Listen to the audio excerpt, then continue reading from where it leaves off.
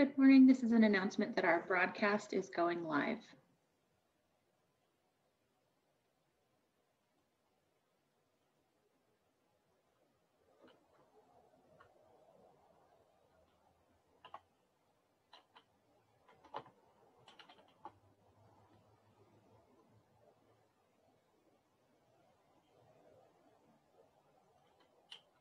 Good morning. This is Phương Anh Nguyen, Vietnamese interpreter.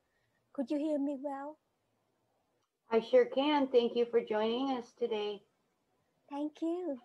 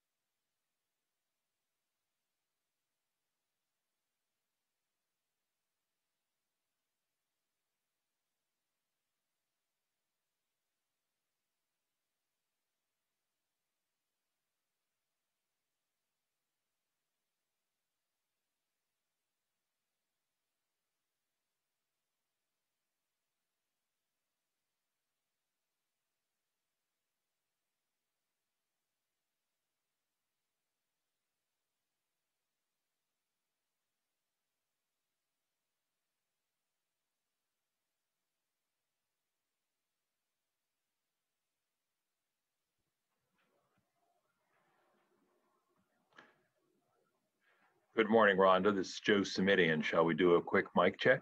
Good morning, Supervisor Simidian. I can hear you loud and clear. Thank you. Thank you for your help. Have a great meeting. Thank you.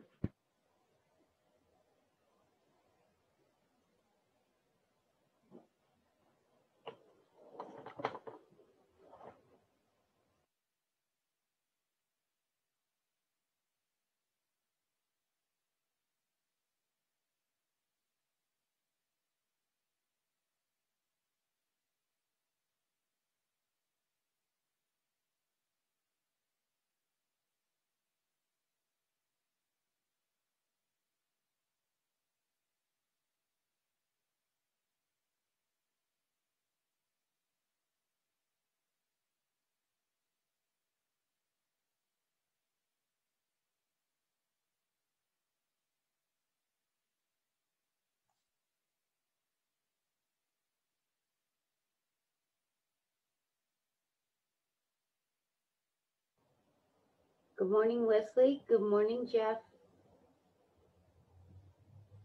Good morning. Morning. Can you hear me? Sure can. Okay. Have a great meeting. Thanks. Good morning, Megan. Good morning, Rhonda. Have a great meeting. Thank you.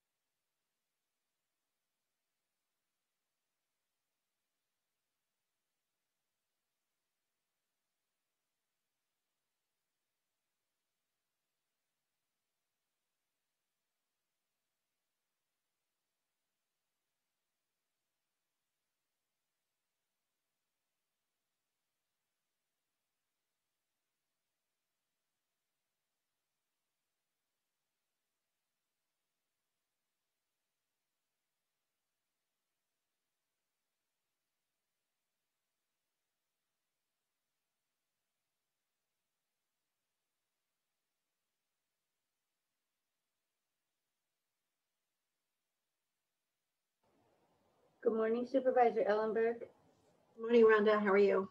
Good, how are you? Good, thank you. Awesome, have a great meeting. Thank you so much.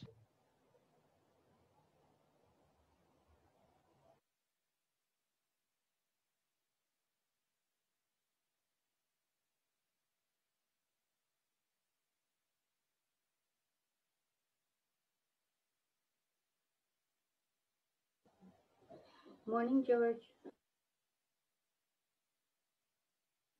Good morning.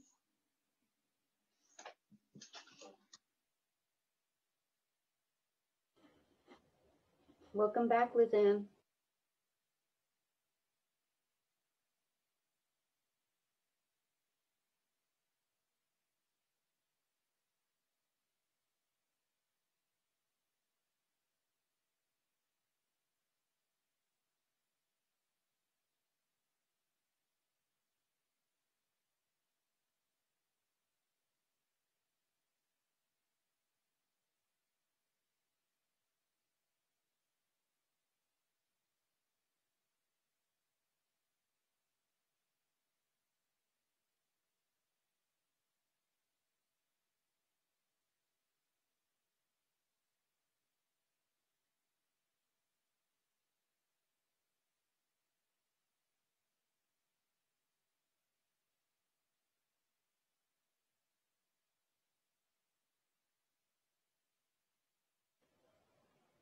Good morning, James. Good morning, Supervisor Wasserman. Good morning, Rhonda. Have a wonderful day. Thank you. I plan on it. You too. I shall.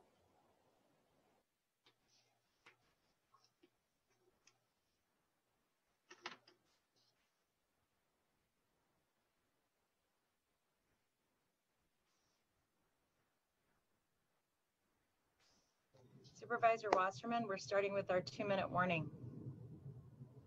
Thank you very much, Madam President.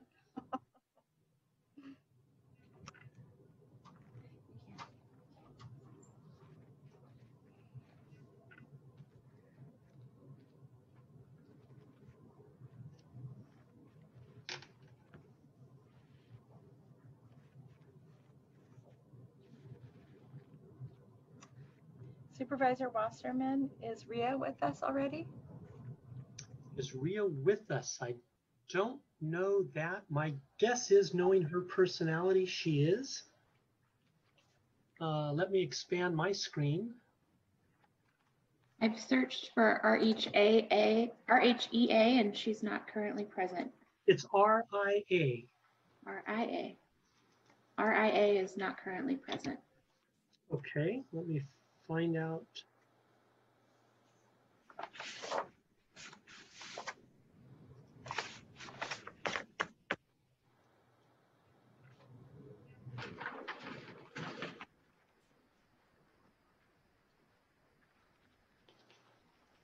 I see that she's just joined us.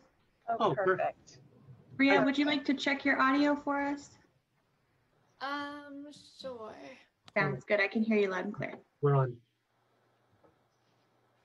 Thanks, Stacy. All good. Bye-bye. No, we're all good. Thank you. We're just looking for Rhea. Bye-bye. Thanks. I'm sorry, Madam President. Did Rhea check her audio? Did she unmute herself? Yeah, she did. She checked her audio. She sounds great. Morning, Rhea. Good morning. How are you? Doing all right. Nice to see you again. Nice to see you as well. Thank you. Thank you. Well, good morning, everyone. We're going to begin our board meeting of Tuesday, October 20th. And I'm going to ask the clerk to call the roll. Supervisor Ellenberg, I'm here. Supervisor Semidian, Here. Supervisor Cortese, Here. Vice President Wasserman, Sure. President Chavez. Here. Thank you. You have a quorum. Thank you. And I'm going to ask if Supervisor Wasserman will lead us in the pledge. Please stand if you are able. Thank you, Madam President. I pledge allegiance to the flag of the United States of America. And to the republic for which it stands, one nation, God, under God, indivisible, with liberty and justice. justice for all. Thank you. And with that, I'm going to turn again to Supervisor Wasserman for our invocation. Thank you, Madam President. It is truly my pleasure to introduce Ria Duda. She's an incoming freshman at American University in Washington, D.C. Due to the pandemic, she's taking a gap year and is currently working as a waitress at a local restaurant. Ria is a former District 1 intern and was a part of the County of Santa Clara Youth Task Force throughout her 4 years of high school. The cello has been her primary instrument for about 10 years now, and she has played with the San Jose Youth Symphony as well as her high school orchestra. Today, Ria is going to play a short Halloween compilation by Rick Mooney. Take it away, Ria, and welcome.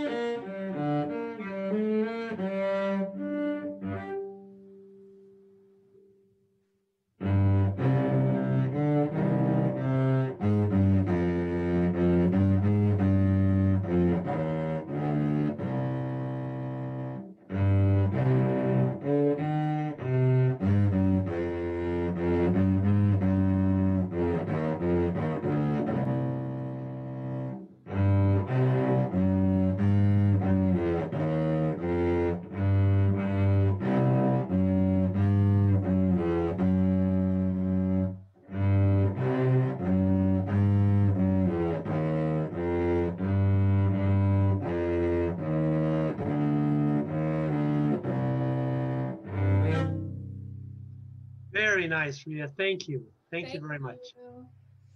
Ria, thank you and good luck with your gap year and your studies. Thank you so much. It was wonderful playing.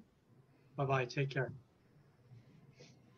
We're now going to turn to our adjournments, and I will just let the public know if you would like to speak on public comment.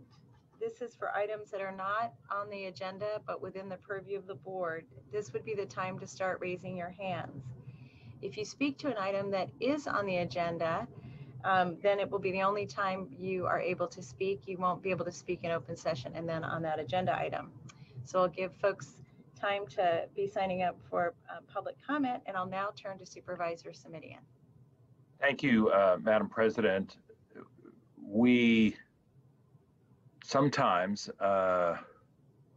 just as fate would have it, discover that it falls to one or more of us to offer condolences to a number of folks who have passed away. And today I have the sad privilege of acknowledging the passing of 3 members of the public who I would like to ask our board to memorialize by adjourning in their memory. The first is Professor Charles Drekmeier, who passed away at the age of 92 in late August. And Professor Drekmeier was well known in local circles. He was a professor emeritus of political science at the School of Humanities and Sciences at Stanford University.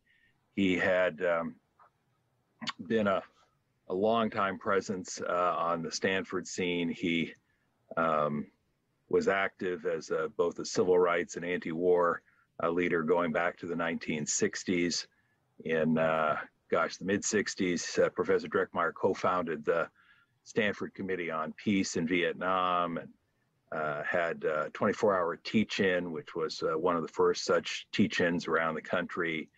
And for almost a quarter of a century, Professor Drekmeier and his wife, Margot, who was herself a professor in Stanford's Department of History, taught an honors seminar called Social Thought and Institutions, which was a much sought after course. It was an interdisciplinary seminar, and the Drekmeiers often welcomed students into their home and sat together on the living room floor and would make their way through many great works of literature focusing on a single topic, something like community or myth and symbol, or issues of violence, social change, problems of individuality. He was really a master at the Socratic method. He would pull out of his young pupils understandings that they didn't even know they had. And so when Professor Drekmeier passed away, it was with sadness, yes, but also with an acknowledgement of a life richly lived. From Beloit, Wisconsin originally, he came to Stanford Sociology Department all the way back in 1958. He moved to the Political Science Department eventually, as I mentioned. He had completed a Carnegie Fellowship at Harvard Law School, was a prize-winning author, and just did so much, not just for his students, but for the larger community. He is survived by two sons, one of whom, Peter Drekmeier, is well known to us as a former mayor in Palo Alto, also his son Kai, and three grandchildren. And we acknowledge his passing today with appreciation for the richness of his contribution to our community here in the North County.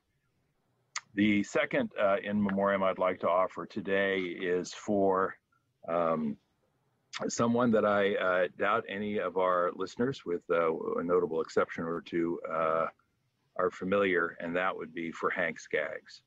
And Hank Skaggs was one of those folks who, probably 3/4 of a century ago or more, migrated to California from Oklahoma. He was part of that Dust Bowl rush to find a better life here in California, from Oklahoma to Bakersfield. That particular group of new arrivals in California was not particularly well received, as many of you who know your California history will fully appreciate. So Hank ended up going to school for a number of years in an old airplane.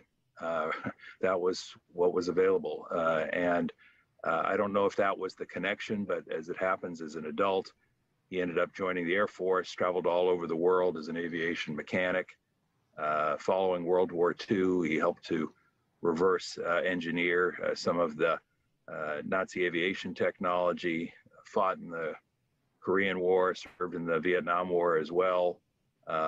He met his wife, Ruby, while he was away serving in the Air Force.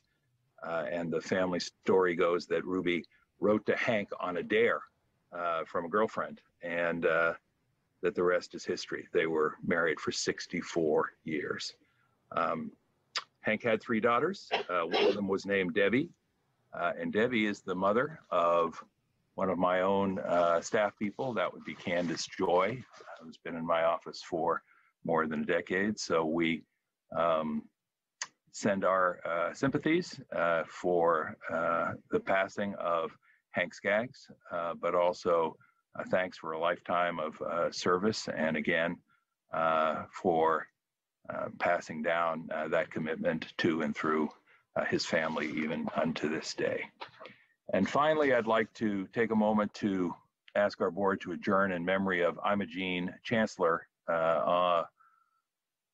who passed away on September 28th. And Imogene was one of those people that when you hear the phrase part of the fabric of the community, she was the fabric of the community. She came from modest roots, a coal mining town, Logan County, West Virginia. She ended up earning a nurse's degree from St. Mary's School of Nursing in the early 60s. Did some postgraduate work in nursing at Ohio State University and the University of Colorado in Denver. Ultimately, she met her husband, Fred, in the early 60s. They were married and moved to Palo Alto. And they had two sons, Frederick III, Marland as he's known, and Brian. Imogene somehow took her nursing background and turned it into a long-time successful real estate career, including working with her son, Brian, for a number of years, probably close to 20. As I say, she was one of those people who really was part of the fabric of the community. She served on numerous community service boards and committees, everything from the Junior League of Palo Alto and the Mid-Peninsula to the YMCA, Lifetimes of Achievement, PTA, Family Services Association, active in First Congregational Church. But what I would tell you about Imogene is this. If you think I am mispronouncing her name, I am not. It's Imogene. I know this because whenever anyone called her Imogene, which was fairly frequently, she very quietly and politely would say, "It's nice to meet you too. It's Imogene." And Imogene leaves behind a loving husband and the two sons, as I say, as well as 5 grandchildren. She leaves behind a legacy of good works in the community. She did almost everything quietly, in my observation, but perhaps most importantly, she did it with decency and with dignity. And that is the way she will always be remembered by those of us who knew her. Thank you very much, Madam President. Thank you, Supervisor Simeon, for sharing those beautiful life stories and allowing us to celebrate. And let us all, on behalf of the board, also share our condolences to all of the families who lost loved ones. Thank you. Today, colleagues, we don't have any commendations or proclamations. We are going to go to public comment at this time. I will just say for my colleagues, we have a very meaty agenda today, and we have a number of items that have time certains attached to them. And so because of that, I'm going to try very hard to just manage the process a bit. What I'd like to recommend for today is that we hear staff reports where they're necessary. We get public comment and then move to the board just as a framework, because we have a lot of folks who'd like to give us feedback. I will say that for today, that to be consistent and fair to all speakers, I'm going to allow for 1 minute of public comment irrespective of the subject matter today. I'll remind people about that throughout the day because, you know, again, we just want to make sure that folks have a chance to speak up, but also that we're fair to one and all who come before us. If any board member has, you know, for your referrals, if you would like to present your referrals and make a motion, that's fine. It's just this framework I'd like to use where the staff is scheduled to give a report, if that's all right with everyone. So with that, I'm going to ask the staff to call on public speakers. And again, this is for public comment. We will then move to the consent calendar and then on to public hearings. So I'll ask the staff if you could begin calling public speakers. Our first speaker is Monica Rising. I am unmuting you. Please accept the unmute. You will have 1 minute to speak. The timer will start when you begin speaking. I'm Monica Rising. We, the members of the Gandhi team, anticipating the unrest that followed the 2016 election. My apologies, Monica. I cut you off on accident. Please start again.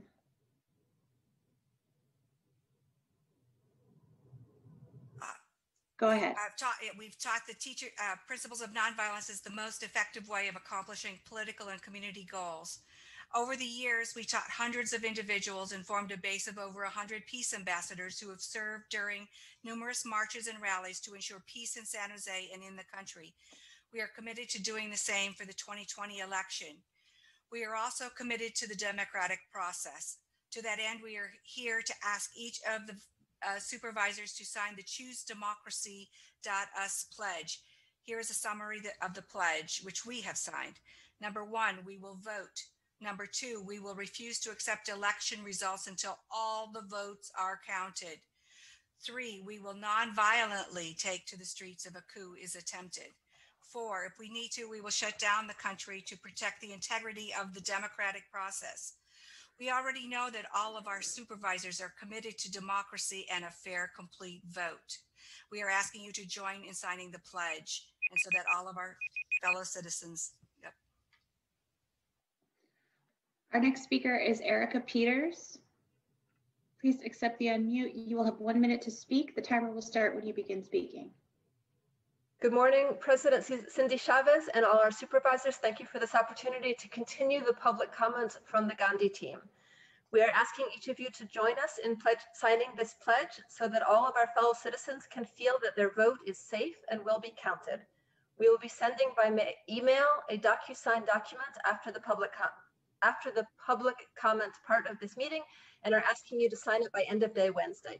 We are hoping that the pledge may find its way to the Board of Supervisors agenda to become a resolution, ideally before the November 3rd election.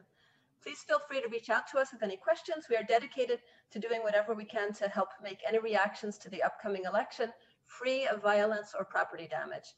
We have been trained in and train others in nonviolent de-escalation tactics. Thank you. Our next speaker is Stan Taylor. I'm unmuting you. Please accept the unmute. You will have 1 minute to speak. The timer will start when you begin speaking. Good morning, President Cindy Chavez. Nice to see you again. And good morning to all the other supervisors. Nice to see them as well. The Gandhi team has already presented its basic public comment. I just want to speak and say I'm encouraging the supervisors to sign this pledge. And I want to express again that we are committed to assisting the city and the county in having a nonviolent, safe reaction to whatever happens in the election. And this is not a partisan issue. It's just making sure that it's a fair election and that is not followed with violence afterwards. So we're ready to have any conversation with you to help that occur. Thank you. Our next speaker is Kirk Vartan. I'm unmuting you. Please accept the unmute. You will have 1 minute to speak. The timer will start when you begin speaking.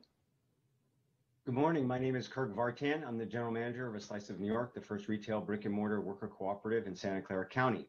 I am part of the Work Coalition, Worker-Owned Recovery California, focused on how to encourage employee ownership as a solution to aging baby boomers, retiring business owners, and a strategy to help small businesses that were doing fine before COVID, but now are finding survival and success very challenging.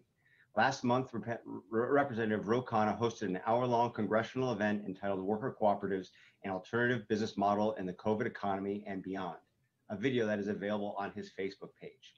I wanted to share this with you today as programs like these need financial support from counties like you. Thank you very much. And I wanted to thank you very much for allowing the public to participate via methods like this. And I hope this continues into the future. I would not have been able to participate if it was not possible to do it this way. Thank you. Our next speaker is Scott Largent. I am unmuting you. Please accept the unmute. You will have 1 minute to speak. The timer will start when you begin speaking. Hi, good morning, everyone. Scott Largent. Kind of interesting, some of the people doing public comment this morning, signing a pledge for no violence after the election. I mean, I get that whole thing. I don't want property damage to happen, anybody get hurt. No looting, you know, all of the above. Law and order, which is important in our community. It just seems kind of weird. Sign this pledge, and then they start talking about all this violence. You know, there are consequences if you light fires and vandalize things and tear our city down. So hopefully the public understands that. And I was hoping maybe our sheriff would get out there, make a public statement and say, we're just not going to tolerate this stuff. I'm a little concerned. I'm homeless. I live downtown. About 10,000 mentally ill homeless people live downtown, and they will be in the middle of all that. because our county won't try to protect those people that are just kind of caught in the line of fire, so to say. So, all right, thank you. Our next speaker is Dr. David Kahn. I'm unmuting you. Please accept the unmute. You will have 1 minute to speak. The timer will start when you begin speaking. For taking my request this morning. I represent physicians from the San Jose area with O'Connor Hospital. I'm a board certified family practice physician, both inpatient and out for over 28 years. I and the undersigned physicians have sent a request for qualification for the continuation of a clinical education program named Genesis Medicus at O'Connor Hospital. It's been very successful since December 2017. It's helped hundreds of students, predominantly U.S. students who are foreign trained but wanting to come back to the United States. Many of them from California looking to return to their homes and join the county for a future of taking care of our society. It's zero cost to the county to continue this successful program. Thank you. Our next speaker is Audrey Cordova. I'm unmuting you. Please accept the unmute. You will have 1 minute to speak. The timer will start when you begin speaking. Hi, good morning, members of the board. My name is Audrey Cordova. I'm an SEIU 521 steward and a psychiatric social worker in the Santa Clara County Department of Behavioral Health Services Department. I'm speaking up in favor of accountability within our organization. Recently, workers requested an organizational chart from the department and we've gotten nothing. We've seen major changes in growth in our administration.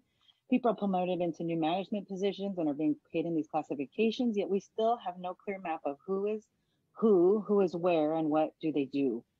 As we wait, our department's accountability erodes because clarity in roles and responsibilities is lacking. Rising mistrust and tension waste resources in the face of impending budget cuts.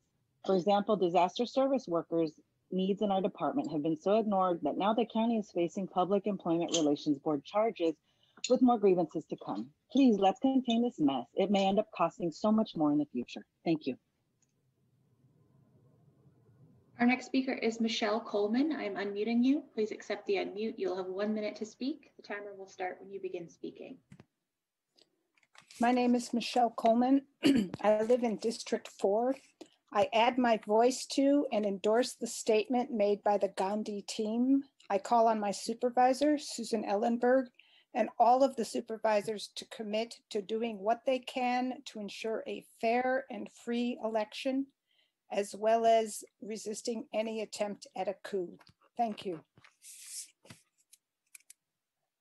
Our next speaker is Jay Lal. I'm unmuting you. Please accept the unmute. You will have 1 minute to speak. The timer will start when you begin speaking.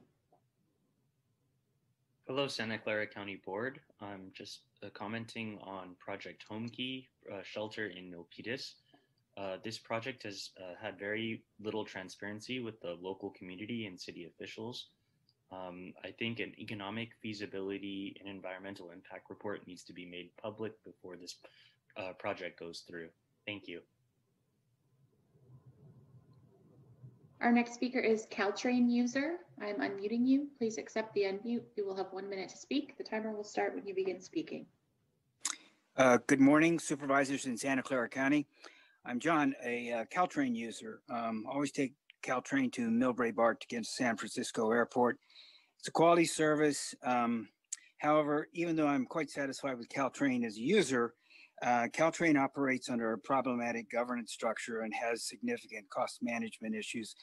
The Joint Powers Board involves 7 public agencies with competing and conflicting priorities, just doesn't operate Caltrain with effective cost controls.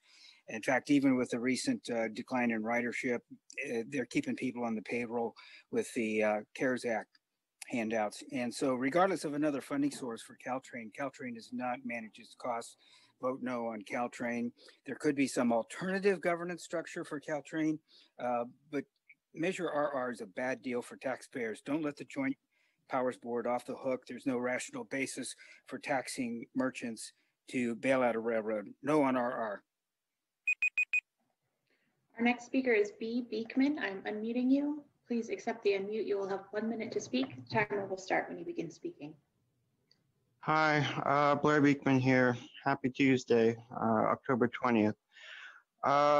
Thank you to the group that's trying to prepare for what may be happening after the election. I'm trying to prepare peaceful ways and in ways of peace. I'm trying to develop peaceful ways to address those kind of situations through the legislative process. It's really important to me that we respect the funding sources of HEROES Act and CARES Act funding and how they work on the state level and what they're possible to work towards. AB 3088, the housing initiative, it did not go far enough in how it could help ourselves and what we're capable of helping ourselves with.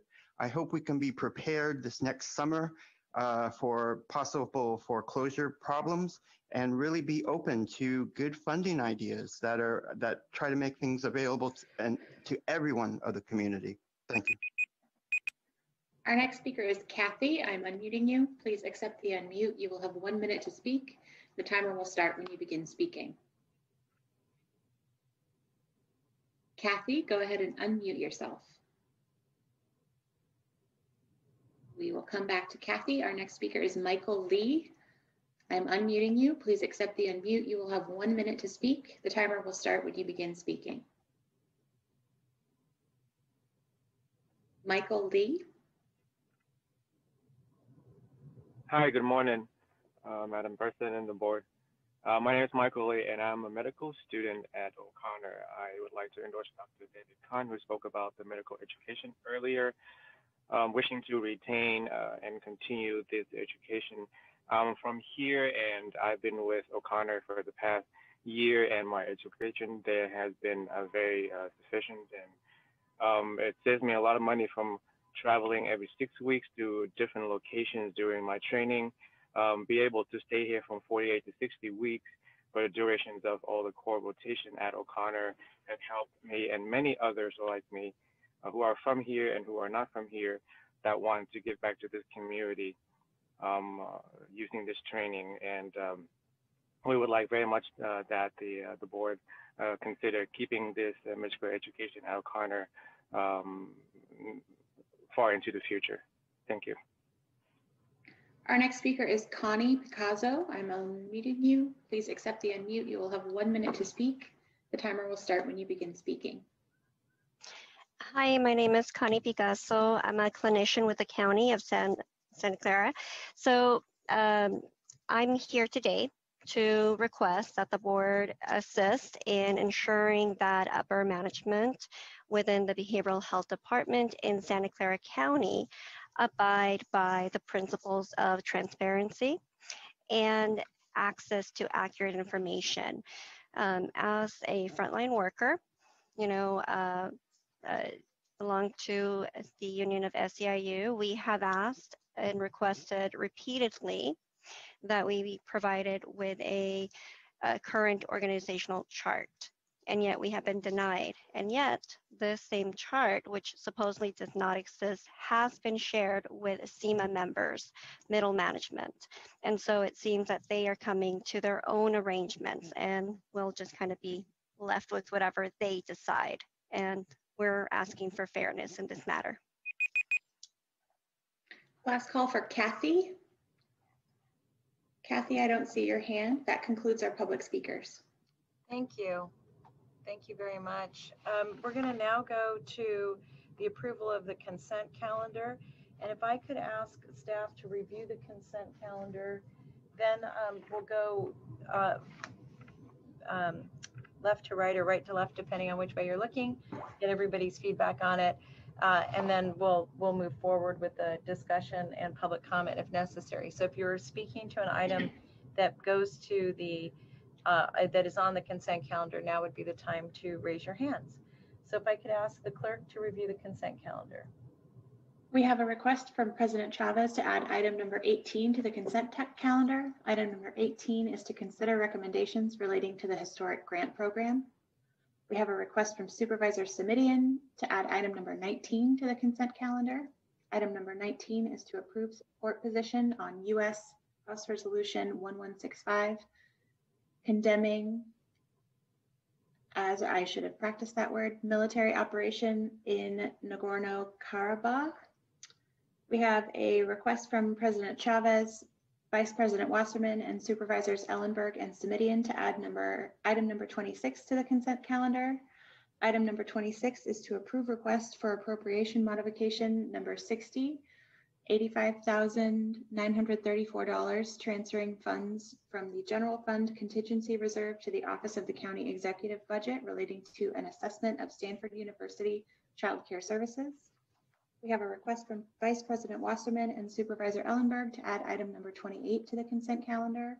Item number 28 is to receive report from the Office of the County Executive, the Office of the Sheriff, and the Probation Department relating to civilianization for the Sheriff's Office and reducing institutional costs for county adult and juvenile criminal justice facilities. We have a request from President Chavez and Supervisor Ellenberg to add item number 29 to the consent calendar. Item number 29 is to consider recommendations relating to amendments to the public art policy and administrative guidelines. We have a request from the clerk of the board to hold item number 35B to November 3rd, 2020. Item number 35B is to approve minutes of the October 6, 2020 regular meeting. We have a request from Supervisor Simidian to remove item numbers 40 and 54 from the consent calendar. Item number 40 is to approve retroactive agreement with CEP Anesthesia America, PC, relating to providing anesthesia coverage at O'Connor Hospital, BMC O'Connor, for obstetrics and surgical services in an amount not to exceed $9,077,796 for period September 1, 2020 through August 31, 2021. Item number 54 is amendment to agreement with Rural Metro of California relating to providing paramedic services with no change to the maximum contract amount and extending the agreement for a 24-month period through June 30, 2024 with one 3-year extension option that can only be exercised with approval of a majority of the board. We have a request from President Chavez to remove item number 81 from the consent calendar. Item number 81 is to consider recommendations relating to the Parkmore site. That concludes the consent calendar update. Thank you very much. I'll now ask if there are any changes to the consent calendar, and I'll begin with Supervisor Cortese. Thank you, President Chavez. I don't have any changes to suggest. I just wanted to say on 18 to ask my colleagues to please note, this was pointed out to me by the clerk, that the supplemental adds some technical language regarding the rewriting of the contracts that are referenced in item 18. So I have no problem with it going forward on consent. I just wanted to make sure that the caption here, that A, B, C, D, and E are sort of minus that final clarifying sentence or two that was suggested by the department to be added. And all it really refers to is the fact that they have to rewrite paperwork. Okay, thank you. Supervisor Ellenberg. Thanks so much. I want to just make two quick comments on items 28 and 37, please. Item 28 is the civilianization of positions for sheriff and probation. We received this report at the PHJC meeting earlier this month, and I found that the report provided a good snapshot of the status of staffing in custody settings and how our departments have been impacted by the COVID health crisis, but I was disappointed in the response regarding the civilianization of sheriff's positions, and waiting until the completion of the staffing study doesn't feel like an appropriate option to me for two reasons. First, the staffing study was requested long before I joined the Board of Supervisors, and I don't feel that there's any certainty or even a reliable best guess as to when the survey may actually be completed. And second, the request for information regarding the civilianization of posts came during the last budget discussion and has implications for future budget discussions. So I had asked the sheriff, for sheriff and probation to provide their own analysis and recommendations for positions that could be civilianized. And I just want to be clear that my expectation is for this analysis to be provided before the board makes its next round of budget decisions. With regard to item 37, that's the approval of the source-wise. Supervisor Ellenberg, can I stop you on that? Sure. Does that mean that you're requesting that reports from both of them are part of the budget discussion? Because yes. the budget's in November. I just wanted to make sure that it's Correct. not coming to the board. It's actually going to be part of the budget discussions. Okay. Yes. Thank you for clarifying. Thank you. Item 37 is the approval of the SourceWise contract for acceptance of money from them for senior congregate care meals.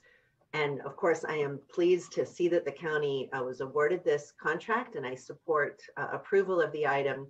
But as was disclosed at our October 6th meeting, there's an anticipated 30 to 40% increase in the future use of the congregate meal program as a result of COVID. The County Department of Aging has estimated a financial shortfall in the amount of about $3.3 million. SourceWise received from the federal government as part of the CARES Act earlier this year more than $3 million. And my view is that SourceWise should provide us with all of the data of their recent needs survey to compare information with that from the county. Because of the Older Americans Act, SourceWise has an obligation to substantially meet the nutrition needs of Santa Clara County's older adult population. So I'd like to recommend on consent that the Department of Aging make a formal request to SourceWise that they add considerable additional funds to the county's congregate meal program as a result of the increased older adults nutrition need. So my expectation would be for an off-agenda report on this request and whatever SourceWise response is to follow. Thank you. Thank you. Supervisor Simidian?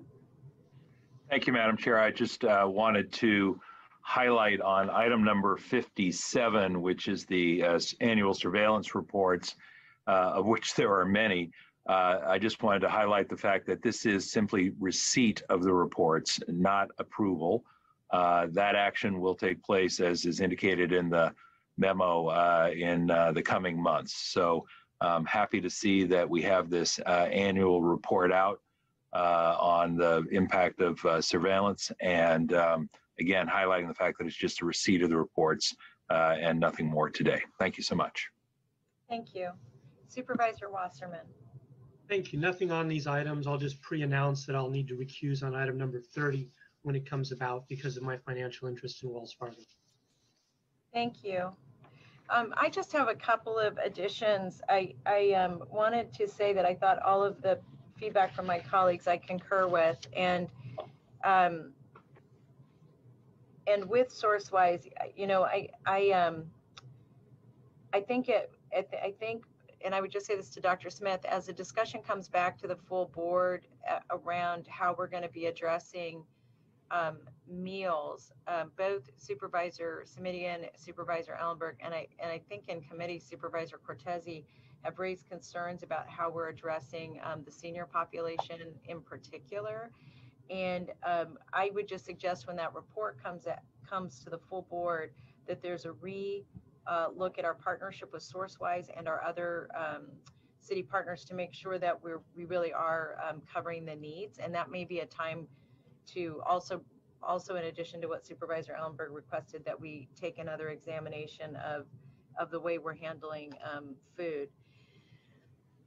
So thank you for that, Susan, for catching that. On item 42, this is the extension of a contract with Able Services for positions at the hospital. I wanted to stress to both Dr. Smith and John Mills the importance of reaching concurrence with SEIU on the classification study so that we could save, I think, a significant amount of money on this contract. And to my colleagues, let me just say the reason I'm pulling this out is that the ledge file points out that once the salary study is complete and agreed upon, recruitment and the hiring process will begin. And once the new staff are trained, the contract will no longer be required. And I am concerned that the contract, that we're not getting all of our money's worth, because frankly, we have folks that are inside the organization that know the jobs relatively well, and they're training people outside the organization. So I think this is an opportunity for the county. And then the other is that what I would just request is that before the end of the calendar year, that the board get a report back off agenda as to the status of that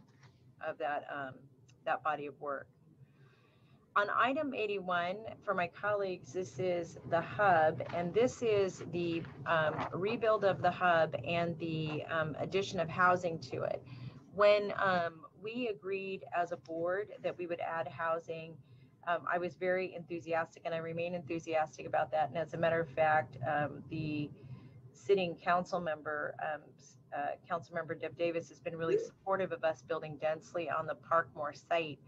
The challenge is that we own the site. It's our program, and it's going very slowly. And as we're trying to demonstrate how Measure A works and how we can be responsive, particularly to this high need population, which is foster youth, I think we need to figure out how to shorten the length of the construction program. Just for my colleagues, both Dr. Smith and I met with the young folks who are part of the part of the hub actually in 2014 to imagine a new hub and imagine what we could do with it. And so I point that out because it's now 2020 and we own the property. It's completely being programmed by us, and we are pulling in the developer. So what I'd like to request is at our last meeting in December that we get an update on how to expedite this process and this project. A whole decade for kids to have grown out of it is just really challenging to watch. And I do recognize there are lots of challenges relative to COVID, and the board should just understand better what those are. So if that could come back before December, if my colleagues are okay with that. Supervisor Wasserman's blue hand is up. Thank you, Madam Chair. And I tried to use the participants at the bottom to raise my hand electronically, but that's not coming up for me for some reason. You just spoke about item number 81 that you had pulled from consent. So if what you just said, I'm putting it back on consent. Thank you very much. Back. Yeah. I understand now. Thank you. Thank you. All right. And then I think that's all I had. And I'm going to check one more time with my colleagues and make sure the clerk is okay with those changes. What we're going to now do is we'll go to public comment and then back to the board for action. Our first speaker is B. Beekman. I'm unmuting you. Please accept the unmute. You will have 1 minute to speak. The timer will start when you begin speaking. Hi, thank you. I first wanted to thank Supervisor Ellenberg for working on the policing, community and policing ideas for our future. I'm hopeful in the work she can do. Thank you for the Stanford studies that you're working on, and this is a long issue. I hope you can continue the efforts of research on not only the relationship of Stanford with metropolitan areas, but also with campuses, like UC Davis and UCLA. To do research on those subjects is important, as well as the metropolitan area research. About the quarry issue, I hope you're addressing the quarry issue to really minimize the future of the quarry and not expand it. I think that has to be important consideration. And to conclude, thank you so much, incredibly, for your surveillance and technology ordinance and its work. It's incredibly straightforward, and I think it'll be a great example for everyone in the future. Thank you. Our next speaker is Jean McCown. I'm unmuting you. Please accept the unmute. You will have 1 minute to speak. The timer will start when you begin speaking. Thank you very much. I'm speaking to item 26, Jean McCown, Stanford University. Wanted to provide you some quick information about our work-life office and my colleague Phyllis Stewart-Perez. She's been in discussions with county staff already and is looking at what childcare data collected prior to COVID we can provide to the county. and how much a county consultant may need to do to gather new data can be an ongoing discussion as we work together to provide useful information. As the county guidance has allowed, we have reopened our centers and are currently serving many hundreds of families. We provided payroll continuation for our childcare teachers, and now during this new fiscal year we are investing many millions of dollars to keep our various childcare models solvent throughout the COVID situation. With this financial support, there has been no tuition increase to families, and the support we provide to graduate students and postdocs continues. Stanford would be happy to work with other interested constituents in the county to consider how best to strategize the rebuilding better of county childcare after COVID. Our next speaker is Scott Largent. I'm unmuting you. Please accept the unmute. You will have 1 minute to speak. The timer will start when you begin speaking.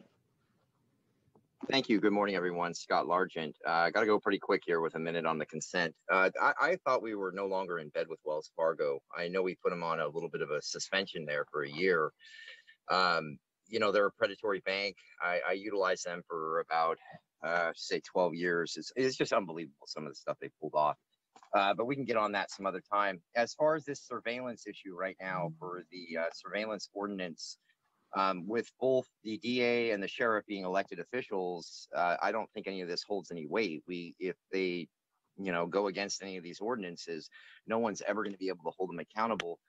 We do have an internal affairs system for our sheriff's department, but there's nothing in place with the DA's office. Their investigators have no oversight there. And I find that very disturbing. I'm just wondering, is there just a gap that nobody decided to take a look at?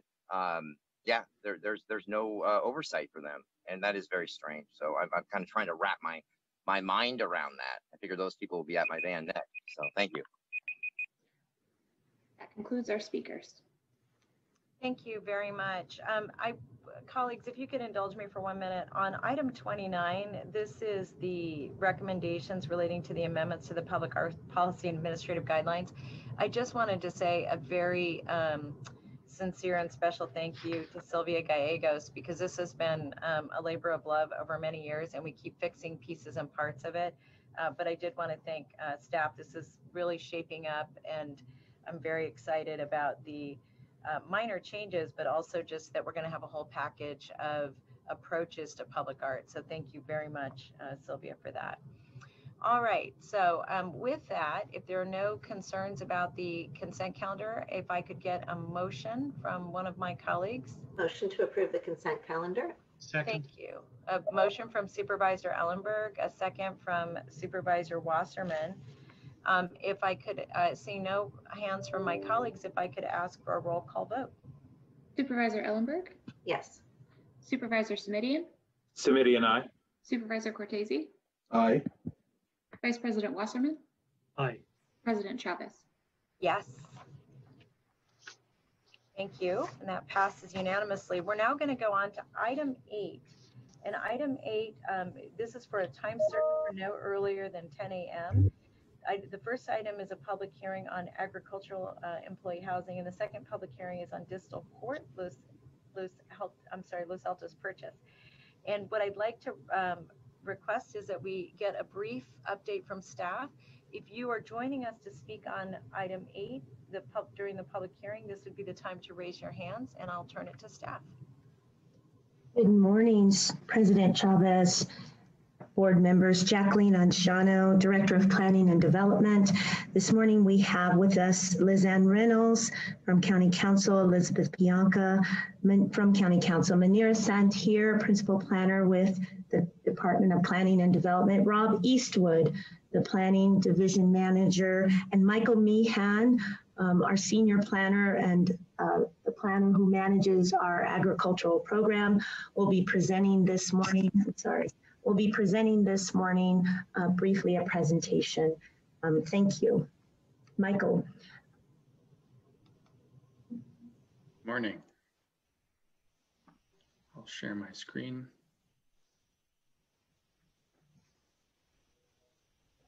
Does everyone see this slideshow?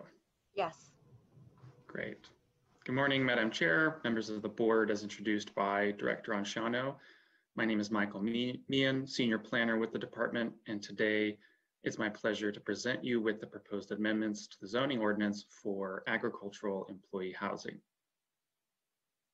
As a brief overview, agricultural employee housing is housing developed for use primarily by agricultural workers. Over the last 10 years, only 2 new agricultural employee projects have been successfully completed in our county, due in large part to the limited options and significant cost and time involved in permitting. Today, the county's zoning ordinance allows for this form of housing as either short-term or long-term. The short-term category is restricted to a fixed number of years and to the use of manufactured homes, otherwise known as mobile homes, which need to be removed within the number of years permitted. This category requires a discretionary special permit, which can cost over $6,000 and take over 4 months to process. The long-term category, which is more common, is for permanent units and requires a use permit, which can cost over $14,000 and can take over 9 months to process. Currently, no form of movable seasonal housing, such as movable tiny homes, is explicitly allowed.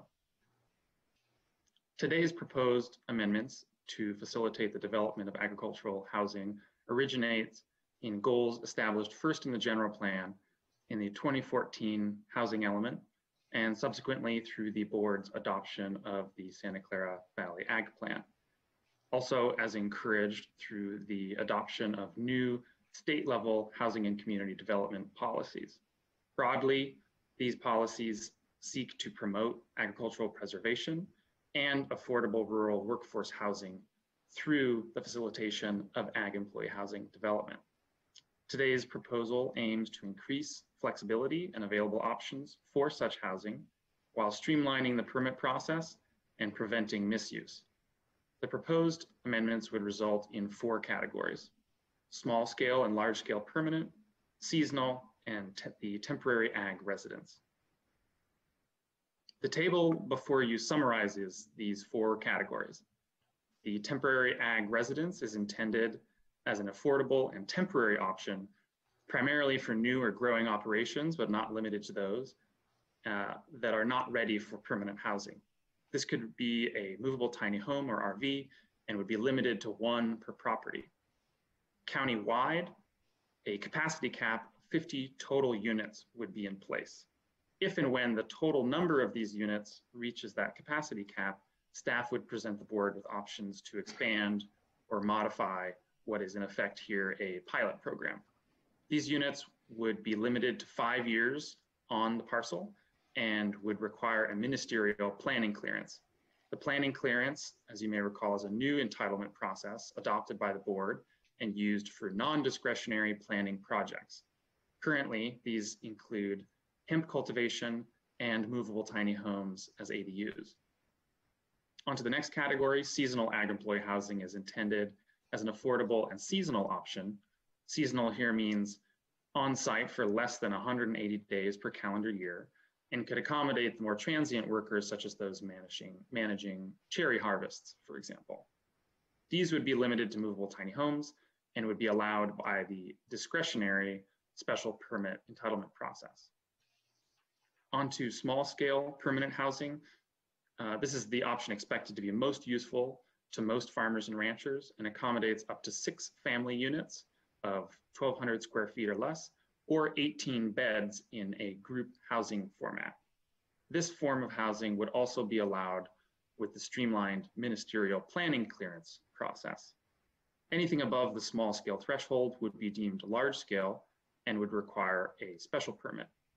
Both small and large scale permanent ag employee housing could consist of traditional stick-built structures or manufactured homes, AKA mobile homes. There would be a minimum occupancy requirement of 180 days per year by agricultural employees and their families in both small and large scale. And the streamlined small scale permanent units would have a capacity cap of 100 units, similar to the temporary ag residence. As a means of comparison, the next table shows how the costs and times associated with processing the proposed 4 categories would change from today's options. While the temporary and seasonal categories would be new options and are currently not allowed, the more common permanent housing would see significant reductions in cost and time. Today, any form of permanent ag employee housing would cost upward of $14,000 and on average would take 6 to 9 months to process under the use permit. Under the proposed amendments, small scale projects would cost $519 as the approved cost by the board for the planning clearance and can be processed over the counter, as it were. Large scale projects would see a reduction to approximately $6,000 in 2 to 4 months. Over the past 2 years, staff has worked very hard to ensure that sufficient protections are in place for this program, such that misuse or unintended consequences would be mitigated.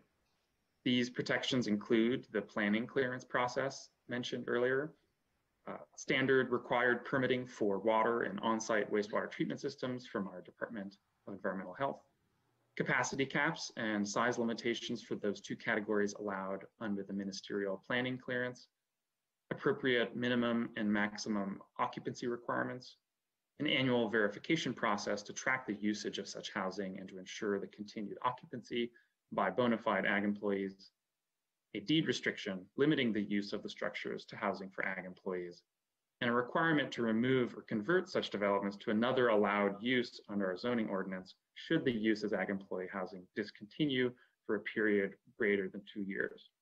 While there are accommodations for extended vacancy under exceptional circumstances, the need for ag employee housing is so great in our county that staff does not foresee any difficulty in meeting the requirements and believes these protections are essential to preventing future misuse of the streamlined program. Throughout 2018, 2019, and this year, staff has conducted over a dozen outreach meetings, roundtables with farmers and ranchers, public hearings and presentations. To date, staff has received 9 letters expressing overall support for the initiative attached to this item in the agenda. Throughout the outreach process, a handful of important concerns and comments were received and incorporated into the final proposed amendments where appropriate.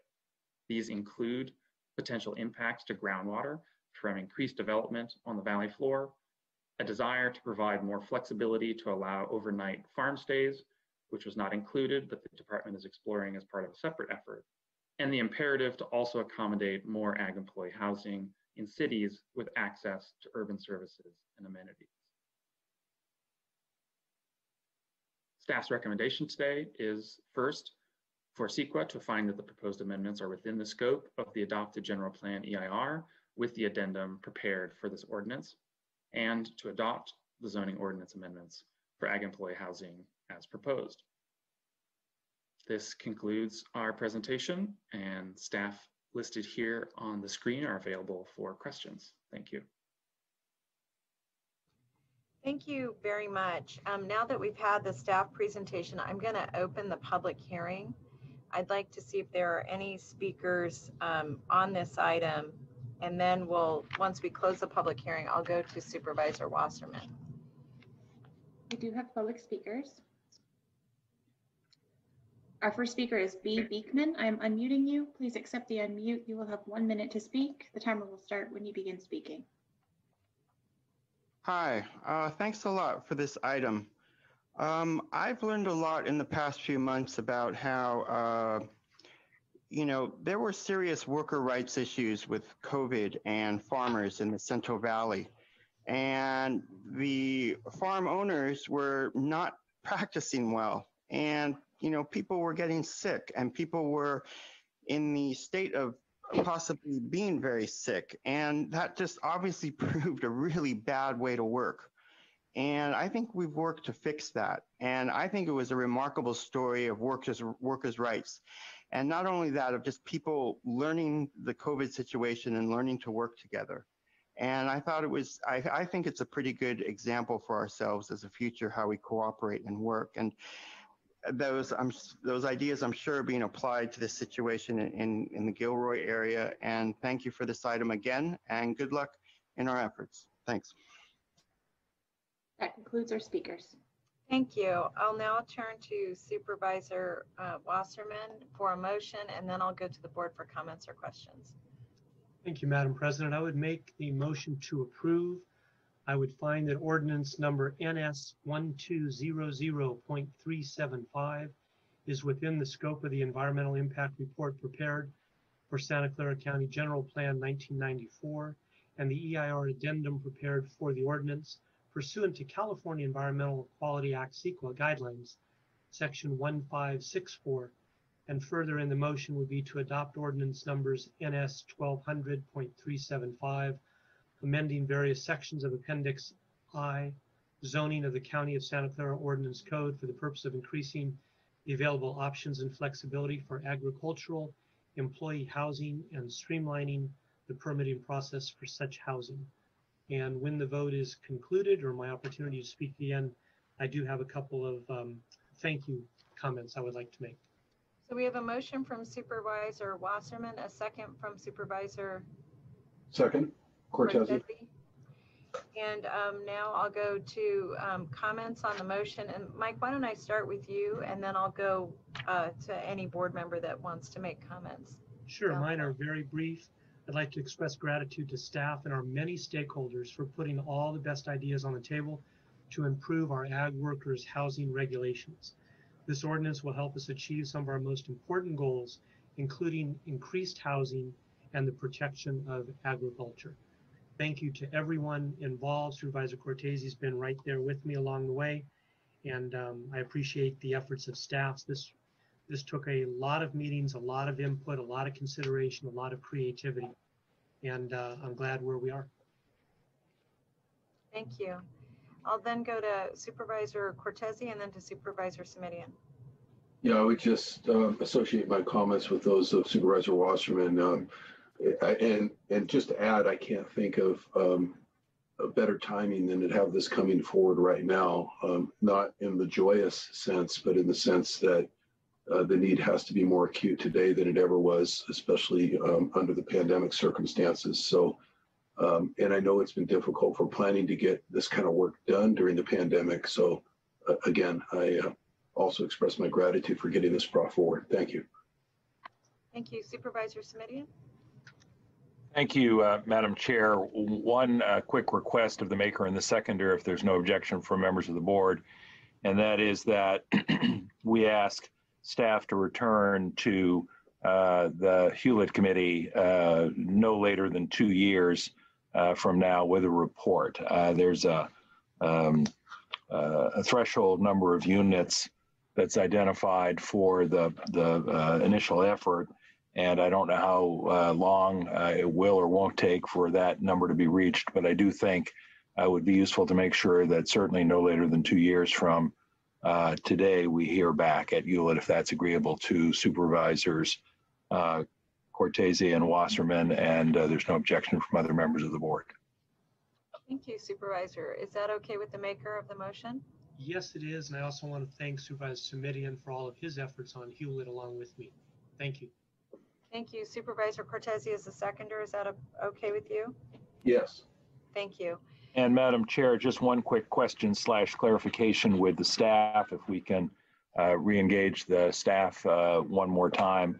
I think in an earlier version of the charts accompanying this item, there was what I thought was an incorrect indication that the program was available only to new ag operations as opposed to existing ag operations. As I watched the presentation today, it appears that's been corrected. I just wanted to check in with staff and make sure we're clear that this is available to existing operations as well as future operations. Yes? Through the chair, if I may, that is correct. Thank you, and thank you for catching the clarification need and making it before today's meeting. Thank you, Madam Chair. Thank you. Seeing no other comments, Supervisor Ellenberg or anybody else? Okay.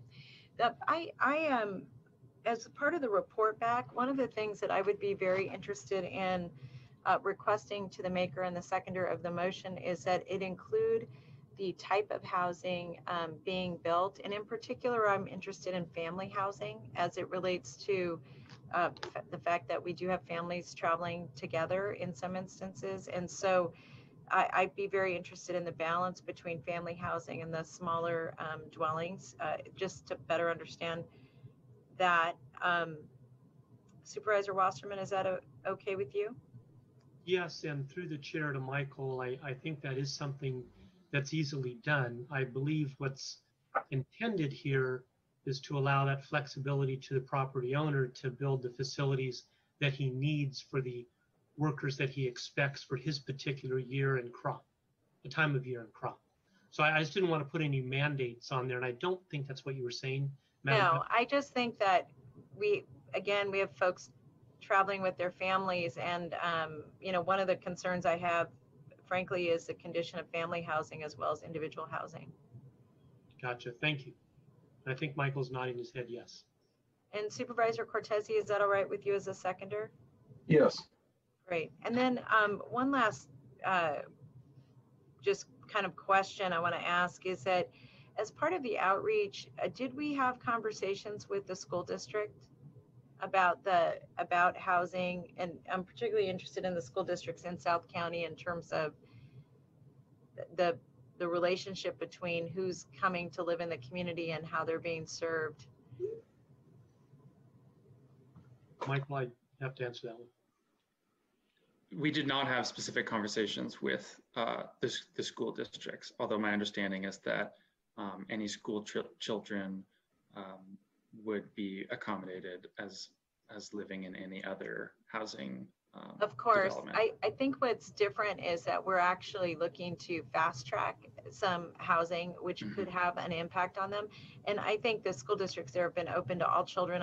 That's really not my query. It really is that, you know, frankly, as part of COVID-19, one of the things that we've understood pretty consistently is the lack of internet accessibility to at least one particular housing development, or the Ochoa migrant camp has been such a significant burden on families that some children have been separated from their families in order to go to the next place the families will go in anticipation of being able to connect with their classrooms. I recognize that COVID-19 has allowed us to see something that's very disparaging, but the fact of the matter is not having access to the internet when you go home from school and not being unable to do homework is an issue. And that just made me think that there is value to having conversations with the school district. I would like to request that that at least a presentation be done for the school districts out there, just to let them know what you've got planned and see if there are any kind of opportunities that they may want to weigh in on, our feedback they want to give you. The other thing is just to let them know what the new process is, so that in fact, if they do want to be able to have conversations as developments are occurring, that they're able to do that. Like I said, the digital divide is the most profound one, but there are other issues related to school meals and all those kinds of things that they should just be included in. We can do that, President Chavez. We'd be happy to reach out to the school district. Yeah, and we can do that through Dr. Dewan if that's comfortable with you. She's done a very good job of organizing the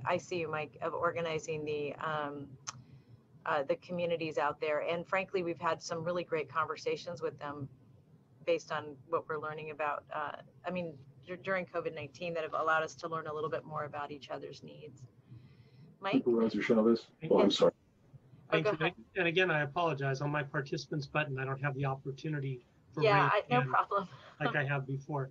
I just wanted to say the Gilroy Superintendent of Schools, I would guess, is the most advanced. Her mission was to have internet capabilities everywhere, and I believe that has been accomplished. And now she's working on getting partners for them to have for them to have devices as well. And I'm just speaking about the Gilroy School District. She reported out to the South County Task Force, Youth Task Force, and she was very proud how they were ahead of Morgan Hill. Well, one of the problems has been that because there's no broadband near the Ochoa camp, they actually haven't achieved full integration yet. But let me just say what I do think's happening in Gilroy. I think that superintendent is amazing, and I think she is pushing the envelope. I want to help her succeed for kids, and that's really why I raised it. But not to say they're not working their little hoofies to the quick. They sure are. Supervisor Cortese? Thank you, President Chavez. You prompted another thought, which doesn't have to be included in the motion. It's just a reference back to the Plan Department to follow up on something they did earlier in this process. They connected with United Farm Workers, and I know they were supportive And I think since this process first started, United Farm Workers opened up something called the Central Coast Worker Center, which caters to 4 counties, including ours, particularly South County. And you made me think that when you were talking about schools, how probably important it is to get them to help with folks that will be relocating. I mean, part of the point of this is to get people housed directly on or near the farms they're working on instead of coming in from Los Banos or something. So if they're yanking kids out of school, to your point, and moving them in another one, I think that worker center at the UFW could be a huge point of transition for them. It's located in Salinas, but I think that's probably very central to all these activities. So I just wanted to put that out there as a friendly suggestion. That's all. Thank you. Very helpful. Thanks. All right. So seeing no other comments or questions, if everybody's good, I'm going to go take a roll call vote. Supervisor Ellenberg? Yes. Supervisor Stamidian? Stamidian, aye. Supervisor Cortese? Aye. Vice President Wasserman? Aye, and thanks to Rhonda for allowing me to raise my hand. President Chavez? Yes. My pleasure. Thank you. Yeah, we'll make sure everybody can raise their hands, okay? Thank you. All right, so now we're going to move on to item 9, and this, I'm sorry, item 9, and this is a public hearing to consider the purchase of real property at 330 Distal Court in Los Altos. And we'll begin by asking whether or not the administration wishes to provide a presentation at this time or any additional information that's not in the written materials. Good morning, President Chavez. Consuelo Hernandez here, Acting Director with the Office of Supportive Housing. No updates, happy to answer questions. Thank you. And I don't see any hands up for questions now that I know people can put their hands up. So I'll go and see if there are any public speakers. I have none. So I'm going to close the public comment. And I'm going to go to Supervisor Samidian, whose hand is not blue, but definitely up. All right. Thank you.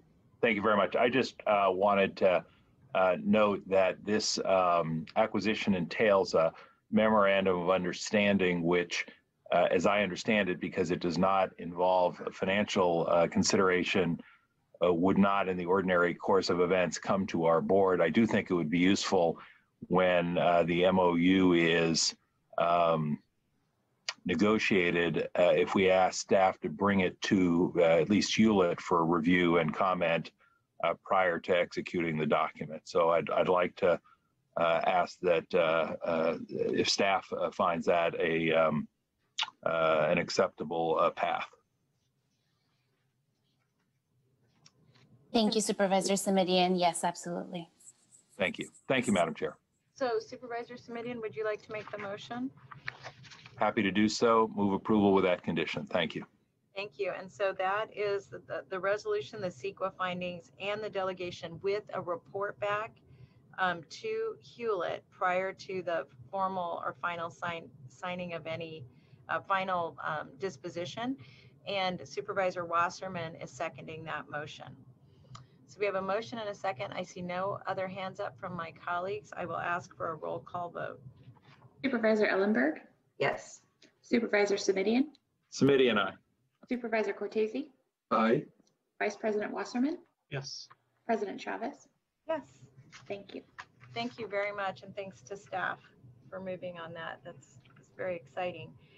We're now going to, I'll just say to my colleagues, we're going to now go to board referrals because the next 3 items are all time certains. I wanted to let my colleagues know that we will be breaking for lunch at 12:30 and also let the staff know that. So I'll go to item 13. This is energy efficient projects at county facilities, and I will turn to Supervisor Cortese. Hi, thank you, President Chavez. Actually, this is really almost more of a request for information than anything. Certainly no fiscal consequences. There was a previous referral that goes back some time, which directed through the Board of Supervisors, the county to pursue energy efficient projects at county facilities in partnership with energy service companies. There hasn't been a report back in a long time as to what the progress has been in terms of that work. And we in my office did consult with Fleet and Facilities and Jeff Draper, and he's more than happy to bring this report back in a timely manner. So with that, I'd move the item. So we have a motion. Do we have a second? I'm happy to second it. It really is an extraordinarily long period of time, which is not helpful to us, and also I think unfair to our partners, your potential partners in this work. So thank you, Supervisor Cortese, for bringing this forward. We're going to go to public comment, and then I will come back to the board for further discussion and action. Our first speaker is Emily Douglas. I'm unmuting you. Please accept the unmute. You will have 1 minute to speak. The timer will start when you begin speaking. Good morning, President Chavez and members of the board. My name is Emily Douglas, and I'm honored to represent one of the county's selected energy partners, NG. I'm also a county resident, and so I am particularly thankful for the work all of you are doing, particularly in elections and in public health right now. I would just like to express my support for the referral from Supervisor Cortese for an energy services update. We stand ready to jumpstart a program that will create good green construction jobs in the county upon contract. It'll benefit the county for years to come through more efficient buildings. We focused most on cost savings a few years ago, and there are some great cost savings for the county. And we'd also be eager to support the growing need for energy resiliency through the creation of sustainable microgrids as well. I understand things have been so challenging for the county over the last 9 months, so I'm really grateful for your attention to this issue today, so we can bring forward cost savings ideas for the county. Thank you. Our next speaker is B. Beekman. I'm unmuting you. Please accept the unmute. You will have 1 minute to speak. The timer will start when you begin speaking. Hi, Blair Beekman here, Mr. Inexperienced and Mr. Amateur. To try to describe what I've been learning, to try to make this informational and what I've been learning with sustainable energy issues. I'm from San Jose. They've done incredible work over the past several years now to distance themselves from natural gas use. That means I think we're in a really good position to actually be of help to the current fracking industry and which direction they need to go. It just simply leaves San Jose in a good position to offer good advice and good ideas for what can take place now. There's a serious issues of nuclear coming up in local community energy procurement for next year. I think we need to start the process now to really question the future of our nuclear use in local community energy and what steps can we take to really work towards renewable energy. This is the time to start thinking about those good things. Thanks a lot. That concludes our speakers. Thank you. I also just wanted to say I thought this was really helpful and creates a sense of urgency to save the planet. So seeing no other comments from my colleagues, I will ask for a roll call vote. Supervisor Ellenberg? Yes. Supervisor Simidian? Simidian, aye. Supervisor Cortese? Aye. Vice President Wasserman? Aye. President Chavez? Yes, thank you.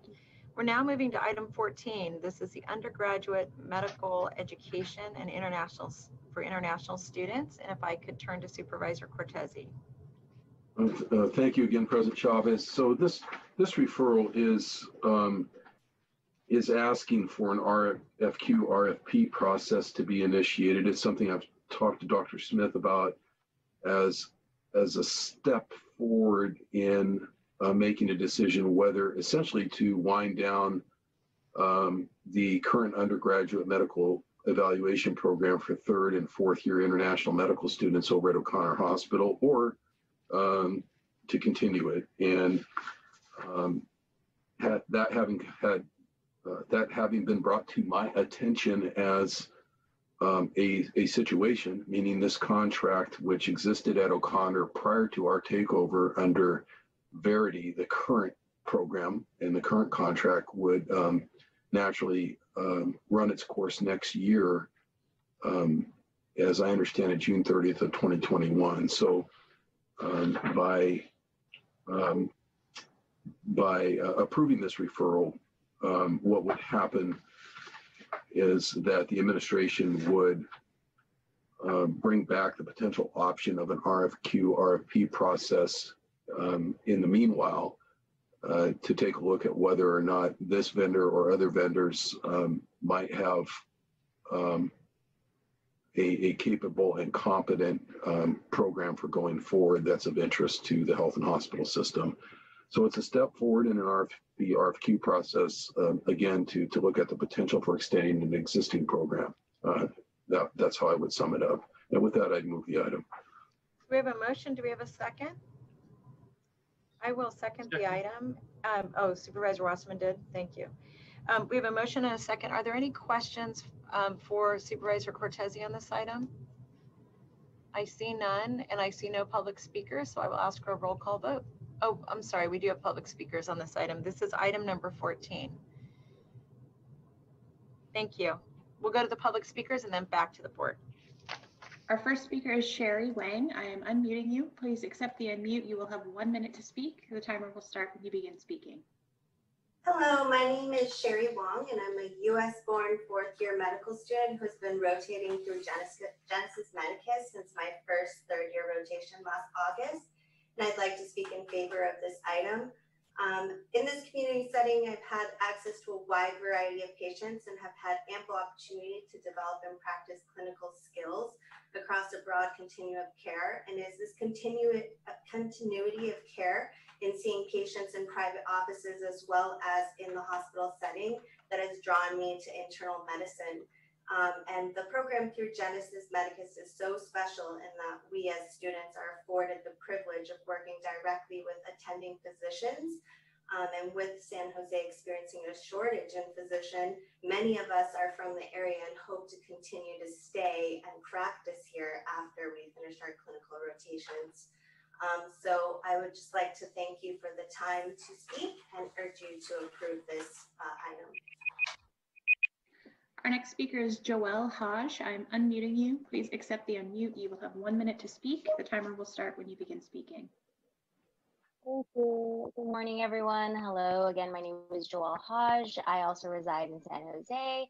I'm speaking on item 14 because I believe that Genesis Medicus and its clinical campus not only provided students to take courses and electives consecutively while cutting costs to students, but most importantly, from experience, practicing in this community basically consistently allows you to become familiar with your patients.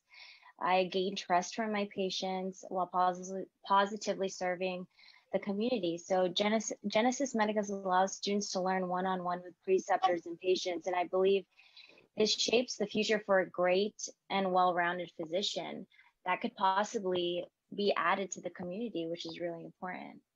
So that's what I believe, and I hope it gets passed. Okay, thank you.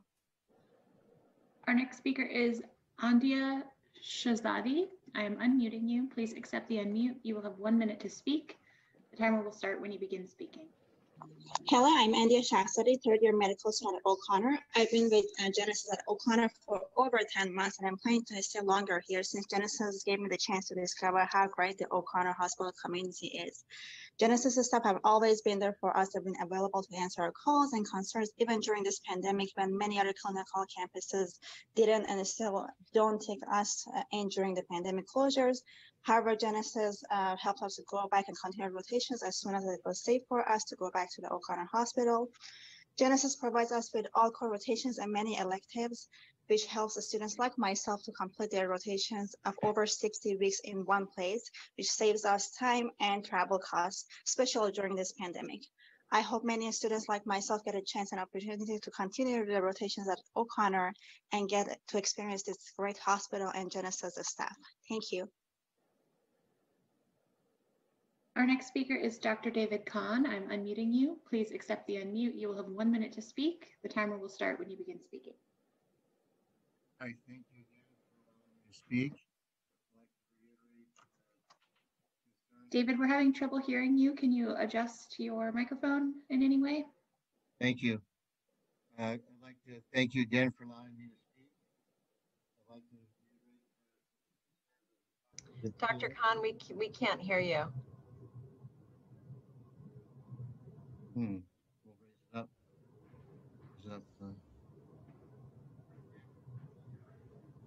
Hello? All right, Dr. Khan, we can hear you a little bit better. Go ahead. Okay, thank you. Sorry.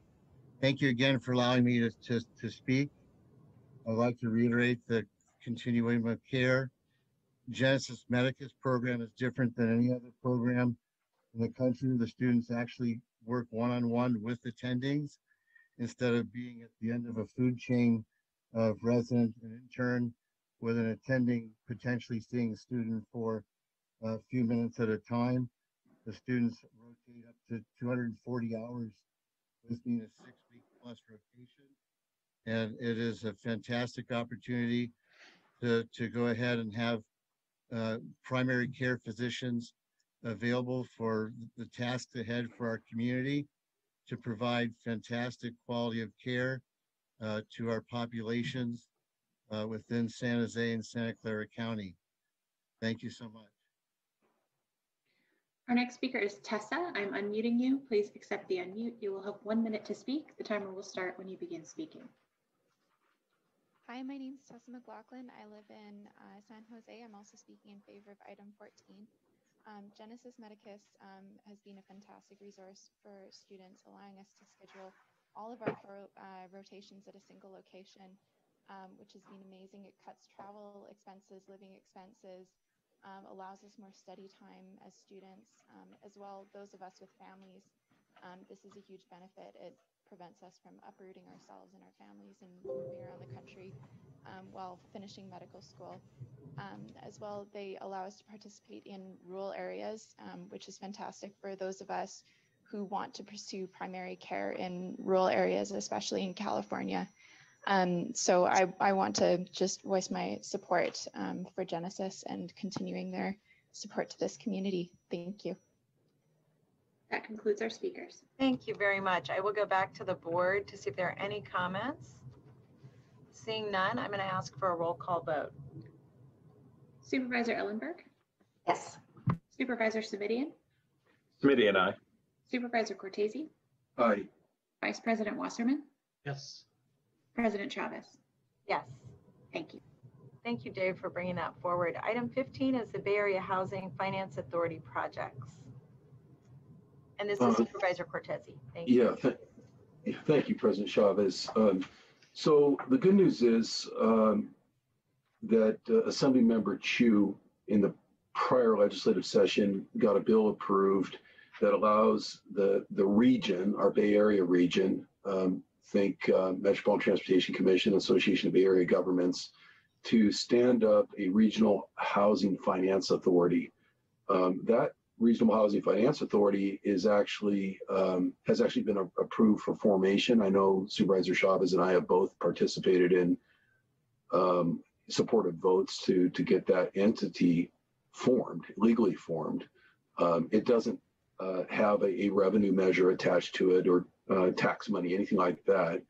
But there's been a lot of talk all over the Bay Area, and I think, as I recall, including on this board, about the potential for using surplus lands or in-kind contributions or local trusts or even funds like the Measure A fund as potential initial partners or seed partners to try to get this regional housing finance authority rolling in terms of actually producing some housing production. So all this referral does is it certainly doesn't commit this board or this county to do anything, but it asks that the board, as a full board, not just as a couple of us, refer to the administration the direction to engage in discussions with the Bay Area Housing Finance Authority. That would be specifically Brad Paul and his team out of the ABAG MTC group about options that might be worth exploring in terms of a county partnership with that authority. I have indicated my own personal preference that if this county is going to be involved in the Regional Housing Finance Authority in any kind of substantive way, it should be conditional on at least 2 other counties in the Bay Area, 9-county region participating as well. But that's just one thought that's, I think, referenced in the referral. That said, again, it's as much a request for go out, talk, get some information, and come back as anything. No fiscal implications on this one. And I'd like to move the item. Do we have a motion? Do we have a second? I'll make a second on this item. We're going to go to public speakers, and then we'll come back to the board for comments and questions. Our first speaker is J.R. Starrett. I'm unmuting you. Please accept the unmute. You will have 1 minute to speak. The timer will start when you begin speaking. Thank you very much. Good morning, President Chavez and members of the board. My name is J.R. Starrett. I'm the Director of Advocacy and Community Engagement for the Nonprofit Housing Association of Northern California. We've worked closely with our partners in the community, Enterprise Community Partners, All Home, the San Francisco Foundation, to lead a broad coalition of 40 community stakeholders to pass AB 1487 and create the opportunity for BAFA. In June, ABAG and MTC both voted unanimously to activate BAFA with a mission to advance production, preservation, and affordable housing and tenant protections across the region. As housing advocates, we believe that BAFA allows ABAG and MTC the opportunity to unlock federal, state, and philanthropic funds that our communities can use to meet our housing crisis head on. There are many critical functions of the programs that BAFA could implement to immediately to make an impact in our communities. We want to recognize how Santa Clara County has been a leader in the region, driving affordable housing. Thank you very much for your consideration. Speaker is Daniel Saver. I'm unmuting you. Please accept the unmute. You'll have 1 minute to speak. The timer will start when you begin speaking. Hello, President Chavez, members of the Board of Supervisors. My name is Daniel Saver. I'm the Assistant Director for Housing and Local Planning for MTC and ABAG, and I've been supporting our work to launch the Bay Area Housing Finance Authority. Thank you to Supervisor Cortese for bringing this forward. As we at the region look to build regional leadership and capacities to address our region's chronic housing challenges, we recognize that some jurisdictions have already started to lead in this space locally. And certainly Santa Clara County has been a leader with Measure A, with the evaluation of using your public lands for affordable housing, et cetera. Essentially, we see this, as Supervisor Cortese said, as just an opportunity to have some initial conversations so that we can understand the lessons learned and best practices within Santa Clara County, help support dissemination of those elsewhere, and to just explore what potential partnership could look like, whether and to what extent BAFA could add value, especially if and when we're able to secure significant new capital resources. So thank you very much for your consideration. Our next speaker is Matthew Reed. I am unmuting you. Please accept the unmute. You will have 1 minute to speak. The timer will start when you begin speaking. Yes, this is Matthew Reed from Silicon Valley at Home, President Chavez and members of the board. BAFA was part of a legislative package that we were involved in that came out of the CASA process. We're very supportive of this recommendation before you today, and thanks Supervisor Cortese for working to leverage what we see as the leadership of Santa Clara County as this agency gets up and running. This board and county staff have, as others have mentioned, been regional leaders in committing to using county land for affordable housing. Supervisor Chavez was ahead of this in 2018, pushing and supporting integration, the planning of the fairgrounds, and of course the emergency housing that's been there this year. Recent work by Supervisor Simidian to bring partners into the Palo Alto project, and the board's collective commitment to the Civic Center Master Plan, the East Santa Clara and other hospital adjacent sites, and long-term vision for Reed Hillview. We urge you to support this and thank you. Our next speaker is B. Beekman. I'm unmuting you. Please accept the unmute. You will have 1 minute to speak. The timer will start when you begin speaking. Hi, Blair Beekman here. Thank you for the words of Matthew Reed describing the beginnings of BAFA. I attended a housing committee meeting at Santa Clara County last week. They talked about RENA projects that went to the MTC board last week. It was voted on and approved, but it seemed a bit short in what it was possible and capable of working on. And that's when I discovered BAFA. And BAFA seems to be the arm that can do a lot of hopeful work for the future of housing in the Bay Area in Santa Clara County as well. Redwood City and Fremont, two sides of the South Bay, two counties, different counties, they're working on incredible ideas of housing and equity and how that can relate to community and policing. Really important inventive work, and I think BAFA can be a part of that process that I think should be of interest to everyone. good luck in this work and this efforts, and thanks for this item. That concludes our speakers.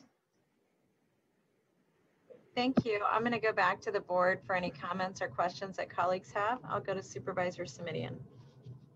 Thank you, Madam President. I just wanted to indicate I'll be a support and I vote on this, but I do want to ask staff, Dr. Smith and his team, to be mindful that it is a referral just to engage in the conversations, that it does not provide direction for any action, either fiscal or policy.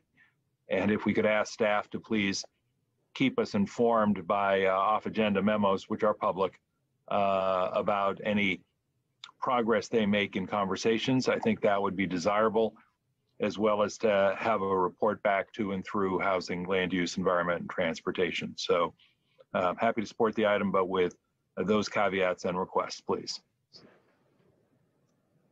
Those are certainly acceptable to the maker of the motion. Thank you. Thank you. Any other comments from my colleagues?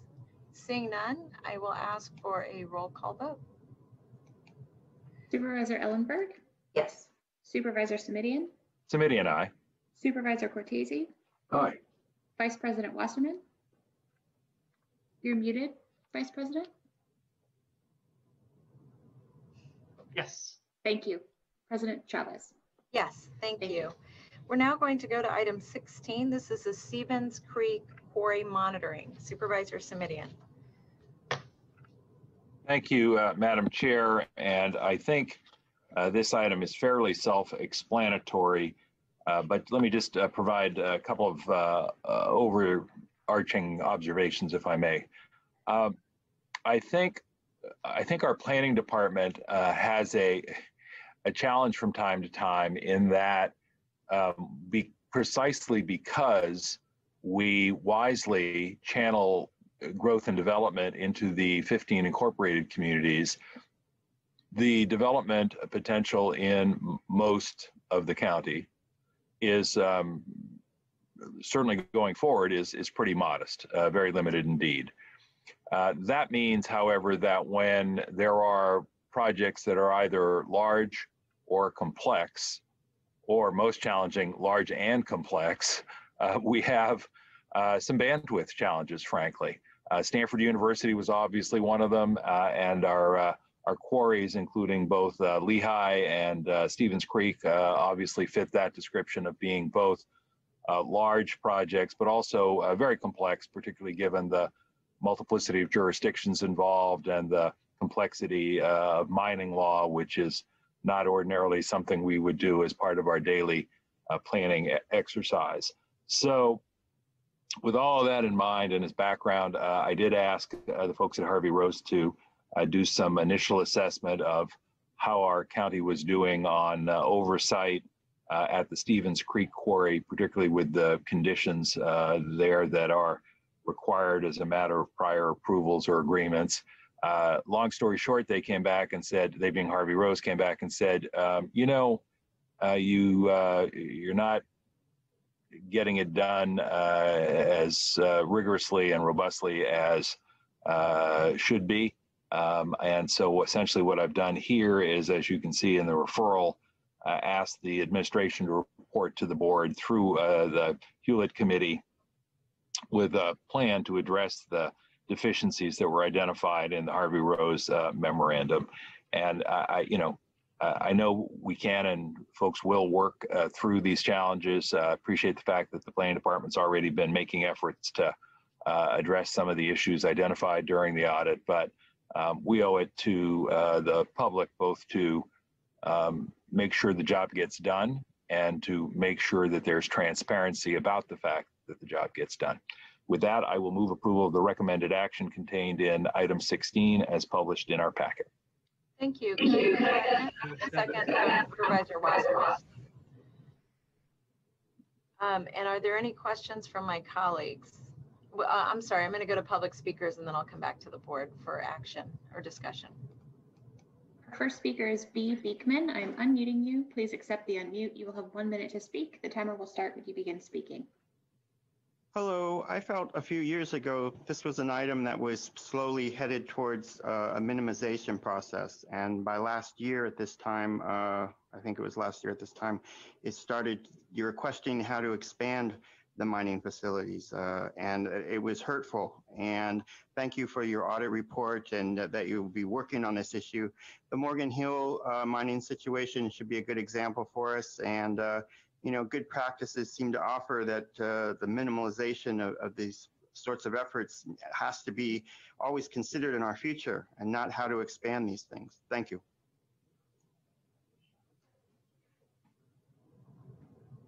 Our next speaker is Rhoda Fry. I'm unmuting you. Please accept the unmute. You will have 1 minute to speak. The timer will start when you begin speaking. Good morning. Thank you, Supervisor Simidian and your staff for requesting this audit. This audit tells us what we, the public, have been saying all along. We're not really getting oversight of these mines. Jacqueline Anciano has inherited a mess. And it is really good to see that she is working to right the ship along with Mr. Salisbury. I just want to relay, I hope you read my letter, just want to relay a short story. At a planning commission meeting on April 25, 2019, I found that a box had not been checked for the State Mining and Geology Board, and it said that the mine was in compliance when in fact it wasn't. Rob Eastwood refused to correct the form to the Department of Mining Reclamation saying that the mine was out of compliance. And that is wrong. I hope that it gets fixed because the state holds the administrative record. That concludes our speakers.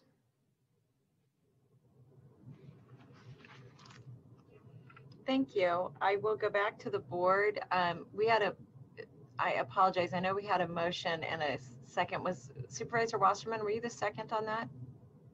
Yes, ma'am. Okay, just want to make sure. Any other comments from my colleagues? Seeing none, I'm going to ask for a roll call vote. Supervisor Ellenberg? Yes. Supervisor Simidian? Yes. Supervisor Cortese? Aye. Vice President Wasserman? Aye. President Chavez? Yes, thank you. We're going to now move to item 17. This is low interest loans to businesses brought by Supervisors Simidian and Ellenberg. And I'm not sure who to turn to begin on this item. Supervisor Simidian. Thank you. Thank you, Madam Chair. I know we have all, as a board, been troubled throughout the course of the pandemic by not only the immediate healthcare consequences and concerns, but also by the financial consequences and concerns. And we have, as a county, struggled with the fact that resources are perhaps best described as inadequate at the state level, and that, frankly, the federal effort as the pandemic continues has been stymied to date.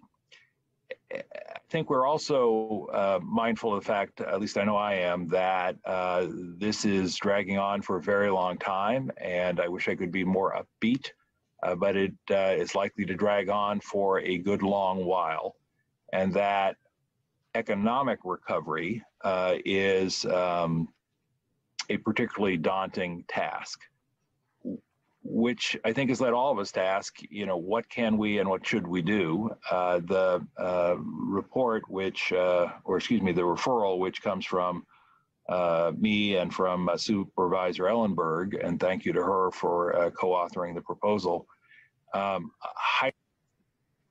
take action at the local level, given the limitations of the state and the lack of action at the federal level.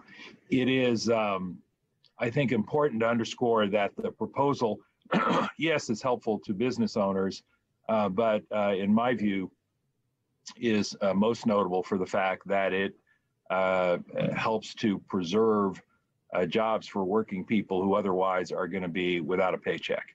And if they're without a paycheck, they can't provide for their families. We've heard the stories from people who are struggling to keep a roof over their head and or put food on the table. And of course, if they don't have a paycheck, it's a struggle not only to support the family and the household, but it means that's money that isn't being pumped into the economy for other businesses with other employees and so on and so forth. So the goal here is to create a small business loan program. 100 million is the target. Obviously, the devil's in the details, as the cliche goes, and so we're asking staff to come back to us and with a structure. I'm sure each of us will have a slightly different take on this. I think what motivated me in part to take this approach is that the county executive has rightfully reminded us of the fact that our budget is constrained by virtue of the economy. That means that we have limited dollars, as always, but limited, particularly limited now, to do the good work we would like to do. And if we can put together a rigorous, sound loan program, then rather than spending the money will be returned, and we can recycle the money again and again, potentially. So it is important to me that the public, and I know the board members understand, but certainly that the public understand, this is not a proposal for a grant program. This is a proposal for a loan program, and one that needs to be run on a rigorous business-like basis, notwithstanding the public benefit that is the basis for the referral. I'll stop there, except to say that there are a number of issues that obviously need to be addressed. They are on page 3 of the referral. The total target for the loan fund, the source of the funds, thoughts about eligibility, loan amounts, legal issues, if any. So, you know, turning to Mr. Williams and his office on gift of public funds issues or public banking issues, if there are any. And as I said, perhaps most importantly, making sure that we have qualified partners who will be in a position to underwrite, service the loans, make collections, so on and so forth. Again, thank you to my colleague, Supervisor Ellenberg, who was expressing similar sentiments and concerns a couple of weeks ago. And I thought, there's my partner for the work that we were thinking about doing in our office. I'm happy we could come together in this way. And I'm happy to move the recommended action contained in this item as identified in our public agenda, item 17. Move the recommended action. And I'm glad to. A second from Supervisor Ellenberg. Glad to second that. Yes, and I'll add a bit as well. When I think about the businesses that have had to stay closed to protect us from the pandemic, I think of all that they've brought to our community.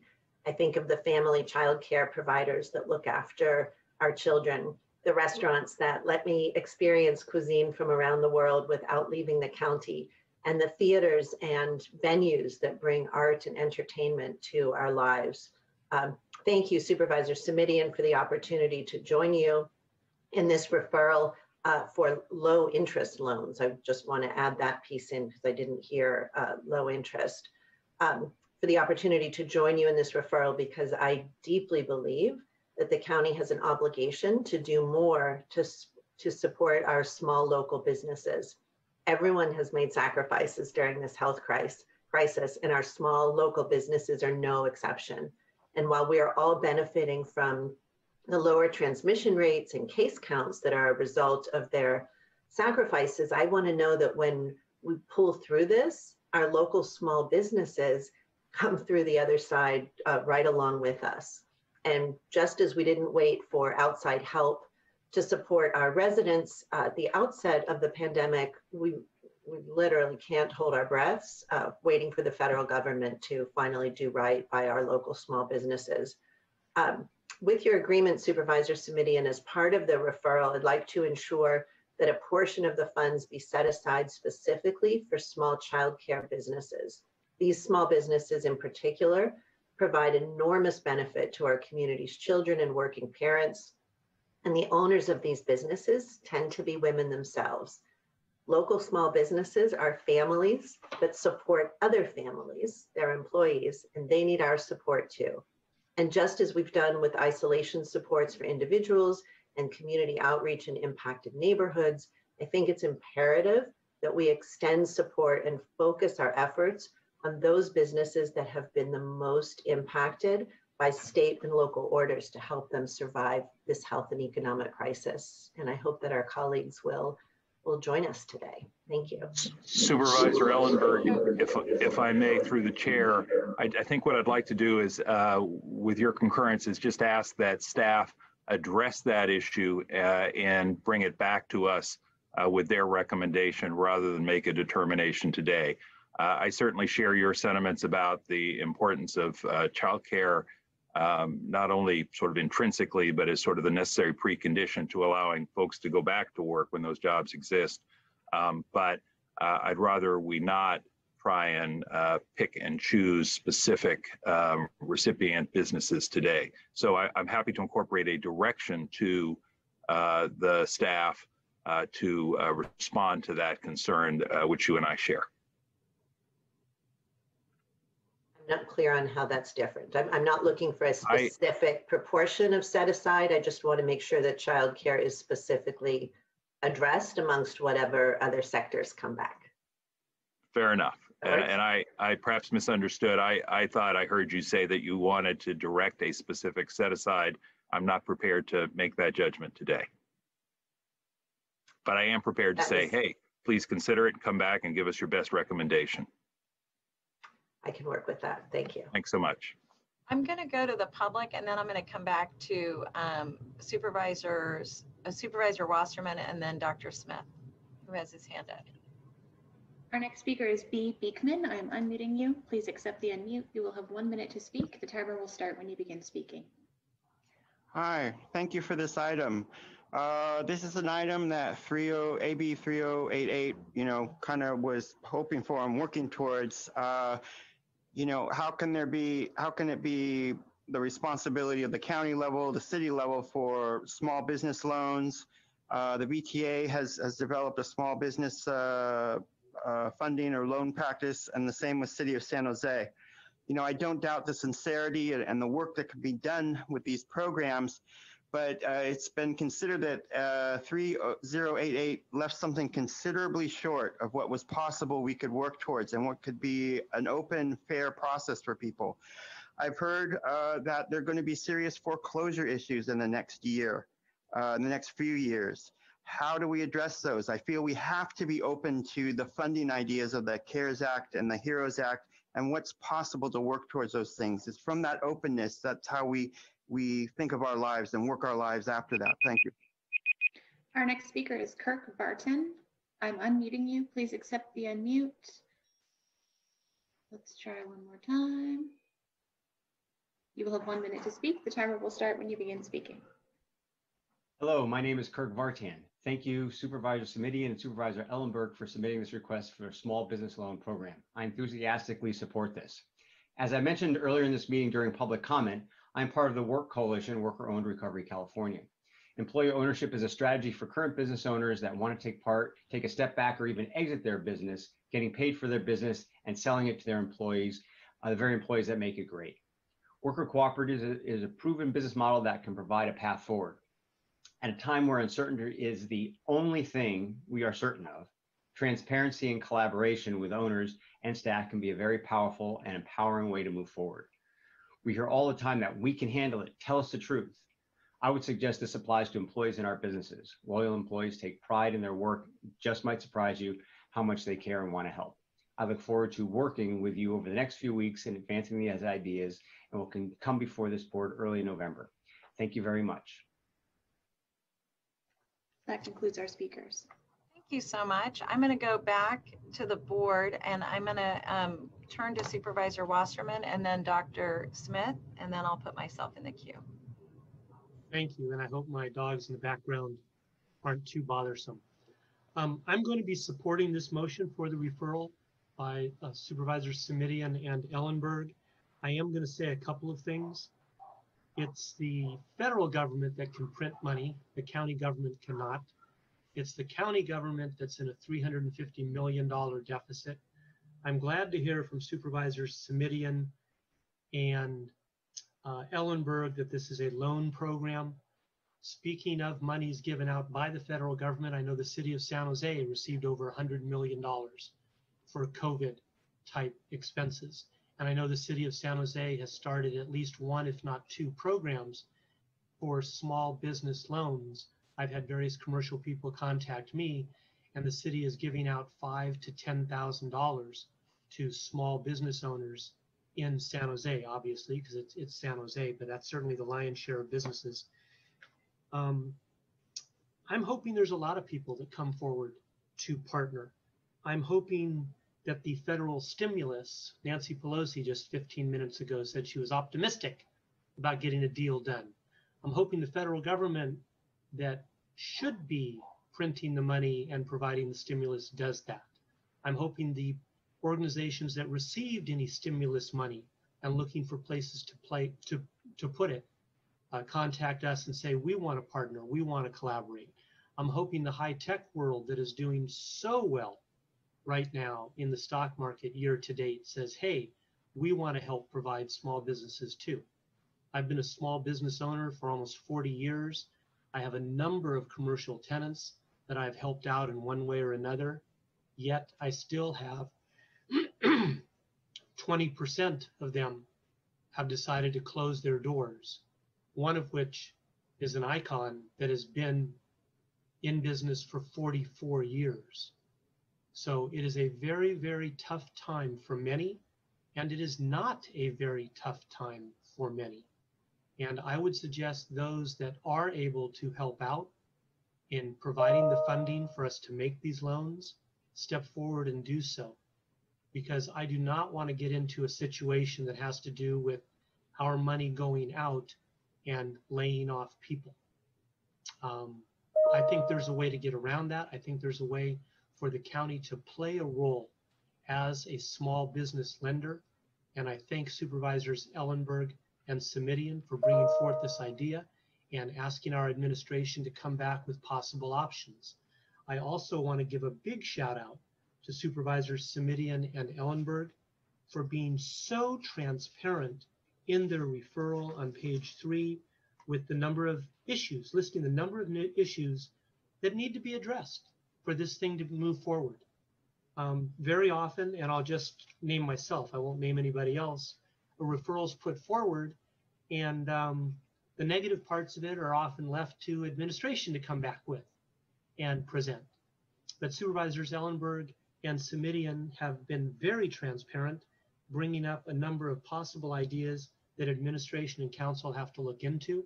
I'm hoping there's a way to make this happen that's a win-win for everyone, and I will be supporting this motion. Thank you, Madam President. Thank you, Dr. Smith. Yes, thank you, Madam President, members of the board. I just wanted to talk a little bit about process and procedure and make a suggestion.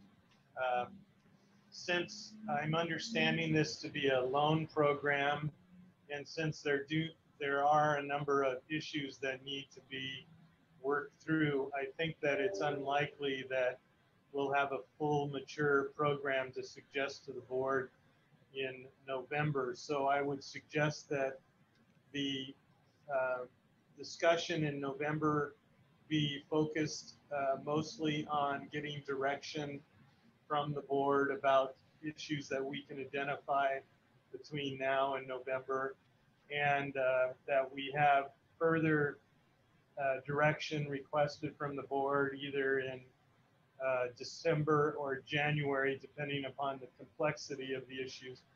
And since there's in a loan program very little, hopefully, actual funding, we can address that issue in the February mid-year if there's a request to do that or requirement to do that. So I just would want to suggest that process in order to get it done right and not come back in November with something that's half-baked, so to speak.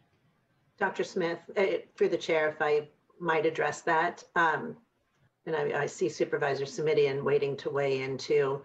I certainly agree that this needs to be done right and we have to address any impediments, but the timeline that you just laid out is excruciatingly slow for businesses that have used up all of their other options, who are eating through their savings, and who are truly in danger of closing.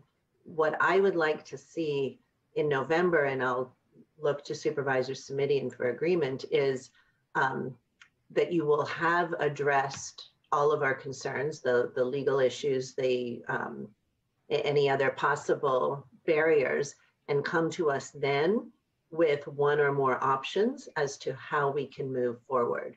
There's one possible scenario of how this can work, or there are more than one. And in November, we look at what proposals are possible and make a decision so that by the end of the calendar year or very early in the next, we are in a position to actually start getting money into people's hands and not waiting until February to even look further at options. Jeff, Dr. Smith, and then I'll come to the supervisors. Joe, I need you to go on mute for a minute while Jeff responds, just because you're whatever reason it causes an echo. I think before Dr. Smith responds, it might be helpful if I could weigh in on the same issue, Madam Chair, if that's agreeable. Well, now it is. Yes, go ahead. Thank you. I just want to say I actually am prepared to simply ask the staff to move with the sense of urgency that was described by Supervisor Ellenberg, but to come back to us, as quickly as they think they prudently can. I do, regrettably, I don't think the need for such a program is going to abate anytime soon. So it was with that longer view in mind that I made the initial proposal. So I don't know if there's a way that Dr. Smith can thread that needle, but I'm a little more inclined to say, take the time that's necessary. That doesn't mean slow, it means urgently but thoroughly. So let's see what Dr. Smith comes up with. Thank you, Madam Chair. Dr. Smith? Yes, I understand the urgency of the issue. I'm just thinking how this possibly could be put together, and certainly it would require setting up probably a contract with an outside underwriter agency and creating criteria to define who would be eligible and how much they would be eligible for, and then creating some way for the county to pay a relatively small fee to the outside agency. And then there are definitely legal issues about sharing credit or other things. So I'm just concerned that we probably won't get all of those things worked out by November, particularly since we're working on the budget. So I can certainly say that we've moved as expeditiously as possible. I just would want to make sure that the board understood we won't have an underwriter and the ability to, have details of the underwriting criteria ready by November. Thank you. Let me just ask, do any other weighing in, because I have a few things I wanted to add. I'll just reserve the right to follow up on my motion with a close, if I may, Supervisor. Of course. Thanks. Supervisor Wasserman. Thank you. And I just wanted to add in, I saw the range of the $50,000 to $100,000 numbers.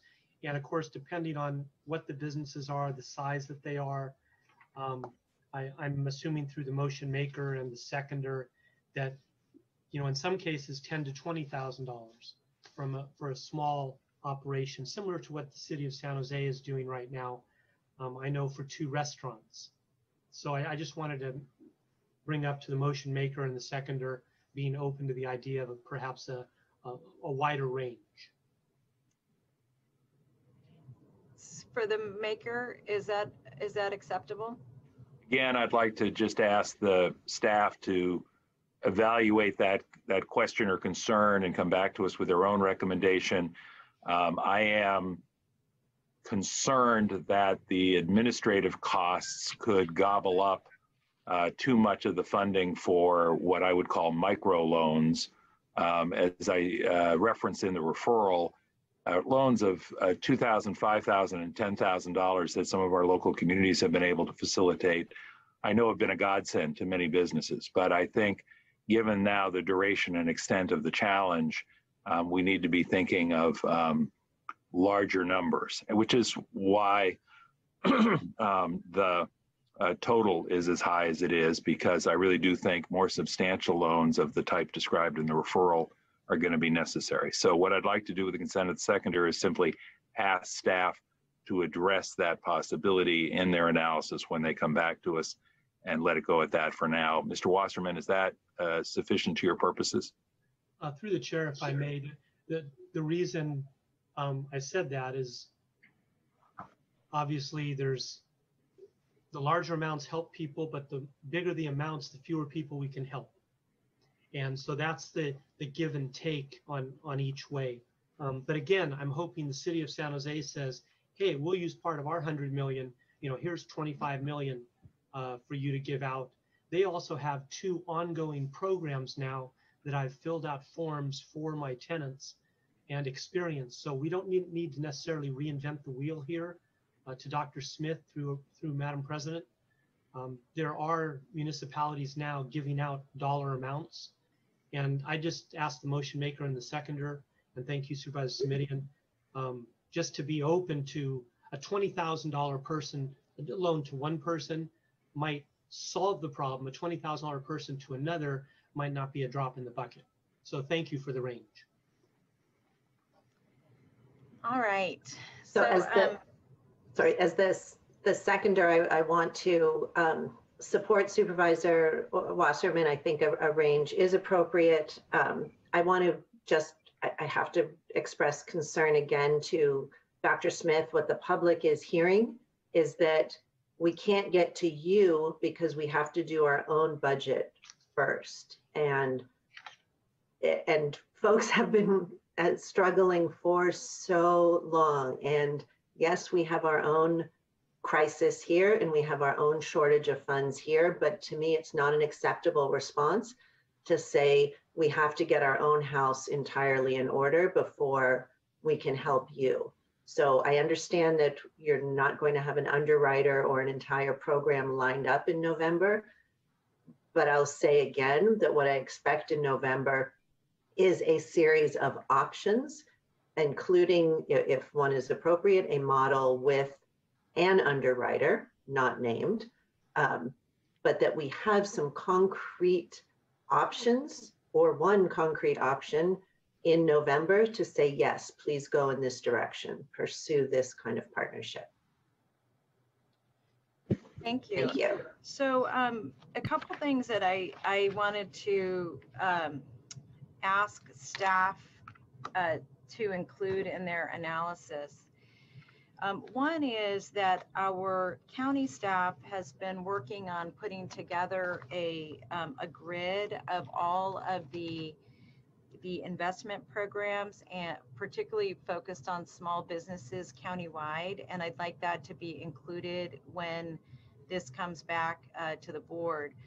And that would include the investments that are being made through the Silicon Valley Community Foundation, as well as each city, along with the guidelines being used by each city, and the source of funds being used by each city to make investments in their small businesses.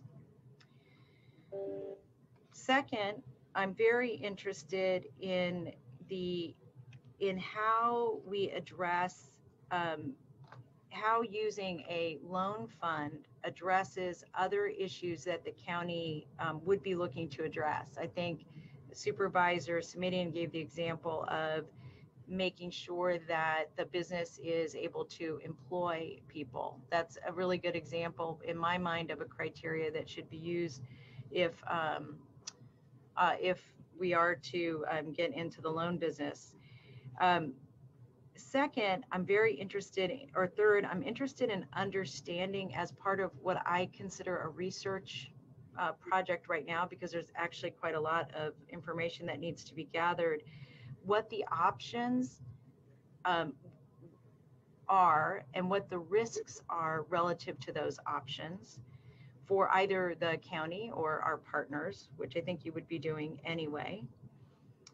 I'm also very interested in how any program development expresses our goals around equity. And I think this speaks actually to the point that Supervisor Wasserman raised around the bandwidth of the businesses that we might be able to help, and the mechanisms that folks would have access to those resources. And that includes the small businesses as described by Supervisor Ellenberg that may be in-home businesses versus, other businesses. And another example of that may be whether or not these loans are structured in a way that assist folks who are less bankable, meaning they wouldn't be able to get a loan from another bank, and therefore are we the last resort or not? And again, that folds back up into what are the options and therefore what are the risks. I want to make sure that the staff does not predetermine the source of funds, but gives the board the option to consider what those source of funds are. In particular, for example, I'm not sure it would make sense to use CARES Act funds if those funds could be used in one area that allows us to, for example, to get a FEMA match. So I'm very concerned about making sure that any use of funds is really also on the wheel of opportunity and risk for the county to assess. The other issue that I think is going to be critical is that if there is a consideration for loans to become grants, as I saw in one of the letters, and it might have been recommended as something to consider in the document, I would also want to better understand the implications for cash flow. And what's significant about that is that for my colleagues, all of you have been paying close attention, I know, to the investments we've been making in the hospital relative to cash flow. And that's been on the top of my mind, as I know it's been on yours. And I think Supervisor Wasserman and Cortese were here when we had no cash flow. So I'm just mindful that we want to make sure we really understand deeply again, if there are any risks relative to cash flow. And then just two other items that I would like to be considered, and that is when we think about small businesses, are there businesses that would automatically be included or not? And an example of that would be that a number of landlords that have come to us actually are small business owners. Their business is their property management. And in those instances, if we were making investments in properties, what are the implications for tenants, and whether or not that would be considered as part of any framework. The other issue that just came to mind is that we do have a contract already and a partnership, I think, with the SBCA. I might be remembering the acronym for that wrong. It's the Small Business Administration Group. And so anyway, I'd just be interested. Chavez? Yes. Small Business Development Center, is that the one? Thank you. And right, and so I just want to understand how the contracts that we currently have in place could assist us with any of the research and assessments here. So those would be my requests for information to both Supervisor Simidian and Supervisor Ellenberg. Happy to ask staff to address all of those issues in the report back, Supervisor. And if I may, I would just underscore my shared motivation, which I think you hinted at, if I heard you rightly, which is that jobs and jobs be a sort of fundamental consideration in structuring a program. Thank you. And the only other thing I wanted to add, just for my colleagues, is that, part of the reason that that I was so interested in us considering how to grow the pie is I do think the pie is going to be somewhat constrained over the next few years. And I only share that because I am hopeful that the considerations for private sector funding, I think as Supervisor Simidian pointed out, philanthropic funding, partnerships with cities and ourselves are something that really have to be considered, because as a reminder, when we put in, I think about $7 million to assist people with rents and basic needs, at that time we had a concern, a number of you expressed this, and I thought rightfully, about how this would impact other county activities. And I recognize that these are going to be challenging balances, which is why I appreciate Supervisor Simidian's point about jobs, and why I also appreciated Supervisor Ellenberg's point about the childcare businesses, because that's part of balancing how we get people back to work. And so I just want to encourage the staff, as they're looking at this, to be able to weave through how the actions that we take accomplish multiple goals. Because if we really can't point to that, then we have to rethink the approach that we're taking. And by the way, I feel that way about a number of issues that we're working on, including that we still have to figure out how we're going to make sure people have access to food and any number of other key and housing key elements that we're going to be looking at.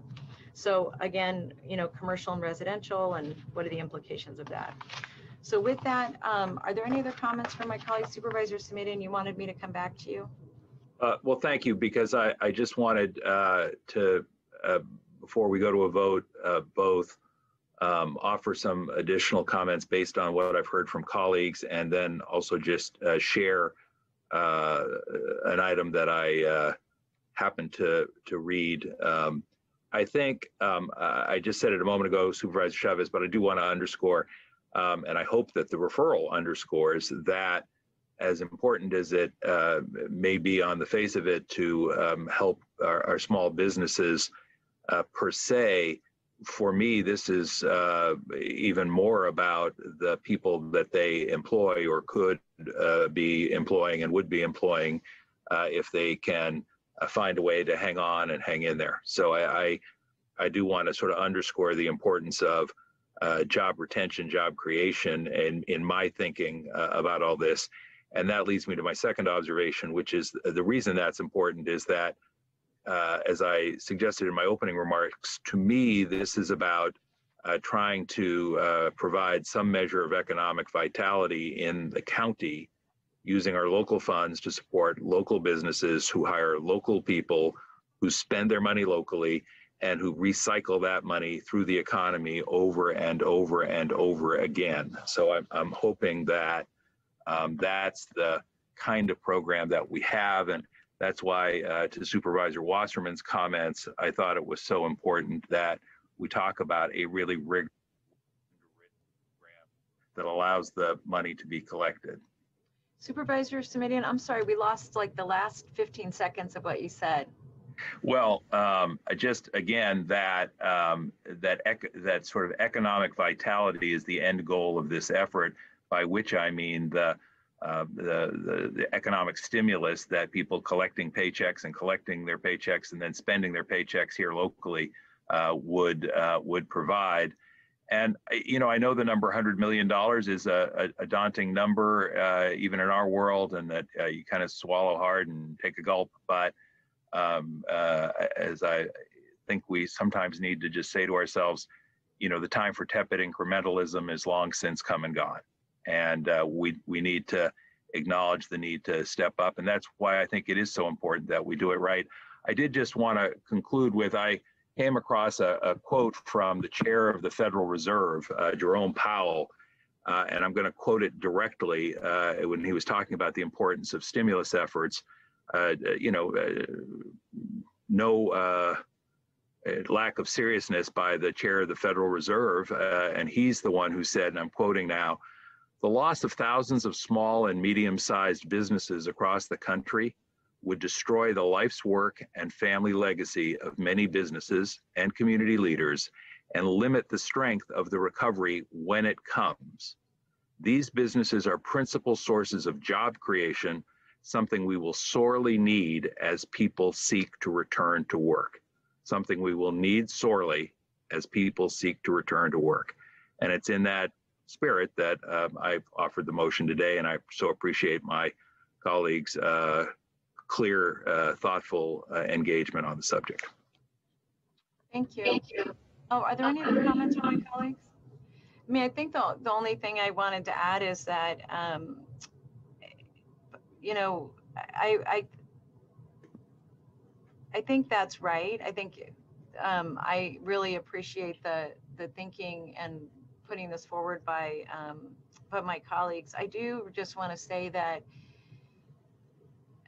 I'm hopeful that there are going to be additional resources, and I really want to emphasize with the staff that we have to look outside the county, and I'm saying that because I think it's going to have to be a shared responsibility with us, other cities, and the philanthropic community. And I do just want to say one other thing about, you know, I know that as myself and others brought forward us looking at a sales tax, that there was a general thinking about the, you know, everybody had different kind of concerns about it. But I just want to make one point, and that is that we are going to have to think, I think, more and more about the role of local government in terms of helping regions get back on their feet. And part of the reason I was so interested in us pursuing that is I too felt like that would have been a source of funds for us to keep people going back to work. I recognize that there was good feedback about why that was an uncomfortable way to proceed for some, and I appreciate that. I'm more just saying that I agree that we're going to have to push ourselves out of our comfort zone, because I do think that the recovery is going to be so hard for low-income people, because what we know is that if you make less than $40,000 a year, you're more likely to be unemployed than you make above 70. And if you're a woman, you're more likely to be unemployed than if you're a man right now. That COVID-19 has been devastating to everybody, but in particular to women and low-income folks. So the emphasis on jobs, to me, makes a ton of sense. All right, with that, I'm going to ask for a roll call vote. Supervisor Ellenberg? Yes. Supervisor Semidion? Aye. Supervisor Cortese? Aye. Vice President Wasserman? Yes. President Chavez? Yes. Thank you. Thank you. We're going to go then to our next item. And I just want to remind my colleagues, we're going to take a break at 12:30. I'm also saying that for staff so they can plan. And we're going to go to item 20. And this is the resolution to work with OCLEM. Supervisor Semidion?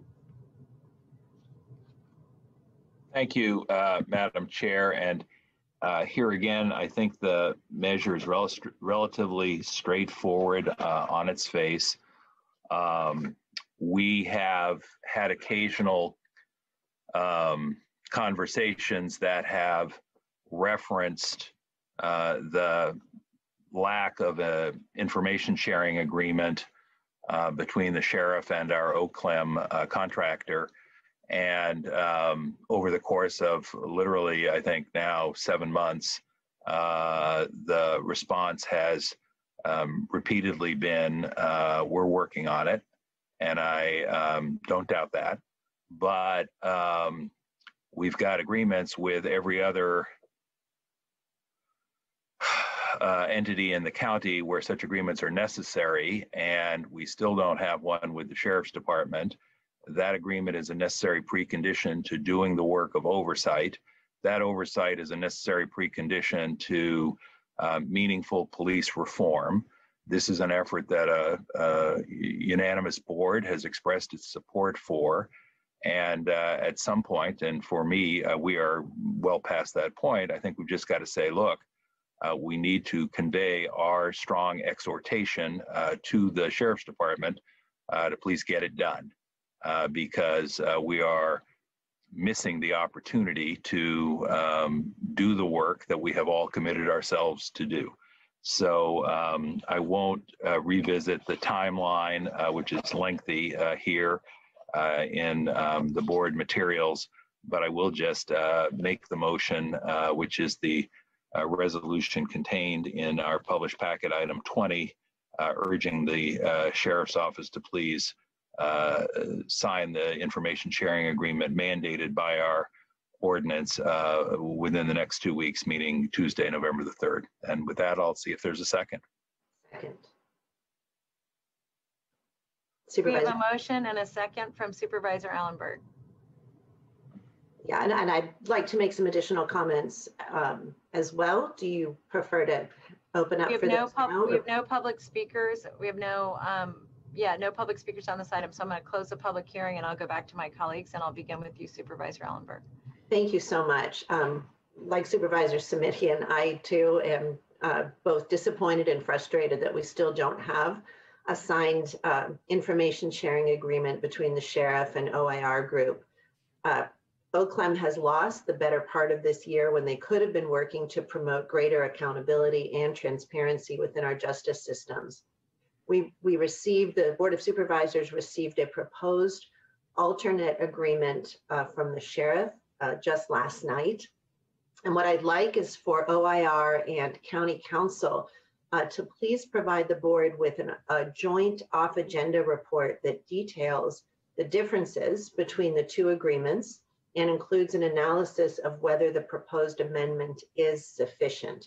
The report should also provide an analysis on how OIR's proposal compares to that of similarly situated oversight authorities. Supervisor Samitian, does that work for you as a friendly amendment to your motion? It does. Yeah, I excuse me here. I take that as essentially an addition to, not an instead of the motion. Oh, absolutely. Thank you. Absolutely. Thank you. So we have a motion and a second. We have no public speakers on this item. And so I'm going to go to see if there are any questions from my board colleagues. I see Sheriff Smith is on. Sheriff Smith, do you want to make any comments?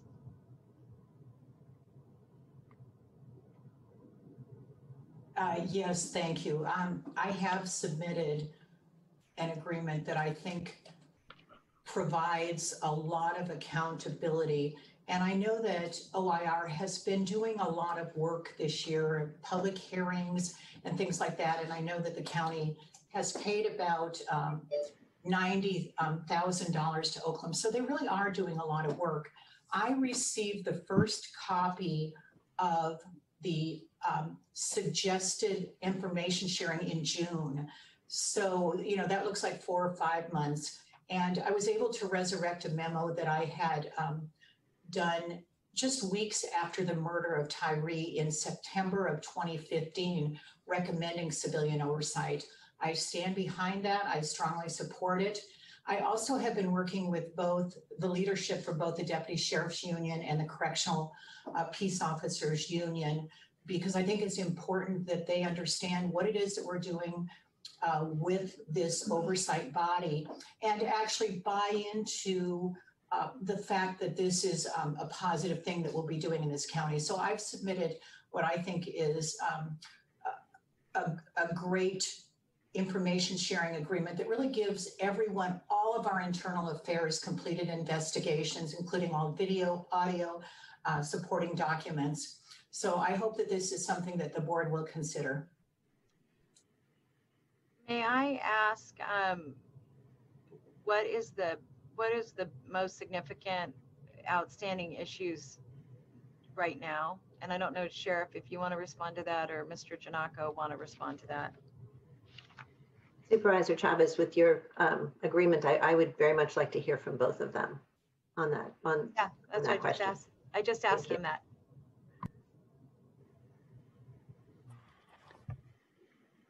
Sheriff Smith? Yes. So I don't really have it in front of me in a comparison, But generally, we're providing all internal affairs investigations, access to grievances. What we're not allowing or not suggesting is they have access to actually the scenes of critical incidents like officer-involved shootings and things like that. We are also not going to provide use of force, all of the use of force reports and videos and everything. And right now we have a group of 3 people who are assigned to compiling use of force information for our monitors, the experts that have been retained by the county with the consent decree. We have a staff of 3 people who are doing that. And every 6 months, the experts review about 20 use of forces that includes all the video and audio. And it takes our 3 people, that's full-time job, to do all of that information for our monitors. So we are monitored in the jail side completely by the prison law office and the experts that have been retained by them. So that's another area. Also, direct access to computer systems is something that they had requested, and Mr. Janako represented to me that they had direct access to computer systems like internal affairs system. He had represented that they have that access in other areas. And when I asked him which agencies had it, he said he'd have to think about it. So I'm not sure where he has current direct access to those types of computer systems. That to me is some of the major differences off the top of my head. But I think that being able to provide and getting the union support, both the correctional deputies and the Deputy Sheriff's Association, getting their buy-in to support providing all internal affairs investigations, including audio, video, and the entire and any attachments, I think is something that can be hugely beneficial to the community. And I really support and have advocated for this transparency and having civilian oversight. It was recommended in 2015, and we're in 2020 right now. And I wish this could have moved faster also. Thank you, Sheriff. Mr. Janako? Thank you, President. Thank you, Supervisors. Appreciate the discussion and the opportunity to be heard. The proposal by the Sheriff will not allow Oakland OIR Group to do its work as set out in the board's ordinance. It just will not get it done. I appreciate the opportunity and already have a report to County Council that sets out in great detail all the things that Oakland OIR Group would need in order to accomplish its responsibilities under the ordinance that the Sheriff has not agreed to provide us. Just as an example, there was just discussion about how there is going to be no ability to provide Oakland OIR Group with force incidents that occur in the jail. That's what's if all recall, it's no secret that the murder of Tyree involved a force incident, and force was the primary motivating factor for all that has gone on since in the Blue Ribbon Commission and eventually the creation of OIR Group and Oakland and the ordinance. And the mere refusal because of resources not to provide our team with force incidents that occur in the jail so that we can independently review them, because there aren't enough resources to do that, in my view, and clearly make it impossible for us to do the work that we've been asked to do, in fact, required to do under the ordinance.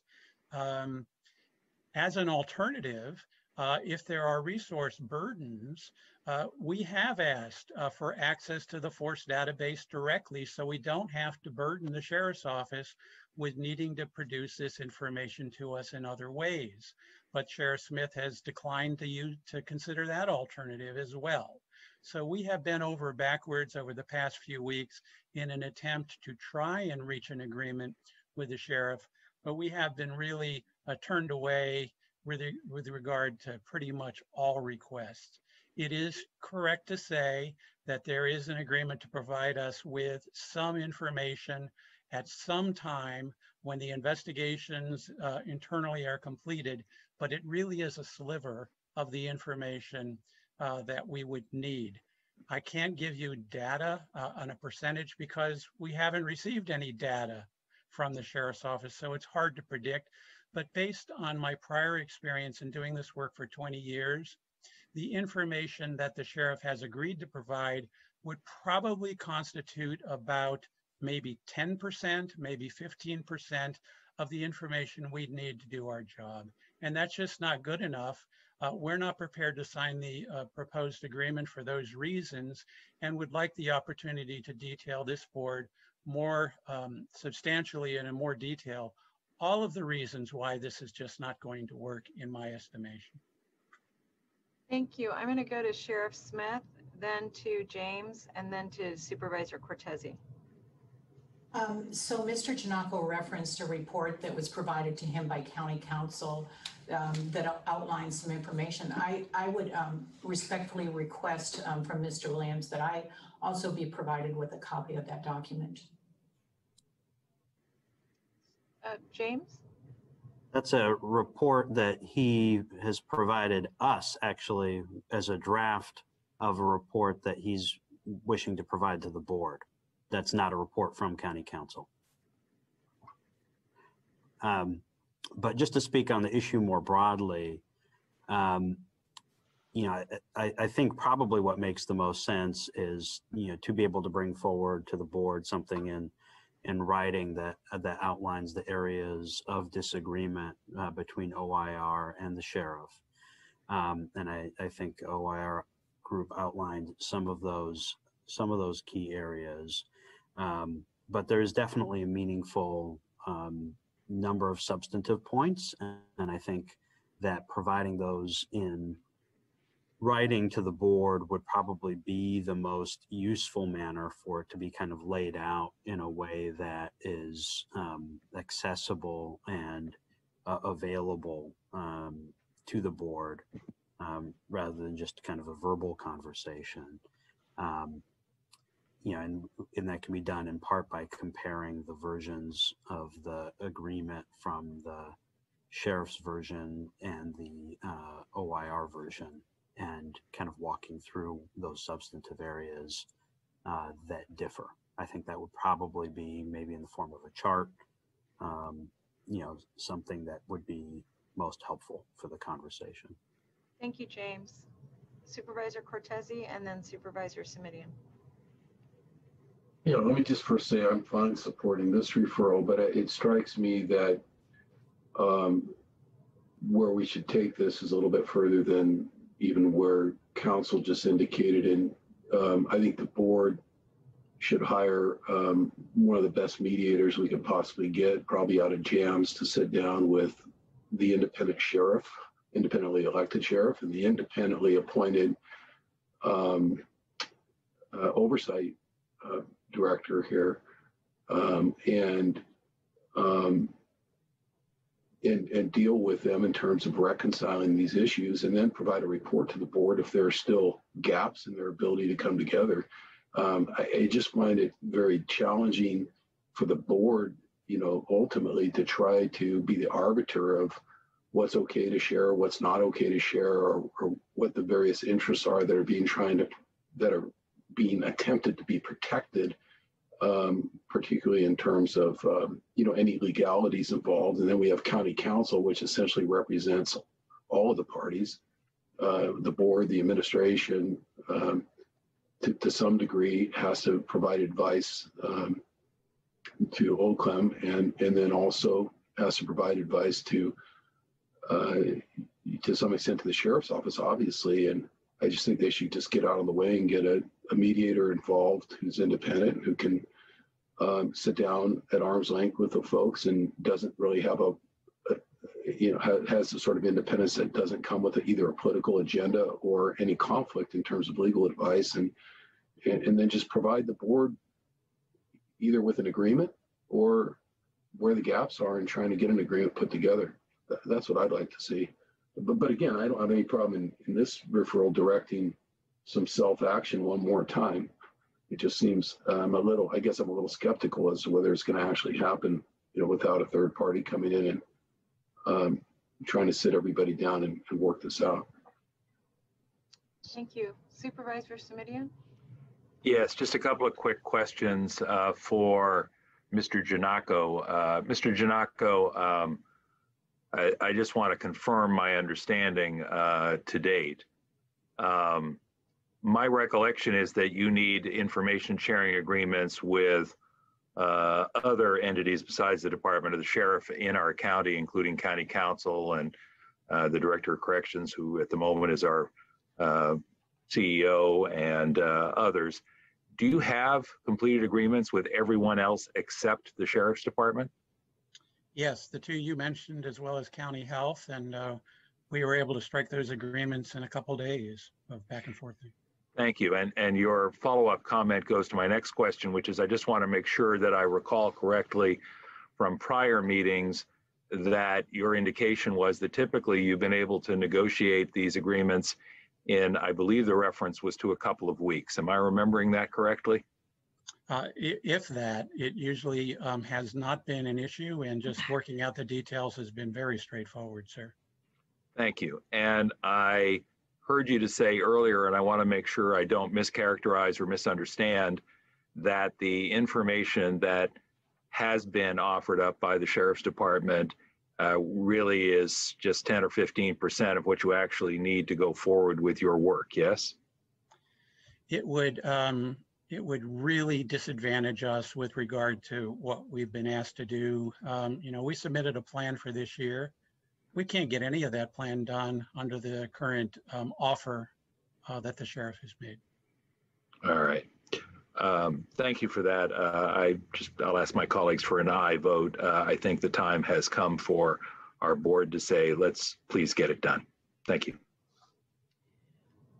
Supervisor Wasserman? No more. Oh, Supervisor Simidian, there was a couple of requests for information that came from your colleagues, and I apologize. I just didn't remember if we already had a motion on the floor or not. There is a motion on the floor, Madam Chair. In my recollection, I made the motion and it was seconded by Supervisor Ellenberg. And you were correct of the coming back. James made a comment about coming back with a grid so we could see where there was disagreement among the parties. Yeah, I'm happy to accommodate any requests for information that were made by any members of the board today. I do, however, want to say I don't want requests for information to be the excuse for slow walking the process any further. I can't be any more direct than that, Madam Chair. Thank you. All right, so seeing no other comments from my colleagues, I'll ask for a roll call vote on the resolution. Supervisor Ellenberg? Yes. Supervisor Cortese? My apologies, Supervisor Simidian? Simidian, aye. Supervisor Cortese? Aye. Vice President Wasserman? Yes. President Chavez? Yes. Thank you. We're now going to go to item 21. This is the County Executive's report, and then to County Council. Thank you, Madam Chair, members of the board. Just a quick update on our budget process. The County Executive's Office and Budget Office are finalizing at this point our recommendations for the November budget process. The board has received in an off-agenda style recommendations from the departments that were given targets. I should say right now that we are not going to recommend the full panoply of department recommendations. We think that those recommendations cut too deeply into operations. So our recommended package from the county executive will be considerably smaller. And we will go through the process as outlined with 2 half days of workshops, 2 half days of hearings, and then a final approval from the board. The predictions for revenue continue to be thwarted. I'm slightly encouraged by the announcement from Speaker Pelosi that there may be something coming soon from the feds, but we're also very worried about what's happening at the state level. With that, I will take questions if there are any. Thank you. Are there any questions from my colleagues? I just had one that I wanted to ask Dr. Smith. I know we are still waiting the Office of Children and Family Policy Advocate position to be discussed, and I want to make sure we don't miss the budget season to address that. I think we had talked about this in August and want to make sure that it doesn't get left out, and also want to just reaffirm that we're looking for a leadership position there. Yes, we're not forgetting it, and we won't miss the whole season. We will not be talking about it in November, but we do have positions available. We're looking into either add to lead opportunities or reassignment opportunities with positions that are currently vacant. Then it won't be a senior position in the organization? No, it will be a senior position. We have Right. senior positions available right now. Thank you. Thanks very much. County Council? At the October Apologies. 19, 2020 Madam President, I do have 2 requests to speak, I believe, for item 21. requests to speak for item 21 and 22 are incorporated into item number 6. Thank you. At the October 19, 2020 closed session by unanimous vote with all members present, the board authorized the county to file or join amicus briefs in cases challenging state or federal actions that threaten to undermine public confidence in and local government administration of the November 3rd, 2020 presidential general election, including election-related actions filed after Election Day. That concludes my report. Thank you very much. I'm now going to go to item 23, and this is a report on the census. And I'm just going to ask if the staff could give a brief overview. And just to my colleagues, the reason I requested that this be put on the agenda, I felt like you all should get a chance to see the initial fruits of the labor that you invested in. And so, Dr. Smith, I'm not sure who from the staff you would like to have present. The census team will do the presentation. Great, thank you.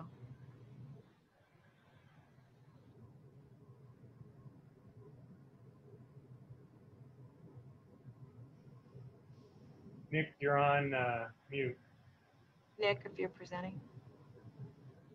Thank you, President Chavez, and thank you, Dr. Smith. I believe Betty is going to, I believe Betty needs access so she can do the opening presentation. Thank you.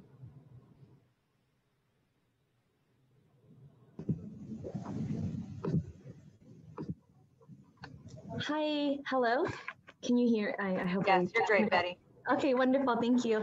Good afternoon, Board of Supervisors. I am joining this presentation today as the new division supervisor leading the Division of Equity and Social Justice, of which the Office of the Census is a part of. As everyone is well aware, the census officially ended on October 15th, 2020. We are still finalizing the outcomes of the census and look forward to providing detailed report outs in the coming days and weeks. What we do know right now is that the Bay Area counties performed best in state, and Santa Clara County was second highest in the state overall. So a huge congratulations to all of us and to everyone in the county and all of our partners for helping us achieve that distinction. Every city in our county surpassed their 2010 self-response rate, and 6 of these cities even passed 80% in self-response rates. A significant feat that was accomplished through a lens of equity and social justice when setting priorities and crafting an approach that is culturally competent, language accessible, and in partnership with community trusted messengers and jurisdictional leadership. We're very proud of our county's efforts. Our county staff have worked tirelessly on these efforts for more than 2 years. The many critical community partners who are part of this journey and our city partners who rallied their resources to ensure a complete count. Many of our partners are virtually with us today, and I want to convey our appreciation and gratitude to them at this time. We will continue to convey gratitude throughout this presentation. Today's presentation will be focused on the canvassing and phone banking efforts that was part of the final push. These efforts affected significant advances in our count, especially in the hard to count and low responding jurisdictions. I will now turn this over to Nick Kawada to provide a deeper dive into our closing efforts, deeper dive in a summary level. Thank you.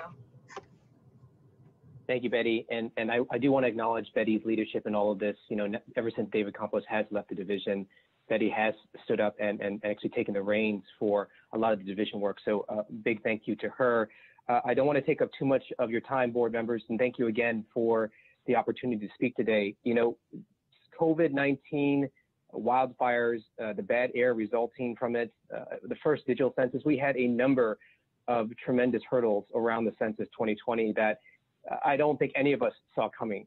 We did have a number of chaotic elements that were a result of politicizing the census, which made things very, very difficult. I think most of you are aware of the situation, but as you know, in the beginning of the pandemic, the Census Bureau actually had extended operations all the way out to October 31st. And then when finding out that the redistricting processing times were not also extended, they shifted it back to September 30th. There was resulting litigation that pushed it back out to October 31st. There was a memo issued by the Census Bureau for a new deadline on October 5th, which was found violative of the lower court's order, according to the Urban League case, and then finally ended on October 15th. So to say it was not a wild ride is definitely a huge understatement, but we do want to acknowledge the fact that we did have a tremendous outpouring of effort, specifically in East San Jose, Gilroy, Palo Alto, and Stanford University and Aliso, because these were low responding tracks. We also, designed our final push in these regions because, we were working from the data that we had. We knew who was the low responding tracks. We didn't know exactly who, because that's the whole purpose of the census, to protect that information from, prying eyes, from people who would use that confidential data for improper purposes. So we had to do a broad approach to a lot of these areas. But as Betty had already mentioned, we had a tremendous outpouring of effort, and it wasn't a thing that you saw across the board. As you can see in this slide here, the national return rate was right around where it was in 2010. The state fared a little bit better, but here in the county, we heavily surpassed it by 3.7% in the end, which is a tremendous effort. If you look here by the city-by-city information, this is where we ended up 6 of our cities above the 80% threshold, an incredible feat, which is really rare. And as Betty mentioned, the second highest return rate in the entire state, a very hard to count area as well. We were second only to San Mateo County, which is only half of the size of our county and not nearly as diverse. So going into the details for this were difficult, but we were able to do quite a bit, switching from a very socially distanced methodology to something that was much more in person.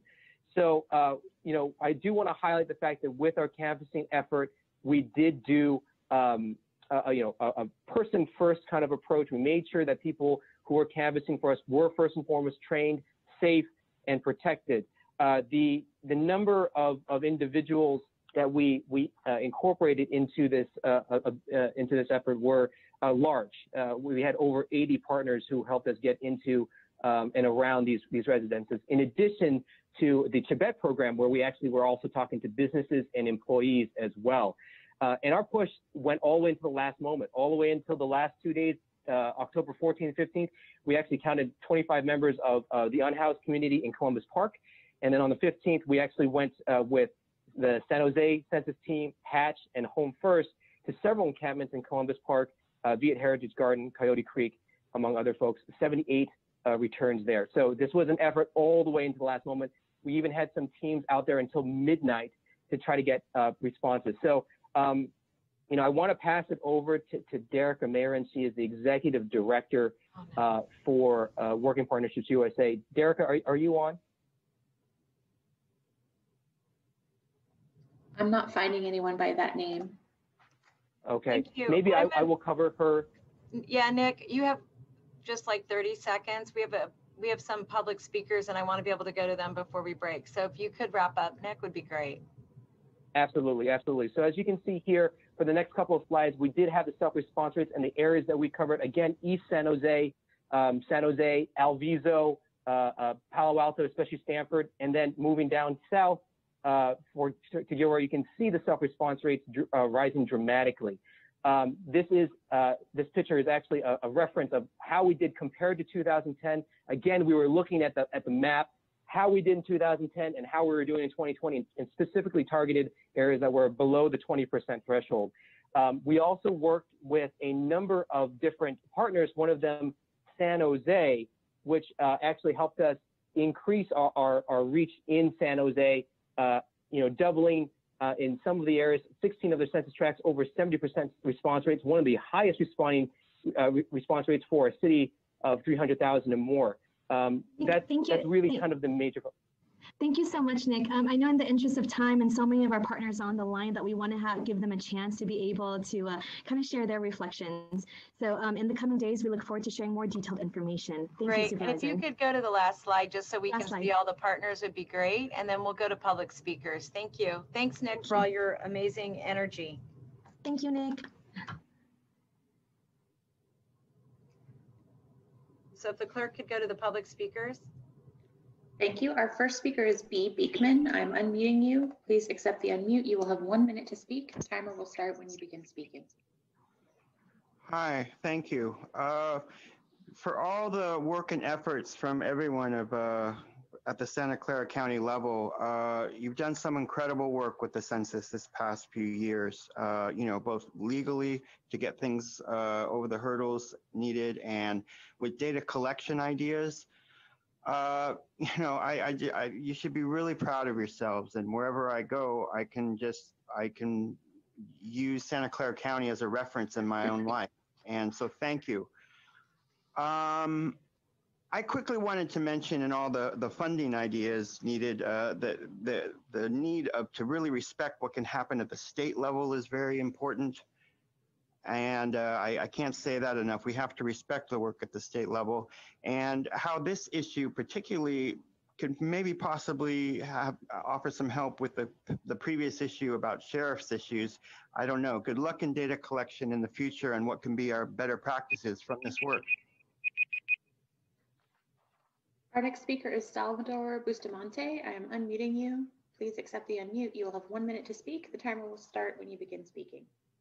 Thank you. Good afternoon, President Chavez and members of the board. I just want to thank the Board of Supervisors for your tremendous commitment to this effort, for putting the funds that we needed in order to have this successful census campaign. And I also would like to highlight the leadership of Nick and Betty, it's just I think that these results demonstrate that when our government works with community organizations that are in contact with the communities, that we can accomplish great things. So thank you very much. Our next speaker is Anne. I'm unmuting you. Please accept the unmute. You will have 1 minute to speak. The timer will start when you begin speaking. Hi, this is Ann M. with the Silicon Valley Community Foundation, and I've been managing our Census 2020 initiative.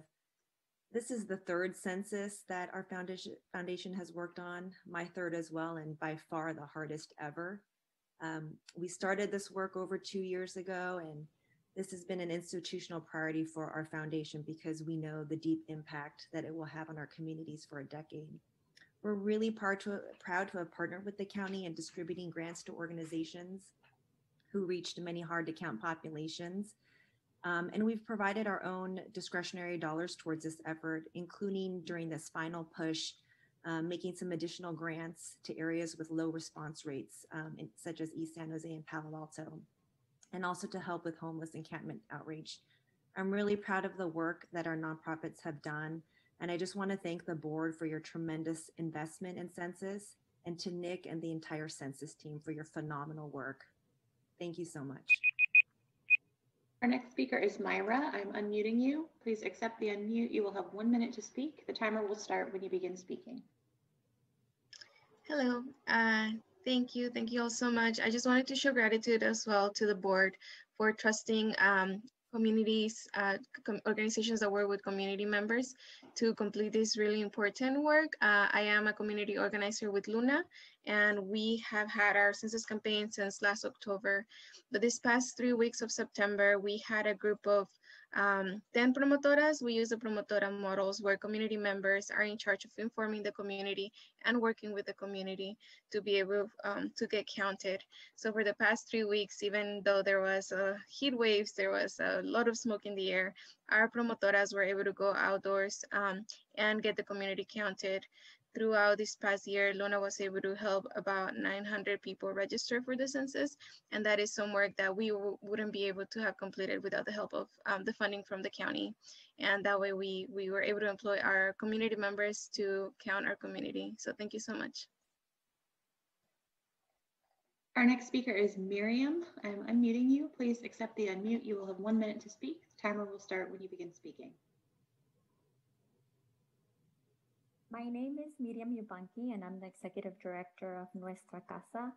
Over the past 18 years, Nuestra Casa has emerged as a trusted messenger when it comes to community outreach. This was the second time our organization participated in census outreach work, and we had the opportunity to partner with the Silicon Valley Community Foundation and Working Partnerships USA to do census outreach in Palo Alto. Palo Alto is not historically seen as an undercounted community when it comes to census. However, the ongoing pandemic and wildfires made it difficult to conduct census outreach in areas surrounding Stanford University. Our local youth took leadership roles in our Palo Alto canvassing efforts. We deployed 10 bilingual youth who work at Nuestra Casa, and we were able to connect with over 1,500 households. I would like to thank the Santa Clara Board of Supervisors for investing in PPE and technology to ensure that all community members were counted. Our next speaker is Roberto Gil. I am unmuting you. Please accept the unmute. You will have 1 minute to speak. The timer will start when you begin speaking. Just want to say thank you to the board, the board for supporting this effort. You know, Sacred Heart Community Service is deeply appreciative for your support. Everyone in our county or almost a lot more people in our county were counted that wouldn't have been counted if it wasn't for this effort. Despite all the obstacles, many in our community stepped up for this effort. Our community response was amazing. And the fact that we were able to engage our own community leaders to support this effort was immensely successful. Our community members that are trusted, that live in these communities, saw it as a badge of honor, as a call for them to make sure that all the resources and support and representation is represented right in their community. So thank you for your effort, and we are very happy to be a part of this effort. Thank you. Our next speaker is Marciela Gutierrez. I am unmuting you. Please accept the unmute. You will have 1 minute to speak. The timer will start when you begin speaking. Thank you very much. Thank you for this great conversation that we're having today on the census that we were able to all accomplish. And it's just been such a great opportunity to work with Santa Clara County, with Nick and the Silicon Valley Community Foundation, who've been great supporters, and you know, just great partnership that we've been leading at Siren. At Siren, we took a multilingual effort to reach hard-to-reach communities, immigrant communities, low response communities, and Vietnamese, Spanish, and also Amharic. And we targeted probably, as we're counting the numbers still, probably close to 15,000 people or more that we directly targeted. in the midst of a global pandemic, obviously a racial injustice movement, a big election, the biggest election of our lifetime, wildfires, despite of that, phone bankers showed up daily. We did texting, we hit the ground canvassing, and it translated to a moment into really building political power for our communities. Our next speaker is Jessica Vollmer. I am unmuting you. Please accept the unmute. You will have 1 minute to speak. The timer will start when you begin speaking. Thank you so much. I'm Jessica, the Organizing Director for Working Partnerships USA. I just wanted to thank the Board of Supervisors for prioritizing the census effort, the County Census Team, the Community Foundation, and the United Way of the Bay Area. As part of this final push between Luna, Working Partnerships, Nuestra Casa, and Sacred Heart, we had 80 folks on the ground knocking on 90,000 households, reaching 43,000 community residents, and completing 4,000 censuses at the doors with our residents across Palo Alto, Gilroy, and the city of San Jose. It was an amazing effort. We're also really excited to be transitioning our census outreach folks to COVID-19 outreach in this next phase of our Chebet program. So thank you again for your prioritization of this effort of getting our communities counted. Thank That concludes you. our speakers. I appreciate it. Thank you all very, very much. And I do just want to say a very special thank you to Sacred Heart, Opening Doors, Nuestra Casa, Silicon Valley Community Foundation, Siren, and Luna. Comments? I'll say ditto. Thank you. Yeah, I just want to echo the tremendous gratitude and appreciation for this absolutely heroic effort. Thank you. And our folks have been so effective that, just so you all know this, we have approximately 30 people that will stay on doors educating people about COVID-19 in the hardest hit census tracts, because they've learned how to do this safely and with absolute professionalism. So thank you, all of you, very, very much. There's no action by the board. It's simply to receive a report. It's 12:40 approximately. We will join back at 1:10. Thank you, everybody. Thank you.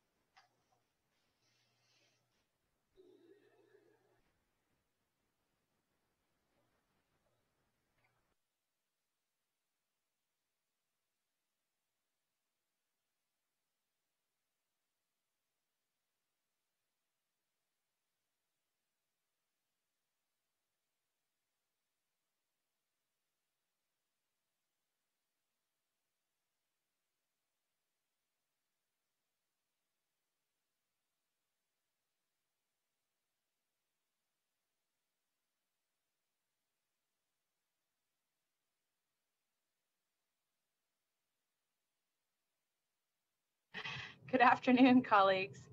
If I could call our meeting back to order. I'll just give it a minute so I can see who's available. I see Supervisor Wasserman is available, and I said Supervisor Cortese, great. Supervisor Semidian, thank you. And Supervisor Ellenberg, great. We're going to do a roll call, and then we'll dive into the second part of our meeting. Supervisor Ellenberg? I'm here. Supervisor Semidian? Present. Supervisor Cortese? Here. Vice President Wasserman? You're muted, unfortunately. One more time. I said here. Thank you. You were muted. President Chavez? Here. Thank you. Thanks very much. We're going to go to item 10, and this is the report on the new jail replacement facility. And just to let folks know, if you're wanting to speak on item 10, this would be the time to raise your hand. What we're going to do is we're going to have a report from staff. We will then go to public comment, and then we will then go to the board for comment. And I'll do it the regular way we do when we have chunky items like this. I'll start with Supervisor Cortese, then Supervisor Ellenberg, and move down the road. So welcome, Martha. You'll be leading us in this discussion. Yes, thank you. So I'd like to introduce the project team. We'll have Tony Felice from the County Executive's Office on the line, as well as here for questions, Roger Suhu and Pon Savance from FAF, as well as Captain Sepulveda from the Sheriff's Office. This report today covers two referrals. First, a referral from Supervisor Cortese on options to designate Main Jail South as a behavioral health center, constructing a mental health facility separate from the jail system, and the integration of two federal consent decrees, and also including the court and the discussion of court transportation. Now, I do want to note the court was unable to attend today and has provided a written response that is attached to the agenda item on inmate transportation and video arraignments. The second part of this report is a referral from Supervisor Chavez on the physical infrastructure of the jails and how it relates to all programming. Before we begin, I'd like to thank the representatives from DBUG and PACT and others for a robust conversation last night about the features of the new jail and the exchange of viewpoints on the needs of the community. The focus on this new jail since its inception has been on medical services, mental health treatment, and the programming needs of incarcerated individuals. The project has never been about building more beds. Rather, it's been focused on replacing antiquated housing with quality treatment space and housing geared toward behavioral health and reentry services. Let's go ahead and go to slide 2, please. So this is a view of the demolished Old Main Jail South, just to show you the recent construction progress of the replacement facility. Slide 3, please. This slide, I just want to pause to talk a minute about the jail population, both pre and post-COVID. The jail population is low, hovering around 2,100 today. Part of the reason is that sentences were deferred due to COVID, and so it's expected that the population will fluctuate continuously as we move through COVID. I want to stress here that many of the public safety departments and stakeholders have a strong interest in keeping the jail population low and diverting more individuals to programs and treatment, and that work continues as we go through COVID. And so keeping the jail population low will have the added benefit of being able to close some of the oldest and most obsolete housing units at Elmwood when we're post-COVID. Let's go ahead and go to slide 4, please. So even with a lower jail population, I want to emphasize that this is a replacement facility, and we are decreasing the number of beds system-wide by 212. I know I've presented this slide to you before, but I want to remind folks that, as I mentioned, we're replacing antiquated housing with a focus on behavioral health treatment, programming needs, and reentry services. And as you are already aware, the replacement facility will also assist the county with compliance with two federal consent decrees. And now I'm going to pass it on to Tony Felice, who will talk about the behavioral health and programming components of the two referrals I mentioned. Thank you, Martha. So this facility will work to modernize mental health treatment housing as inmate patients are currently at Main Jail North and Elmwood, and this would help ensure their housing is better designed for their treatment. It also centralizes 55 acute and 300 mental health step-down beds. And then also key to the new facility is larger, modern treatment program and recreation space, and that's necessary to enhance the service delivery. Community classrooms are being included to offer better and more space to provide classes and programming, maximize participation, and reduce distractions. And then clinic space is also included for dental, physical therapy, pre and post-op and dialysis, and that's focused on reducing transportation to VMC and other facilities, and to really allow the jail facilities to provide those medical appointments in-house. And then there's a reentry services unit for males and females, which will be covered more on the next slide. And the purpose of the reentry housing units, as we've mentioned before, is to really have the males and females who have 90 days or less remaining on their sentences housed in these units. And it's being designed to reflect for inmates close to their release, to ensure that the reentry CBOs have the full functionality to lead classes and groups and multi-purpose rooms that are really dedicated to those housing units. In addition, there'll be intensified programming, services from those CBOs, out of custody, medical and mental health care, family visiting space, and then employment resources. And for this, it's 180 beds, so 120 for males, 60 for females. The next slide covers mental health services. And so we're excited about this facility because it really allows for centralizing those housing for serious mental illness, and then also those with behavioral health diagnoses. And it is meant to address the current lack of bed space for those populations. So it includes 55 acute mental health beds, 35 for males, 20 for females. There's classroom and treatment space, and really space for all of the providers to work and to provide the level of service needed. And then there's also sub-day rooms to assist in ensuring we're achieving out of cell time that is part of the consent decree. Once inmates are stabilized, then there are 5 mental health step-down units located in the new facility. And those step-down units provide for continuation of therapy and observation. And that accounts for 240 beds for males and 60 for females. And the next slide just provides an update to the board. Bids are due this fall. They're only good for 90 days. And so they'll expire by the end of January. And in addition, just given sort of state procurement law, the project must be awarded by March of 2021. If not, then we would need to restart the procurement process with a new RFQ and RFP. And as we've been mentioning with the timeline, the replacement facility should be ready for occupancy in spring 2024. We do not have slides on some of this other content, but it's mentioned in the report that, as you know, Elmwood has many outdated housing units, and we need to plan for their replacement along with ensuring there's appropriate programming and treatment space. And so that's being done as part of the Elmwood SMOP. And as part of that work, additional beds are needed beyond what we have today to have capacity to eventually replace Elmwood housing units, and also to provide additional programming space. And in addition to that, it's also covered in the report, but there's going to be a behavioral health services center on the VMC campus, and that will provide inpatient care for children, adolescents, and adults on the VMC campus, and that is slated for November 2023. And with that, we are available for questions.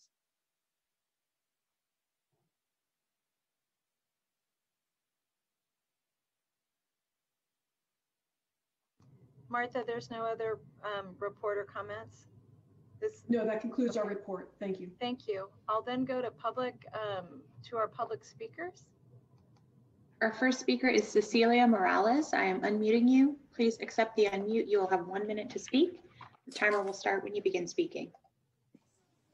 Mi nombre es Cecilia Morales y estoy hablando para que no construyan otra cárcel enfrente del condado de allí en San José. Necesitamos más más centros de rehabilitaciones para nuestros seres queridos que están en la cárcel, o también ayudar a los homeless, que hay muchos homeless en San José, o dar dinero para las escuelas que necesitan también. Pues es todo lo que pido yo para la comunidad. Gracias y que tengan buen día. Thank you. And I'll ask our translator to translate Cecilia's comments. Sure, I'm going to translate that. Thank you very much. And I just want to ask that no more jails are built in San Jose. We need more rehab. We need more love for the people that are in jail right now. There are lots of people, homeless people, and also we need more money for different programs. But please don't build more jails in San Jose. And that's it. Thank you very much. Thank you. Our next speaker is Jose Valle. I am unmuting you. Please accept the unmute. You will have 1 minute to speak. The timer will start when you begin speaking. Hey, how you doing? This is Jose Valle with Silicon Valley Debug. I'm speaking also in opposition of the new construction of the new jail. There's many issues that come about. One of them of which is, you know, if we're gonna invest any type of funding, then reentry or rehabilitation needs to start the first day folks enter the jail, not hold a sort of 90-day release carrot in front of them. It's also very strange as to how they're gonna go ahead and make this happen, as from what we've heard and what we've been told, there's gonna be a mix of classification in folks' last 90 days. I'm not sure what that means, if that means people in PC versus people in GP, or maximum with minimum, or other folks that, you know, they should have their appropriate classifications. Just doesn't make sense. It's not a good plan. Thank you. Our next speaker is Megan Swift. I am unmuting you. Please accept the unmute. You will have 1 minute to speak. The timer will start when you begin speaking. Hi, my name is Megan Swift. I'm a member of Showing Up for Racial Justice at Sacred Heart, and I live and vote in District 4. Please explore alternatives to incarceration, especially those that include suggestions from Silicon Valley Debug. I ask that you not build a new jail, but focus on pre-trial diversion services. Jails are not housing, and that you frame it that way is offensive. Fund mental health and addiction programs that are not tied to incarceration. Incarceration has not worked in Santa Clara County. You have an opportunity to do something different. Say no to a new jail and let us say yes to a new vision of community health, restoration, and promise that our county deserves. Thank you.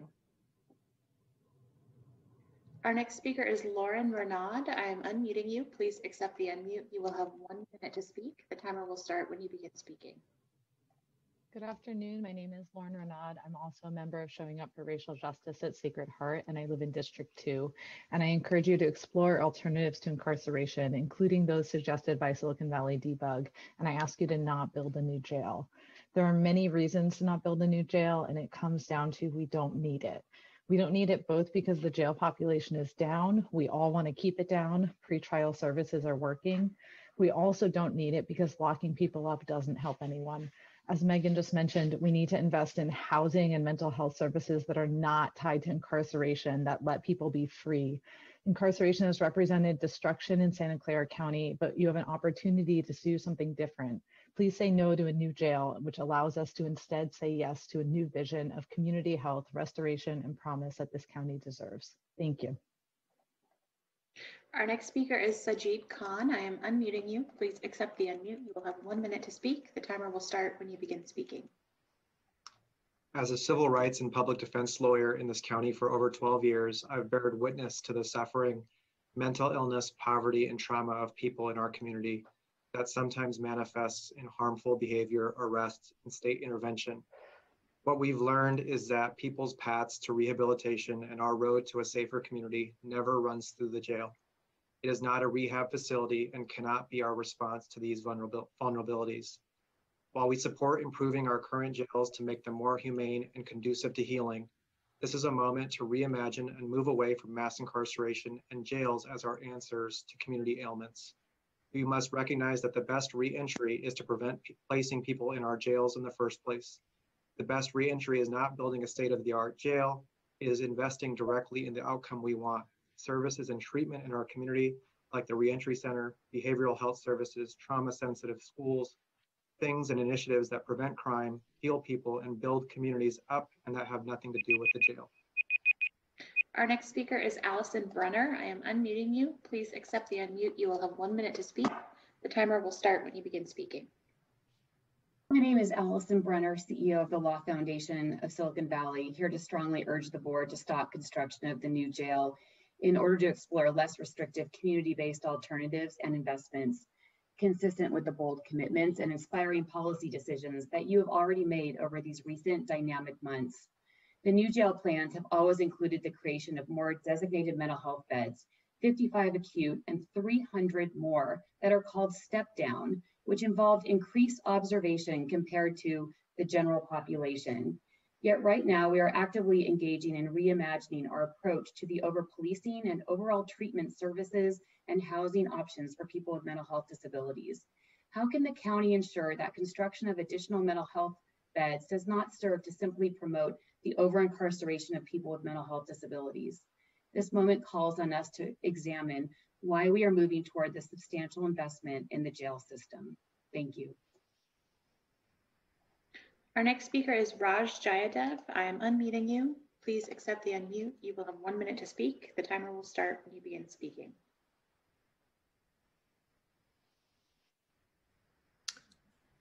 Though the construction of the new jail has been in the works for some time now, it is clear the context in which the project was conceived is in a dramatically different space. In the just past few months, our county has been able to reduce the jail population by over 1,000 people, all while not seeing a corresponding increase in crime. The jail population reduction in many ways is a culmination of a county investment philosophically and practically in decarceration.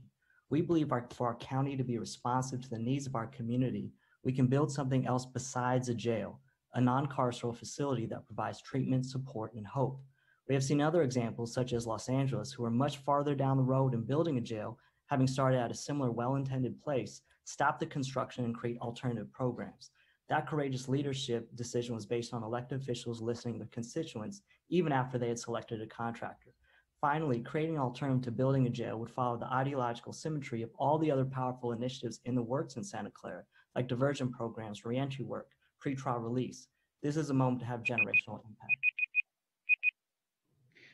Our next speaker is the phone number ending in 441. I am unmuting you. Please accept the unmute. You will have 1 minute to speak. The timer will start when you begin speaking.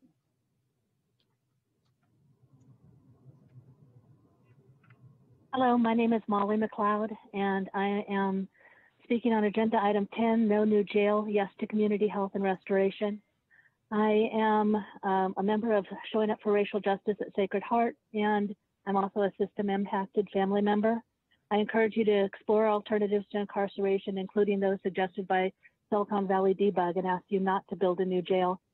To proceed with an RFP and to rush through this when really the county has started a revisioning and investments in community-based services, that's just not the way to go. This is the time to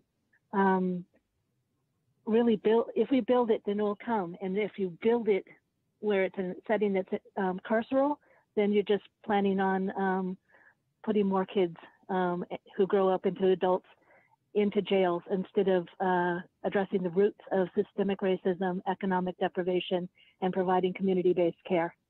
Thank you.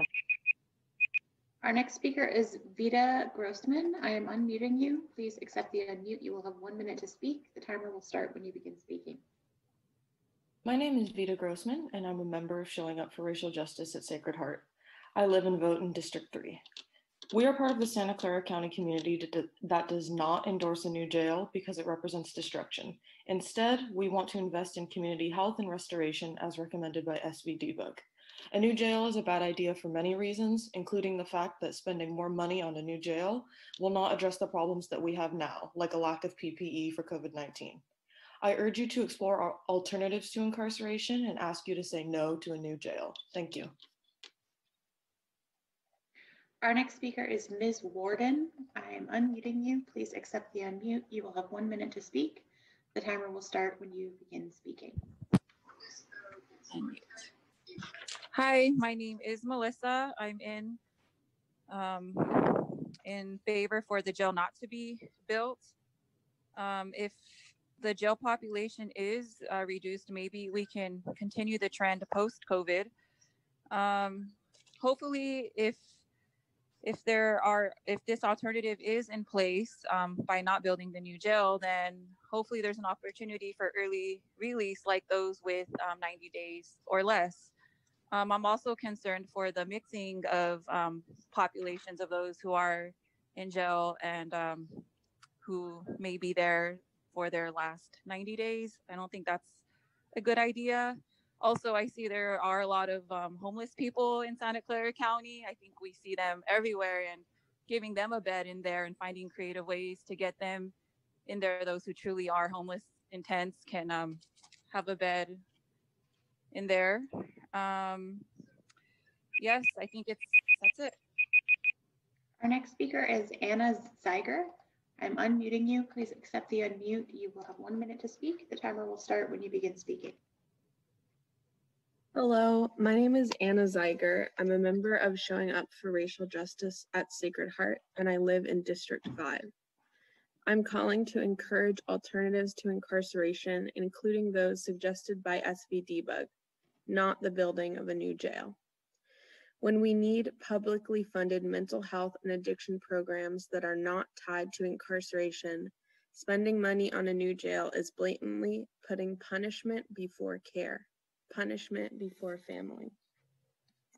Incarceration has represented destruction in our county, and we have the opportunity to do something different. Say no to a new jail to say yes to a new vision of community health, restoration, and promise that our county deserves. Thank you. Our next speaker is Michelle Coleman. I am unmuting you. Please accept the unmute. You will have 1 minute to speak. The timer will start when you begin speaking. My name is Michelle Coleman.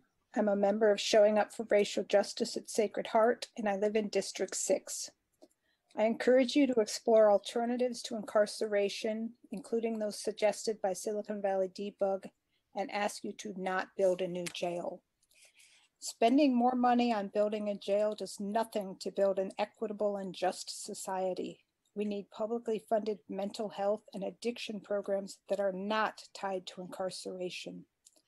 Incarceration has represented destruction in Santa Clara County, but we have an opportunity to do something different. Our society is at a crossroads in 2020.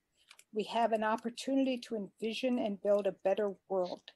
Santa Clara County has in the past been an exemplar of compassion and justice with its sanctuary policy. Saying no to a new jail lets us say yes to a new vision of community health, restoration, and promise that our county deserves. Thank you. Our next speaker is Benet Vihar. I am unmuting you. Please accept the unmute. You will have 1 minute to speak. The timer will start when you begin speaking. Good afternoon, everybody. My name is Benet Vihar. I'm with Silicon Valley Debug, and I live in District 2. I agree with everybody who comment in the community, no to a new jail. There's other alternatives that we could look towards, especially during this time of the pandemic where money is scarce. We can go ahead and look into other options like focusing on pretrial releases, outpatient behavioral classification. The mixing of the yards is horrible. There's lawsuits right now in CDCR that's happening. So I don't know how that's going to work for our new jail if that's the plan. And also just to talk about the sheriff to sign with Oakland and get this started so we could get things going. That's basically it. I am opposing the new jail. Thank you for your time. Our next speaker is Cecilia Chavez. I am unmuting you. Please accept the unmute. Sorry, one more time, accept the unmute. You'll have 1 minute to speak. The timer will start when you begin speaking. Cecilia, go ahead and there we go. Okay, sorry. Hi, I'm reading this on behalf of Christine Clifford, who is able to join the meeting today. Dear Board of Supervisors, although no one is more delighted than I to see Main Jail South demolished, I'm concerned about moving forward with the new jail for several reasons, especially considering the change in the population numbers and pending budget difficulties. Although the added medical and mental health services are badly needed and will continue to be mandated through the consent decrees, I hope there will be other alternatives than building more cells to achieve this. Lastly, it is difficult for me to imagine that the intent of the building can be fulfilled in the way it is being envisioned. If we can't even get a signed information sharing agreement to have access to use of force incidents by an oversight body, how can we have any confidence that the treatment of our loved ones or the culture of our jails would be changed at all by adding a new building? Sincerely, Christine Clifford. Our next speaker is Richard Conda. I am unmuting you. Please accept the unmute. You will have 1 minute to speak. The timer will start when you begin speaking. Hi, I'm Richard Conda, Executive Director of Asian Law Alliance.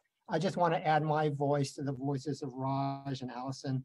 We don't need a new jail. Don't build that new jail. We need to really develop the programs that deal with the root causes of why people get involved. So please don't build a new jail. Thank you very much.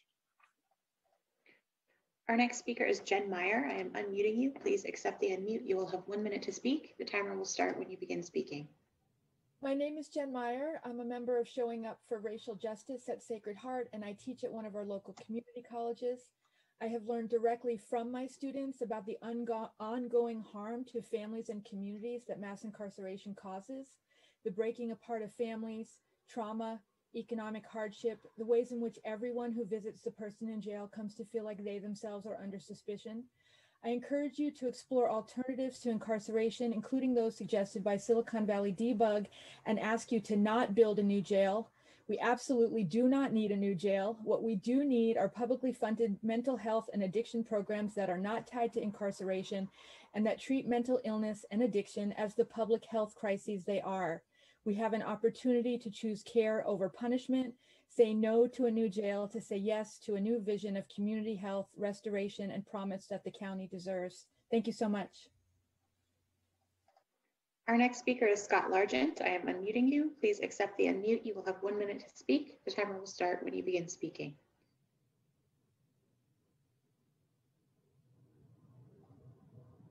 Oh, sorry about that, everybody. Scott Largent. I do agree with what a lot of the other public commenters had to say.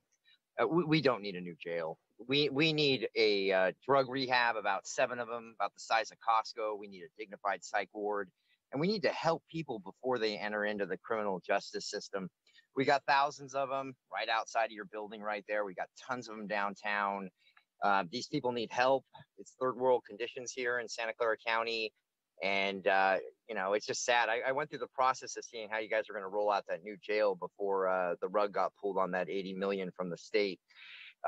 It's just another dragnet. And we need a dignified psych ward, a drug rehab. And you need to listen to the public that keeps bringing this to your attention. So I'm not going to stop. I'm a success story that never got help from the county. If I was a felon, they would have opened that door right up for me. So, our next speaker is Nerilee Campos. I am unmuting you. Please accept the unmute. You will have 1 minute to speak. The timer will start when you begin speaking. Hi, my name is Nerilee with Silicon Valley Debug. I think instead of building a new jail, we should use those funds to help create mental health facilities, also helping folks in our community with more reentry services, behavioral health centers, and more housing opportunities. I think these are just some of the ideas where we can start. I know there's many more, but these are some of the things we can do to start helping our community. And I strongly urge the board to say no on building the new jail. Thank you. Our next speaker is Catherine. I am unmuting you. Please accept the unmute. You will have 1 minute to speak. The timer will start when you begin speaking. Hello, my name is Catherine Ono. I'm a member of Showing Up for Racial Justice at Sacred Heart, and I live in District 4. I encourage you to explore alternatives to incarceration, including those suggested by SV Debug, and ask you to not build a new jail. We do not need a new jail. Directing resources to a new jail will not help us with the existing problems in our county. We need publicly funded mental health, addiction, and housing programs that are not tied to incarceration. Incarceration has represented destruction in Santa Clara County, but we have an opportunity to do something different. Saying no to a new jail lets us say yes to a new vision of community health, restoration, and promise that our county deserves. Thank you. Our next speaker is Marissa Kingsley. I am unmuting you. Please accept the unmute. You will have 1 minute to speak. The timer will start when you begin speaking. Hi, my name is Marissa Kingsley, and I'm a member of Showing Up for Racial Justice at Sacred Heart, and I live in District 4. I encourage you to explore alternatives to incarceration, including those suggested by SV Debug, and ask you not to build your new jail. We need publicly funded health services and addiction programs that aren't tied to incarceration, as thousands suffer from these yearly, but don't get the help that they desperately need.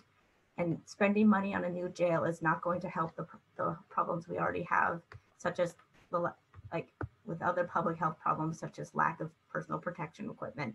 Incarceration has represented destruction in Santa Clara County, but I think we have the opportunity to do something different. Saying no to jails lets us say yes to a new vision of community health, restoration, and promise our county deserves. Thank you very much. Our next speaker is Catherine Zietzer. I am unmuting you. Please accept the unmute. You will have 1 minute to speak. The timer will start when you begin speaking. Hi, am I unmuted? Yes. Okay, I just wanted to say that I agree. I'm with Silicon Valley Debug. I want to say I agree 100% with their recommendations, and I would like to also say that instead of building the jail, why can't we build buildings that will house people before they go into jail with the mental health that they need, and make sure that we get them before they go in, because nothing will change otherwise. It's just a revolving door. You have a brand new shiny building that doesn't do much good, because they'll just keep coming back in, and it won't do anything for the community. It won't do anything for the inmates. That's all I have to say at the moment. Our next speaker is calling from Galaxy A20. I am unmuting you. Please accept the unmute. You will have 1 minute to speak. The timer will start when you begin speaking.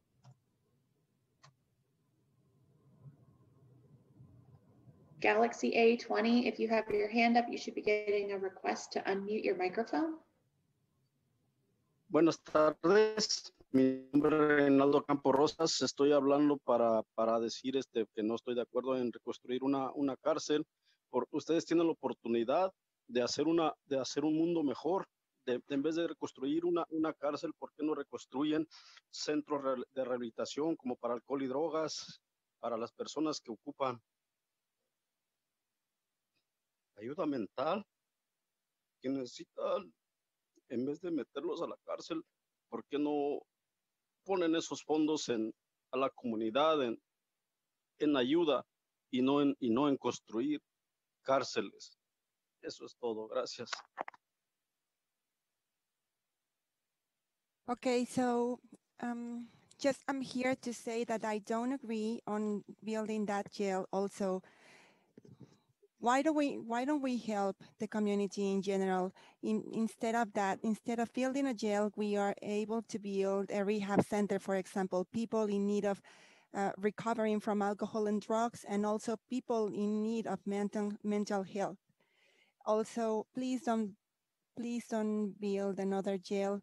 Those funds are maybe pretty well used in the community and also to help others. Please don't build that jail.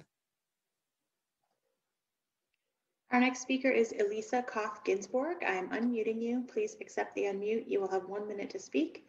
The timer will start when you begin speaking. Good afternoon. I'm Elisa Koth-Ginsburg, Executive Director of the Behavioral Health Contractors Association. I urge you to recognize the unique moment created by the confluence of the emptying of the jail due to COVID-19 and our increased awareness as a society of the impact on race on all facets of life, but most especially in the criminal justice system. Our county has been a strong supporter of community-based behavioral health services, and the resources planned to increase the number of beds in a new jail could be used to strengthen and expand services in the community. If you build it, they will come. Please build in the community, not in the jail. Thank you. Our next speaker is Dolores Alvarado. I am unmuting you. Please accept the unmute. You will have 1 minute to speak. The timer will start when you begin speaking. Hi, good afternoon. My name is Dolores with Community Health Partnership, and on behalf of our Board of Directors, we ask the Board of Supervisors to please rethink the building of the new jail. Instead, consider utilizing the funds that develop strategies that emanate from the perspective of prevention, environmental causes of addiction, recovery services, perhaps develop additional support for women who are in the system, and most importantly, as a preventive method, increase trauma-informed services for families and children. So we hope that you take our recommendations seriously, and I am very much in agreement with the previous speakers, particularly the Law Foundation. Thank you. Our next speaker is Melissa Martinez. I am unmuting you. Please accept the unmute. You will have 1 minute to speak. The timer will start when you begin speaking. Hi, my name is Melissa Martinez. My son is currently incarcerated in the main jail, and I'm paying for him to go to college. You know, you guys should be spending that money to rehabilitate these inmates rather than make a new jail. You know, you're going to spend millions and millions of dollars on, and you can put this money into the inmates, into people that are getting into trouble, and keep them from entering the jails. Or once they get there, help them. You know, help them to be better people, help them to get the, you know, resources they need, put the money back instead of trying to use it for something different. Thank you. That concludes our speakers. Thank you very much. I'll now go to the board for comments, and I'll start with Supervisor Cortese. Thank you, President Chavez. I just wanted to follow up on my comments from the August 21st budget hearing meeting when I asked for options that would designate the new main jail south as a behavioral health center to house inmates with severe mental health needs. I want to preface what I hope will be a proposed motion with the following comments.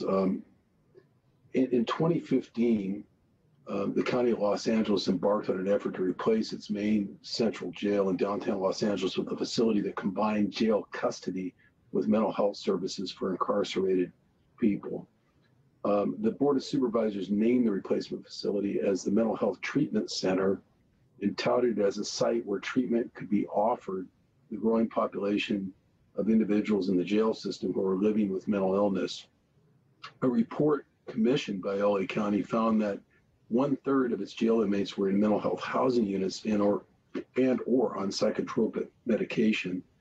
I've seen statistics in the past here, definitely pre-COVID, as a member of the Board of Supervisors, as high as 49% of our jail inmates as clinically diagnosed. So I just wanted to point that out. After 4 years of extensive research and progress by the county administration and staff to see the effort through, the LA County Board of Supervisors decided to halt replacing the men's central jail in downtown with a new one altogether. Instead, their board decided to have their Department of Health Services oversee the new facility rather than the Sheriff's Department, and have it staffed by the Department of Mental Health with limited number of correctional deputies providing security.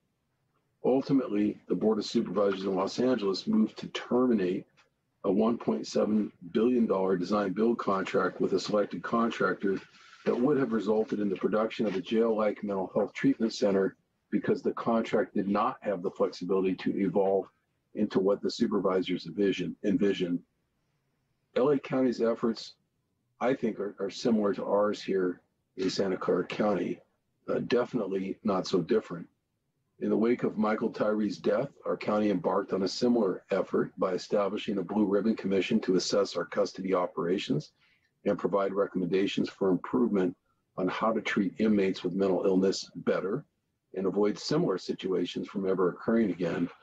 Our county administration and justice-focused departments have invested years of research and thought into crafting this replacement plan for the new main jail south. And I want to impress upon everyone that I'm very grateful for the time and dedication given to the project by staff, especially Deputy County Executive Martha Wapensky and Tony Felice in the County Executive's office. And that gratitude runs right through the current presentation, which I thought was thoughtful and well put together given the board's direction up to this point. It's not an easy task, especially with so many phases and moving pieces in the air. And I want to thank everyone who's contributed along the way. My intention is not to scrap all that hard work, but to challenge us to re-envision how we govern as a county and how we treat and reintegrate inmates in our custody. The pandemic has challenged us in unimaginable ways, including forcing us to rethink how we do business as usual and asking us not to hit the reset button on policies, programs, and practices that may not have worked for all members of our community as we grapple with equity and systemic issues.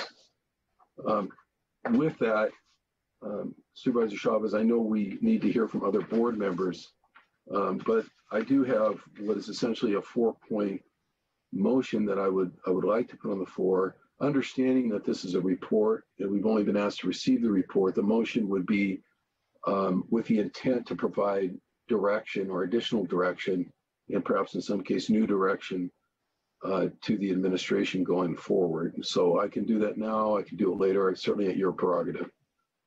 I think go ahead and do it now, and that way it gives people something to reflect back on. Thank you for that. So the first point would be to request the administration to review LA County's main central replacement facility effort, assess the feasibility of having our county's public health department or behavioral health department oversee the facility that would replace the old main jail south, have it staffed by behavioral health services staff with the appropriate number of correctional deputies providing security. Secondly, request the administration to provide a report to the board by the November 17th board meeting with information on the 24-month census, jail census, looking back. In other words, the average of the last 24 months of inmate population, where they were housed, where they're currently housed, the number of inmates over that period of time that were diagnosed with mental health illnesses or were prescribed psychotropic medication, the number of inmates that could best be served through outpatient or residential treatment or permanent supportive housing, and how many would still need to be housed in a more restrictive setting. The information provided to the board, I think, would help right-size and configure the needs of a facility that centers care first, jail last as its core. And I would footnote, I imagine some of that information is already available. Thirdly, request administration to stop soliciting and accepting RFP applications for replacement of Main Jail South under its current scope of work. I think it would be imprudent to proceed forward with the design and construction under the original scope of new Main Jail South, as the design may change substantially under a paradigm shift that truly focuses on rehabilitation instead of incarceration.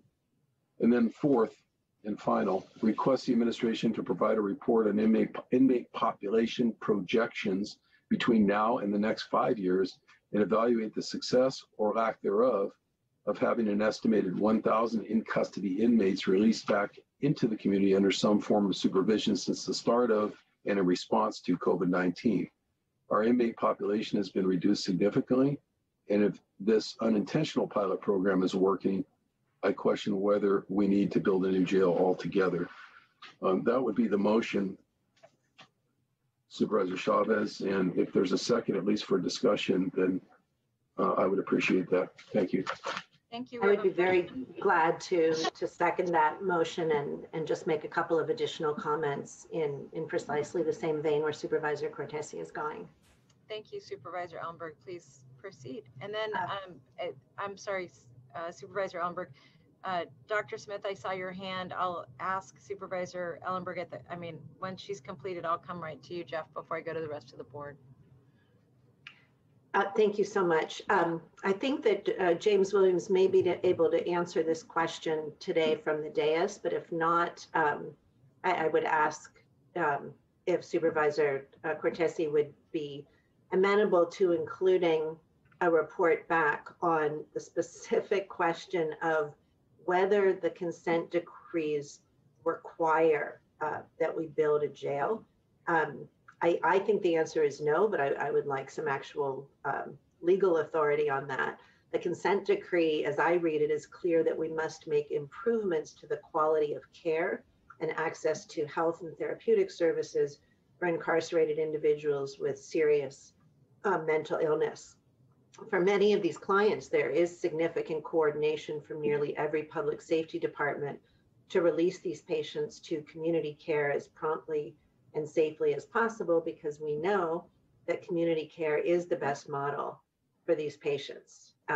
We could make a facility light and bright and more therapeutic, but ultimately it's still a jail, and we know that the jail is not an appropriate environment for rehabilitation. So for this reason, I wanted to second Supervisor Cortese's motion. I appreciated his earlier referral to explore alternatives such as a behavioral health center. And I remain very interested in pursuing alternatives to a carceral model. So with that, if I could turn, I know you wanted Dr. Smith next, but I'd also like to hear from County Council as to whether we can meet the requirements of a consent decree without building a new jail, please. Thank you, Supervisor Ellenberg. I am going to go to Dr. Smith, and then I'll go to to James. Sorry, Tony. Thank you so much. Thanks, Susan. Dr. Thank Smith? you, Madam President. I hope you can hear me now. Yes. The main thing I wanted to say to the board was, as you debate this issue, you might want to consider the following. The county, as you know, has 2 jails, and if you look at the quality of services and the quality of the buildings in the 2 areas, clearly Elmwood is much less up to date and in a much more sorry state. So if the board considers that the population of inmates may decrease, which I think is probably true, you might consider, rather than stopping or stalling the new jail, you might consider decommissioning parts or all of Elmwood. I also point out that there is a conflict of uses in the Elmwood area where you have residential right next door to the jail. So having substandard buildings in Elmwood providing substandard care as our long-term jail will really be a problem. Thank you. James? Can I respond to that first? It concerns me that Can I go to James? I want to let James weigh in on the consent decree, and then I'll go back to you, Susan. All right, thank you. James? So regarding the consent decrees, there are 2 separate consent decrees that apply to the jails. The first broader one is one that's based on outcomes, and so there's a need for programming space and the like that could be achieved in a variety of ways, but doesn't mandate the creation of the new jail per se, but I think it's fair to say that it would require us to continue to make facility improvements, but it doesn't require that the new jail itself be built. The second consent decree is in the ADA case, And that consent decree is indeed built around and predicated on the assumption of the completion of the new jail. And so if that doesn't happen, we would need to go back, meet and confer, and negotiate with the plaintiffs in that case to come up with an alternative construction plan to meet those requirements. So the first broader consent decree doesn't reference or depend upon the new jail. The second consent decree is predicated on the completion of the new jail. In fact, it automatically terminates upon the successful completion of the new jail, because that was the construction plan that was set forward to meet the ADA requirements. But we could meet and confer with the plaintiffs on an alternative construction plan to meet those requirements. Thank you, James. Back to you, Susan. Thank you. I appreciate that. And that would have been the follow-up question, is what is the path forward if in fact this board wants to pursue a different direction? And I'm glad to hear that we at least have the option of going to do a meet and confer and see if the consent decree can be amended. With regard to Dr. Smith's comments about Elmwood, it's certainly concerning to me to hear our executive reference our facility as substandard and care as substandard. We're talking about temporarily holding our county residents. These are people to whom we have a responsibility, and we owe them an appropriate standard of care in living and in treatment while they are in our custody. And if that is not the case, that's something that almost separate from the other things that we're talking about that needs to be addressed urgently. Thinking about Elmwood, though, I was sort of going the other way and wondering, I don't know when we last conducted a space study to explore whether there is space at Elmwood that could be used to set up temporary housing or expanded programs or office space. And one of the other themes in the report was the need to build the new jail so we could free up space in other facilities to update them. So I just want the report that comes back to be really comprehensive and ensure that we're making the best use of all of our options in all of our existing spaces. Thank you. Thank you, Susan. I'm going to see if Joe wanted to weigh in, and if not, I'll go right to Mike. Thank you, Madam President. The motion was a lengthy one, and I just wanted to be clear about a couple things. I did not actually hear, other than taking a pause on RFPs, I did not actually hear any direction at this time. I can support sort of a step back to reevaluate, but I just want to be clear. And so I guess I should go to Mr. Williams and Dr. Smith and say, did you hear the same thing I heard, which was a request for a reevaluation, but not any actual direction as to the eventual outcome on this conversation? Yes. However, I would also remind the board, as Martha and Tony mentioned, that there's a time limit on when the RFP needs to be done. So report back would have to come before that time limit had expired. And that time limit is when, if I may ask? Martha, would you give them? Sure. So we're expecting the bids here pretty soon. The bids are only good for 90 days, which would put us out to January 2021. And then the project has to be awarded by March 23rd on that timeline. All right. Well, if Supervisor Cortese could just, when the time comes before we vote, help us understand what his motion does or doesn't mean with respect to that timeline, I think that would be helpful. The other thing is there was a request in the motion for essentially staff to report back on the feasibility of taking these various steps. I think if the maker and the seconder are comfortable with it, I'd like the report back to be on feasibility and desirability, because I think that that's something we need to hear the staff's best professional judgment on. Maybe that was implicit, I don't know, but I think it would be nice to call it out explicitly. And then to Dr. Smith's point, I think, you know, the reference to Elmwood is a reminder that our sprawling custody complexes are sort of just that, sort of a collection of various facilities that somehow taken together are supposed to constitute a comprehensive system.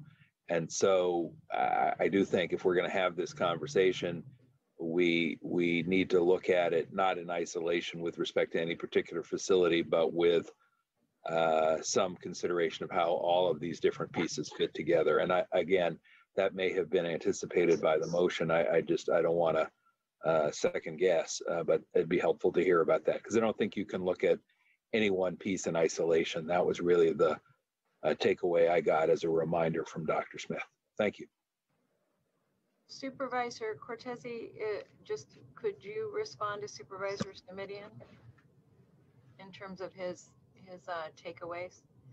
Yeah, I mean, as far as the RFP process, I think that was the first question, or maybe the most substantive that I heard from Supervisor Simitian in terms of importance. And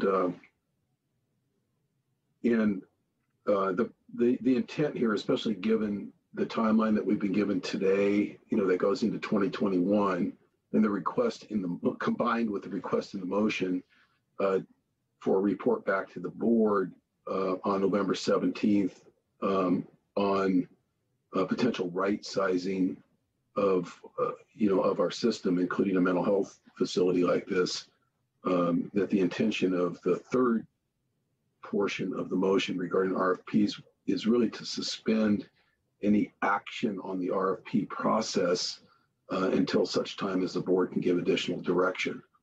And I think that the onus is on the board, and the onus is on the administration to come back timely to get that direction. That would be the intent. In other words, don't enter into any contracts based on that RFP process until the board has given further direction. It's totally acceptable from a staff perspective. Thank you, Dr. Smith. And then feasibility and desirability, I'm happy with that, Supervisor Simitian. I'm not sure it was probably meant to be implicit, but I'm happy that you clarified that. And I didn't know if there were, those are the two main points I caught in your comments. If there's a third one, I apologize. I didn't catch it. Forgive me. The third one, through the chair, if I may. Yes, please. Thank you. The third one was to ask staff, as they come back to provide these reports, to look at the issue comprehensively within the context of the entire correctional facility complex, so that we're not thinking just in terms of a specific building or facility, but having that conversation in the context of the entire correction system for Santa Clara County. I'm agreeable to that. And just as a footnote, not the same, not the same comment, but in light of the comments by Supervisor Ellenberg as well, a long time ago, it may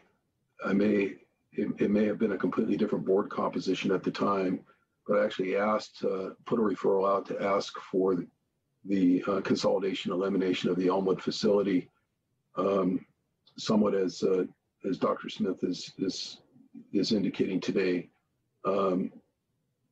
we never really got anywhere with that. But I just wanted to say, I think the intention of this motion would be to look at both and type of options. I don't want to sit here today and predetermine that the board, by this motion, that the board's ultimate desire would be to build a mental health treatment center instead of a jail, but not consolidate Elmwood somehow. Maybe both need to be done, or maybe one of those alone can be done based on this overall analysis that you're asking for, Supervisor Sinead. Thank you. Thank you. I'm going to go to Supervisor Wasserman. Thank you, Madam President. I'm liking the conversation and more inclined to support the motion now from what I've heard recently.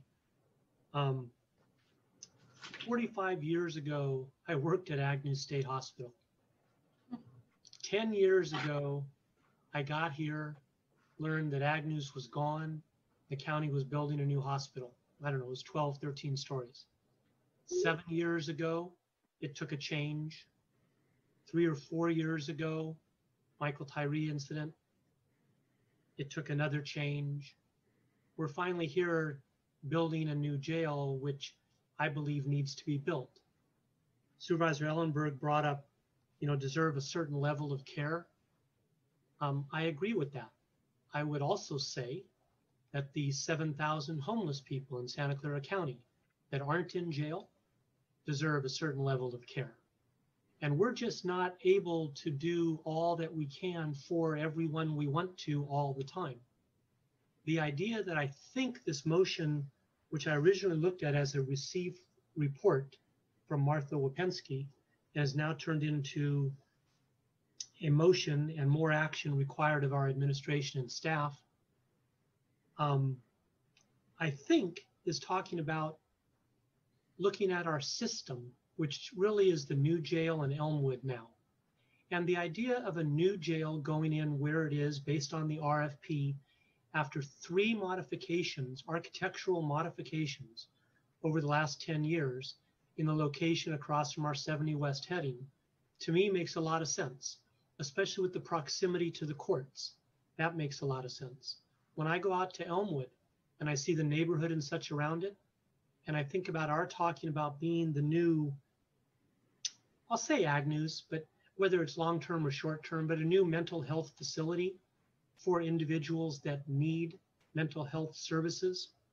And we haven't even got into whether incarcerated or unincarcerated, because there's flat out a short of mental health facilities in Santa Clara County. But I think, and I'm going to look forward to the report coming back, and I'm going to support the motion as it is with the clarification by Supervisor Simidian. I'm going to support the motion to look at the possibility of going ahead with the RFP, building the new jail across from us as planned, as designed, as funds set apart across from or proximate to our courthouses, and also looking about what are the next steps to do with Elmwood, because conversion of that in the location it is sounds pretty appealing to me. Thank you, Madam President. Thank you. So thank you to my colleagues for that thoughtful discussion. And I don't see any more hands up. I just wanted to make a couple of requests of the maker. I thought the point that Supervisor Simidian raised about how we're looking at the whole of our system is actually very important. And just to remind my colleagues that one thing about the site that we're on right now, you may recall that one of the objectives of the Civic Center Plaza is actually to remove the Justice Center, where the district attorney's offices are across the street. And part of the reason for that is that the integrity of the facility is one that our staff has had concerns about. And in addition to that, we have some offices that were in the base of the main jail that need to be replaced to other locations. I also just want to remind my colleagues that one of the challenges that we've had with the reentry center and really making it a no entry center is the building isn't designed for the activities. We're retrofitting that building to provide support to the community. And, I just want to acknowledge one of the points that Scott Largent made, which is that center the idea behind that center now is to make sure that people have access to resources so that we don't see them in the criminal justice system. So, this is an opportunity to take a look at rebuilding something that's very purposefully intended to get services to folks. And then finally, I just want to acknowledge that we we not only need mental health services, but I would argue that there is something in between the jail and what we're going to be providing at VMC for people who are seriously mentally ill, who need 24-hour services and care, and we don't have enough facilities to provide support to them, and we don't have locked facilities to provide support to them. And in some instances, for people to be safe from themselves and others and to not be criminalized on the street, there's some amount of support they need. So I raise that because I do think that there is an opportunity to take what we know today and rethink how we would want to invest what are going to be scarce but important construction dollars. And just to say to the public, what we really are talking about are dollars that are more focused on construction, one-time in nature. But if we're going to make such an investment, I do think rethinking the framework of that investment is a really important opportunity. And then, you know, the point about Elmwood, I apologize, I said final, but there was one other thing I wanted to point out is that, you know,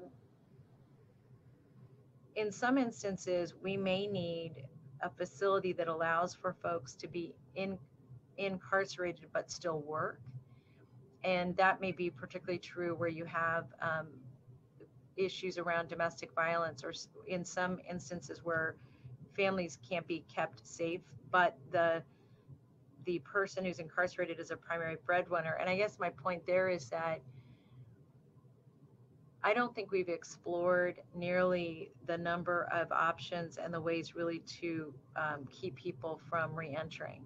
And the concern I've always had about the building that we're talking about is that I, for one, have never fully left saying, oh, I understand how that helps us with our reentry goals of keeping people safe. So I really appreciate the discussion and hope that as the staff takes a look at this, that we're also looking at the Justice Center because of safety issues, the reentry or no entry center because of the ability to align it with our goals of having fewer people in custody and more people getting services and support, and that that we're also really thinking about what is needed for those, and it's not a lot of cases, I'm sure, but I don't know how many, for people who are seriously mentally ill that can't be served in any of the services that we have today.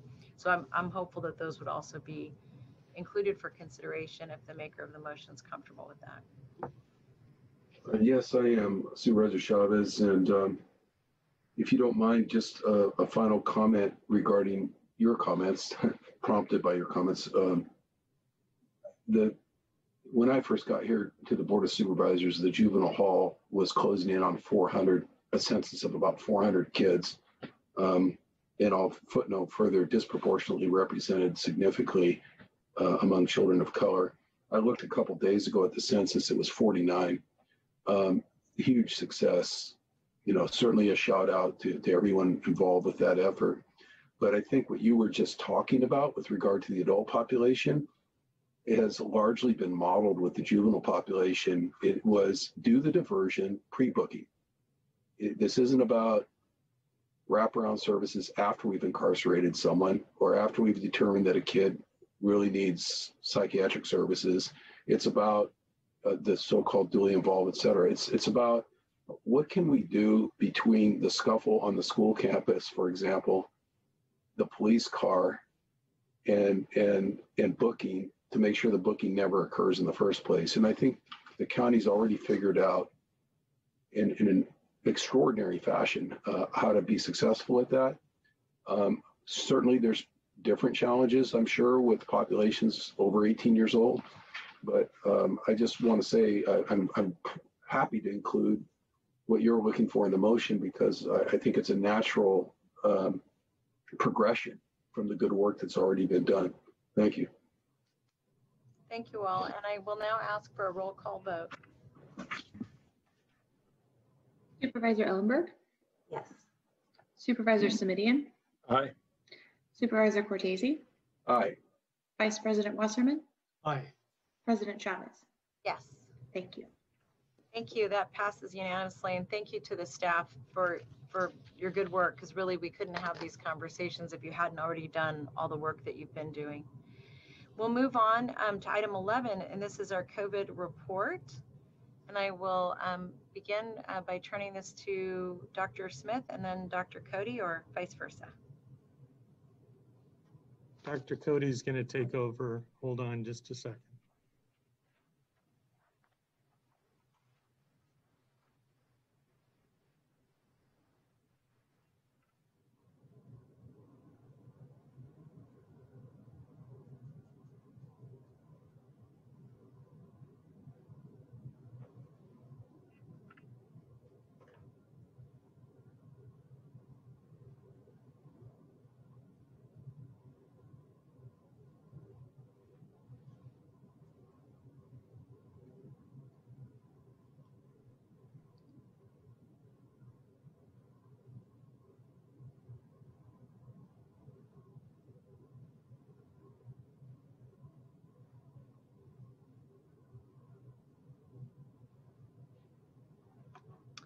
Just in case someone's speaking, we can't hear you.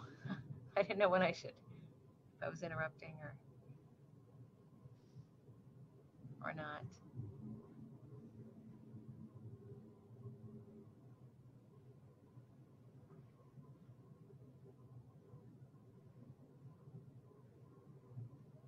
Dr. Smith or Dr. Cody? Yes, can you hear me now, Supervisor Yes. Chavez? Yeah. I apologize. No problem.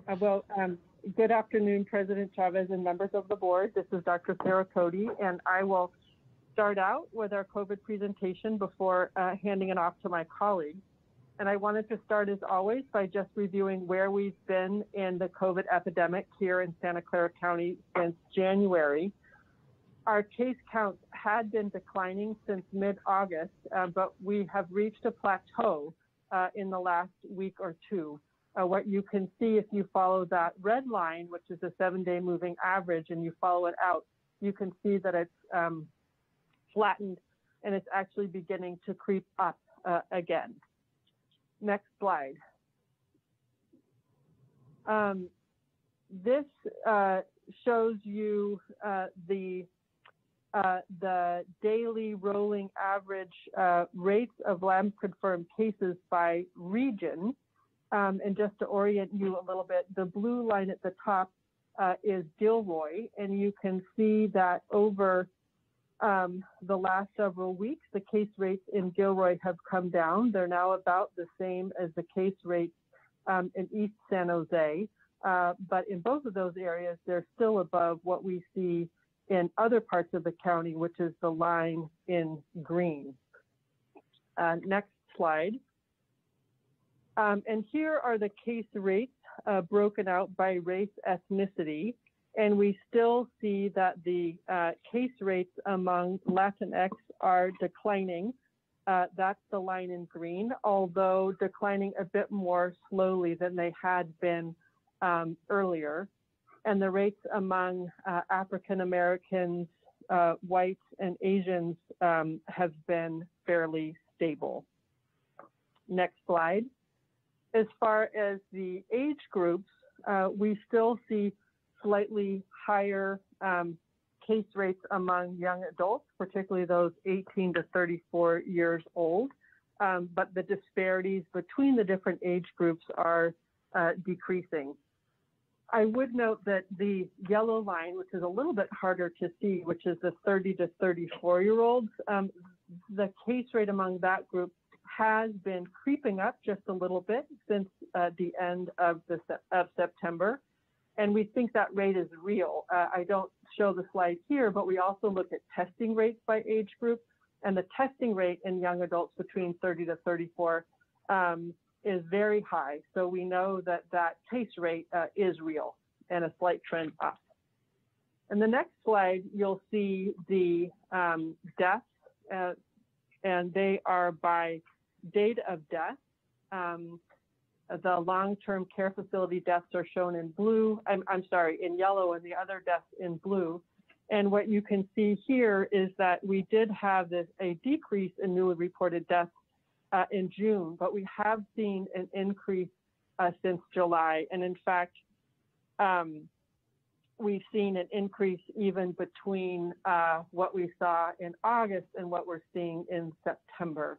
As I've mentioned before, the death statistics do lag the other statistics where we look at hospitalizations and case reports, and the lag is variable, but it's still certainly a concern that we're continuing to see that the deaths are not declining. In fact, they're holding steady to increasing. Next slide. This today, the state reported again each county, as they do every Tuesday, and where we are on the California Blueprint for a Safer Economy. Santa Clara County remains in the orange tier. And remember, the tier assignments are based on a few metrics. One is the adjusted case rate per 100,000 residents.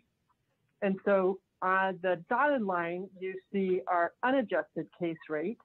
And then the solid line is the case rate that's adjusted for testing. So we fall just sneak into the orange tier because of the adjustment that we have for our adjustment because of our large amount of testing that we do in the county. And here you can see our testing rate, which has increased recently, and it remains significantly higher than the state median. I do want to note that the state median, of course, isn't a static number. It changes as counties across the state increase their testing. And I believe it's in next week's metric that state median will be reset. And so that means that our adjustment will be recalculated from the new state median. Next slide. This shows our testing positivity, which is the second metric that the state uses to assign counties to tiers. And our positivity rate has been slowly declining and is now 1.7. I think I don't have the exact data for what it was today, but about in that neighborhood, which is just then into the yellow tier. And finally, the final metric was just implemented last week, and that's the health equity metric. And as we discussed at our last board meeting, this is based on the Healthy Places Index, such that we're looking at the positivity rate in the most disadvantaged quartile of the population. And if that metric meets the tier designation, then you can be eligible for that tier. And so in our county, we do meet that metric. In our most disadvantaged quartile, our test positivity rate is 3.8, well within the orange tier. Next slide.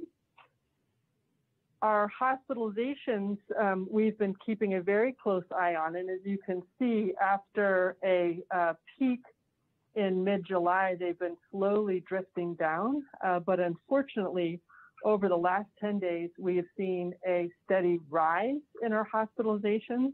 The explanation for this is not quite clear to us, but nevertheless, it has been consistent over the last 10 days. Next slide. I wanted to pause a moment and just talk a little bit about transmission. In other words, what do we know about what's driving the epidemic in our county? What do we know in general? And I'll review what we talked about last board meeting. Then I wanted to touch a little bit on what is the literature and experience in other communities tell us about what settings facilitate transmission. And then finally end with a little bit about our local experience and what we've seen here in Santa Clara County. Next slide. So just to review these really, really important basic principles about transmission. And again, it's these basic principles about transmission that inform our risk reduction order and really everything that we do in the policy decisions that we make. So one, we now know the critical importance of ventilation, and that's why outdoors is always safer than indoors, because there's that natural ventilation. We know that a well-ventilated indoor space is safer than a poorly ventilated indoor space.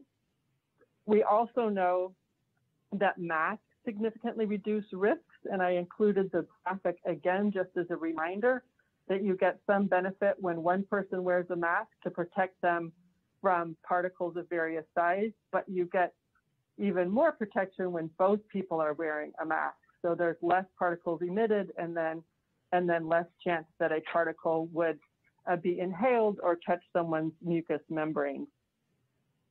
And then there's other basic concepts, of course. You minimize your contacts. These are really all about probabilities. If you minimize your contacts, you minimize the chance that you come into contact with someone who might be infectious. For the same reason, density matters. The fewer people together, the safer that it is. The farther apart you are, the safer that it is, because less likely that one of those particles is going to travel to reach one person who's at a distance from another. And then duration matters. Less period of time you have to be exposed, the safer that you're going to be. So those are really the very, very key principles to keep in mind. And this sort of shows how those principles all fit together. And the idea here is that all of these prevention measures are additive. So no single intervention is going to be perfect at preventing spread, but when you layer them up, you can get to a pretty high degree of prevention of spread. So each one of these layers, like a piece of Swiss cheese, might have a hole in it, but when you line them all up, as long as your holes don't line up, you should be in pretty good shape. Next slide. So what do we know from the literature and the experience in other communities? Of course, here in our county, there's a lot of activity that has not been going on since the middle of March. And so we can't really study it here in Santa Clara County to understand. But what we do understand from other communities and reports, both in the news and in the medical literature, is that large gatherings are at risk for what are called super spreader events. And so we've had super spreader events documented across the country in gatherings such as weddings or religious congregations, particularly when there might be singing present. We've had a number of reports of a lot of transmission in settings, church choirs, for example. Very large transmission event at a motorcycle rally, and then of course political gatherings, such as the recent super spreader event in the Rose Garden. In households, the experience has been that the attack rate, or the percent of people in the household who become infected from an index case, or the sort of the starter person, trends around 10 to 30%, depends a lot on the circumstances and the kind of contact between the household members.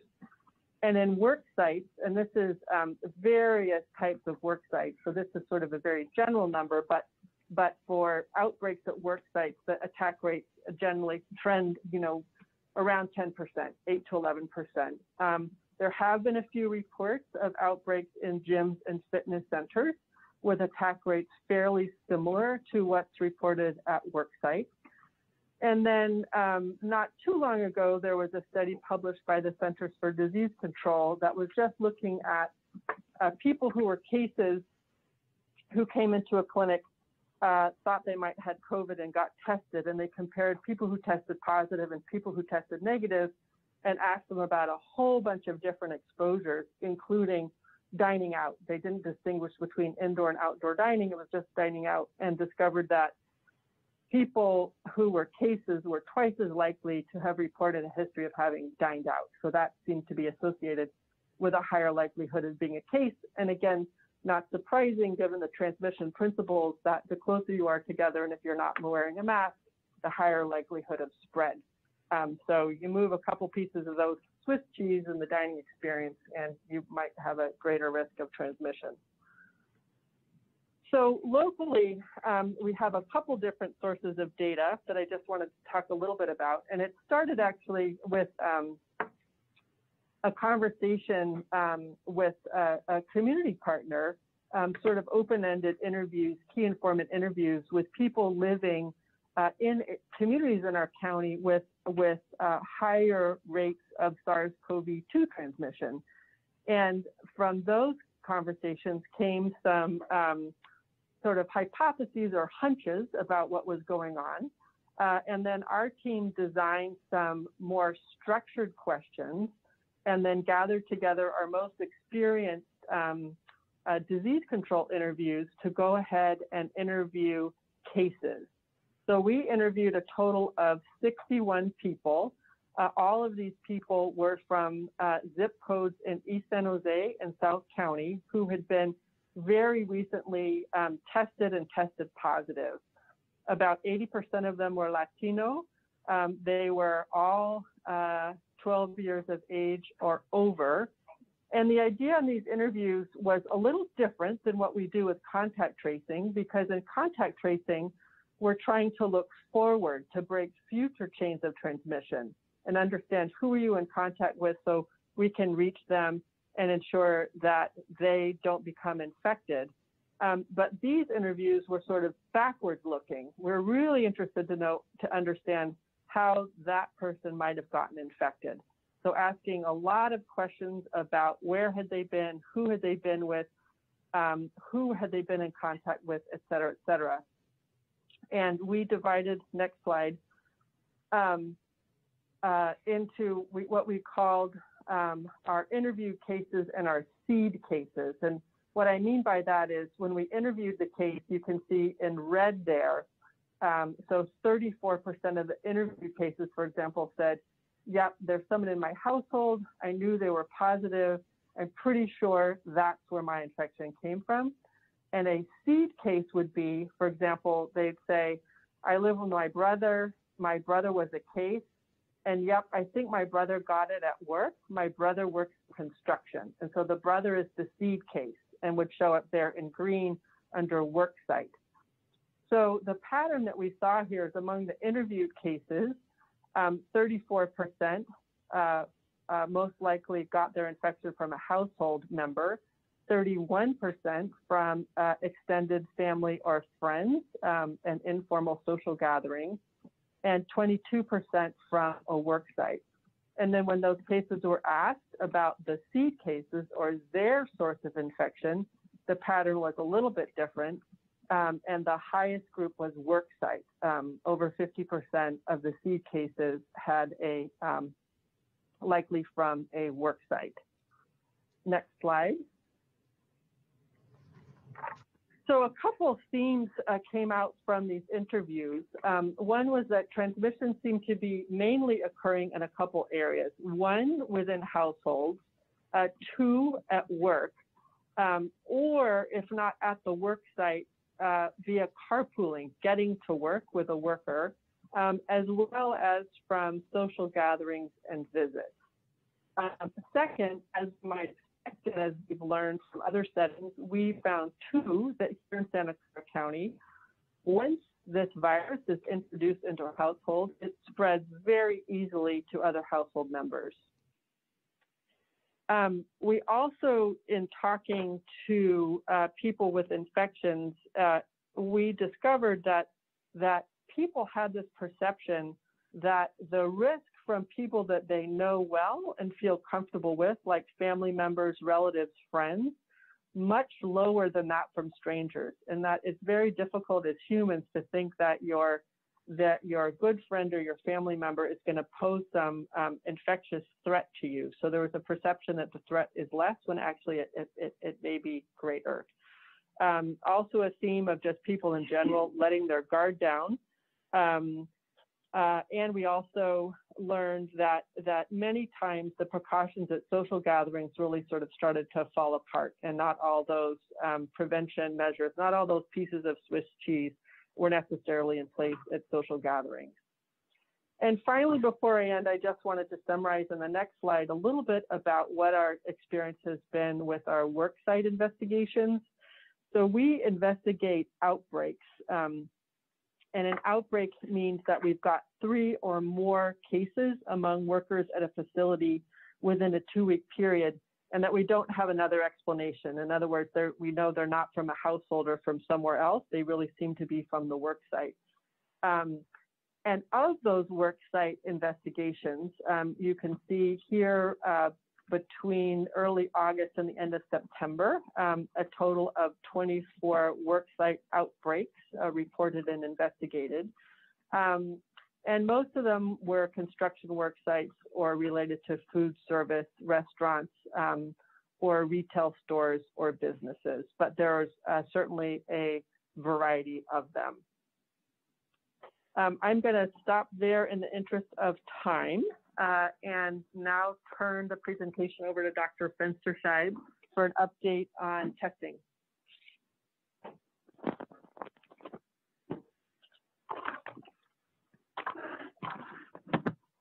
Thank you, Dr. Cody, and good afternoon, members of the board. Here's the first slide today. This is, again, the 7-day average of tests through October 14th. And you can see our testing numbers have really been on the rise. We've been testing between 7,000 and 8,000 people per day, and that certainly is very helpful when we are dealing with adjustments to our case rate to move through the tier system. We've also been reaching on some days nearly 11,000 tests. The red line, of course, denotes our positivity rate, also with a daily average, which is now under 1.7, has been mentioned throughout the county. So that's moving in the right direction. Next slide.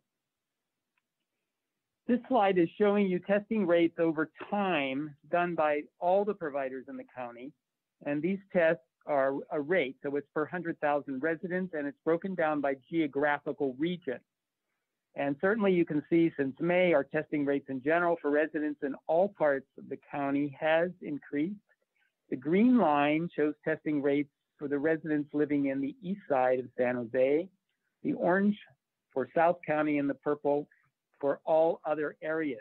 We are seeing, of course, more testing done now, and most of that testing is actually done outside the South County and east side San Jose. However, the county system is certainly focusing on our testing in the areas of highest impact. Next slide. In this slide, we see positivity rates over time for people from the 3 geographical regions, which I mentioned earlier. Of note is the declining positivity rates in all of the regions. East side positivity rates was the highest in late July, and you can see at about 9% or so, but has steadily been decreasing over time and is now at about 3.5%. There's a little uptick there, but we will be following that. South County residents have a positivity rate of about 2.3%, and the rest of the county 1.2%. These rates are based on where the individual lives and not their ethnicity. But clearly our area of highest positivity has certainly been on the east side. Next slide.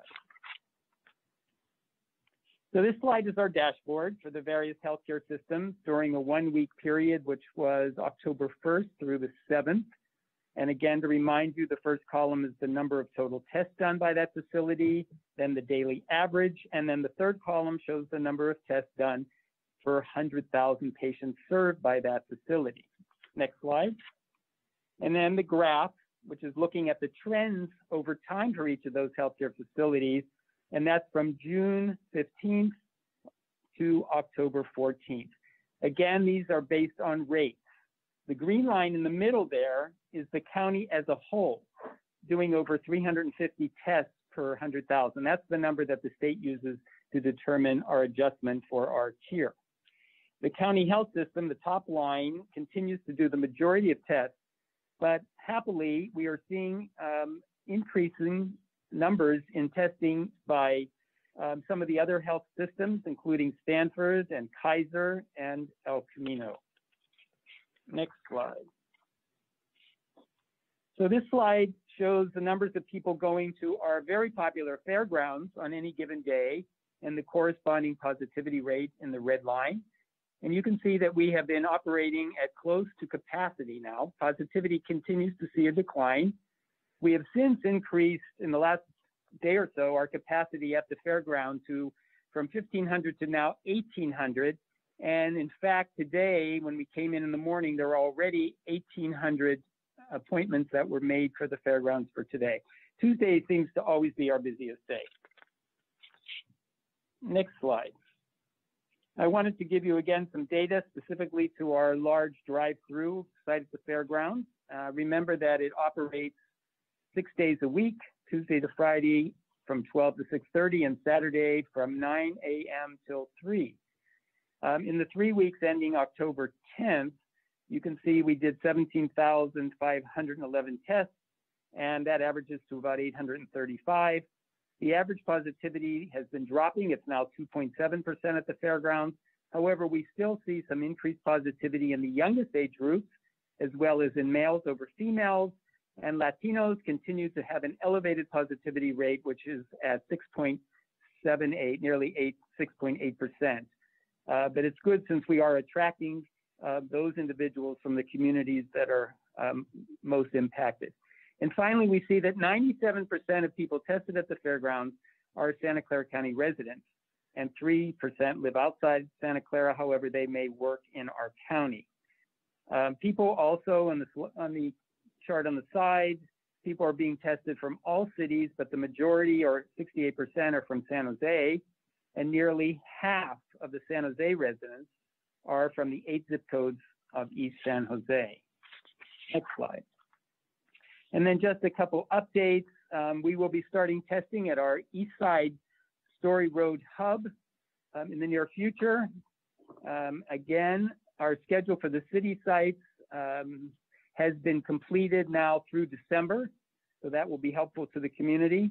And again, to remind people that our flu vaccinations continue at the Fairgrounds Expo Hall on Saturdays. We've been doing this since September 19th, and that operates 9 to 4, as well as several VMC sites on Saturdays. Those are listed on the slide. And to date, including this past Saturday's flu fair, we have done over 6,000 flu vaccinations. And then finally, the final slide is the schedule for our pop-up sites over the next couple of weeks.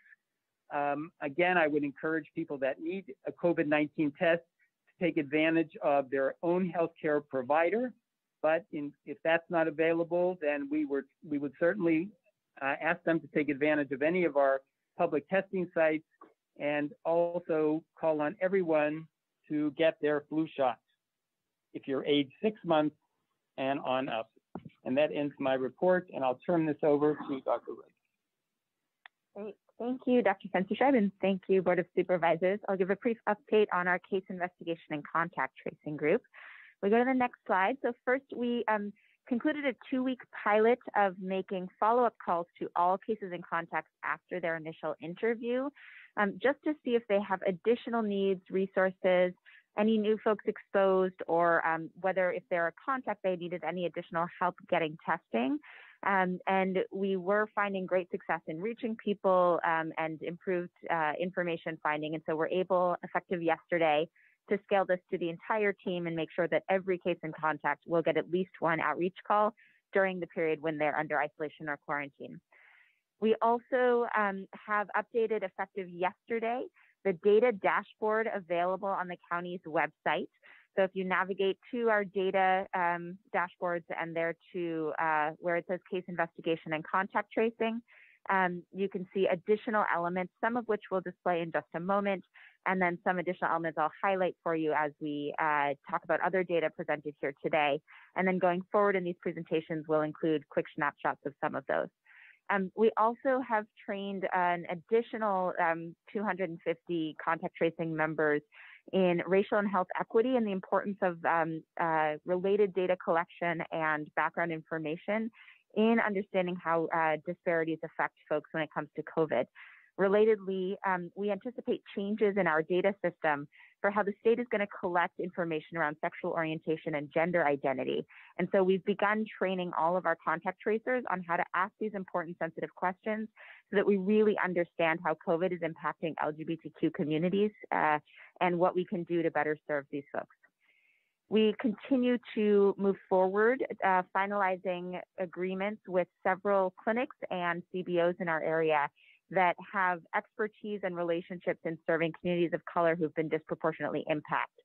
And the first of two large cohorts who will be serving in these positions have started this work in their orientation this week after receiving offers for that specific role last week. So we're excited about this new element of our contact tracing work that will really deepen our tie with community-based organizations. And more details will be forthcoming soon once those MOUs are finalized. And then finally, we have also begun to make sure that, as Dr. Cody was saying, not only are we doing that forward-looking, most important contact tracing step that looks to see what exposures happen that we can still intervene on to keep people from exposing anyone else as they get sick, but also trying to add more about the backward-looking steps to understand more about where people are getting exposed and what we can do to have prevented those exposures going forward. In particular, most recently, as we look to more and more in-person learning opportunities opening up in the county, we're working closely with a special schools-focused team to help make sure we're asking additional questions around school-related exposures and help make sure we link back with the schools themselves and our school experts to make sure all of that information is shared in an appropriate way to help prevent and stop additional outbreaks of transmission that could be happening in schools. If you go to the next slide, we'll just do that brief data overview. In the last month, our team investigated over 3,500 cases and was successfully able to ultimately interview 86% of these. Of the contacts generated, they were then able to interview 79% of those. Still finding about the same percentages are requesting resources, about 5.5%. And you'll see about 3.5% of those request food, about 3.5% housing, and a fewer percent request other household items. Now these next slides, if we go to the next one, please, show some of the information that is now available on our data dashboard, although there will be even more than what you see here. So what you see here is a rolling 7-day average to tell you not just how are we doing in successfully reaching cases and completing the interviews and getting all the information to them that they need to keep themselves and families safe, but also the information from them to keep their contacts protected. But when you look on the new data dashboard that went live yesterday, you'll also see some information about how quickly we're reaching these cases. And we're proud to say that the vast majority of people get reached within 24 hours of the public health department becoming aware of them as a case. If we go to the next slide, we see a similar trend for contacts that we're achieving in the high 90s, high 70s and sometimes low 80s% of contacts successfully fully interviewed. Again, we do attempt up to 6 times for every single case in contact, but sometimes we simply aren't able to successfully reach people or engage them for the duration of the interview. But an 80% success rate does give us a really excellent chance to ensure people have the information they need to quarantine and get tested. And again, on the website, there'll be further information about how quickly these successful interviews are taking place. The next slide, please, shows that time-wise trend about the percentage of cases requesting resources.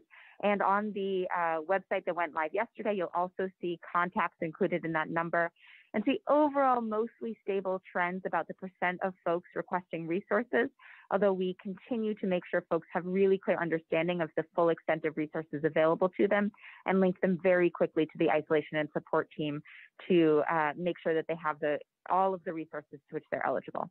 And then my final slide shows the average number of contacts elicited when we reach a case and they give us any contacts. And this average number has been stable around 3. The latest week's data is slightly lower at 2.6. And this is a tricky number. It sort of cuts both ways. We both want to make sure that folks are comfortable with the extensive privacy protections we have for their information that allow them to share with us the details of anyone they may have exposed, and understand that we aim to provide services and support for those folks and not punitive action. And so on the one hand, the higher the number it is, the better a job we may be doing at compelling people to provide this information. But we also hope at the end of the day, people are exposing fewer and fewer contacts every time they get sick. So we also hope to see when that number goes lower, that may be an improvement in our ability to make sure cases are already in isolation when they get sick and become contagious. So while this is a complex number and we follow it closely, in addition to further analyses to see if we can understand which trend is the right one. It's something we'll continue to share with everyone as we learn more about it, and it'll be live on that website. So those are my slides now, and I'll pass off to Dr. Kumar. Thank you, Dr. Redmond, and thank you, Board of Supervisors, for allowing me to present. I will be talking briefly about healthcare system preparedness. So since October 6th, we have seen a slight rise in the number of COVID positive patients in hospitals in Santa Clara County, going from a nadir of just about 60 to a little bit more than 80 most recently. And that's been the case for about the past week and a half. We have also once again started to see staffing requests coming in, which we hadn't seen in the recent past, both from skilled nursing facilities and board and care facilities. And these requests are due to illnesses among both members of the staff and also patients. However, we still have not seen any mutual aid requests for out-of-county transfers, and our remdesivir supply remains adequate. Next slide. So even though we haven't been responsible for distributing remdesivir for the last few weeks, we're continuing to monitor the supply in hospitals and are happy to report that we do have adequate supply. Next slide. Hospital capacity, as I mentioned, has gone up a little bit, and you can see mostly among Kaiser, HCA, and county facilities. We have seen a slight increase in the number of COVID positive patients, shown in red here. However, the overall capacity is about the same because most of our hospitalizations are non-COVID patients, and there still remain adequate number of unoccupied beds. Next slide. In terms of PPE, hospitals continue to report adequate PPE supplies for 30 days, as do skilled nursing facilities.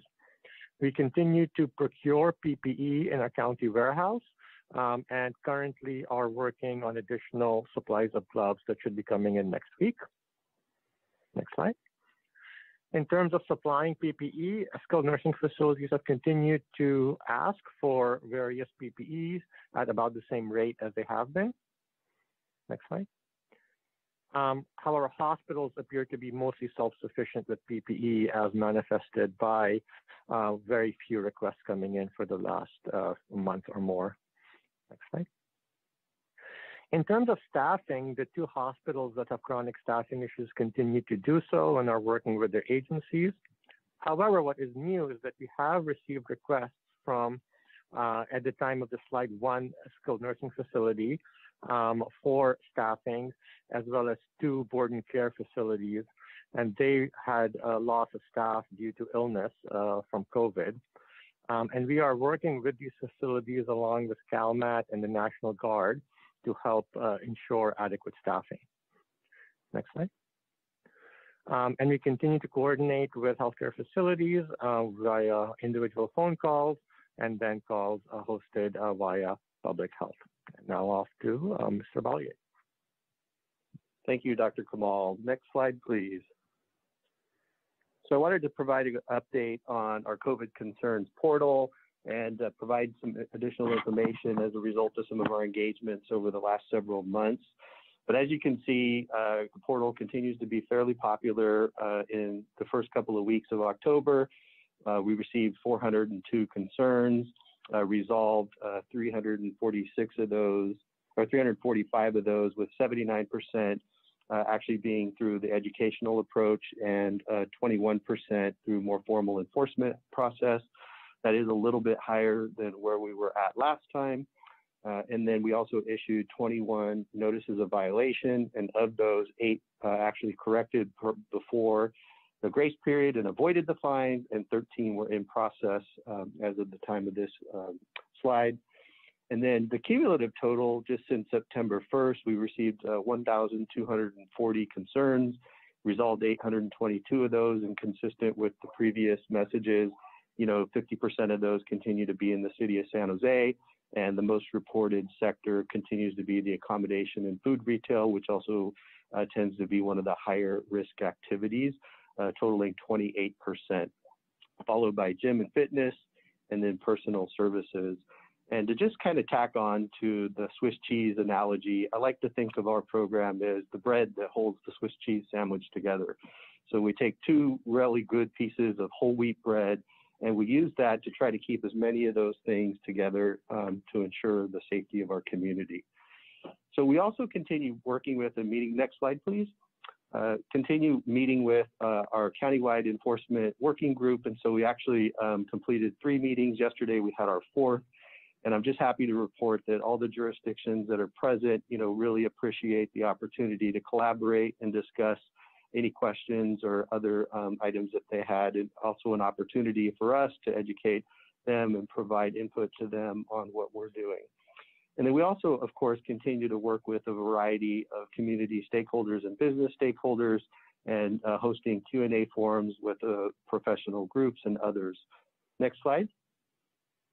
I also want to just provide, I know this is kind of a busy slide, but when you look at what the general observations, and so we went back and we asked our teams, just for some general observations about what they're hearing and seeing in the business compliance unit. And then we'll show you another slide in a minute that talks about from our business engagement teams. But you'll see some similarities in the 2 slides. But I think we all know that the vast majority of businesses want to comply with local health officer orders. And I think it's really important to note that the educational approach has largely worked very well for us, but we do step it up and take more formal enforcement when needed. And most businesses, again, when approached with a concern by one of our enforcement officers, they handle it quickly. And we would, consider them sort of one-time offenders. Maybe they just needed a little nudge, or maybe they just had some confusion surrounding what they can or can't do. I also am happy to report that very few are actually repeat offenders, we'll say. Right now, we have, for example, less than 3 businesses that have been issued more than 1 notice of violation. Most businesses actually know a lot about what the right thing to do is, specifically as it relates to a lot of the consistent messages we've been sending regarding face coverings, occupancy restrictions, indoor operations, and in many instances, as soon as we arrive during an inspection, they will even fix things and we don't even have to tell them what's wrong. One interesting point that I'll make here too is that we do see spikes in concerns in specific industries that sometimes last a few days to maybe a week. And that's oftentimes due to businesses in the same sector reporting on each other because maybe they know of another business that is doing something that they're not supposed to do. So of course we would take that concern in and also reach out to ensure a level playing field. And then I also would just note that the industries where we saw this most, and this again was over the last few months, was in the gym, fitness center, eyebrow threading, hookah lounges, and restaurants. And then it's also, I think, extremely important to note that we do get and we see after hours and weekend activities. We have reports of things that are not in compliance, and a lot of people assume that as government, we don't work nights and weekends. But some of those things we see are indoor operations, overcrowding, for example, alcohol sales without a meal. But I want to just stress that the COVID enforcement team does have, and we do schedule, and we do perform night and weekend visits. So it's not uncommon for our team to be out to 10 p.m. or midnight investigating a certain activity. And then I also, next slide, please. I also want to highlight from our business engagement team, several things that are also consistent. So to keep in mind, this is the education team, education only. They are not enforcement officers. And, this is from general observations received from that team from August 20th through October 2nd. And during that 6-week period, the business engagement team had engaged 5,827 individual businesses and an additional unique 2,421 workers. And again, some of the observations is that they obviously, the BET team members, strictly educational is really well received. The businesses really appreciate the opportunity to have somebody come by and help educate them on what's required in both local and state orders. The average engagement lasts 40 minutes, which is a significant amount of time when you really think about an opportunity to transfer knowledge of a local requirement. And 1/3 of those engagements result in a request for a return visit. The most common concerns, expressed by business owners, financial strain, non-compliant customers, incorrect mask wearing. We've all seen folks, wearing masks around, without their nose covered. Landlord-tenant conflicts, workers not wanting to come back to work, differences between state and county guidance, And I also will point out that, as I said before, most businesses want to be compliant, not just because it's required, but it's also good for business. It boosts customer confidence. You avoid future closures because of increased restrictions. So for example, if we had to move back to a more restrictive tier. And of course, employees feel a lot more safe if they know the business is following all the requirements in the local orders as well as the state orders. And finally, just businesses generally feel safer with limiting the number of people inside their facility. So again, that they're reducing the exposure risks for their workers. And another, I think, just interesting component that we were made aware of was that several businesses actually preferred not to do indoor dining because they understand the increased risks, but just didn't feel that they had an option due to financial strain and competition because others are already doing it. Next slide. And now I'll turn it over to Anna Lilia.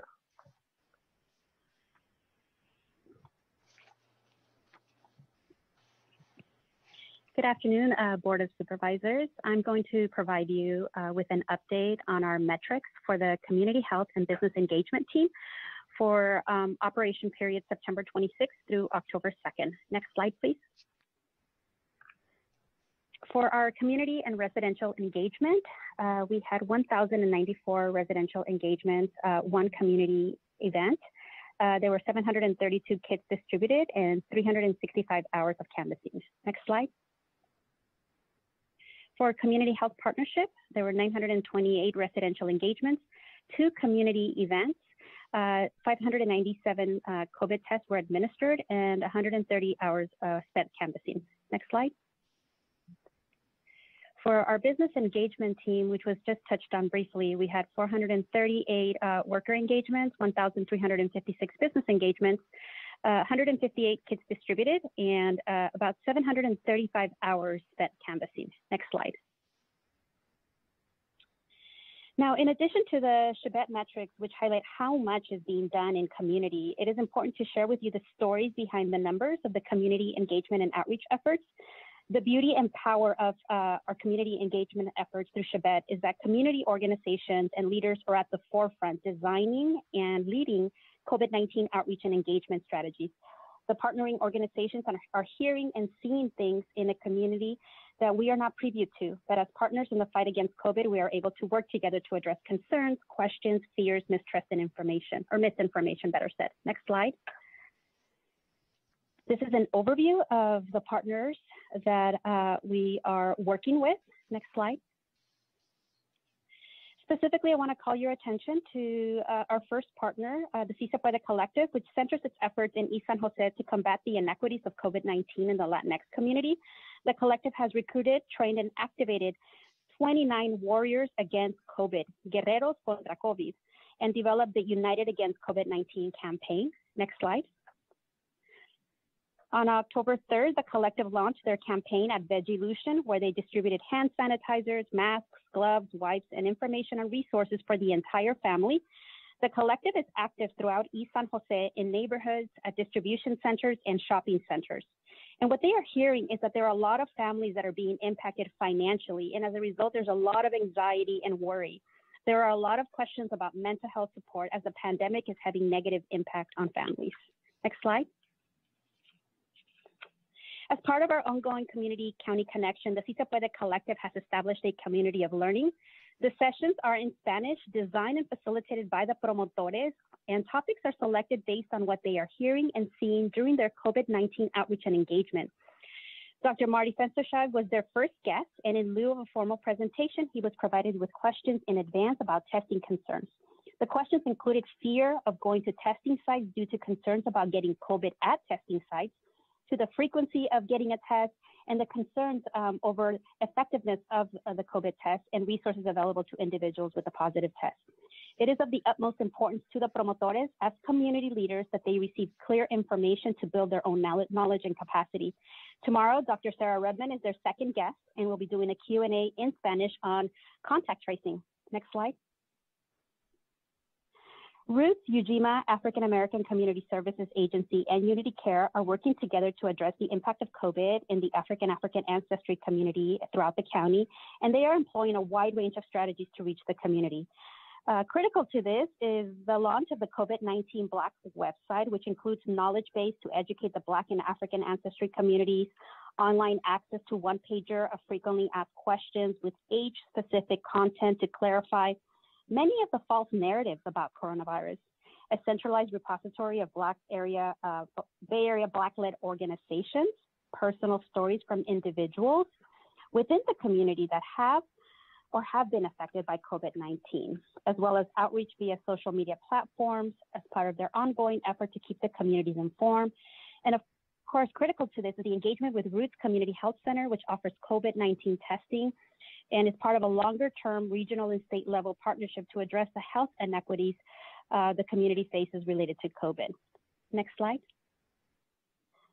Community Health Partnership participation in Chebet has community health center staff and community health workers connecting with Santa Clara County's hardest hit residents to deliver COVID-19 health education, promote testing, along with helping families navigate available resources through their Get Out and Test campaign.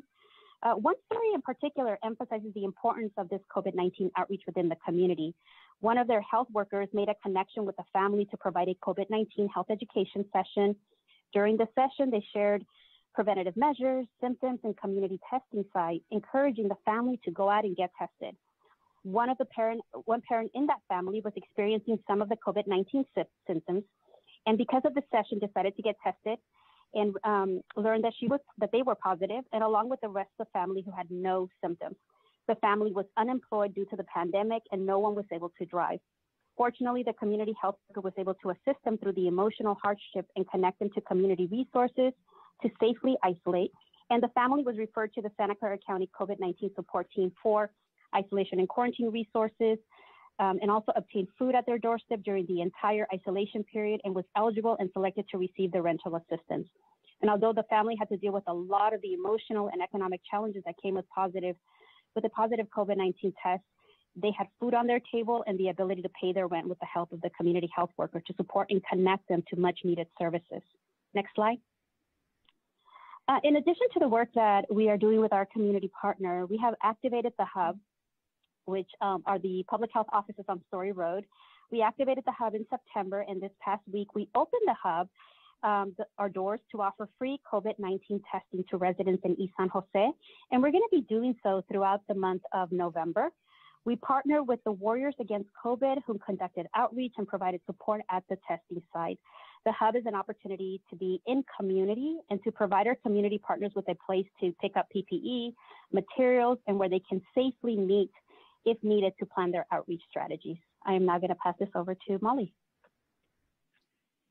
Good afternoon. Last board meeting, I introduced the South County COVID Outreach Project, which is very similar to the focus that Chebet has. And I wanted to provide you with a quick update on what has transpired in the last few weeks.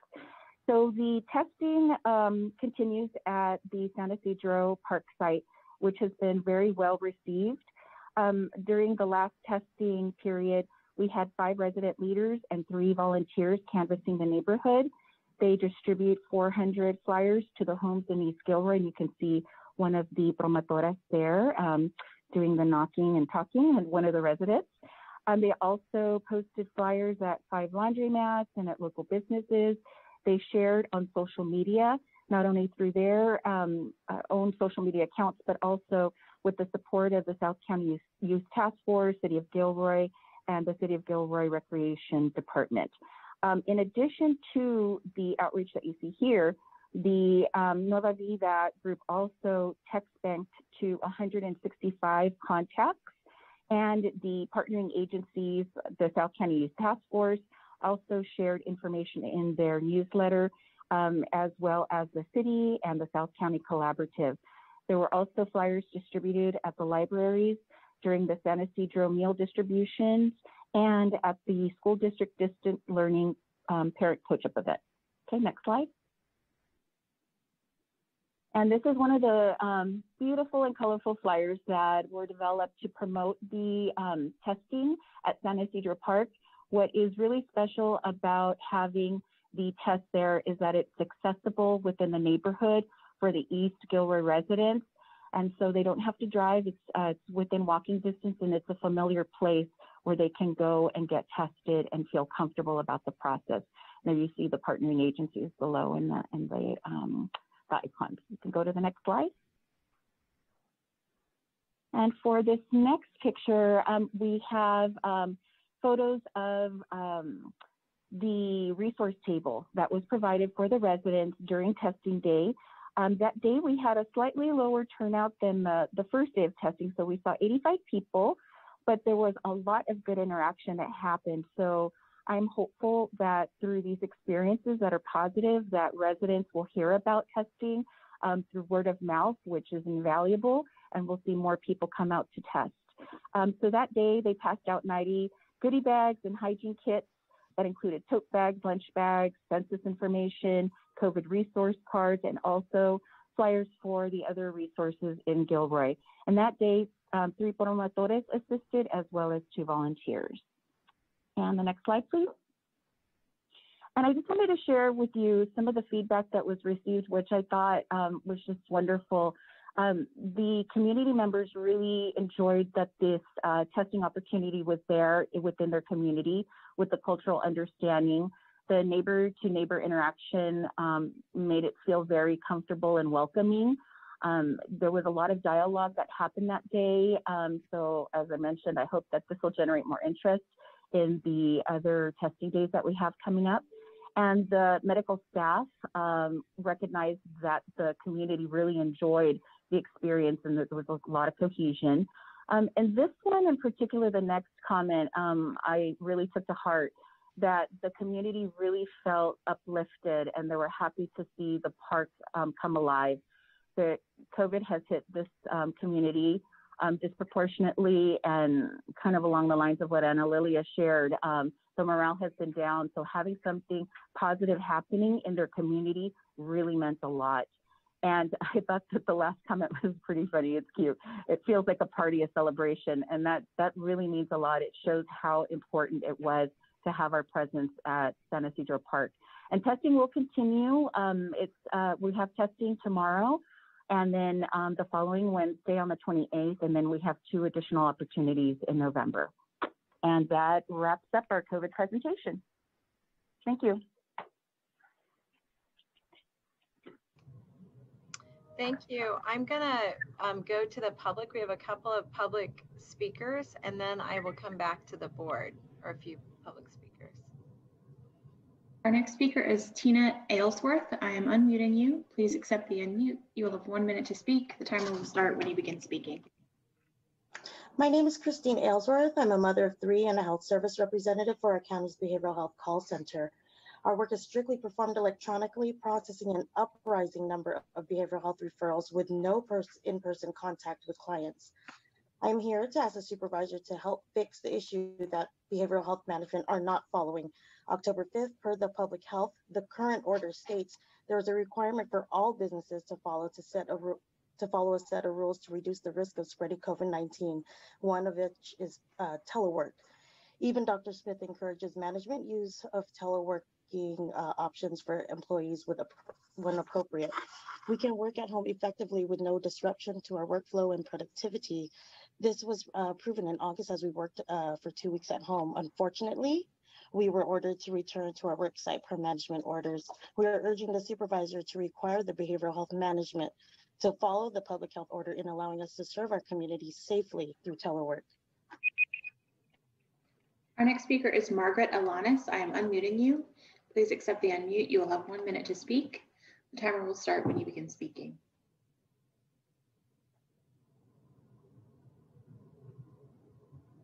Hello, my name is Margaret Alanis.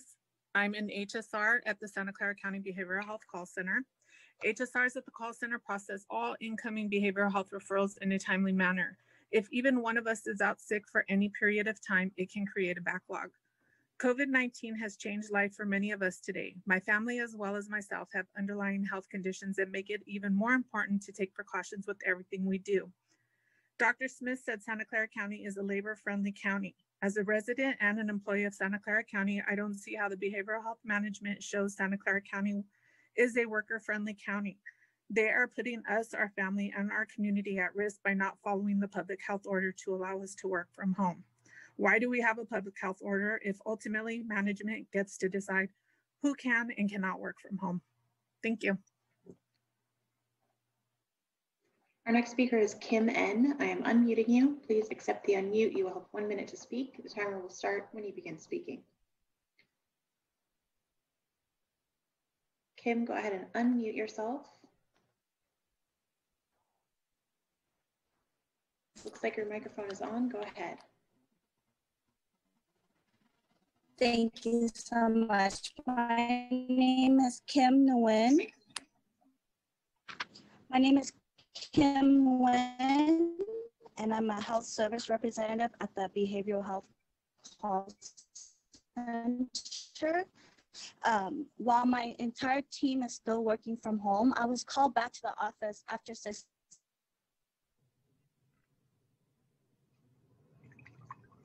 Kim, I'm sorry, we don't have a very good connection with you. Do you want to try again? Successfully working from home for 2 weeks without any kind of interruption and with much better productivity. My grandfather just passed away in March, so now I am the main caretaker for my 80-year-old grandmother who has many health problems. Being back at the office, I am helped, but my grandmother's life as well. Yeah.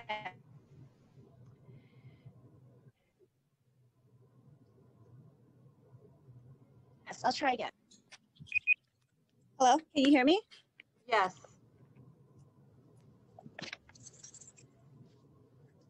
Can I hear me talk? Kim, you want to try again? Go ahead. If not, I'm going to ask Thank you so much. to send your...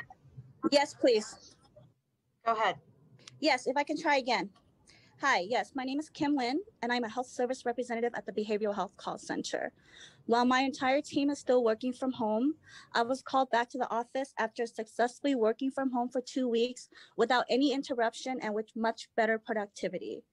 My grandfather just passed away in March, making me the primary caretaker for my 80-year-old grandmother, who has many health problems. Being back at the office, I am more at risk for contracting COVID and risking not only my own life, but my grandmother's as well. I just want the same safety precaution as the rest of my team.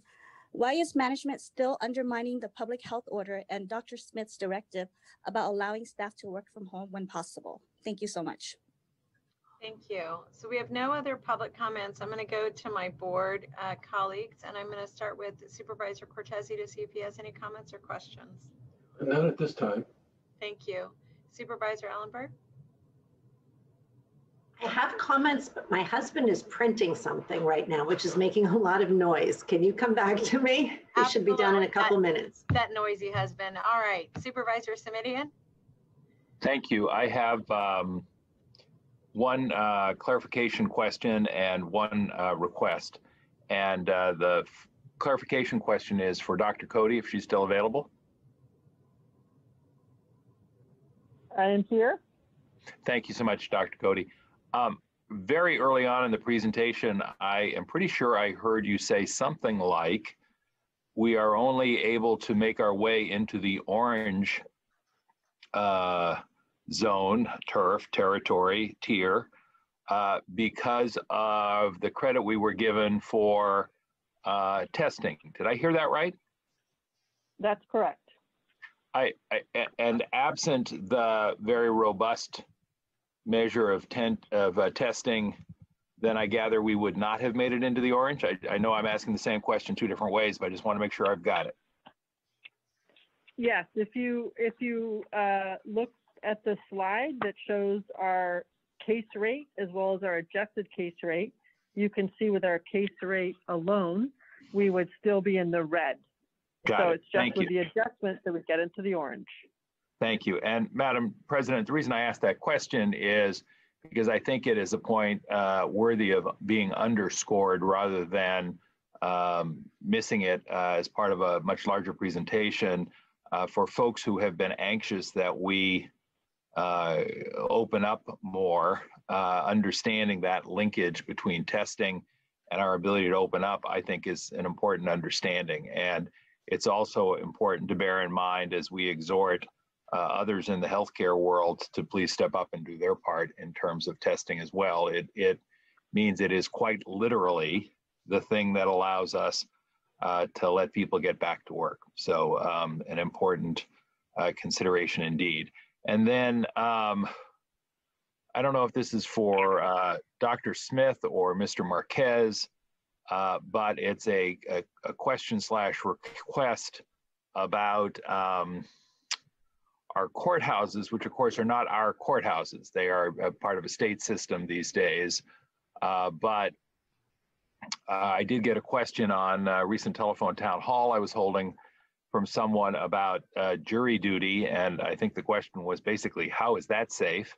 And it's not the first time I've gotten that question. I've gotten it from other folks, particularly since we have courthouses that are closed down, which means that cases and folks who are part of those cases, including jurors, are being sent to centralized locations, which means putting more people into fewer spaces, which of course is contrary to everything that Dr. Cody has been telling us. So I don't have much more in the way of hard data, so I don't want to say much more, except to say that it does concern me about the health of the public and frankly, the health of employees. We've got DAs and public defenders and bailiffs and court clerks and a whole host of folks who are working in this environment in addition to the public.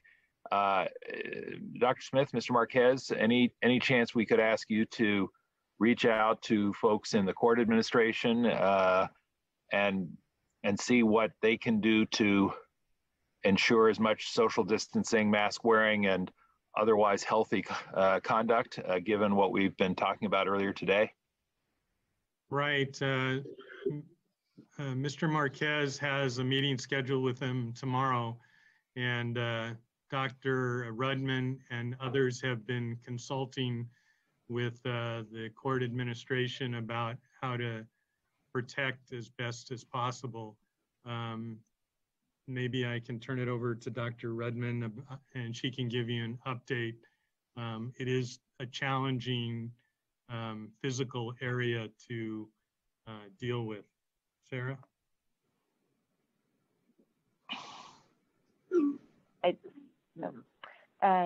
Thank you, Supervisor. This is Dr. Rudman. So as Dr. Smith alluded, I was both part of the group making early assessments in person at the Hall of Justice and at all of our adult and juvenile jail facilities to make sure that to the best of all of our abilities, we were able to comply with all social distancing guidance despite the other requirements needed to provide certain in-person legal services.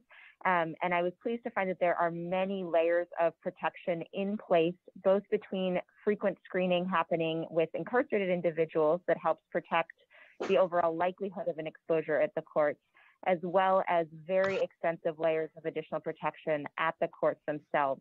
Everything from complying with all of our related guidances, like closing concessions that normally existed there, extensive cleaning and spacing at the check-in, rules and signage around use of closed shared spaces like elevators, and then massive changing in how the courts themselves were organized in terms of who sat where and with proximity to whom, so that it was very unlikely that there'd be more than 1 or 2 people exposed if a case were to be in court during the time that they were contagious. In addition, we have a custody and legal support investigations team at the Department Operations Center, focused specifically on all instances that involve legal personnel and custody settings, helping to do very fast notification, in-depth contact tracing and investigation whenever there is concern for an exposure, to help make sure that when those rare instances happen, despite those protections, that we respond very quickly and thoroughly. Is this Dr. Rudman that is sharing this information? Yes. Thank you. Dr. Rudman, I have to tell you, that doesn't square with what I'm hearing from the public. Now, admittedly, what I'm hearing from the public is largely anecdotal, but this is not an infrequent call of concern in my office. And, you know, whatever protocols may be in place for court or court personnel, as I understand it, we're calling people to jury duty, and if people cluster in the hallway, there's really no one there to gently remind them that they should be socially distanced 6 feet apart.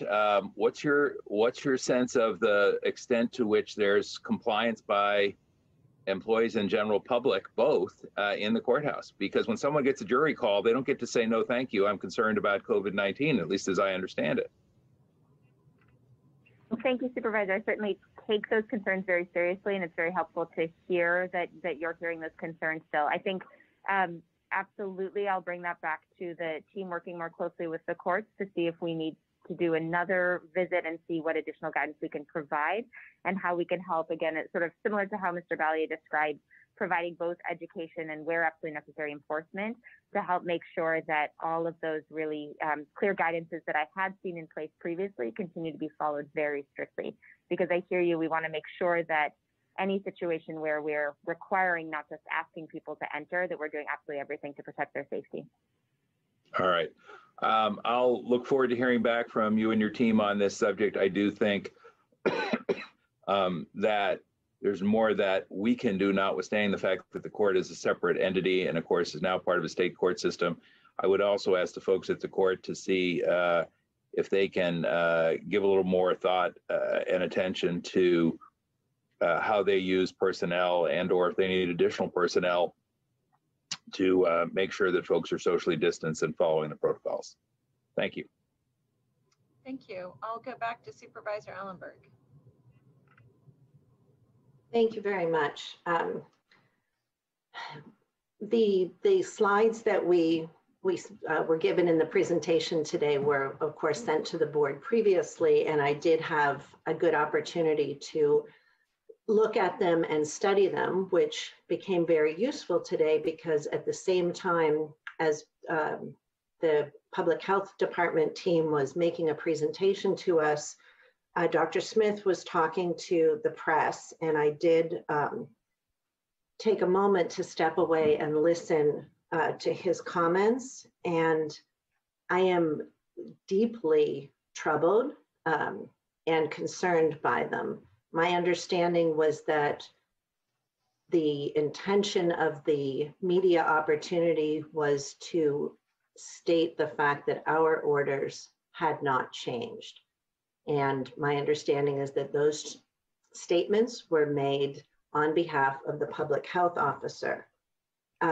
However, Dr. Smith went on, careful to say that these were his opinions and not the board's or the public health officers, but nonetheless, the optics of that distinction, I believe, are lost when you are speaking to the press.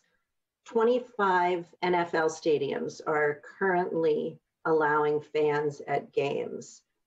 Dr. Smith, you just called an NFL game a super spreader event and declared that it was unconscionable to think of playing these games with any fans there.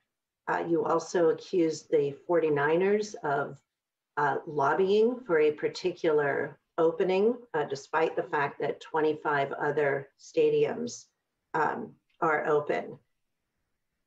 If our public health director has made a determination as to whether we will make any changes right now, is a far different cry from making public judgments and characterizations of what is happening across the country. I think that the statements were not well thought out, not appropriate, and I think they are going to create significant controversy and concern. And I am addressing this because this stadium is in my district, so that makes the 49ers my constituents. And I have not been given the opportunity to have that conversation to understand why our public health officer is making the current determination that she is, or become aware of any opportunities for conversation with the, not just the 49ers, but with any parties that continue to be impacted when our orders differ from the state. And all of this just happened within the last couple of hours, which also makes it very troubling to me.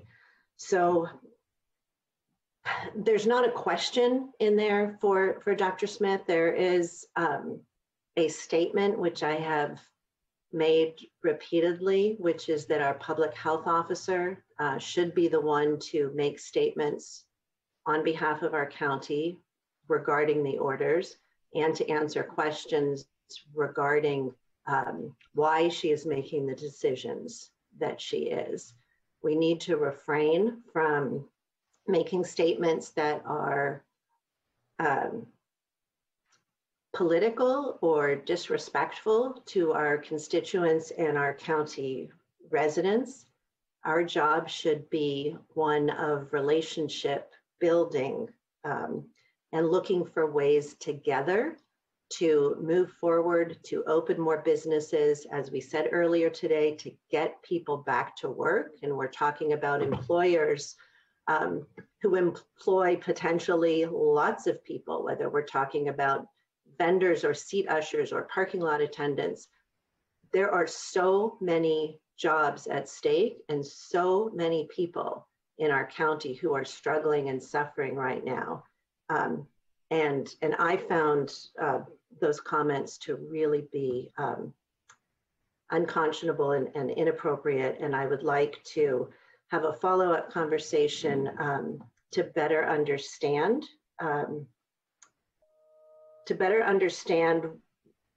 what our reasons are for not matching the state's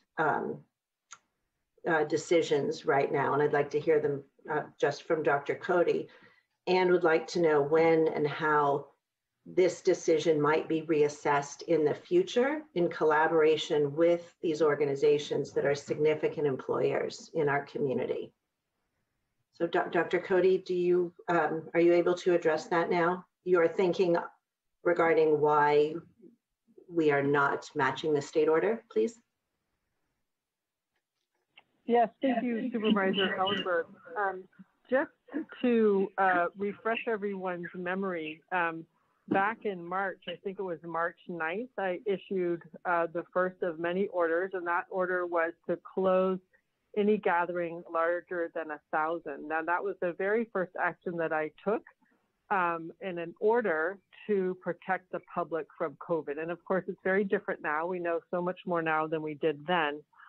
But I think that the basic concept is the same, which is that when you bring very large numbers of people together, you really increase the risk.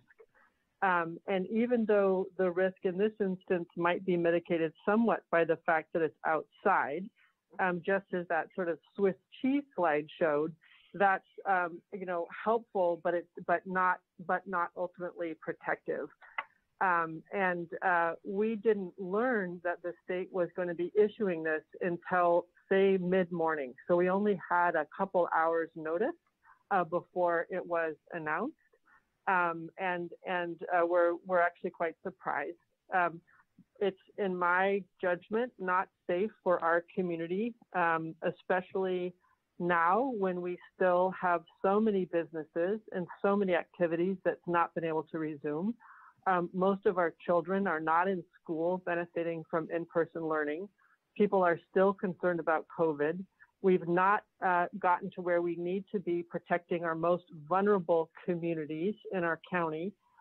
We still have outbreaks in skilled nursing facilities, and we're staring down what could be a really rugged winter. Mm-hmm. And so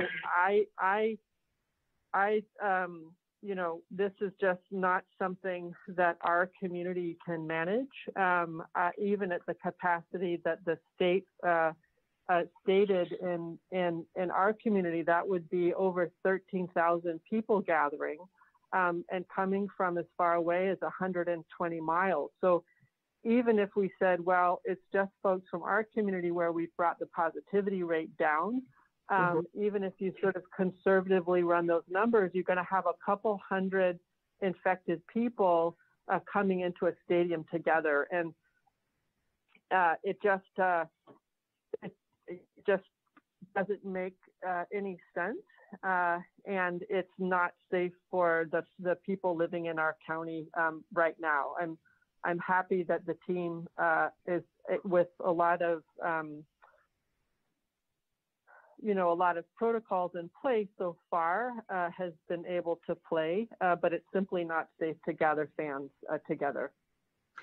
Thank you. I appreciate hearing that. And I want to just clarify also that my comments and concerns are not about the science. And I am certainly turning to you for making the data-driven decisions.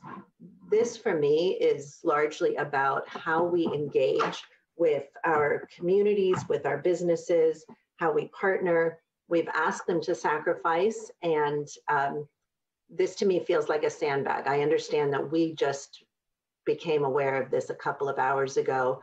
I wonder if we truly had to rush the answer so quickly without talking to our constituents, our residents, our businesses beforehand.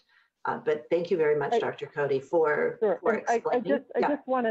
I just want to note for the record that after we learned of this, we actually were on the phone with the 49ers to be in contact with them. Great, thank you. We had very, very little lead time. Right. I really appreciate your answer and your explanation as to why you're making a different decision than that which is now permitted by the state. Thank you. Supervisor Wasserman. Thank you very much. I've got 4 items I'll go through very quickly. One was certainly the item that Supervisor Ellenberg just brought up. I appreciate hearing from Dr. Cody how new that information was to her as well. I too know about the 25 stadiums in the nation. I too know about sports teams going to adjacent counties to us to practice and play games. I saw several games this weekend with the 20% or so people inside stadiums spread out. When you go to any stadium, if you misbehave, they can kick you out. And anybody who wishes to play a game at a stadium that the public health officer allows to happen should be responsible. The burden of responsibility would fall on the home team. And I hope that we get to a point relatively soon that we can allow 20%, just for starters, attendance at these outdoor games. And should there be any groups that don't maintain whatever distances or aren't wearing masks and are given a warning that don't, they are then removed from the stadium by the team guards. Just like what happens when people get into fights, just like what happens when people go onto the field, just like what happens when people throw things, they are kicked out. We've got to give the people some responsibility. I see on the chart today, and I appreciate the charts, Gilroy had the highest percentage of testing currently at 3.5%. Anybody, any one of us could be asymptomatic right now. And when I think about people eating outside, and I'm not suggesting outside dining be ended, so don't anybody misunderstand that. When I see a couple of couples sitting at a table or 3 couples sitting at a table, any one of them could be asymptomatic. They're sitting across each other for at least an hour and they don't have a mask on. So the risk of infection right there is as high as it can possibly get. But we allow that for a certain reason. We allow people to eat outside. And I want to be able to continue to allow people to eat outside. But the risks of doing that, the risks of other things are far higher. I still walk down the sidewalk and there's people walking with me or coming at me without masks on. So I certainly hope after some further analysis, some further thought, that perhaps our county can allow outside activities to people wearing masks and maintaining distances, with the burden of enforcement being on the hosting team, being on the home school, whether this is high school or college or whatever it might be. It's like when I walk into a business and it says on the door, no mask, no service. That's what it is. We have to take that responsibility. But the number of vendors, the number of people, the number of dollars, the number of businesses, the number of people getting enjoyment, relief from stress by going to a sporting event, watching their child or their favorite sports person compete is enormous. And I hope to God that we find some way in Santa Clara County to allow our local sports teams to do that sooner than later. With that, I would ask whichever person in Dr. Cody's group to go to page 7, and great page numbers, by the way. Go to page 7 of the PowerPoints. My understanding is that there are 3 metrics, and I wasn't sure if the first metric was on page 7 or 8. I know the second and third metrics are on pages 9 and 10. Dr. Cody, could you or somebody in your office let me know if the first metric is slide 7 or slide 8? I'm not sure I've got my page number straight, but I'll just go through the metrics for you. Metric number 1 is the adjusted case rate. Metric number 2 is the positivity rate. And metric number 3 is the health equity metric, which is essentially the positivity rate in the lowest quartile. Got it. So that's just for you, that's pages 7, 9, and 10. So on page 7, we're in tier 3, we're in orange. On page 9, we're in tier 4, which is yellow. And in page 10, we're in the middle of tier 3, as you explained. All of those to me has us being in orange without any assistance from our incredible, great job, Dr. Marty and everybody else, testing, averaging of 7,000 people a day. So I wonder if somebody in your group could explain to me how our testing moves us forward if 2 of our 3 metrics are in orange and 1 of our 3 are in yellow. Well, all metrics have to be in orange or in the tier in order to move forward. And the slide that shows the unadjusted and adjusted case rates, what you can see there is that the dotted line is the unadjusted case rate, and the solid line is the one that gets adjusted because of our testing. Gotcha. So if we weren't doing the testing, we'd be in the red. Now I understand. I was wondering where the testing credit came in, and it's on slide number 7, which is where we get that testing credit. Thank you for that. Let's see, that's my second item. My third item, the virus obviously still here, going to be for God knows how long. I assume that the assumption in your office, the public health office of the PHO, they're both PHOs, so I get thrown off sometimes. In your office, we're expecting an uptrend as we open more. At least I was expecting more. I know you've allowed schools to be open. Most public schools have not chosen to. The state allowed it, then you allowed it. They haven't chosen it. You allowed some other things a couple of weeks ago as we moved into orange, which was great. The fact that we're trending up, I assume, is not coming to anybody's surprise, because the more we open up, the more chances we'd have for people who are infected, especially asymptomatic people, to infect others. Is that the assumption in your department, Dr. Cody? Yes, I think in general, the more activity you have, the greater the chance that someone who's infected will be able to spread it to somebody else. I would note that the transition from red to orange is rather significant in the amount of activities that are allowed under the orange tier. And if we are not extraordinarily careful in each one of these areas of prevention, we could zip right back into the red tier fairly easily. And this is especially true as the weather turns cold and people tend to spend more time indoors than outdoors. So I just wanted to make the point that we're not really that deep into the orange tier. And so we don't have that much headroom, really. Yeah, in slide number 7, we're barely into the orange, and only because of the excessive testing. In slide 9, we're in the yellow, and in slide 10, we're in the middle of orange. So it's that slide number 7 that we have to be very careful about. And my last comment, Madam President, would be, I guess, for Dr. Marty. I'm asked this question often. Dr. Marty, would you say that I recommend everyone get tested every 2 weeks? That would be ideal. I guess that would be my question. Okay, I'm sorry, I was on mute.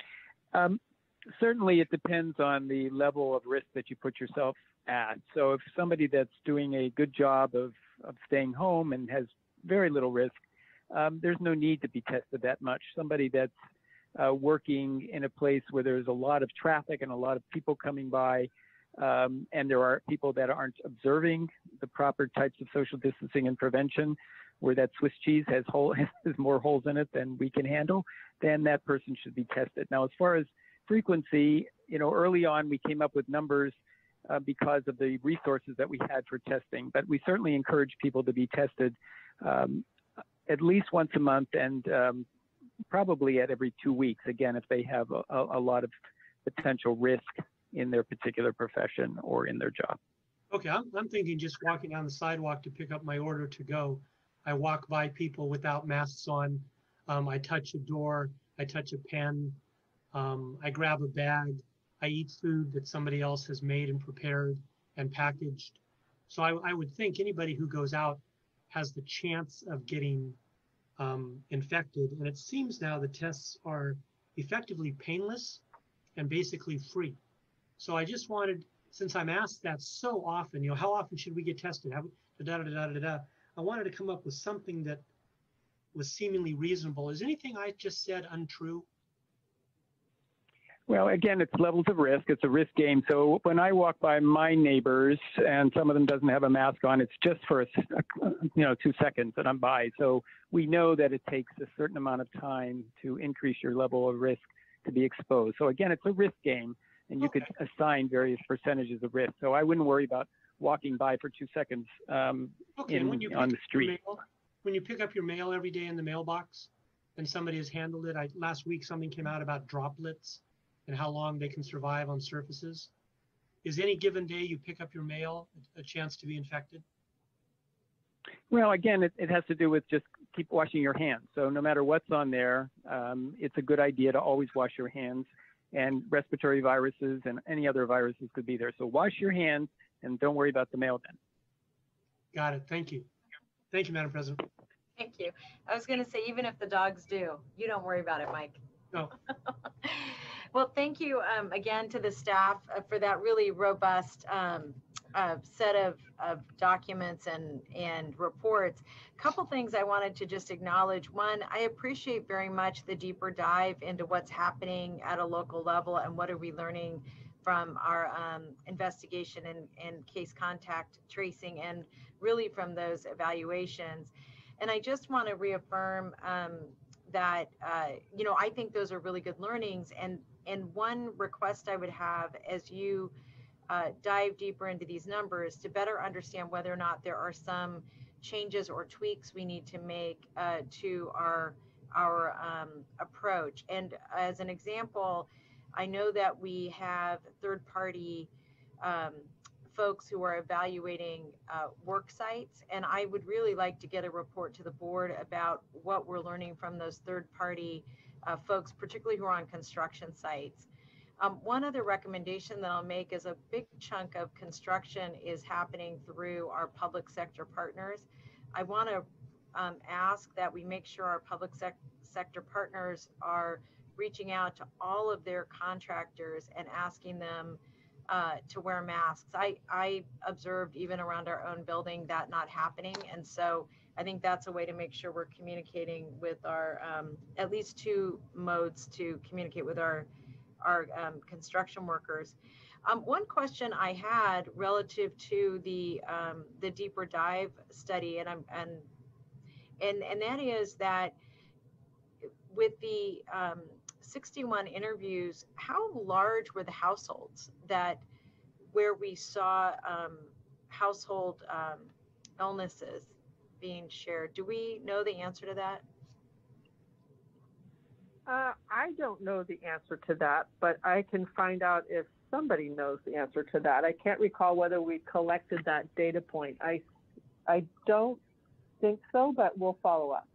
That would be great, because I think anytime we're trying to understand the contraction within a household, especially given that we have asked people if they're able to quarantine at home, that presumes that their home is roomy enough for them to do that. So I'm assuming that for folks where transmission is higher, that's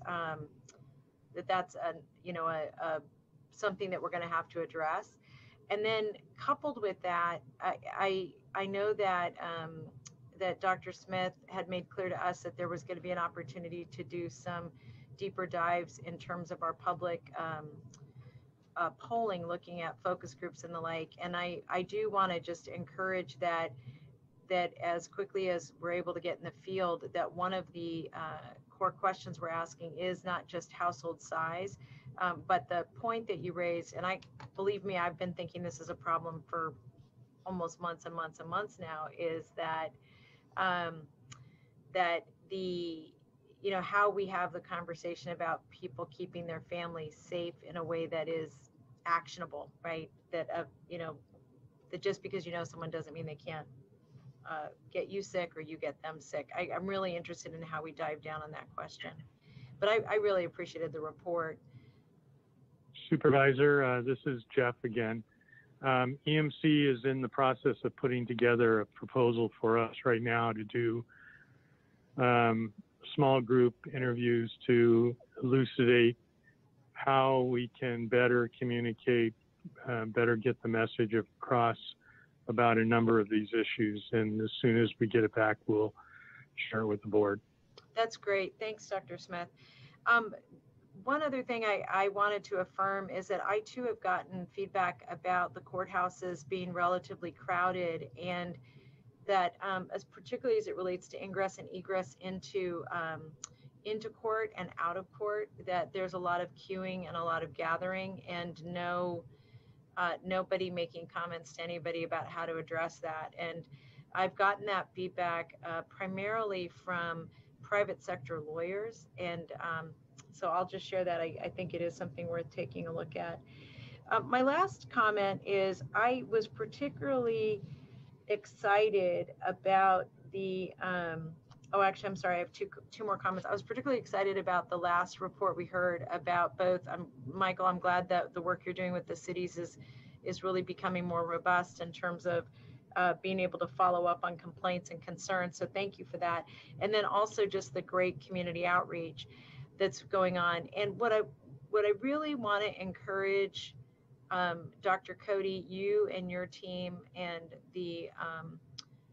all of the teams that are doing community outreach, is that I think it is really critical that we learn how to quantify the impacts both qualitatively and quantitatively by census tract, so that we can determine which, if any, of our interventions are actually supportive of breaking transmission or slowing transmission. And what that means, I think, is something that would require the teams to work together to better understand how to use both quantitative and qualitative data to better understand where we're having a positive impact. And my request would be that be considered really as part of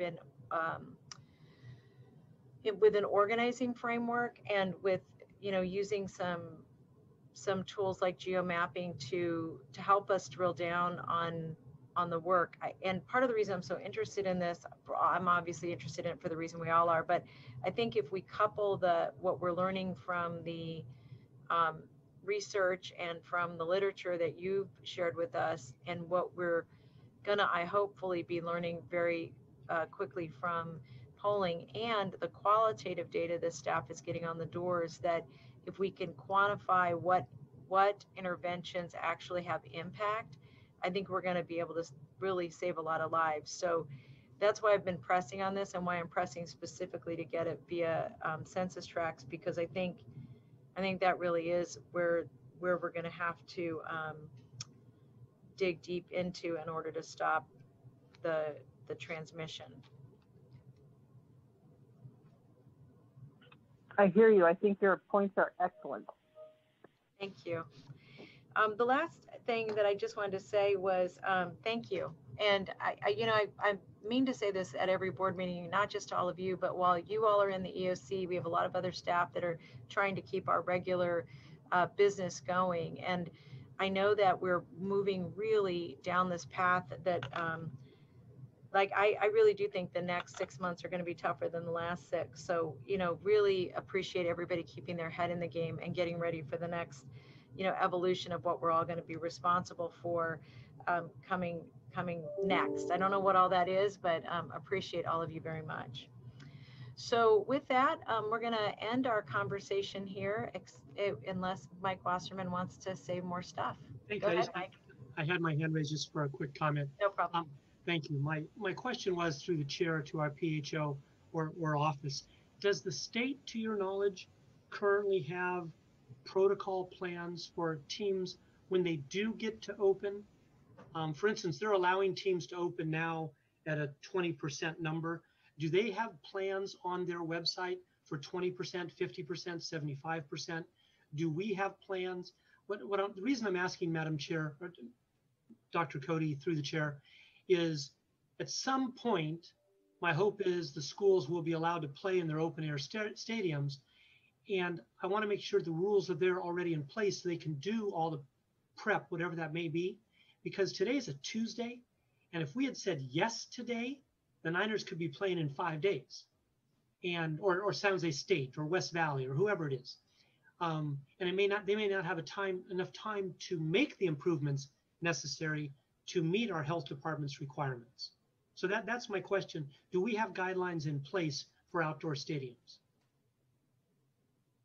Right now, what the state has as of today is around audiences for professional sports. But audiences for collegiate sports are not allowed by the state at this time. So it's just professional sports. Okay, so the state doesn't have guidelines like in place for college sports and high school sports right now, so that when they get the okay, it's unfortunate they can't prepare ahead of time, set up the infrastructure. Okay, thank you very much. Thanks, Mike. You're welcome. And thanks, Dr. Cody and et al. And more to come on this subject, I am quite certain. So with that, we're gonna close this item. There's no action by the board. We've given thoughts and feedback. I'm gonna presume the staff has received those and understands what the board is looking for. I'm now going to move to item 12. And let me just explain again how the process works, because we have new people that are attending for this part of the meeting. So what we're going to do, item 12 is a report back on the Title IX analysis and scope of work that was originally put forward by Supervisor Cortese. I'll get to the staff in just 1 minute. I just want to explain to my colleagues and to those listening how we're going to proceed. We're going to have staff do a presentation. Then we're going to go to public comment. Each public speaker will get 1 minute. At the end of public comment, I will come back to the board for discussion and action. So staff presentation, public comment, and then to the board. So if you are interested in speaking on this item, which is item 12, and this is the Title IX analysis report back from staff, this would be the time to raise your hands. So I will now turn it over to, I see Sylvia and Carla, so I'm not sure which of you. I'm gonna do it. Oh, okay, Dr. Smith, thank you. I'm just gonna start and then I'll turn it over to Sylvia, but wanted to set the stage. This is a report back to the board, as you mentioned, from a referral that was discussed from Supervisor Cortese. The board asked us in the report back to come back with a more detailed scope and progress plan and how we thought the investigation should go. since it was very clear to us that all of the board was very interested in doing all that we could to prevent sexual assault on campus, we're suggesting a staged investigation. I think the PowerPoint will go through it in detail, but we're suggesting starting with colleges and universities, moving on to other schools, and identifying hotspots initially, and then moving on forward into the future. So with that, I'll turn it over to Sylvia.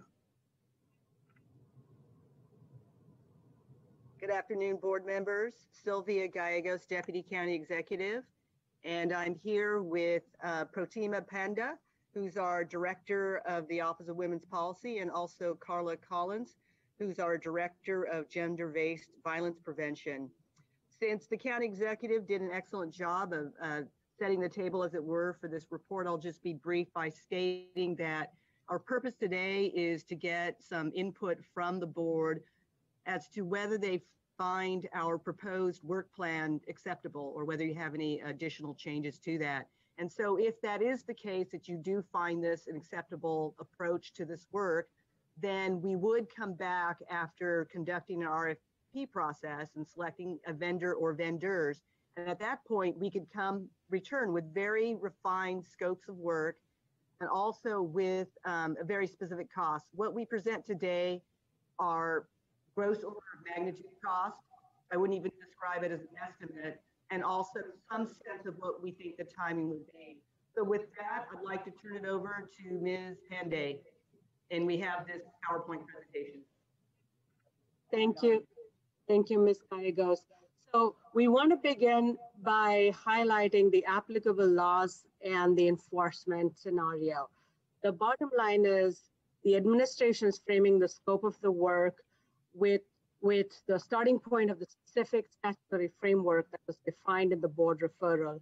And then we map the audit as having a federal and a state framework. So Title IX and the Clery Act fall within the federal framework, and then various parts of the California education laws. That it's a network that governs K through 12, as well as post-secondary institutions in the Santa Clara County area. So we also want to, in our report, frame the work to include policies, procedures, and programming on campuses that address this information or talk about implementation or compliance with state and federal laws for campus safety on a broad basis. We also recommend that the audit include the enforcement of these laws, given the various authorities, such as federal agencies, for example, which enforces Office of Civil Rights, and state and local agencies, such as the California Department of Ed and local school districts.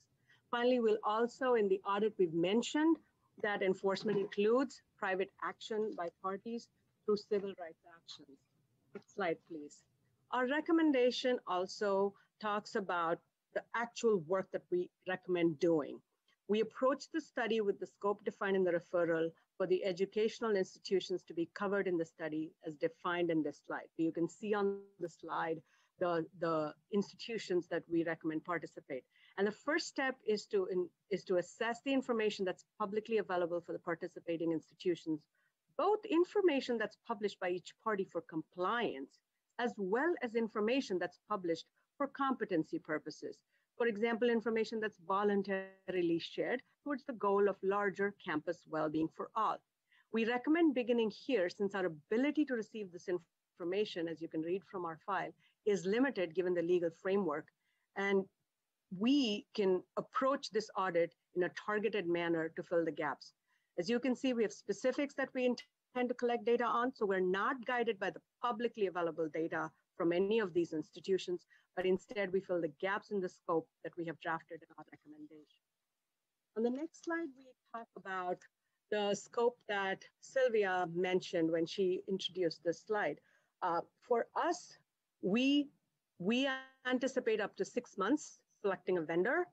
And in order to analyze the public information and fill the gaps for information that we did not obtain publicly, we anticipate between 12 to 18 months. We are going to conduct community input at all levels of this work. And as we heard in the beginning, the order of magnitude cost is just an estimate. I'm going to turn it over to Ms. Carla Collins, who's the manager of the Office of Gender-Based Violence Prevention.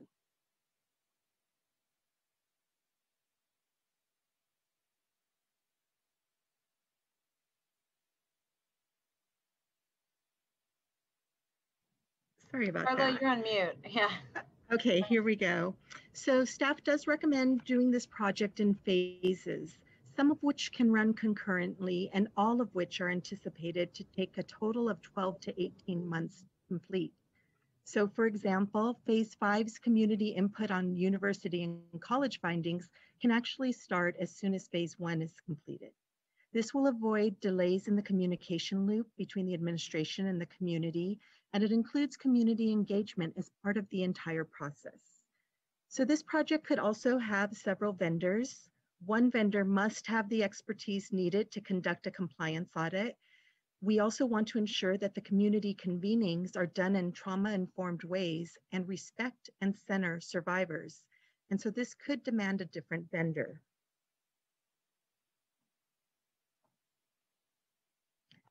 And we'll move forward. Here we go. Compliance and convenings. Well, these are pieces that are significantly different, but both essential to the project success. The work to balance the focus of the audit, the compliance, with meaningful community engagement, the convenings, together will help identify a path forward.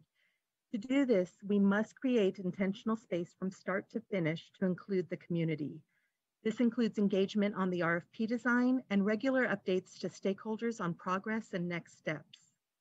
Once the audit is underway, we'll create safe spaces for feedback through focus groups and community convenings that also permit anonymous contributions and provide appropriate and culturally competent support for survivors.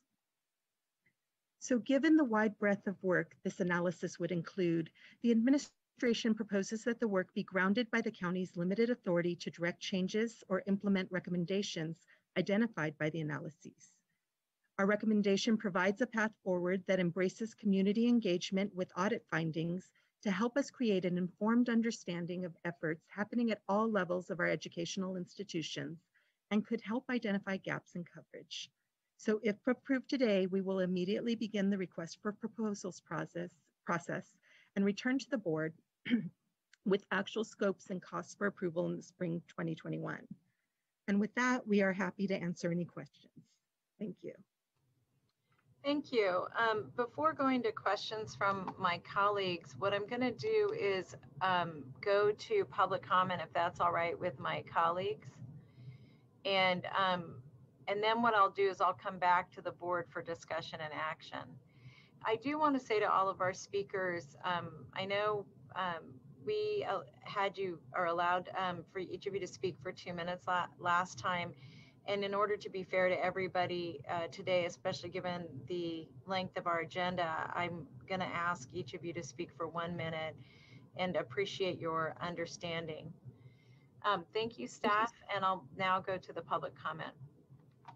Our first speaker is Maya. I'm unmuting you. Please accept the unmute. You will have 1 minute to speak. The timer will start when you begin speaking. Maya, at some point, did you filter based on that? Hi, my name is. Yeah. Maya, we can hear you. She'll be back in 2 minutes. I will be impressed. We'll come back to Maya. Thank you. Our next speaker is Jacqueline Lynn. I'm unmuting you. Please accept the unmute. You'll have 1 minute to speak. The timer will start when you begin speaking. Hi, my name is Jacqueline, and I'm a lifelong resident here and went to high school and college in Santa Clara County. At the last board meeting, I shared with you my story of being assaulted by a college student in this county. I told you how he abused his power as a residential dorm assistant to rape female students in the dorm when we slept. I told you how when I reported, the school mishandled my case and he went on to complete both his undergrad and graduate studies at the same school. Today, he works in the medical field. After sharing my experience last time, to hear you say the study will not help us or that we were asking for enforcement when all we asked for was a study, it felt like words were being put into our mouths and that we as survivors were being blamed for this referral not passing your vote last time. When we elected you to office, we trusted that you would do the right thing when difficult matters like this happen. The whole world has watched this county deal with Brock Turner, and I think we have a chance to make this better. And we need people like you with the power that you have in your position. So please do the right thing and help us pass this study. Jacqueline, the end of your audio cut out. Are you still there? Yes, she completed what she said. She said she wanted us to pass the study. Oh, I'm sorry, that was my audio. Apologies. Our next speaker is Aranim Agarwal. I am unmuting you. Please accept the unmute. You'll have 1 minute to speak. The timer will start when you begin speaking. Hi, my name is Arunam and I'm a senior at Gun High School in Palo Alto. Recently, Supervisors submitted and defended the actions of this committee with the statement the board majority thought that the work should be done thoughtfully and thoroughly. These issues are too important to do otherwise. This, in conjunction with Supervisor Ellenberg's repeated mention of there being no actionable item in Supervisor Cortese's referral, appears to suggest that our calls for action are vague and unrealistic. With all due respect, these statements are not true. Conducting a simple study, collecting data is in fact actionable. Googling policies and calling school administrators is actionable. Compiling data into a public database is actionable. These steps are all actionable items, so it's clear to us that our supervisor is simply using a dodging tactic. Why? The health of the students in this county are at risk due to sexual assault, and it's not too much to ask for the county to simply prioritize that. I'm speaking here on behalf of my fellow students and community members and sincerely recommend supervisors here today to approve this audit. The county needs to step up for supervisors because, as Cortese said, justice delayed is justice denied. We stand by that. Our next speaker is Emma Surkov. I am unmuting you. Please accept the unmute. You'll have 1 minute to speak. The timer will start when you begin speaking. Hello, everyone. My name is Emma. I'm a student at Stanford University, and I want to urge the supervisors to confirm the study and conducted as recommended. It's really, really important for us as students to gather this information. We understand that there was hesitation that this is not enforceable because the county doesn't have authority to enforce changes, but we never asked the county to commit to any type of enforcement. We understand the legal boundaries. What we want is transparency. We want information. We want schools to be forced to actually provide information about the ways they treat sexual violence, because currently there is a pandemic of sexual violence that happens on campuses, and it is rampant and is being actively hidden by schools, which is why the transparency is so crucial. So we ask our elected officials to support us in this effort. Our next speaker is Jose Ortiz. I am unmuting you. Please accept the unmute. You'll have 1 minute to speak. The timer will start when you begin speaking. Hi, first just want to say thank you for allowing us to speak today. My name is Jose Ortiz, and I'm a Stanford alum living in Santa Clara County, and I urge you to conduct this study. Throughout my time at Stanford, I've heard experience of far too many people who've struggled through the Title IX process that is clearly stacked against them. I've heard too many stories of gaslighting, betrayals, mishandlings, and on top of this, the policy is overly complicated with a bunch of intertwined procedures and policies. This is why Stanford has high rates of 40% female identifying undergraduates experiencing sexual assault, but less than 3% of students report that violence. With policies that target survivors rather than perpetrators, the system clearly discourages survivors. This creates an unfair barrier in the educational system, which is why it's so imperative that Santa Clara County approves this referral to better see how sexual harassment creates an unfair barrier in the educational system. Our next speaker is Audrey Hun. I am unmuting you. Please accept the unmute. You'll have 1 minute to speak. The timer will start when you begin speaking. Thank you. Good afternoon. My name is Audrey, and I'm an alum of a university in Santa Clara County. Like many of the other young people on this call, I am deeply concerned about the pervasive issue of sexual violence across schools and colleges in Santa Clara County and beyond. Throughout my years in college, I lived in ongoing fear of sexual violence. As a young woman, and particularly a woman of color living on a college campus, I was painfully aware of not only the persistent threat of sexual violence on college campuses, including my own, with the jarring absence of protection, safety, and justice for survivors. I also mentored middle school girls at a middle school in Santa Clara County for years and was deeply disturbed to discover that already they were faced with similar fears of threats of sexual violence at their school. The need for transparency and oversight when it comes to these issues cannot be overstated. The only way we can truly begin to solve these problems is to understand their scope and the precise details of these issues. Please pass this referral. Thank you. Our next speaker is Michelle D. I am unmuting you. Please accept the unmute. You'll have 1 minute to speak. The timer will start when you begin speaking. Hello, my name is Michelle Dauber, and I'm a law professor at Stanford. I'm here today asking for the supervisors to vote yes on this audit of sexual violence and harassment policies in all K-12 schools and colleges in Santa Clara County, with regular quarterly reporting back to the board. This audit will assess the damage done by the Trump administration when Education Secretary Betsy DeVos issued new regulations gutting Title IX. In addition, schools like Stanford are adopting new policies on gender-based violence outside the framework of Title IX, and very little is known about these policies. This study, once it is published, will be the first ever county-wide audit of school-based sexual violence policies in the nation, and it will put information into the hands of the public so that parents and students can ensure that their students are safe at school and schools can have the information that they need to improve. This matter is urgent. Students are returning to campus now, and when they do, the epidemic of sexual violence will return with them. Please vote yes on this audit without any further amendment or delay. Thank you. Our next speaker is Jaime Hindry. I'm unmuting you. Please accept the unmute. You have 1 minute to speak. The timer will start when you begin speaking.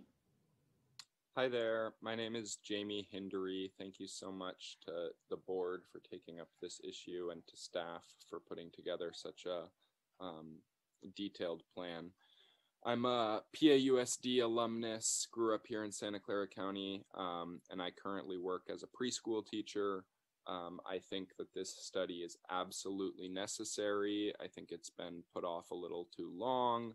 I remember so many stories of Title IX issues happening at Pali while I was a student there about 10 years ago. And I know that we had several administrators that were let go because of Title IX issues. And I feel like this study needs to be done and enforcement needs to be stepped up subsequently after we get some more data. So thank you. Our next speaker is Rachel Sun. I am unmuting you. Please accept the unmute. You'll have 1 minute to speak. The timer will start when you begin speaking.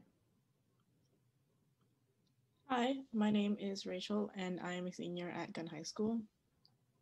Within 73 seconds of the day of September, within 73 seconds of a day, an American was sexually assaulted. Every 9 minutes, that sexual assault victim was a child. And some of those victims were in Santa Clara County and under the care of Semidian, Ellenberg, and Wasserman. Yet they were disregarded and their claims delayed because Semidian, Ellenberg, and Wasserman want more time to think about whether or not they want to help survivors and victims of sexual assault. This council has heard the cries of victims, and some of you have heard those cries from your home windows. There is no reason at all to delay by months a simple policy study. I get it though. Maybe right now you're thinking, why don't we have some extra time to analyze this important decision? I'll tell you why. Because every 73 seconds of those 60 days, an American is sexually assaulted. Because every 9 minutes, that victim is a child. So I'll ask you this. Do you want to be responsible for those victims who will be in Santa Clara County? Do you want to? Our next speaker is Daniel. I am unmuting you. Please accept the unmute. You'll have 1 minute to speak. The timer will start when you begin speaking. My name is Daniel, and I'm a current senior at Gunn High School. As a student, this review on K-12 and sexual harassment and violence policy has to pass today for our own safety and well-being. Additionally, administrators and school board will know that the public is watching, and advocates will know where to focus work. After student survivors relive their assaults and the institutional betrayal experienced at the hands of our schools, there can be no doubt as to the importance and benefits of a timely study that would provide critical information and valuable insight. By postponing or voting against the review, you are telling students who have been raped, assaulted, and harassed that they might as well take their trauma elsewhere. Today, I want to ask the board this. Why put off a motion that would help us have ready access to information that will allow us to protect our physical safety? If your support of survivors is this limited, why should we trust you at all?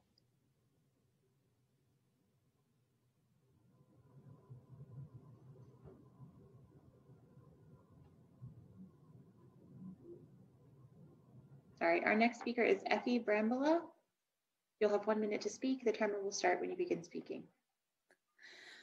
I didn't want to speak today. I have felt depleted from having to come here and listen to stories that are similar to my assaults at Silver Creek High School. Trauma isn't just one day. I will gladly send anyone scientific proven research that shows the damage of being dehumanized causes. I find that the government understands money, so I want to talk about that. My body began to fail me because of post-traumatic stress disorder, and it destroyed my mental stability and physical body. I can't work, finish school, or take care of myself, but now I'm asking for the government to help me. Imagine how many survivors might need extra government support if they aren't helped right when they need the support and instead are forced to carry this in their bodies. We may end up asking for more help from the government and costing the government more instead of giving back. Humans are animals, but we have a prefrontal cortex that helps distinguish us from animals that don't live in a society like we do. As humans, we shouldn't tolerate someone ripping away our dignities. Please help us make changes to those in your county who are hurting. Our next speaker is Anjali Kata. I am unmuting you. Please accept the unmute. You'll have 1 minute to speak. The timer will start when you begin speaking. Hello, my name is Anjali, and I recently graduated from a university located in Santa Clara County. I am asking that you pass this audit. We need this because a study of sexual assault policy is the first step towards reforming our system and bringing justice to survivors. We need this information to keep ourselves, our friends, and our families safe.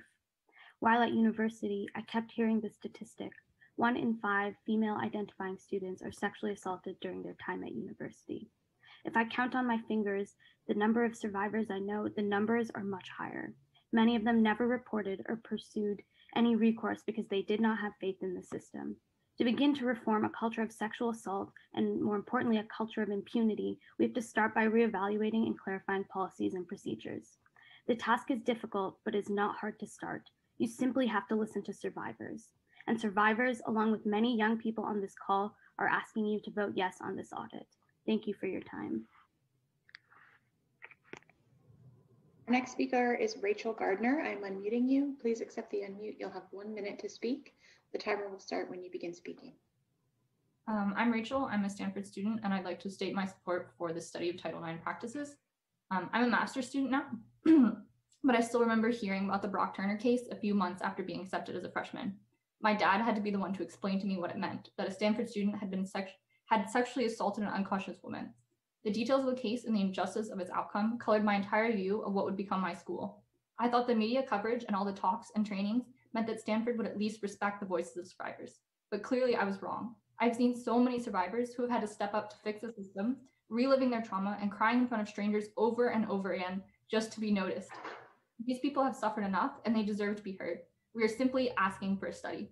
Please have the courage to do what's right. Our next speaker is Isabella. I am unmuting you. Please accept the unmute. You'll have 1 minute to speak. The timer will start when you begin speaking. As a victim of sexual assault on a following negligent Title IX investigation conducted by Gun High School, I come to you today primarily as a student who desires nothing more than an equal and fair access to education in comparison to those restricting me from mine. Administrators in my district invalidated my trauma after forcing me to relive it. After reporting, I no longer felt protected from my abuser while at school. I know many others who felt the need to silence themselves in an attempt to avoid the same. It is unacceptable that students feel forced to suppress their traumas in order to avoid being silenced by their schools. So why is this considered the norm? When attending school, students should be able to focus on their education, free from such emotional stressors. The proposed investigation on Title IX mismanagement in schools could prove useful to students such as myself who have had to deal with the repercussions of poorly conducted investigations, as well as help ensure that students will be taken seriously if they choose to report harassment. Thank you. Our next speaker is Elizabeth Kim. I am unmuting you. Please accept the unmute. You'll have 1 minute to speak. The timer will start when you begin speaking. Hi, I'm Betsy. I'm a junior at Stanford and a San Jose resident. I am participating in my now third Board of Supervisors meeting to voice my support for this audit. We know that in institutions all over the world, the Catholic Church, workplaces, homes, etc., sexual abuse thrives in the darkness. As students, we have said repeatedly, we are not expecting this referral to make rape vanish. A vote against this referral will, however, further contribute to a culture of shame and silence. It is a vote against the extremely concrete and critical step of gathering data and a vote against access to education for women. Supervisor Wasserman, as the representative of the district where I live, I hope that you make a decision that contributes to my personal safety. Supervisor Simidian, I recommend that you make a decision that benefits your 16 and 17-year-old constituents from Gun and Pali High, rather than the multi-billion-dollar corporate trust that is your alma mater, Stanford University. And Supervisor Ellenberg, I have faith that you choose to champion women and girls as you promised to do back in 2018 when I believed in you and voted for you. Thank you. Our next speaker is Hugh Zhang. I am unmuting you. Please accept the unmute. You'll have 1 minute to speak. The timer will start when you begin speaking. Hello, thanks for letting me speak. I'm a Stanford alum who just graduated this past spring, and before that I lived in San Jose for most of my life. Since this is my first meeting here, I don't actually have any context on this particular study or what it recommends, so I can't advocate either way. But I do want to say that in my time at Stanford, I've observed that among my friends, trust in the administration for properly handling sexual assault is extremely low, and almost nobody believed that the admin would do the right thing. I worked as an anonymous peer counselor for most of my time there, and people would often feel much more comfortable coming to a fellow student to talk rather than admin, which is just a sign of how badly the Stanford handles it. So I don't know how to solve it or even whether this particular study will help, but I'm asking you to take this issue seriously and ensure that something is done to solve it. Our next speaker is Natalie Ruth Francis. I'm unmuting you. Please accept the unmute. You'll have 1 minute to speak. The timer will start when you begin speaking.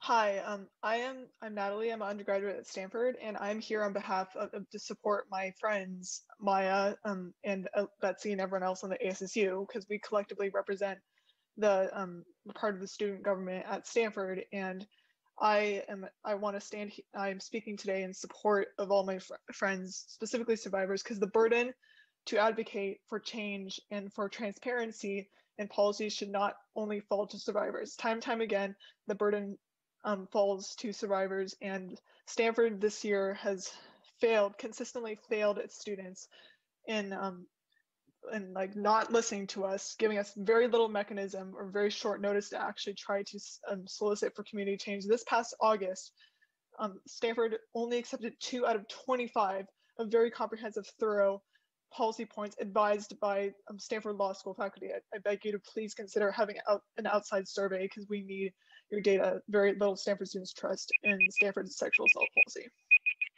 Our next speaker is Disha Trivedi. I am unmuting you. Please accept the unmute. You'll have 1 minute to speak. The timer will start when you begin speaking. My name is Disha, and I'm a lifelong resident of San Jose and Santa Clara County. As a high school student athlete, I was sexually assaulted at a swim meet in Santa Clara County. School administrators and team coaches gaslighted and disbelieved me when I reported. When I graduated as valedictorian, the same administrators who applauded me were the ones who had gaslighted me about my assault. I still experience the post-traumatic stress disorder of not just this assault, but the administration is handling today. I call on the county to vote today without further delay on amendment to approve this audit of sexual harassment and violence policies across all educational institutions. We have witnessed the shocking failure of schools like Saratoga High School and Stanford University to protect Audrey Potts, Chanel Miller, and countless other survivors in Santa Clara County who were assaulted, gaslighted, and threatened in their schools and homes. There will not be adequate transparency or action on Title IX or the Clery Act enforcement or survivor rights in higher educational institutions or K-12 schools without the county beginning their in-depth investigation. Every day you delay is another day that someone like me will get hurt. We voted you in to take our rights into account and not hesitate for another day on approving this audit. Please vote yes. Our next speaker is Alexa Kapoor. I am unmuting you. Please accept the unmute. You'll have 1 minute to speak. The timer will start when you begin speaking. Hi, my name is Alexa Cooper, and I'm a senior at Los Gatos High School, and I urge you to approve the referral brought to the table today. Myself and your constituents require your commitment to our safety and right to an education in an environment in which we are not forced to experience daily encounters with our rapists and abusers. I am no longer asking, but pleading for your support of a common sense measure. Sun is truly the best disinfectant. Let our county's injustices see the light and finally be addressed and ameliorated. In the words of Supervisor Cortese, justice delayed is justice denied, and I ask that you restore justice to survivors in Santa Clara County with your vote today. Our next speaker is Kansu Kula. I'm unmuting you. Please accept the unmute. You'll have 1 minute to speak. The timer will start when you begin speaking. Hi, yes, thank you so much for your time.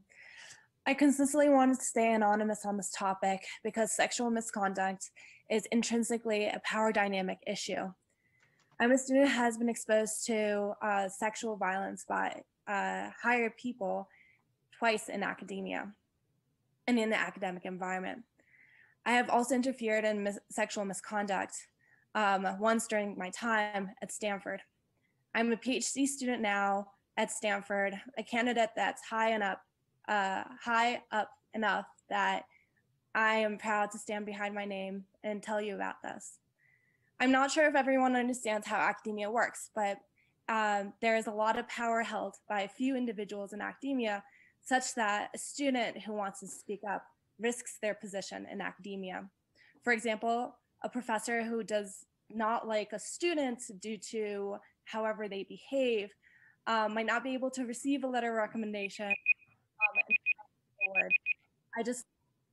Our next speaker is Grace. I am unmuting you. Please accept the unmute. You'll have 1 minute to speak. The timer will start when you begin speaking. Hi, my name is Grace Lynn. I grew up in Palo Alto and I still live here. I hope that the council will vote yes on this referral. A couple of years after I graduated high school, a student was raped in the bathroom by another student. This was a repeat offense. Supervisors Smithian, this happened across the street from where your office used to be. You've probably walked by the bathrooms the student was assaulted in. Basically, you're saying, by opposing this referral, looking into the eyes of everyone who has been a sexual assault survivor, all of their families and friends and loved ones and those who have walked that journey with them, that we will continue to let violation of your basic safety slide. You're saying that you're going to let schools cover this up for a little longer. The rapist at my high school came into my high school after having a record at other high schools. If we had this transparency, this probably wouldn't have happened, and we wouldn't have this many survivors if perpetrators were held accountable the first time. Please vote yes. Thank you.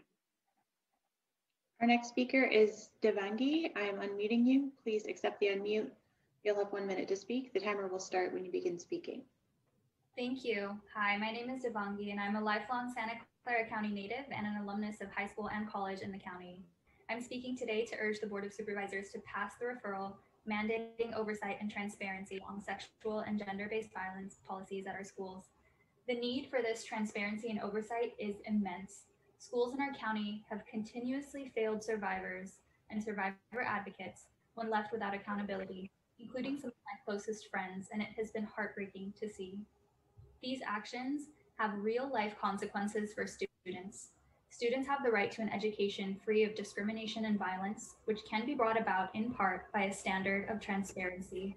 The first step is to gather and provide data transparently. Therefore, I strongly support the referral to conduct this study, which simply provides access to this crucial information, and I urge your support for the referral as well. Thank you. Our next speaker is Maya Brockbank. I'm unmuting you. Please accept the unmute. You'll have 1 minute to speak. The timer will start when you begin speaking. Hello, my name is Maya Brockbank, and I'm a senior at Stanford University and a sexual violence prevention advocate. For the last month, I have walked you through my story as a survivor and as an advocate. I've made it perfectly clear how dark and drastic the situation is for survivors and students in our county. Today, I don't come to you repeat the state of our schools. This should be extremely apparent. Today, instead, I speak directly to you, Supervisors Ellenberg, Simidian, and Wasserman. Please look at the camera and listen to me. You said you do not want to disappoint survivors with non-actionable items. I'm a survivor and I'm telling you that that's not what disappointment is happening. It's disappointing that you have caused continued delay. What's caused disappointment is having to see fellow survivors no longer able to show up to these meetings because of your inaction has caused them further re-traumatization to the point where they cannot show up anymore. Survivors know what powerlessness feels like, and your inaction as people in power is beyond degrading to us. Show courage, be a leader, pass this referral without further delay. There are lives on the line. Thank you. Our next speaker is Justin Ling. I'm unmuting you. Please accept the unmute. You'll have 1 minute to speak. The timer will start when you begin speaking. Hello, everyone, and thank you for listening to me today. My name is Justin Ling, and I'm currently a fourth-year student at Santa Clara University. I'm speaking today to ask the Board of Supervisors to pass this referral for transparency on sexual violence policies at our schools. I've been incredibly lucky to have gone about my educational career without incident of sexual harassment or sexual assault. However, I have had too many of my close friends significantly traumatized by sexual violence, and it is incredibly difficult for me to imagine the impact that this weighs on them for the rest of their lives. It is absolutely terrifying to hear their stories and to see their frustrations with university conduct of their cases. Subsequently, I believe that this frustration has led to a deeply seated distrust in the ways in which our universities seek justice. I believe that this initiative is paramount to empathizing with survivors and rebuilding much needed trust within our society and community. To pass this referral would mean that our voices have been heard, especially for those who are unable to speak out. Again, thank you for your time, and I hope that this initiative, we can strengthen our community and show the people that we care. Our next speaker is Julie. I'm unmuting you. Please accept the unmute. You'll have 1 minute to speak. The timer will start when you begin speaking.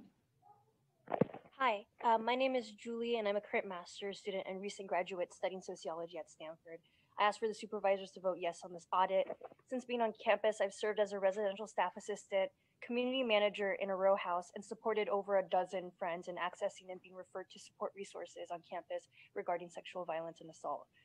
I'm a newcomer when it comes to speaking in support of this cause. I want to remind people of the sheer statistics.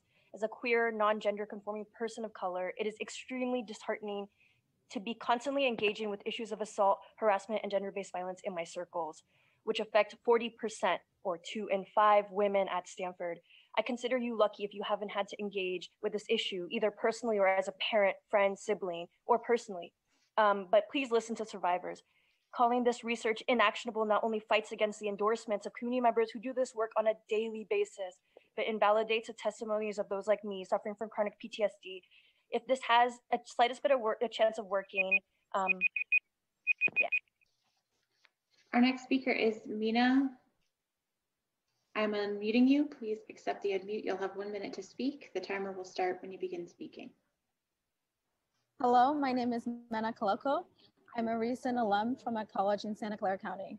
While I'm not a survivor myself, during my time as an undergraduate and then a graduate student, I had more than one of my friends speak to me in private about being sexually assaulted. Hearing one story is one too many. I heard about the ordeal and the pain that they experience, not only trying to get others to believe them, but having to deal with the trauma of the experience and trying to find ways to cope in an already highly pressurized academic environment. Hearing one story is one too many. Conducting and publishing a study is not only about accuracy and validation of many survivors' experiences, but it will propel schools to take concrete steps to address the school's toxic environments and urge them to create spaces where survivors will have access to support. I know that my friends' experiences are not unique, and there are many similar experiences in other colleges and school environments. Hearing one story is one too many. Thank you. Our next speaker is Zenobio. I am unmuting you. Please accept the unmute. You'll have 1 minute to speak. The timer will start when you begin speaking. Hello, my name is Zenobio and I'm a resident here. I also went to college here in Santa Clara, and I can wholeheartedly say that the educational community here has failed survivors. I've seen both my friends as survivors and sexual violence advocates put in time fight after fight to have their stories even acknowledged by these institutions, and much less have their justice met. On top of this, national standards with Title IX have only removed protections for survivors. It's clear these educational institutions will not support survivors, the federal government will not support survivors, and the pandemic definitely does not stop sexual violence perpetrators. The responsibility falls on us to provide survivors the support they need, and this begins with conducting this study to bring accountability to our schools so they feel the need to take action and begin to provide the support survivors deserve. It's an isolating time for everybody, so it's all the more important to show your support to survivors. Please support this referral. Thank you. Our next speaker is Irene Ang. I'm unmuting you. Please accept the unmute. You'll have 1 minute to speak. The timer will start when you begin speaking.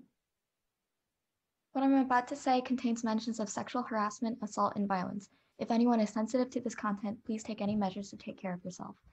My name is Irene, and I'm a rising senior at Gunn High School in Palo Alto. A rape is more than, quote unquote, 20 minutes of action. It's a potential cause of severe bleeding, broken bones, unwanted pregnancies, and much more. It's a potential loss of life. 13% of women who have been raped commit suicide, and 33% contemplate it.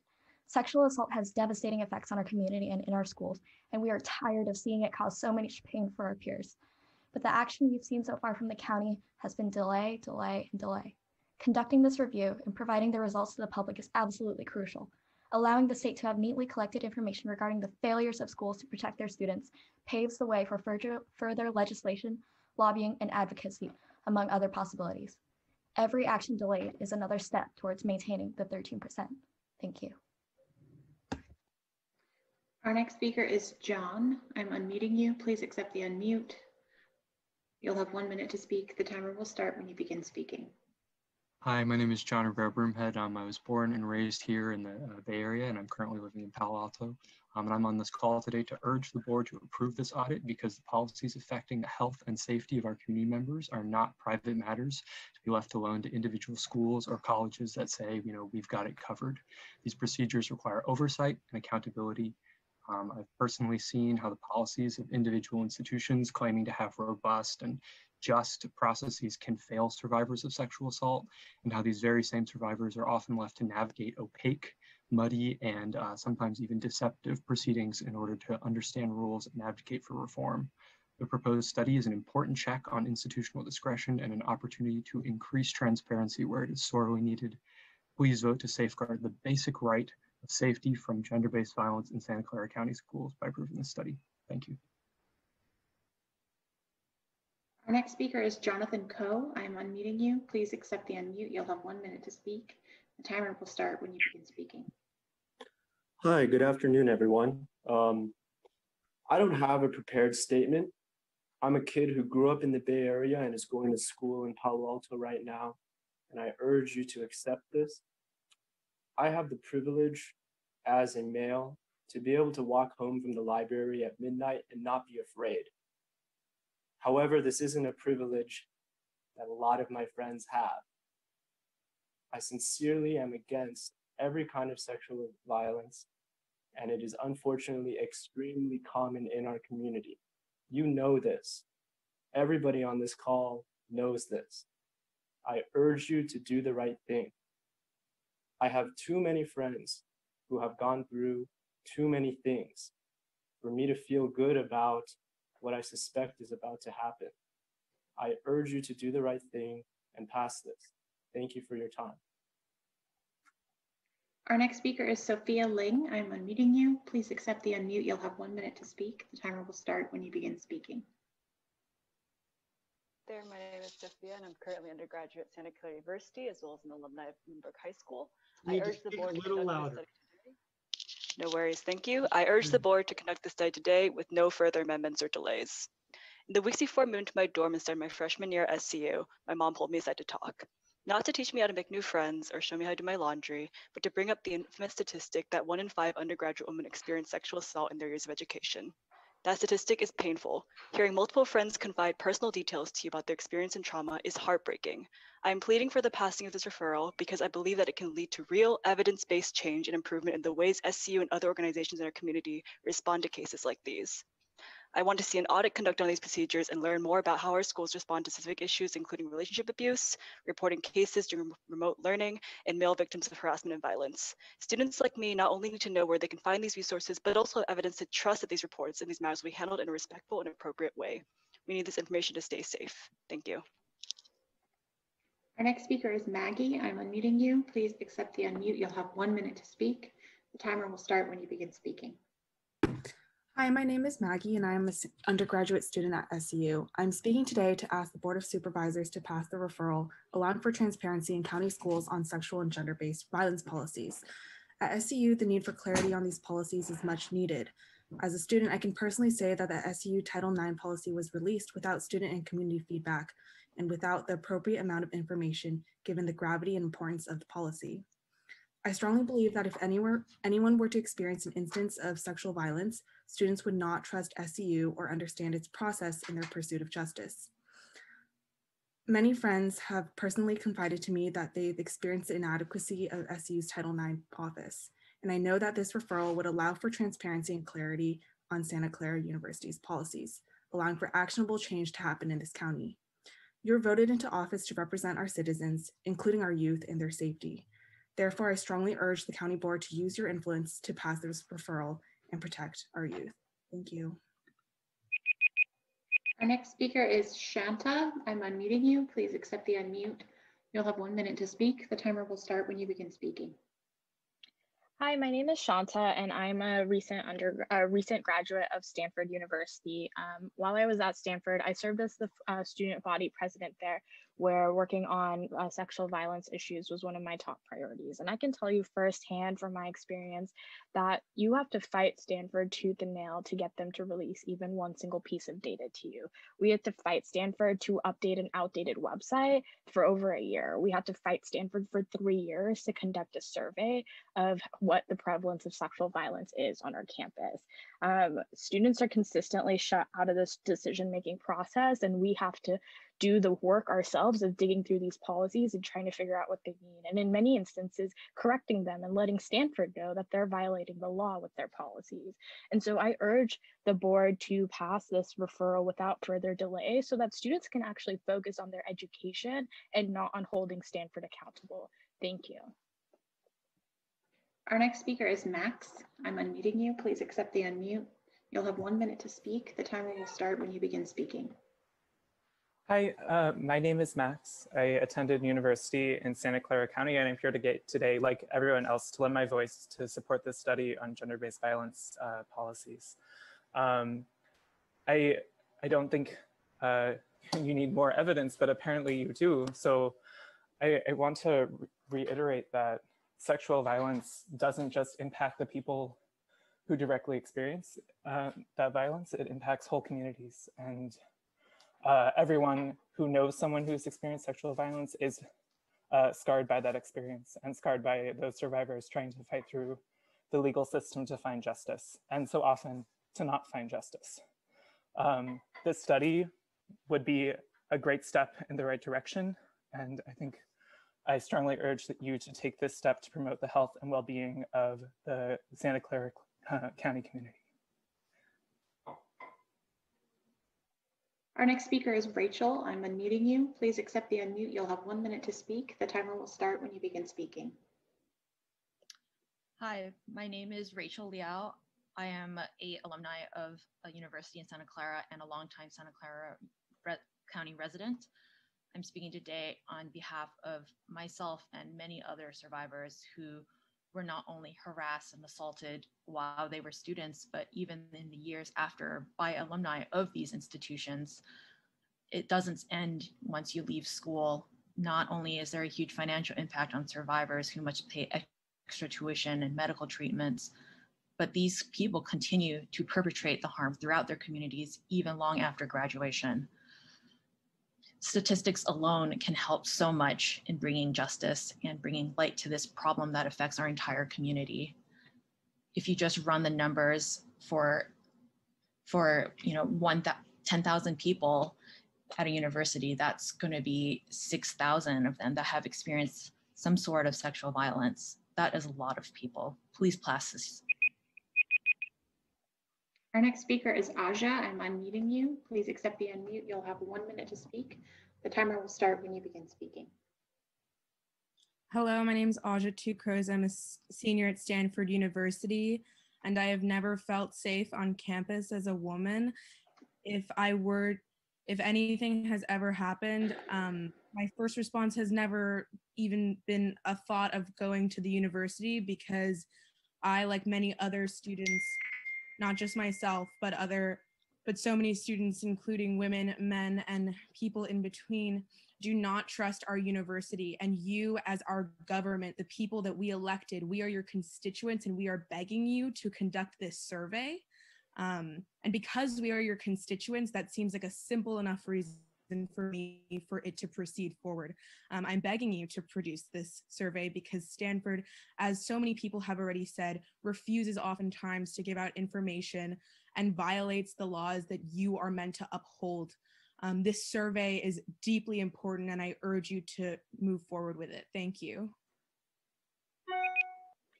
Our next speaker is Kyla. I'm unmuting you. Please accept the unmute. You'll have 1 minute to speak. The timer will start when you begin speaking. Hi, my name is Kyla and I'm a current senior at Palo Alto High School. When we first spoke out at the initial vote on September 22nd, we expected it to pass, and I think everyone else did as well. We knew there was a huge amount of support from the community, from which protecting students from sexual assault has been increasingly prioritized, and from a number of women's organizations, including the YWCA of Silicon Valley and Next Door Solutions.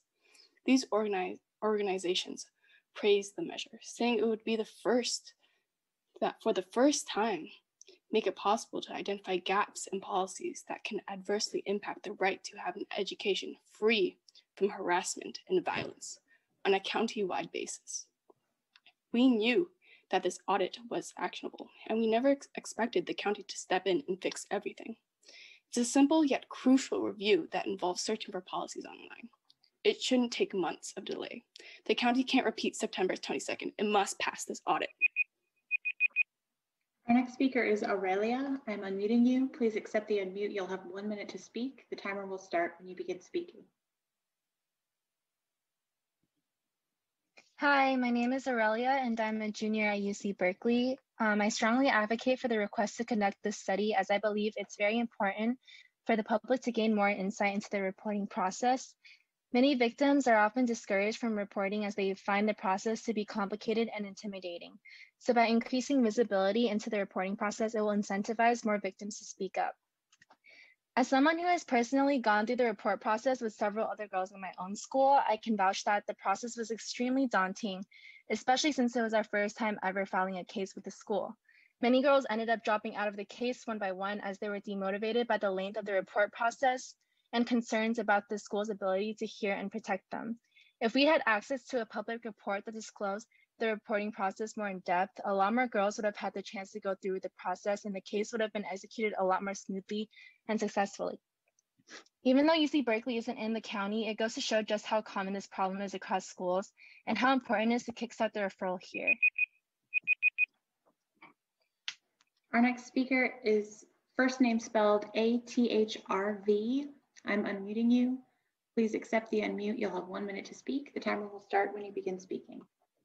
Hi, my name is Athurva Koche, and I'm a lifelong resident of Santa Clara County. And I'm here to say that we should definitely vote yes on this audit. I've personally known too many survivors of sexual violence and have witnessed the mental and physical trauma that they face, not only within the following months, but to this day. I've also seen that there's little to no support for them in our current system, which only exacerbates and deepens this trauma. Hearing their and countless other stories has made it painfully aware that something must change within our system. This audit will not only be strong, but an actionable step to tackle this issue and create meaningful reform for them. Thank you. Our next speaker is Bianca. I am unmuting you. Please accept the unmute. You'll have 1 minute to speak. The timer will start when you begin speaking. Before I begin, I would like to respectfully request Officer Simidian to turn his camera on and listen to us as we address him for the remainder of the board meeting. My name is Bianca and I'm a current junior at Gunn High School. Right now, as students who attend in this school in this county, sexual assault has been normalized as something that just happens to you. And once it does, it's up to you to recover from. You don't report it, you don't tell an adult, and you don't tell your parents. You stay silent. It should not be a bonding experience for teenage girls to sit down and tell each other about how the school has been idle while they were assaulted, but it is. I can tell you that at my school, very few students want to report Title IX violations, and their rapists continue their academic careers at the tables across from us in class. We're counting on this board not to fix the entire issue of sexual assault, but to start promoting a culture of safety. And that starts with the transparency and accountability that comes with this review. I strongly urge you to vote to order an immediate review of school and college sexual harassment and violence policies in Santa Clara County. Thank you. Our next speaker is spelled L-E-E-H-I. I'm unmuting you. Please accept the unmute. You'll have 1 minute to speak. The timer will start when you begin speaking. Hi, my name is Lihi Yona, and I am a PhD and JD student at Stanford. I support this study. You have a duty and you were elected to represent this community. And in my experience at Stanford, I have worked supporting students who have reported to the Title IX office, and it has been terrifying. And just, I could have so many stories about administrators who've blatantly violated Title IX rules. And I am just shocked that this is even something that you have to consider. I'm wondering if you have kids or people you love in your lives and people who are vulnerable, and if you are willing to protect them, because what I'm hearing here are children, high schoolers, who have shaking voices and who are crying and are asking you for the very bare minimum. And some of you are not even turning on your videos to give them that minimum level of respect. So I am asking you to approve this audit without further amendment or delay.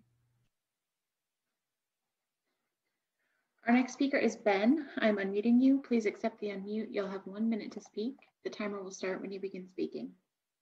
Yeah, hi y'all. I'm Ben. I'm a college student in Santa Clara County right now, and I just want to, like every single other person on this call, express my support for this study.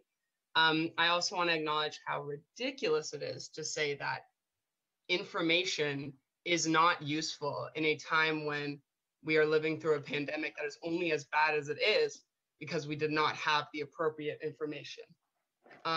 Anyways, this study, clearly very important.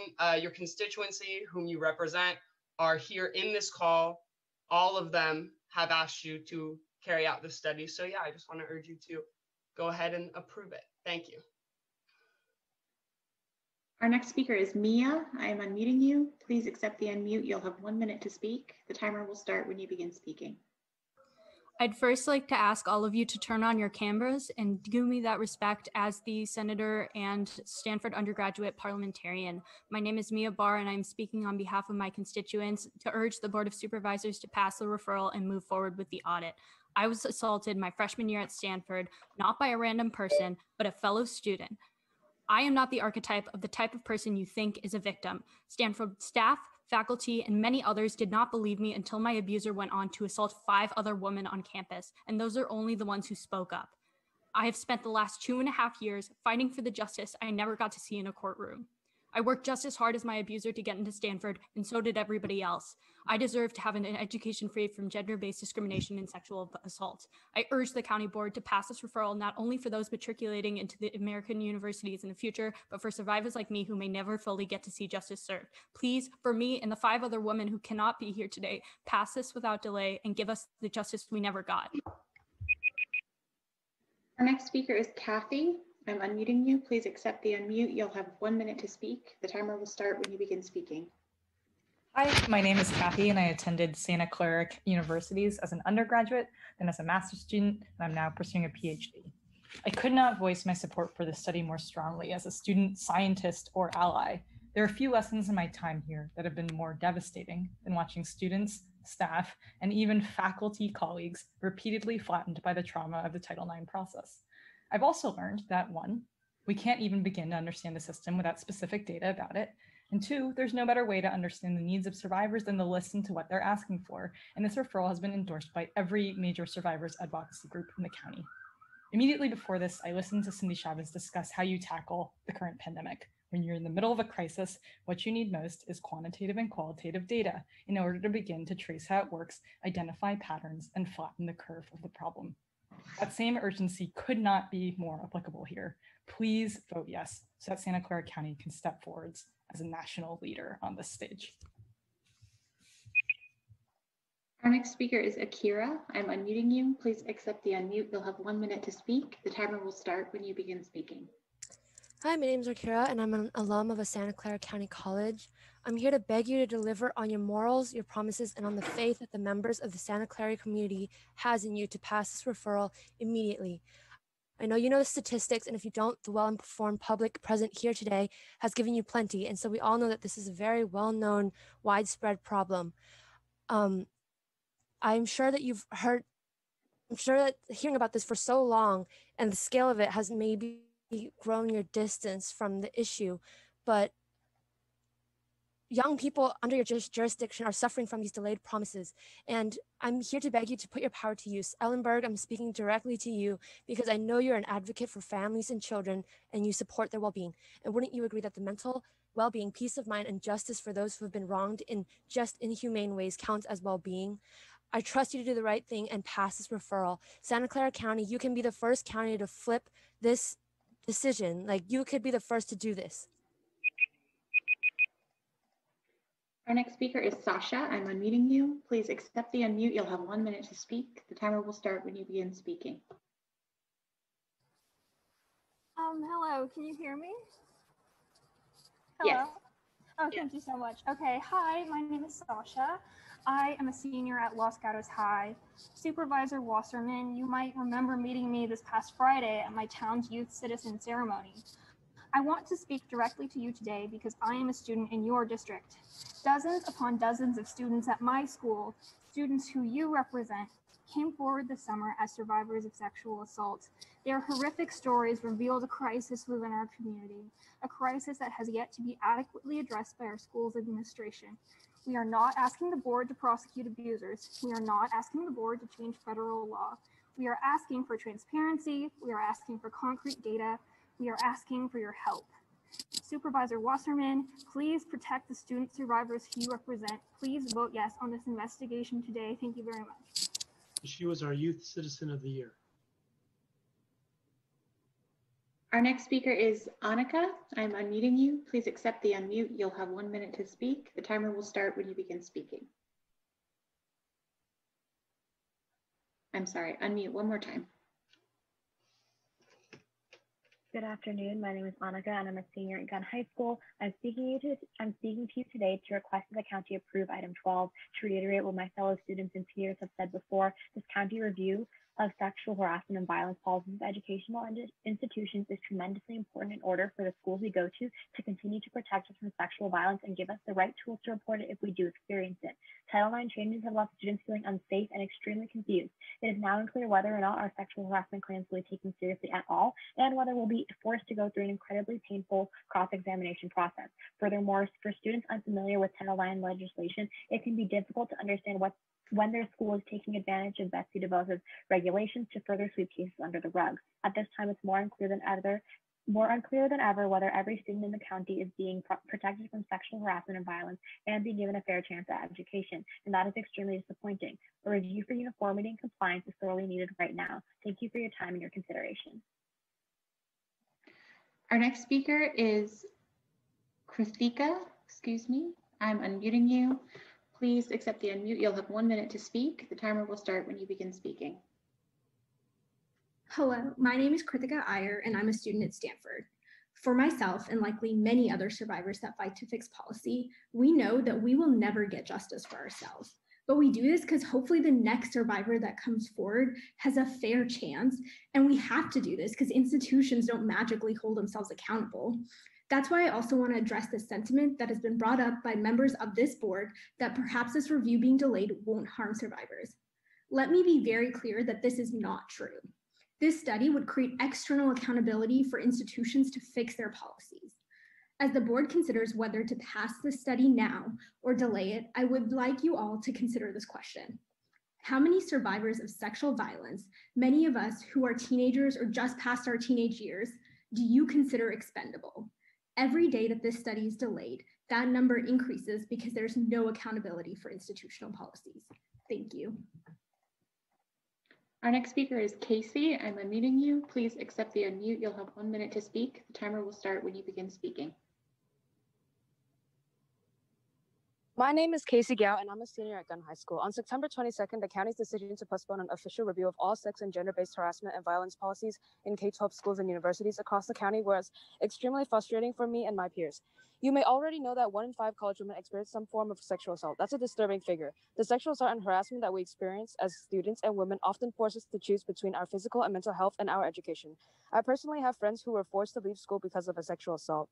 It has reached a point where we do not feel safe at school. Right now, we're counting on this review to provide crucial transparency and help promote a culture of safety for students in Santa Clara County. We're hoping our elected officials will be able to listen and hear us today and vote in favor of passing this audit. Our next speaker is Maya Keegley. I'm unmuting you. Please accept the unmute. You'll have 1 minute to speak. The timer will start when you begin speaking. Thank you for allowing everyone to speak today. My name is Maya, and I'm a student at Stanford, person of survivors at Stanford who did not report their sexual assault. In my experience, I was fearful of being silenced and re-traumatized due to lack of transparency from the Title IX process. Stanford is continuing to make the reporting process less transparent by passing new policies without informing students or updating the Title IX and Equity and Access websites. This referral will not end sexual assault, but it is just one step forward. It will help survivors to reach justice in the future. Make the right and just decision to support your constituents' physical and mental well-being by passing this referral without amendment or further delay. Thank you. Our next speaker is Emily Doe. I'm unmuting you. Please accept the unmute. You'll have 1 minute to speak. The timer will start when you begin speaking. Hello, my name is Emily Doe, and I'm a student at Stanford. Stanford has implemented regressive Title IX policies under the guise of a federal mandate, and Stanford insists that its policies were only bringing it into compliance with the Department of Education, but in fact, the policies go far beyond the harm that was in fact required by the government. Stanford is deliberately obfuscating this policy, this and other older policies, and its reasons for imposing it. And this is one of their crucial strategies in their effort to disempower survivors in favor of their own reputation and bottom line.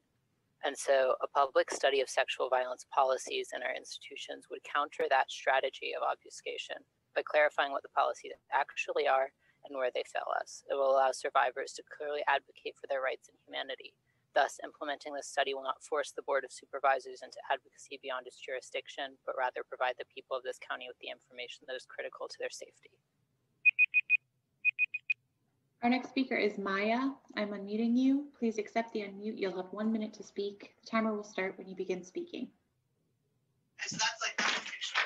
Hi, thank you so much for giving us time to speak. I'm a student at Santa Clara University, and I just, you've heard an overwhelming outpouring of support, and I know so many people who have been not served by the current process as it stands, who have been victims of sexual violence. Listen, the NRA is the kind of people who suppress research and stop research from happening. There should be, in theory, no harm in asking questions. All we're asking you to do is ask questions and ask them sooner so that people stop getting hurt. If you're worried, maybe you should be, right? Like if you're worried about the answers that are going to be found there, it's very, very important that at the very least, we give people the respect to ask those questions and that somebody goes in and asks, is the way that things work right now the right way and the way that they should work? So I'm begging you, please, on behalf of the people that I love and care about who have been hurt, like listen to their voices and ask the important questions to help protect them and help protect their experience. Our next speaker is Nyla. I'm unmuting you. Please accept the unmute. You'll have 1 minute to speak. The timer will start when you begin speaking. Thank you. My name is Nyla, and I'm a student at Santa Clara University. I'm asking you to pass this referral. My concern for the issue started when a close friend of mine went through the Title IX process her freshman year. Her attacker had several reported instances of sexual violence and was yet to be appropriately reprimanded. My friend felt she had made the wrong call in reporting because of the shame she felt afterwards and the lack of repercussions for her attacker. I realized then that there are indeed holes to be filled in our current system, and providing clarity is a starting point. Our community is especially decentralized while we're learning remotely. So when there's instances of sexual violence, they're more likely than ever to go unseen. It's important that we have transparency in information and processes so that students know what their options are if they ever find themselves in a situation of sexual violence that so many do. The Santa Clara court system has served me justice in my personal situation of domestic violence, so I have a lot of faith in the institution. Please pass this referral so other students have the tools they need to find justice. Thank you. Our next speaker is Richard. I'm unmuting you. Please accept the unmute. You'll have 1 minute to speak. The timer will start when you begin speaking. Hi, my name is Richard. I'm a junior at Stanford, and I'm speaking today to urge the Board of Supervisors to pass a referral mandating oversight and transparency on sexual and gender-based violence policies at our schools. We desperately need this transparency and oversight. When Stanford's Title IX policy was released earlier this year, it basically ignored all student and community feedback. Take, for example, a request from student advocates who requested that the university not punish survivors for their own assault and exasperate underreporting out of fear of campus eviction. These requests were repeatedly ignored, and the administration had to be repeatedly pressured by students who were doing the work until the request was eventually met. Stanford needs oversight because it's not going to regulate itself. I can see my time. Our next speaker is Elena. I'm unmuting you. Please accept the unmute. You'll have 1 minute to speak. The timer will start when you begin speaking. Elena, go ahead. Hello, my name is Elena Fox. I'm a senior at Los Gatos High School as well as a voter this year.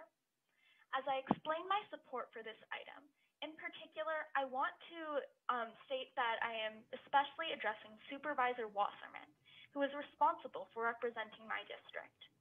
You have heard today, the consensus among county residents is overwhelmingly unanimous in favor. Listening to these heartbreaking stories, hearing the horrifying statistics, the answer is clear. Evasion and postponement is complacency. Be the leader that your constituents expect you to be. Refuse to be complicit in injustice, which is so pervasive throughout the county. The only responsible action is to approve this referral. Thank you. Our next speaker is Jane. I'm unmuting you. Please accept the unmute. You'll have 1 minute to speak. The timer will start when you begin speaking. Hi, my name is Jane, and I'm a former student at Miller Middle School and Lynbrook High School in this county's jurisdiction. I'm speaking today to urge you to approve this referral without delay. When I was 15 years old, a freshman in high school, I was assaulted during school track practice. The way Lynbrook handled my sexual assault case was uninformed and made high school totally unsafe for me as a survivor. The administration posted pictures of my assaulter's face in every single classroom in hallway for 2 weeks. My Spanish teacher, who still teaches at Lynbrook, had a running joke that a male student in my class looked like my assaulter. The school did nothing to further prohibit harassment I experienced from peers and teachers or educate high schoolers about consent and rape culture. How Lynbrook High School dealt with my assault was re-traumatizing to say the least, deeply formative, and has left deep scars that impact me still. We need better regulation and understanding in a way that centers survivors in a trauma-informed manner. We need to better understand how schools are handling these cases, the first step to change. Vote yes. Our next speaker is Christina. I am unmuting you. Please accept the unmute. You'll have 1 minute to speak. The timer will start when you begin speaking. Hi, I'm currently an undergrad student at Santa Clara University and a survivor of sexual assault.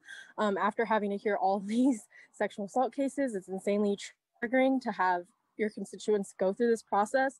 As someone who has experienced sexual assault, I understand how absolutely terrifying not only the assault is, but the aftermath as well.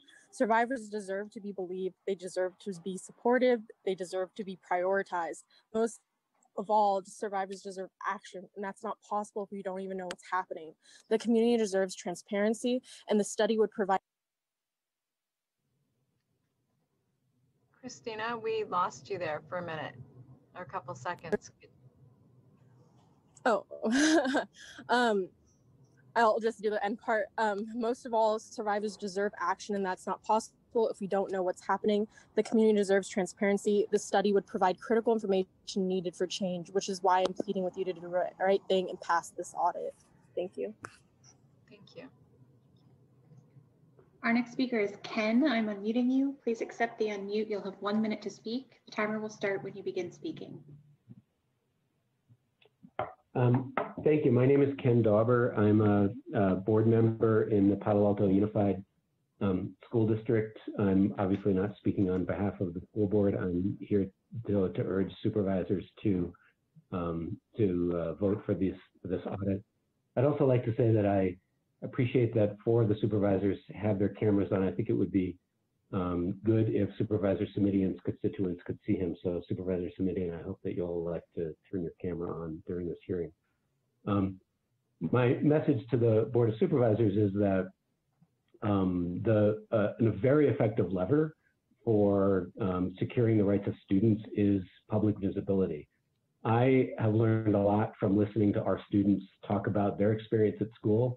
it's having an impact on our board. And I think that that will have an impact across the county if you support this audit and give survivors and parents and students the tools that they need to advocate effectively for changes in how schools work. Thank you. That concludes our speakers. Thank you. I do want to get to the discussion and the vote, and I'm going to ask in real time, Create TV, if what your needs are, if you need 5 minutes now, or if you can wait till the board's discussion on this item.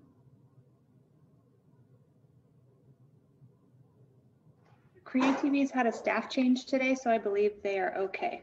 All right, thank you very much. I'm now going to go to Supervisor Cortese, and I'm going to go Supervisor Simitian, I see your hand up. I was going to just take everybody in order, in part because this was originally Dave's. Just a quick technical question, Madam Chair. My camera has been on for several speakers now, and I just wanted to make sure that we didn't have a technical problem. No, thank you. I can see you. Thank you very much. Because of the Zoom format, while public comment is going on, the only thing that the public can see is the timer and the black box of the person speaking.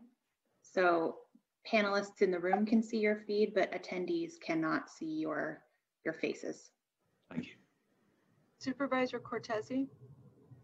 That last comment by the clerk is interesting. I never knew that. It might be something for us to work on in the future, not relative to this specific action today. It's just, I had no idea that the public is looking at darkness. Okay, thank you for calling upon me, and I'm interested in hearing what everyone has to say about this, of course. I support the staff recommendation. I do think that there's some things that need to be clarified on it, and I could probably just summarize those very quickly in my own comments right now. And they're sort of technical in nature to some extent, just from my review of my staff notes through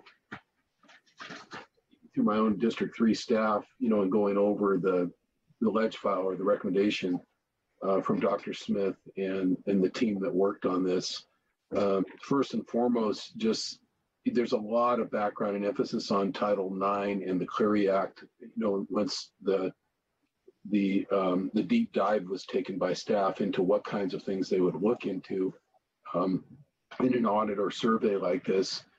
And right in the recommended action on page 1, which is packet page 313 for our packets, it says, receive report from the Office of County Executive related to a countywide analysis of schools and post-secondary institutions, compliance with Title IX, the Clery Act, and other relevant laws.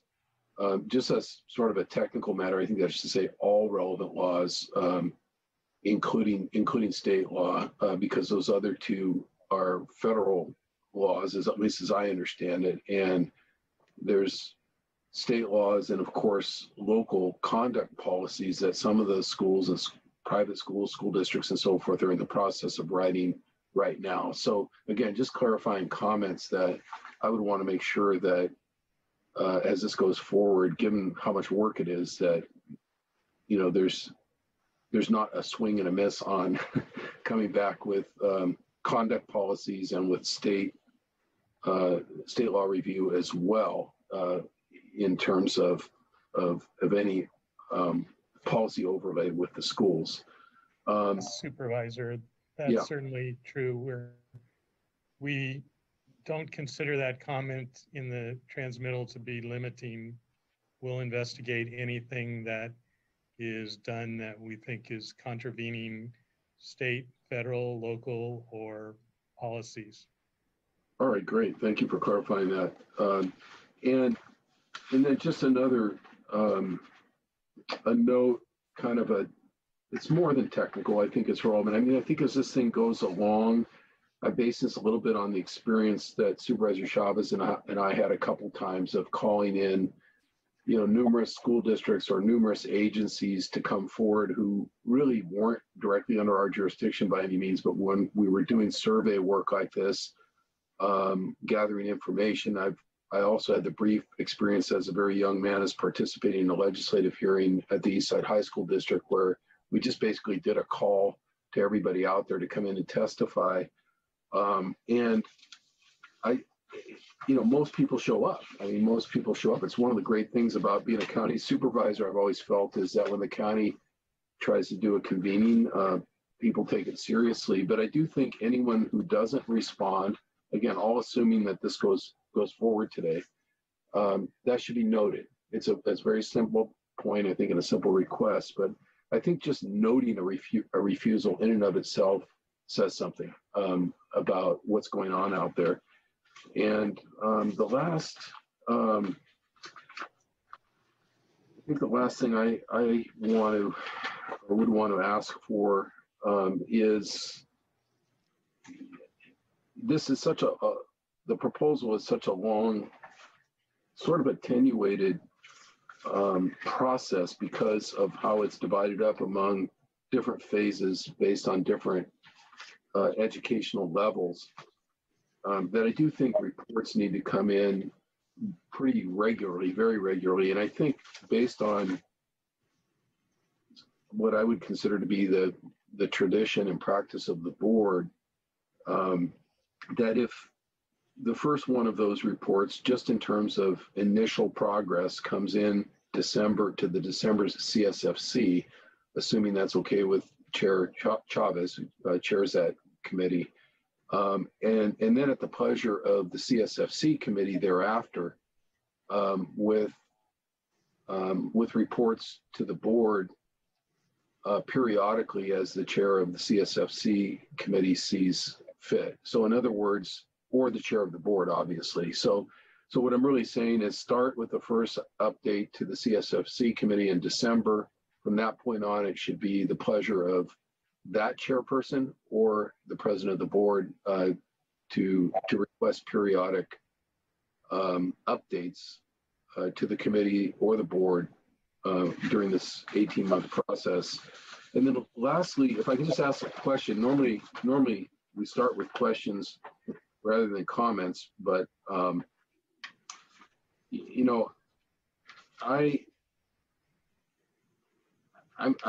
said I'm fine with the recommendation, and I am fine with it. I suppose if I was writing it myself under the proposed phasing of work section, what I may have done is basically done an initial call, just for sort of a voluntary gathering of information across all grade levels, educational types, just to get an initial bucket of information. It strikes me that sometimes when you do that, it gives you a nice boost or a head start. So with what I'm trying to say, with any luck, you may end up with 60 or 70% of the initial responses that are needed without having to work so hard level by level by level. I do think thereafter, moving through a phased process of scrubbing and cleaning up that data and reaching out to people and making sure that people who haven't responded are not refusals, that they're just slow or they're just gathering information or whatever's needed to be done. Maybe that's a way to do it. But I do also realize that kind of work can be further directed and tweaked by committee input and Board of Supervisors input in the future. But I just wanted to generally suggest that.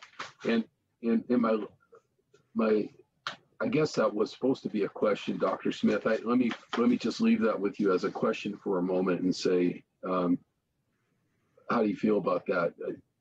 There's no right answer, I suppose. I'm just wondering if that makes sense or not. We can certainly do that. I think,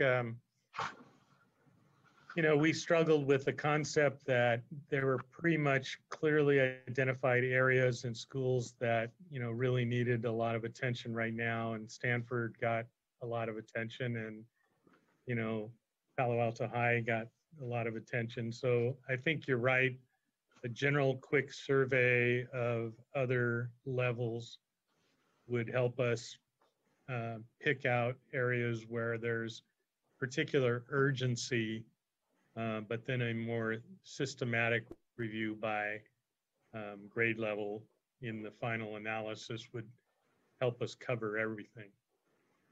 Thank you. It's a thought. And I guess it should be noted that on September 22nd, as we are all aware, as board members, Stanford actually did write a letter saying, they're cooperative. So we already know for the public who's listening out there that Stanford has not refused. They've actually, I think we're the first educational institution to respond cooperatively, but we just don't know if that's going to be the case with everyone. And the very last comment that I want to make is that I appreciated some of the early comments by the speakers about, hey, this isn't about us asking the county to enforce. It's about us asking the county to do a survey essentially, or an audit or a study as to who is enforcing and who isn't, among other things. What policies are out there? What are people doing? Who has watered things down since the DeVos changes? Who hasn't? What's going on out there? And enforcement, observing or asking or inquiring about enforcement, I think is the key here, not what I think we got a little bit tangled up in, including some legal response I saw from county council, which really kind of got deep into who can enforce and who can't enforce. I just wanted to clarify that I know the original referral I put out back on the 22nd, it had it certainly was not the intention to get the county wrapped up in any way in an enforcement kind of a role. I think that's all clear now. I think that's certainly clear anyway in the report, because I think the fact of the matter is we really don't have that role, whether we like it or not. But I just, again, wanted to reassure the speakers and, that was never the intent in the first place, at least in terms of my authorship of the original referral. So at whatever point everybody has their say, and if this goes forward, President Chavez, I'd like to have those comments incorporated into any positive motion that would move this forward. Dave, why don't you make that motion now? Okay, Go ahead. I'll make the motion for purposes of further discussion, which would include those points that I just indicated in my comments as minor amendments to the staff recommendation. Thank you. So we have a motion and a second. Second. We have a second from Supervisor Simitian. I'm now going to see if there are other comments that people would like to make. Joe, as the seconder of the motion, do you want to make comments now? I'll hold off. I understand you just want to go in order up and down the podium. That's fine. Thank you. You don't want to mess up my rhythm. Thank you. And before I go, I apologize. I intended very much to thank, on behalf of the board, every single public speaker who spoke at the last meeting and who spoke today. I think the authenticity and the thoughtfulness and really the bravery from so many of you is greatly appreciated. And I know you were heard. So thank you on behalf of all of my colleagues. I'll now go to Supervisor Ellenberg, then back to Supervisor Simitian, and then Supervisor Wasserman. Thanks, President Chavez, and thank you for expressing gratitude on all of our behalf for the speakers. I want to start by thanking our administration for working really diligently on this report back to the board ahead of schedule, which does not happen around here very often. I appreciate very much that the report outlines exactly what I asked for: a phased scoping of the project, a timeline, and an initial cost estimate. I really want to extend appreciation to the many advocates who reached out to me to make more clear what they wanted to see, and that what they wanted to see was an audit that can be used by a wide variety of stakeholders to hold public and private institutions accountable for their adherence to existing state, federal, and local policies, and significantly, the implementation of those policies, around a variety of forms of sexual violence. We now have a structure, a clear understanding of what we might expect in terms of access to data for evaluation purposes and what we can do with the information that will be collected and reported to the board. I'm grateful and want to acknowledge the thoughtfulness that the Office of Women's Policy and the Office of Gender-Based Violence staff put into addressing my concerns.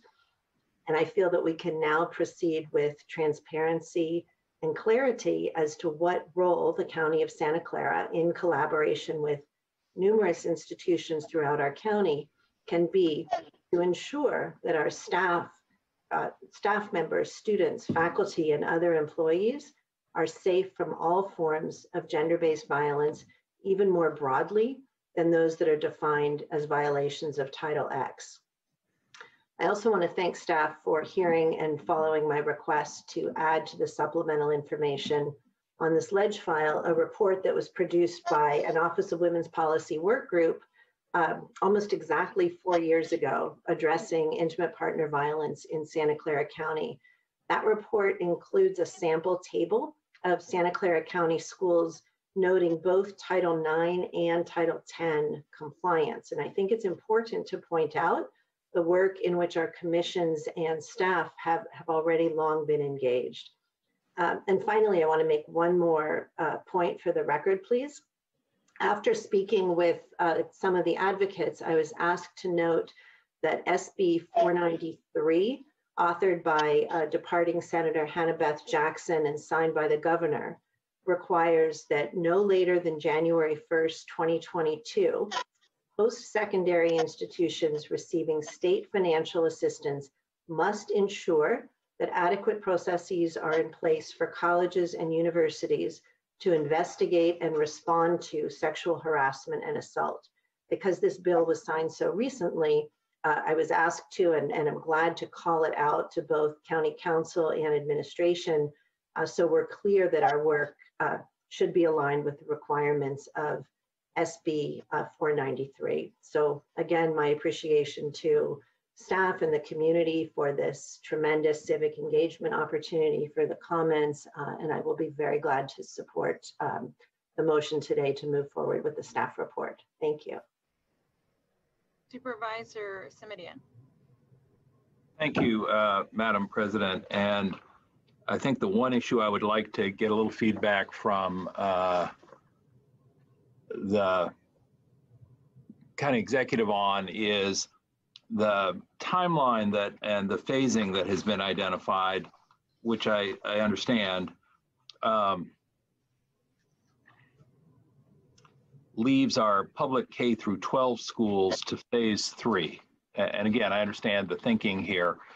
I appreciated the fact that Ms. Collins in remarks earlier, I believe, talked about the fact that there could be some flexibility there. I'm just wondering, Dr. Smith, if the maker of the motion and the rest of the board are amenable, whether we could provide some flexibility for some initial considerations and efforts in the K through 12 arena, even in phase 1. I'm not talking about conflating the phases. I'm talking about looking at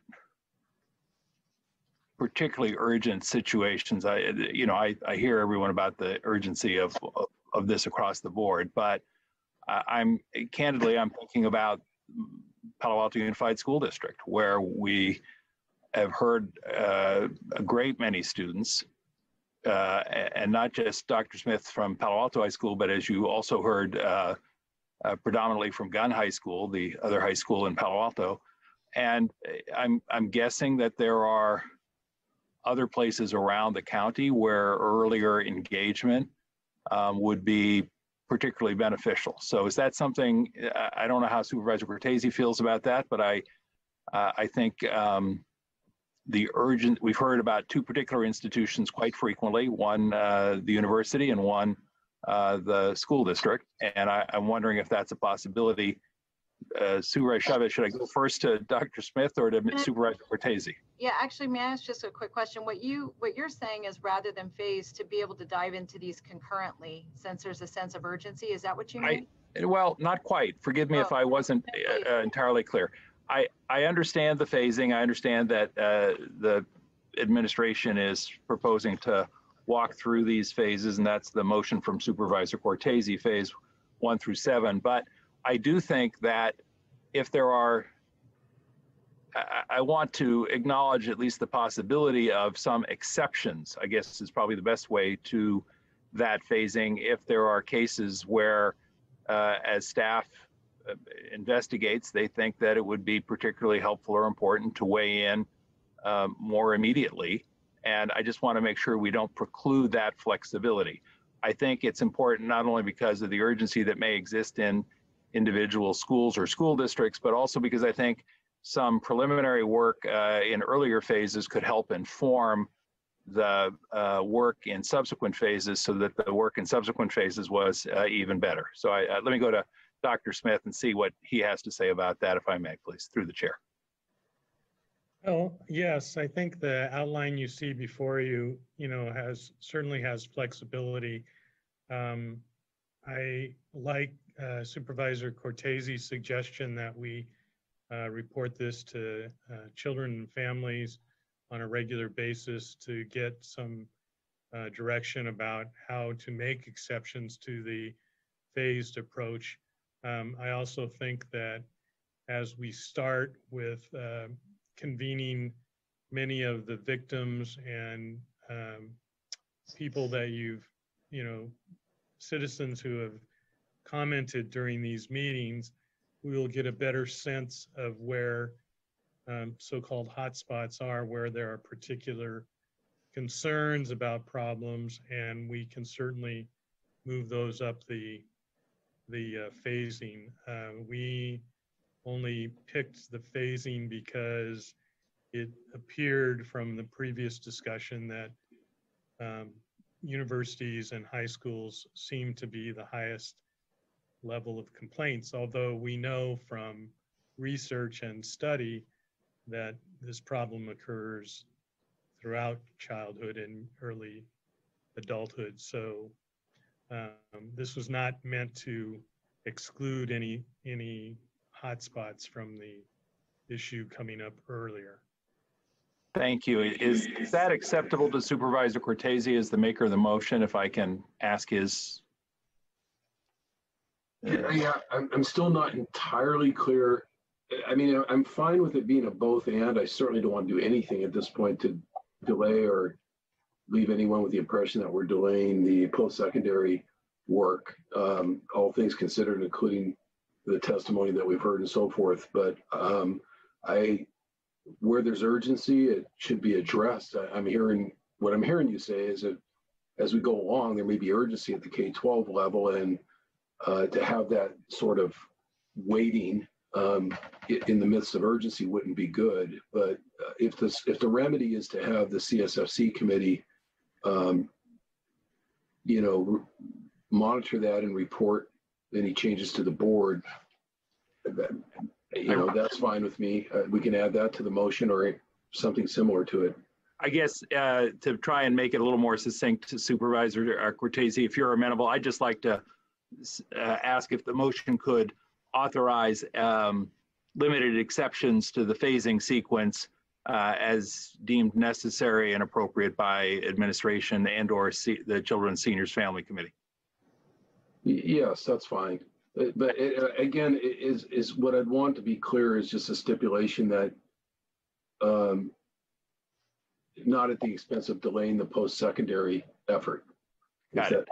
Okay, thank you. Fair enough. And Madam Chair, just the last observation about this, I think in various ways at various times, every member of the board has tried to express the belief that survivors should be heard. And I think having listened to this testimony and the testimony at the prior meeting and the testimony at the Health and Hospital Committee, by the way, for which I also express thanks, if you heard the pain in those voices from Gunn High School and from Palo Alto High School as well, that may well be such an exception. I'm prepared to let the committee and the administration make those determinations about exceptions, but I appreciate the ability to take up those cases where it's so compelling.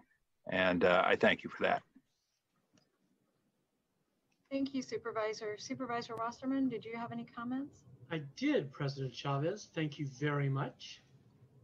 First of all, I want to thank all those that spoke again today, either about themselves or about friends or family, people that they knew. That took a great deal of courage previously. It took a great deal of courage again to open up that wound and share personal thoughts. And I thank all of you for your bravery. I also thank all of you for bringing this to my attention. I've learned a great deal since the first time and the second time. And a lot of that also I want to thank is the staff for bringing this back so quickly, such a complex deal, a enormous undertaking, and I think it's the right one to do. And I've already heard 3 people say they're in favor of the motion. I will say I'm in favor of the motion as well, which makes 4. So I think I've got an idea how this is going. I would like to tell any of the speakers that are still listening to this broadcast that 1 year ago, September 2019, the Office of Gender-Based Violence was created in the county exec's office. And the county created that office, and it's been undergoing for about a year, like everything else, slowed down because of the limitations of COVID. But I think the issue that you've brought forward is extremely important, extremely complex, involved, raising awareness, bringing attention. Several of the speakers today mentioned the mere fact that we're talking about it, that we are now about to approve the audit, the investigation, the report, whatever you want to call it, will raise awareness at every single school, K through 12 and colleges in Santa Clara County, whether it be from Palo Alto to Gilroy. There's issues everywhere. And this is a good thing. It's a good thing that's happening today, and it will be more good that comes of this ultimately. So I'm proud to support the motion. Thank you, Madam President. Thank you. I want to make a couple comments about this, and one is that because this is a body of research, and I interestingly, I think the IPV report that's here was part of the work that we did to get the ball rolling on sexual assault and expanding our services, to victims of domestic violence and in some ways sexual assault. And I think what's evidenced in this report, oddly enough, is that we had already started to examine Title IX. And, just to kind of go back even further, we'd also had a conversation as a board about investigating Title IX, both for access to sports and education, in part because the advocates in the girls' sports world were unable to get the schools to be responsive to them when they were requesting information. So I just wanted to say that this has been a long time challenge. I also just wanted to take a giant step back and have a conversation about the county's role in addressing sexual assault and domestic violence. And in addition to the Office of Gender-Based Violence, the Office of Women's Policy, the significant investment we're making in prevention, both to prevent sexual assault and domestic violence, the District Attorney's Office in enforcement, the Sheriff's Office in enforcement, investigation, and custody, the Crime Lab, the Spark Clinic, who addresses violence and sexual assault against children, our investment in expanded SART exams, and to acknowledge that was something that Supervisor Simitian worked on. The work we're doing now on expanding research on strangulation and making sure people have access to services if they should need them, to the cleaning up really of our CAN center that gets all kinds of complaints relative to violence and sexual assault against children. our investment as a county in the 2 county rape centers, the fact that our county communication receives 911 calls, our schooling services address and sometimes deal with this. CEDA committee sometimes deals with this. The Child Advocacy Center is being designed in order to address sexual assault. And we have a whole division of social justice and equity with the intent of making sure that we're really providing services across the board, and that a report that was given to us to where we allowed the county council to be involved in giving feedback to the federal government as Betsy DeVos was making the changes in the rules she was making, mean that we are very, very, very involved in this issue. And the reason I wanted to say that is that I felt like I wasn't clear on September 22nd that the county has a significant role to play, and that one of the ways that we created voice for many, many people was to do hearings on these very subjects, and appreciate Supervisor Ellenberg requesting this partial report. It just shows a little bit of our history on this. That is to say that as we proceed, one, I do recognize that this is a body of research. That research could very much inform any number of the institutions and organizations that are part of our county family that are doing work in these areas. And so to that end, I was not, frankly, as interested in the phasing, and what I thought Supervisor Simitian was asking for was something I was really ready to say yes to, and that was that many parts of this study may be able to be done concurrently, and that really does depend on the partners that we find out in the world who are available to do this kind of research on behalf of the county and the young people that brought this to us. And I say that because I recognize that there's a motion that we have on the floor that has phasing, but I too want to ask both the maker and the seconder is that as we do outreach for possible professionals to help us, that the board, that the staff not feel obligated to be slow. I want them to be thorough and deliberate, but if there are opportunities to be more quick, more rapid, I would really appreciate that. So that's one issue, and I wanted to ask the seconder and the maker if you have concerns about what I just raised. No concerns. Thank you. Supervisor Simitian? No, I think you said thoughtful and deliberate. I said thoughtful and thorough. I think we mean the same thing, and as long as the sense of urgency and the rigor that you've just described can be pursued simultaneously, I think that's the best path. Thank you. And then as part of that, I like the idea very much of the Children's Family Seniors Committee, since that's been the committee that's heard most of these. Actually, I think we've done all of the hearings to date. What I would recommend is that there be a quarterly reporting to that committee until and unless the study starts to take its own shape, and that becomes less necessary. And it appears to me that would be an important way to make sure that there is some efficacy and oversight. Any concerns about that, Dave or supervisors, Dave or supervisors, all supervisors, Dave and Joe? Is that all right with both of you? I'm fine with it. Yes. Yes. Okay. Then here's the last thing I wanted to talk about, and that is the issue of equity. One of the things that it occurs to me is that I think the point that Supervisor Simitian raised as to whether or not there are urgent hotspots that need to be addressed, when we look at the statistics, particularly for younger women and girls, we see a high number of girls of color being assaulted. And what I don't know enough about that subject matter to know how much of that is linked to the particular school you're at or what, but I do want to make sure that we're being we're using our equity lens, and I would ask that GARE, at least some part of the GARE team, be part of helping us dive into these issues, because I'm both worried about girls of color and the other group that's often really vulnerable are LGBTQ youth. And so I just want to make sure that as part of the work, I know that the Office of Women's Policy and the Office of Gender-Based Violence do all the time, is they've got a really rich network in our Division of Social Equity.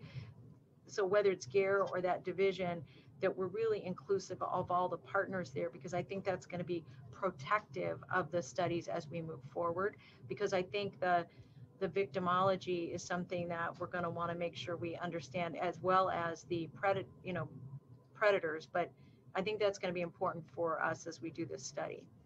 Again, any concerns from Dave or Joe on that issue? No concerns. No concerns. I think it's a good emphasis, actually, and the thought had crossed my mind. What we learned from COVID is very useful here in terms of not making the mistake of overlooking data that could be extremely important to us as this information is brought in terms of equity. That's what I hear you saying. If that's correct, then I'm all for it. Thank you. Thank you. Supervisor Simitian. Thank you, Madam President. I apologize. I forgot earlier to mention, it's a thank you, but it's also a sunshining. I should mention that on page 6 of 7 in the staff report, the sentence exists. The administration recommends that the Stanford Municipal Services study should be augmented by this audit. That was an issue that I think I raised at our last meeting on this subject, and I wanted obviously the advocates who have been participating to know that, but I also wanted to express my appreciation to the administration and also my support for that approach going forward. And then one other thing, and I think I'd like to offer it as an amendment, as I've listened to the conversation and the comments from colleagues.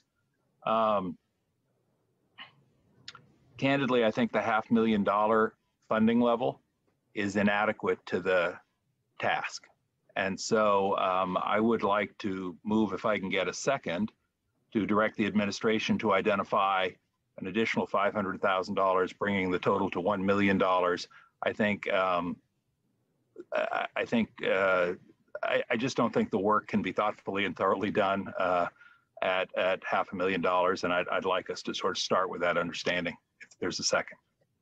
Joe, do you just want to add it to the motion on the floor? You already are seconding a motion. Do you want to just embed it in this one? If the maker is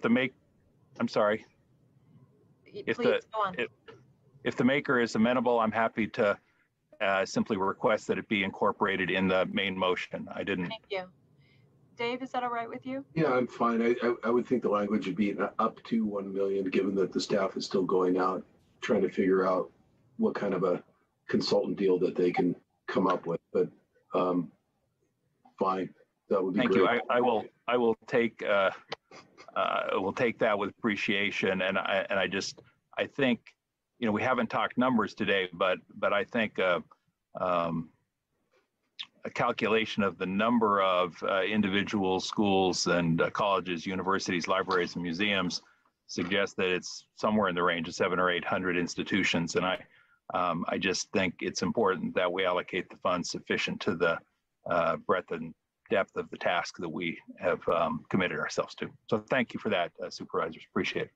Thank you. And that's actually a good point, just given the sheer number, not just of individual schools, but if you think about what is our school district number? Are we at 31, 32? 31 or 32, depending on who I hear from. And I think literally, you know, by the time we put public K through 12s plus private K through 12s in the mix, we're looking at 700 to 800 individual institutions. And as I say, I think the additional funding will serve us well in terms of doing the kind of job that we all want to see done.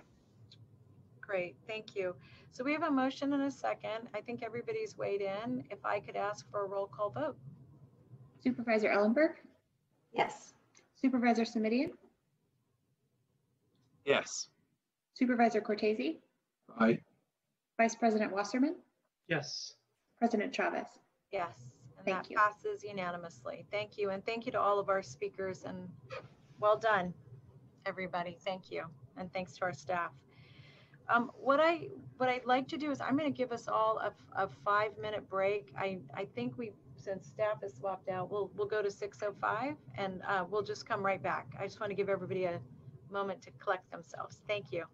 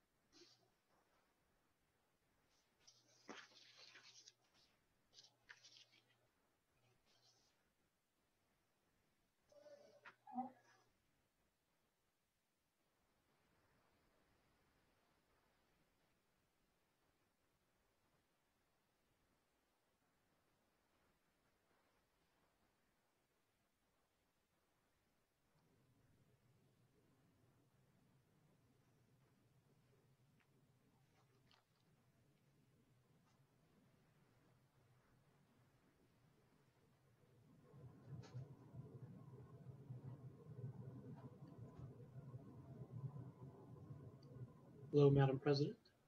Hello. Just seeing if other folks are ready. You said 6:05, so. Yeah, I just was waiting to see. I didn't want to. I'm sorry, I'm here. No problem. I know there's a lot. I turn my video off when I'm moving around the cabin here.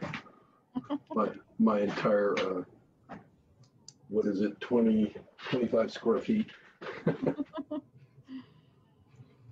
I think we're on item 24, so let me just queue up the staff for the Valley Healthcare Homeless Report. We'll do roll call in a minute. I just wanted to let the staff know while I was getting all of you all back. And to restart the meeting, I will ask for a roll call vote.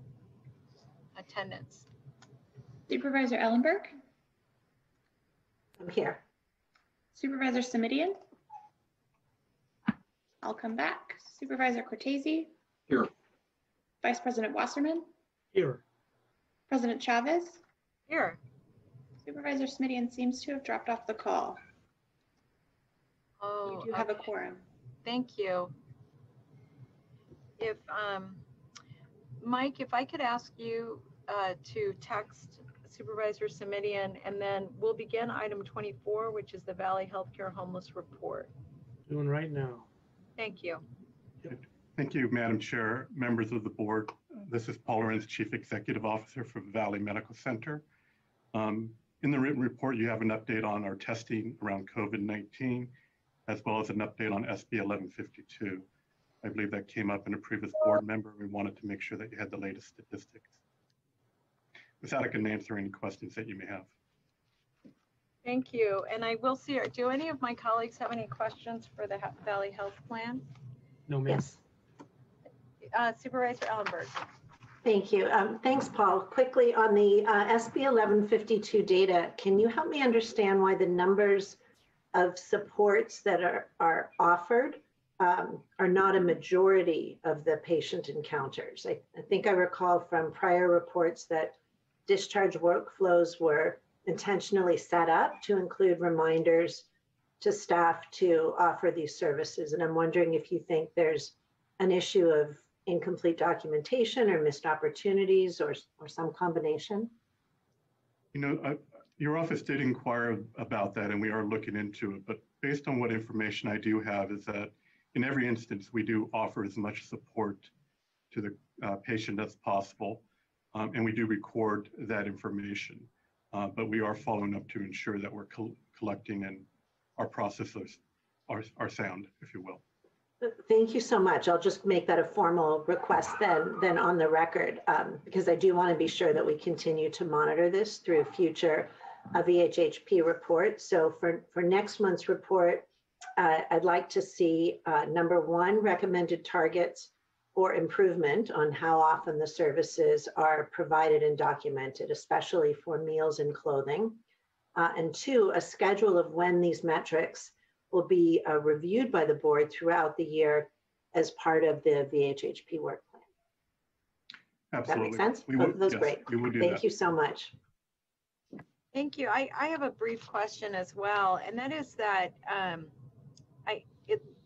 of the 3,777 tests that were done at encampments, I guess I want to just make sure that what percentage of those tests were done in encampments? I'm sorry for my misspeaking. So Supervisor, we have conducted over 4,500, close to 4,600 tests. And that has a positivity rate overall of 1%. About 1,400 of those tests were within encampments with a positivity rate of 1.4%. And the remaining, of course, were done in shelters, which account for around 3,000.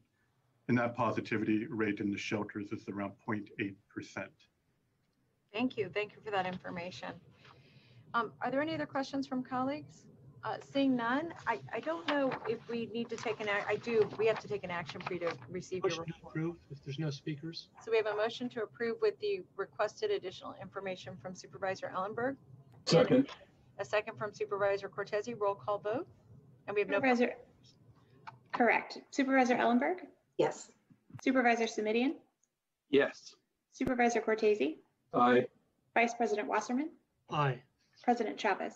Yes. Thank you. Thank you very much. We're going to move on to item 25, and this is a report back on the medical marijuana card. This was a referral from Supervisor Cortese.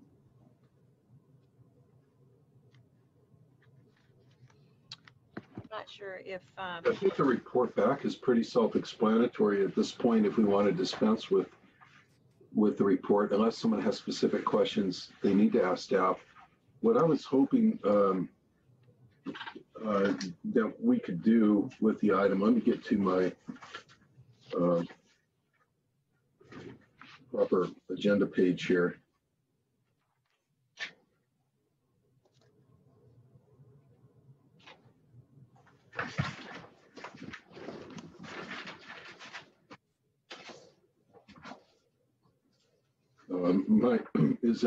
Is that we refer this from here to our Health Advisory Commission for their recommendation on whether to waive the fee entirely or to report back to the board. And the reason I say whether to waive the fee entirely is it's not because it's an insurmountable amount of money by any means for us. I mean, if you did the math this past year, the 23 cards would be $3,243 in cost recovery. And, that's a lot for people to pay, especially if they're, below a federally adjusted poverty level or something like that. There is an argument that if we reduce it down to nothing, that a lot more people might be interested in getting one, at which point our cost recovery becomes a problem to some extent. So that's one thought I had was just, and I'm willing to make that motion, is to ask the Health Advisory Commission, to respond with their recommendations as to maybe how to structure this equitably. I don't have a motion that would give us a formula for staff as to where the cutoff should be in terms of income, or even how to demand that people prove up their income without creating more processing costs. But maybe they could kick it around at the commission and get back to us. At the board? Okay, so there's a motion to send this to the commission and ask the commission to be advisory to the full board before the end of the calendar year? Yes, at their earliest convenience, okay. At their next possible meeting, preferably. So that's a motion. Do we have a second? No? On that, I'll make a second on that. And then why don't we do this? We'll go to public comment and then we'll come back for board discussion. All right, we have 2 speakers on the item. First speaker is Crystal. I'm unmuting you. Please accept the unmute. You'll have 1 minute to speak. The timer will start when you begin speaking.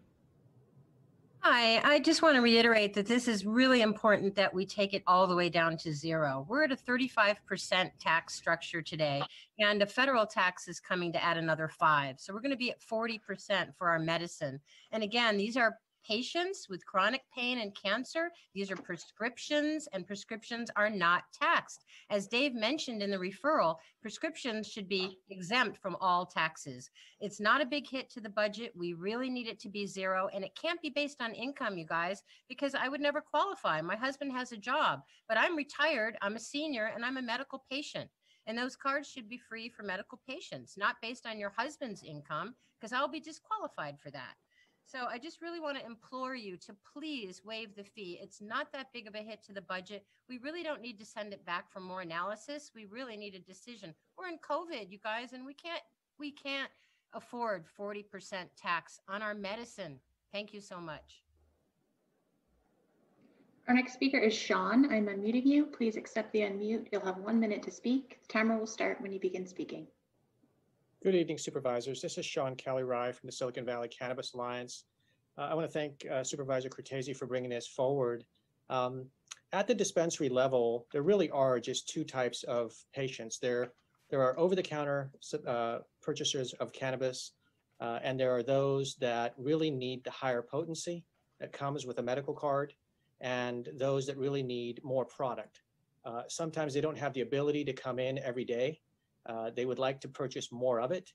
And those are sort of the true medical users that require something more like a prescription that you would get as opposed to going to CVS and buying something over the counter. And treating it the same way as prescriptions and having 0 tax rate I think is just fair. I mean, this is something that was deemed essential by the governor and by the county. And when you start to classify these folks as purely medicinal with cards, I think it's only right to treat them like prescription drugs. So thank you very much for your time. Thank you to both public speakers. I'm going to go back to the board. We have a motion and a second. Any comments or discussion on the motion? I'll start with just who I see. Well, let me just add, I want to acknowledge the speakers and just say it's not my intention to overly delay this at all. I'm just asking that some work be done to bring back a formula that would perhaps be reasonable enough for our colleagues to, the full board to support.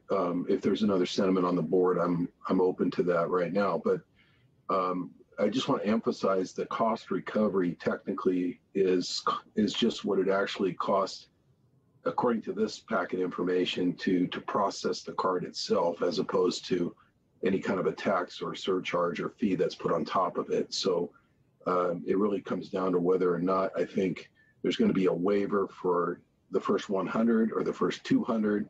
The most we've had in a year is about 190 cards, or if it's going to be income based, or if the only way to do it is to just have some kind of a blanket waiver and then monitor it. But again, I didn't come prepared today with that kind of a formula. We just got the staff report, giving us basically the metrics and the costs. So that's why I'm recommending that the additional work be done. And yes, I would like to see this resolved by the board, by the end of December, just to reiterate, but by the December meeting. All right, so we have a motion and a second. Discussion on the motion. No. Okay, so with that, I'll ask for a roll call vote. Supervisor Ellenberg? Yes. Supervisor Simitian? Aye. Supervisor Cortese? Aye. Vice President Wasserman? Yes. President Chavez? Yes. Thank you. Thanks very much, and that passes unanimously. We'll move on to item 27, and this is the campus policing at Stanford report. Good evening, supervisors. Sylvia Gallegos, Deputy County Executive, and I have with me Rob Eastwood, the planning manager, and Elizabeth Pianca, our lead Deputy County Counsel. So very briefly, let me just set up the report. The report back responds to referrals that were made specifically by Board President Chavez and Supervisor Simitian when we reported to the board on September 1st on our plans to update the Stanford Community Plan. And at that time, you specifically asked us to review the community plan and what flows from that, conditions of approval in the existing 2000 GUP. For the policy basis for evaluating the police practices. We also evaluated the 1985 land use agreement. It's a three-party agreement with Palo Alto, Stanford, and the County of Santa Clara. We reviewed the 2007 MOU between the county and the sheriff. And the upshot, just to sort of bring this to a conclusion with respect to staff presentation, is that we are recommending that we engage a consultant through an RFP process to evaluate the police practices at Stanford, specifically as it relates to compliance with the MOU that exists between the two parties. And we hope that the information then could inform both the community plan update and may also inform a possible need to update the MOU. So with that, we'll be happy to respond to questions or comments. Thank you. Joe, may I take the two public speakers and then I'll come to you? Thank you so much. A few public speakers, actually. Thank you. Our first speaker is Arushi. I'm unmuting you. Please accept the unmute. You'll have 1 minute to speak. The timer will start when you begin speaking. Hi, everyone. On behalf of Students for Workers' Rights, I'd like to express support for all three options proposed by county staff. To note, we recommend that these studies be pursued in the interest of public safety rather than simply adherence to certain policy documents. Words such as adequacy, whether in the context of the municipal services or the policing practices study, need to be thought of not just in terms of the question, is there enough, but also the question, is there too much? The 2000 GUP may mandate a certain ratio of officers within the Stanford population, but given the experience of students and many others on Stanford campus, We believe it would not be in the interest of public safety to increase the number of officers, regardless of adherence to this ratio. These studies must also look into the kinds of work that these officers are doing, since students' experiences have shown that there's a mismatch between the needs of the Stanford population and the services that sworn officers provide to meet these needs, including increased patrolling during the pandemic. Thank you. Our next speaker is NASA. I'm unmuting you. Please accept the unmute. You'll have 1 minute to speak. The timer will start when you begin speaking. Hi, my name is Narcissa Armstrong, and I'm a PhD student grad worker at Stanford University and a member of Stanford Solidarity Network. We care deeply about the public safety of our community, but campus police and police in general do not necessarily support that safety. The Stanford sheriff who fired a gun at Pedro Calderon, a Latino man from the surrounding community who died that day in 2002, did not improve public safety. Countless reports from our community day after day have highlighted that racially biased policing is occurring and violently influencing Stanford undergrads, graduate workers, contracted and subcontracted employees, faculty, and people who live or work nearby. In addition, my colleague's comment, we also would like to note the importance of assessing in the studies of Stanford's proposed review board, which has no accountability, little transparency, and no real power, and is already being used as a point of redirection for on-campus efforts. We ask that the county continue to discuss these studies with the Stanford community so that we can work together to support the greater transparency of police accountability at Stanford. Thank you. Our next speaker is Jean. I'm unmuting you. Please accept the unmute. You'll have 1 minute to speak. The timer will start when you begin speaking. Hello, Jean McCown for Stanford. In July, Stanford created a community board on public safety consisting of 16 members, including students, faculty, staff, and members of the wider community, led by Professor Claude Steele and Deputy Athletic Director Patrick Dunkley. The charge to the committee board includes assessing the needs and concerns related to policing, community safety, and equity, promoting accessibility and transparency by providing open meetings and listening sessions to discuss experiences of community safety and community-centered approaches, recommending needs, priorities, and strategies to promote policies and practices for the well-being of the campus community. Professor Steele stated, how public safety is maintained on campus is a crucial driver of how inclusive our campus feels to its broad diversity of students. This committee is part of an ongoing effort, ever seeking improvement, to assure that Stanford's public safety mission facilitates its mission of inclusiveness. We hope that Our next speaker is Emily Doe. I'm unmuting you. Please accept the unmute. You'll have 1 minute to speak. The timer will start when you begin speaking. Hello, my name is Emily Doe, and I am a student at Stanford University. I speak on behalf of the Stanford Solidarity Network. I want to give a brief history of the origins of the Stanford University Police Department of Public Safety to give you a sense of the type of institution we are working with. In the late 1960s, students at Stanford staged a number of large and highly publicized protests. At the same time, Stanford sought a way to convert its campus security team into a force of sworn deputies with the additional power of law enforcement that such a unique legal status would supply. It pushed forward highly contentious legislation in Sacramento to make this privately funded police a possibility. Even the Santa Clara County Sheriff, James Geary, opposed it. After years of continued lobbying, the university administration got what it wanted, a sworn police force that is not accountable via budgetary oversight to any voters in Santa Clara County, including those within the bounds of its jurisdiction. Thank you.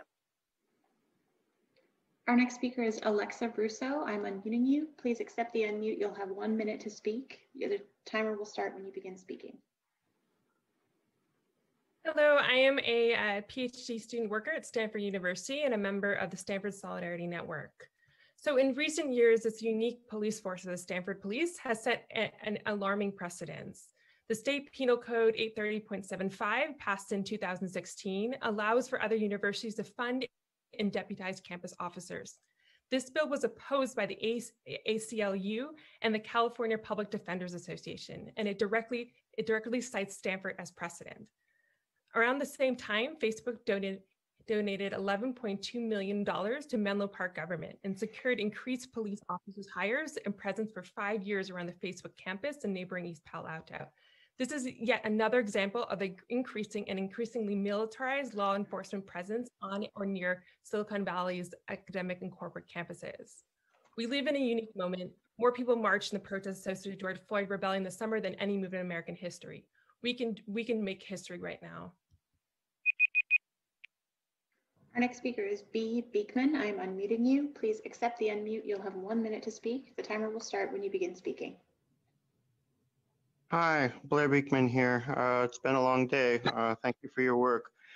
I wanted to offer a quick reminder that as Stanford campus is dealing with issues of policing at this time, the UC Berkeley campus is also dealing with policing issues. And a reminder to, there can be some important connections between the two universities. And I wanted to quickly remind that of your land research ideas that hopefully can be ideas of not just municipalities in the areas, but the campus universities of UC Davis and UCLA also. Thanks for your time. That concludes our speakers. Thank you very much. I wanted to turn, I think Supervisor Smitty, and this was a referral of yours. I don't know how. Yeah, I think so, Madam Chair. First, let me just say thank you to the staff for what I thought was a very in-depth report back. And I think that's helpful in sorting through the possibilities. Let me just turn to either Dr. Smith, or if he wants to have me address the question to Ms. Gallegos, however staff would like to proceed. But I'm going to, on the one hand you and on the other hand you, because on the one hand, I think that for all their many talents, M Group, who has been our consultant on the municipal services study, does not have the background in-house for this kind of policing study. On the other hand, I have to say I'm not wild about doing an RFP just because of the time lost and the fact that you know, we really can and should be making progress on this as urgently as possible in my view. So Dr. Smith, Ms. Gallegos, one of the things that occurred to me is we do have OIR group on contract to serve as our Office of Correction and Law Enforcement Monitoring. I did not know, but I picked up the phone and just called and asked, and it appears that they do have some significant background in campus law enforcement, including a contract with the California State University system that has had them on a half dozen different campuses, including, interestingly, San Jose State for use of force case analysis. I understand they also do some work for at least one K through 12 district in connection with law enforcement presence and there. So would it be possible before we make a judgment about doing an RFP to reach out and see if this was a sensible amendment to the contract that would allow us to move forward sort of more or less immediately and without losing the 6 months at a minimum, I think, to an RFP? Dr. Smith, thoughts? I obviously am not going to make a recommendation or proposal based on a telephone call. That's you know, from between one board member and a contractor, but I thought it was worth pursuing. Dr. Smith? Yes, we can reach out to OIR and find out if they have the skill set, and certainly their general contract involves looking at law enforcement and the county's responsibility for it. So I think we could probably end up modifying their contract if they have the skill set. So we'll check with them before we go out and do an RFP. Thank you. I think that would be useful. And the other thing that I was reminded of when I made the call was that in addition to their contract with our county, they have had a contract with Palo Alto, cheek by jowl with Stanford University. So it's reasonably familiar territory. And I would ask that you sort of discern to what extent that is or isn't also helpful and relevant to the task at hand. So Madam Chair, so I guess the question is, that really was all I had to ask. Was I think otherwise, as I say, a very thorough report. I do think we've heard from members of the campus community a range of concerns. I know my office and I have been in meetings with some of the folks who've been speaking to our board just to get a fuller understanding. And I think the best bet would be to simply ask that this item come back with that additional information if you and my board colleagues are amenable, and I'd be prepared to continue it. Dr. Smith, I know we're giving you a lot of things to do sooner rather than later, but it seems to me this is one that could be addressed relatively quickly, yes? Don't worry, I'll give it to Sylvia. I know, poor. I know Sylvia got another assignment. I can't see Ms. Gallegos, so I'm just wondering if she's smiling at that, response. She's smiling. Smiling and shaking her head. All right, so could we ask to have the report back on this in November, and I'll just be a little bit vague that way? Thank you. That's a motion, and is there a second for that action of a continuance until appropriate meeting in November? I'll second it. Thank you. We have a motion and we have a second. Any more discussion on the motion? Seeing none, I'll ask for a roll call vote. Supervisor Ellenberg? Yes. Supervisor Stabilian?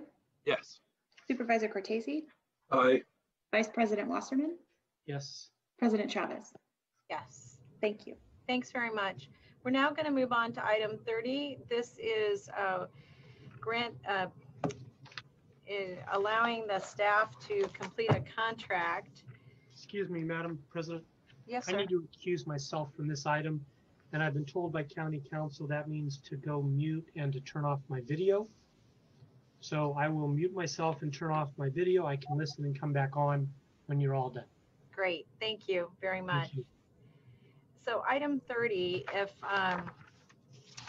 this item is regarding a contract with Wells Fargo for our operational banking.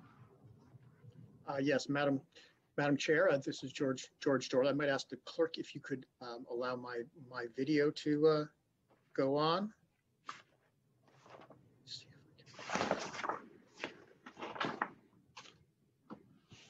How's that work? Thank you. There we go. Thank you very much. Again, President Chavez and members of the Board of Supervisors, good evening. This is George Dorley. I'm Controller Treasurer.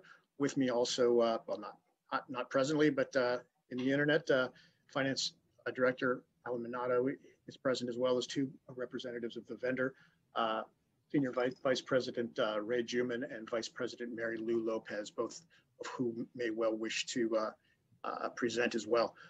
Pursuant to your earlier direction, President Chavez, I'll give a brief introduction, and then I'll play off of you as to whether you would like to hear from the vendor, if there are speakers or any other questions and answers. First of all, I wanted to go over, this is operational banking, which means I guess I would say in layman's terms, day-to-day operations as far as deposits, payments, everything from payroll to welfare payments, et cetera, go through that. It is not investment banking for any gains or something of that nature. You likely will see the results of a competitive process on that probably within the next year. If I could also talk about the fact that this was done with the understanding and certainly the environment of financial scandals that involve both the current and proposed vendor as well as other financial institutions. And so that certainly played into the full RFP that was noticed to the board approximately a year ago, as well as I guess I would say we went through a process that both was by the numbers, but very by the numbers to ensure that all procedures were appropriate in that regard. Specifically, the selection committee involved representatives from a wide variety of partners, including our non-county partners, our school districts and special districts, Valley Medical Center, Valley Health Plan, et cetera. And it was a unanimous recommendation of the committee of 8, I believe, possibly was 9. I can't remember the number off the top of my head. It was a unanimous decision to award a contract to Wells Fargo Bank. If I might actually insert a little bit there, again, just with kind of the oxygen in the room as far as large financial institutions. One of the things I did stress in this process was to add a much more robust component for social responsibility, specifically with a desire that has been accomplished in many regards to weight how closely the proposed vendors came to our social equity provisions in the contract, certainly as well as other activities independent that they would have that would engage and support the community. But I certainly made sure that those components were weighted. I guess I would say more than would normally be weighted in the selection process.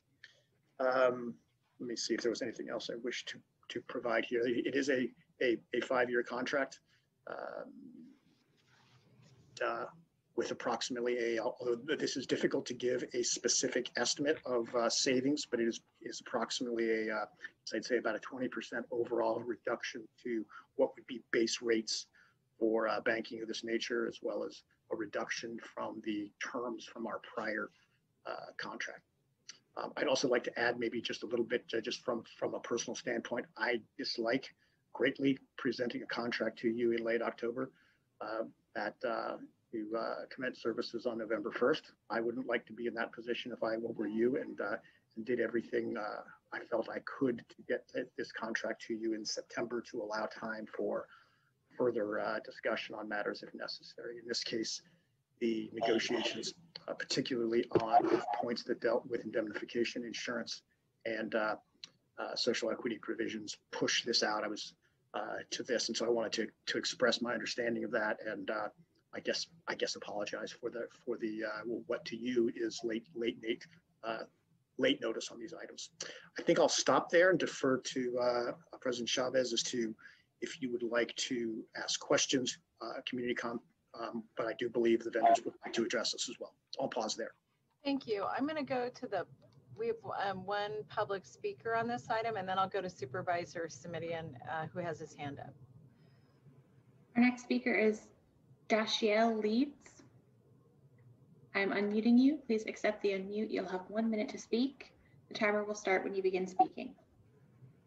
Hello, my name is Dashiell Leeds. I'm a resident of unincorporated Santa Clara County.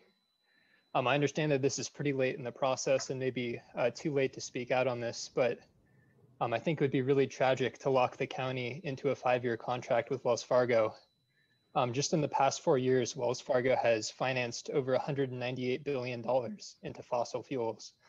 They're one of the largest investors in fracking, and they fund tar sands oil pipelines like the Dakota Access Pipeline. So I think it would be really unfortunate for over $6 million of county money over 5 years, potentially going into Wells Fargo and then into future fossil fuel projects, from which we will certainly have to pay the costs of down the road. Thank you. Our next speaker is Blair Beekman. I am unmuting you. Please accept the unmute. You'll have 1 minute to speak. The timer will start when you begin speaking. Hi, thank you. Blair Beekman here. In being from San Jose, for the past several years, San Jose has made real attempts to step away from the natural gas industry and the use of natural gas. And they've had some good success. I think in the time of the XL pipeline, they made conscious efforts to really move away from Wells Fargo. And what the previous person just said, I think that puts us in a really good position as San Jose to actually address the future of fracking and what that will entail in the 2020s. And it's a good place. It's a place that can be of help, but yet also have distance to say, we don't want to be a part of that. I hope you can take the similar attitude as Santa Clara County and realize the good practices you can develop, and as we all try to address the future of fracking in the 2020s. Thank you. That concludes our speakers. Thank you. I will turn to Supervisor Simitian. Thank you, Madam Chair. I appreciate the staff's comments and acknowledgments. My office has been in touch with staff about this item. Some board members will recall, others may not have been on the board, that back in October of 2016, 4 years ago this month, actually, that you and I, Supervisor Chavez, authored a referral that suspended our county's investment banking relationship with Wells Fargo based on concerns about conduct that had come to light at that time. You know, I wish I could say I thought things had gotten better, but I'm sitting here with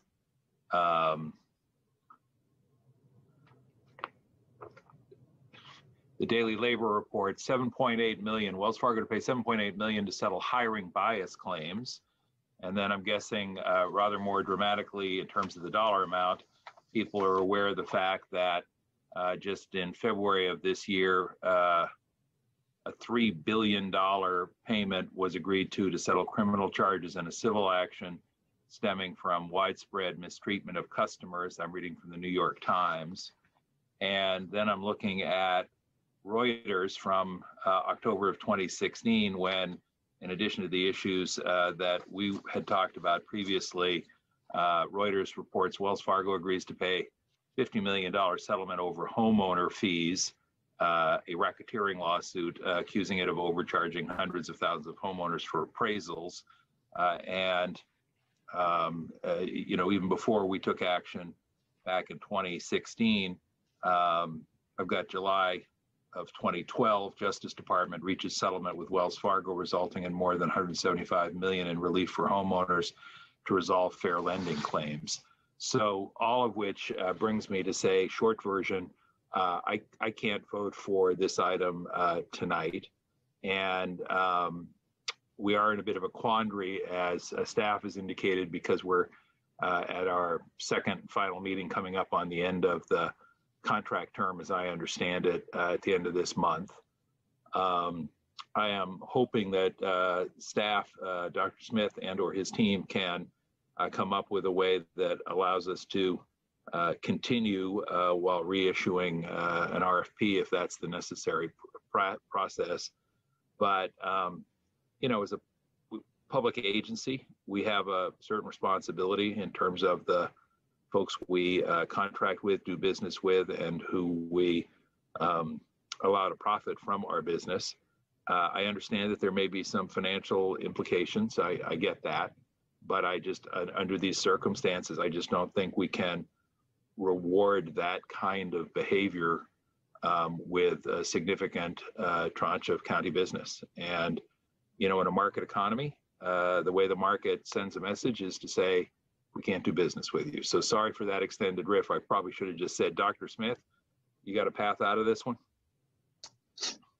Well, I would say I understand. Whoops, sorry. Yeah, thank you. Are we okay now? Yeah, thanks. I understand the concern, and I would suggest the following. Since we do have obviously the need to continue with some operational banking, and the contract that we currently are under expires next month, I would suggest that the board approve the contract before you only for 1 year, and we'll immediately start a new RFP process and work as fast as we can to get that RFP completed. And then within the current contract is a notice period to get out of the current contract if we end up with a different provider at the end of the RFP. I guess an editorial comment here. These RFPs are challenging to score because particularly on the social equity front, how do I say this? There aren't any big banks that don't have big problems. I guess that was a fair way to say it. But if the board would please extend the contract for, or improve the contract for only 1 year, and we'll get started again on a new RFP immediately. Thank you, Supervisor Chavez. I'm going to withhold my editorial comment on the editorial comment. Thanks. Thank you. Are there any other questions from my colleagues? So seeing none, we currently have a contract with Wells Fargo. So this would be extending with Wells Fargo for 1 year while the staff goes back and finds another partner. And I'm saying that, I'm just restating that for my colleagues. That's accurate, Dr. Smith? I think that would be an adequate solution to the problem, yes. I'm sorry, George? I would certainly defer to Dr. Smith, but I was going to say that if you were to approve the proposed contract, and I'm in front of you for the 1 year, we would have both lower rates as well as better terms for that year with the social equity issues as well as insurance and indemnification. So possibly that might be a solution to. I understand. So move forward with a 1 year contract while with the current terms instead of the old terms. Yes, ma'am. Thank you. Supervisor Simidian? No other I'm comments? sorry, your hand was up. I apologize. That's my old hand. Sorry about that. No problem. All right. So are there any comments or questions?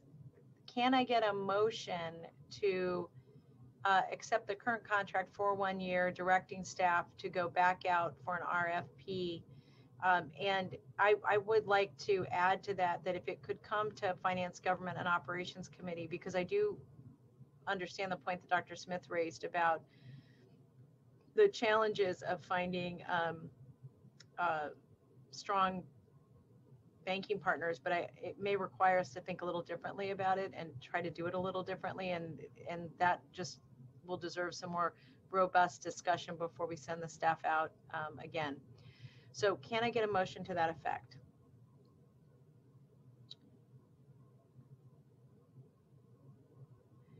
No motion? All right, well, so, okay. This feels a little rocks, paper, scissors to me, team. We have Madam Chair, I'll lean in then and say I'll move the extension the adoption of the new contract for 1 year.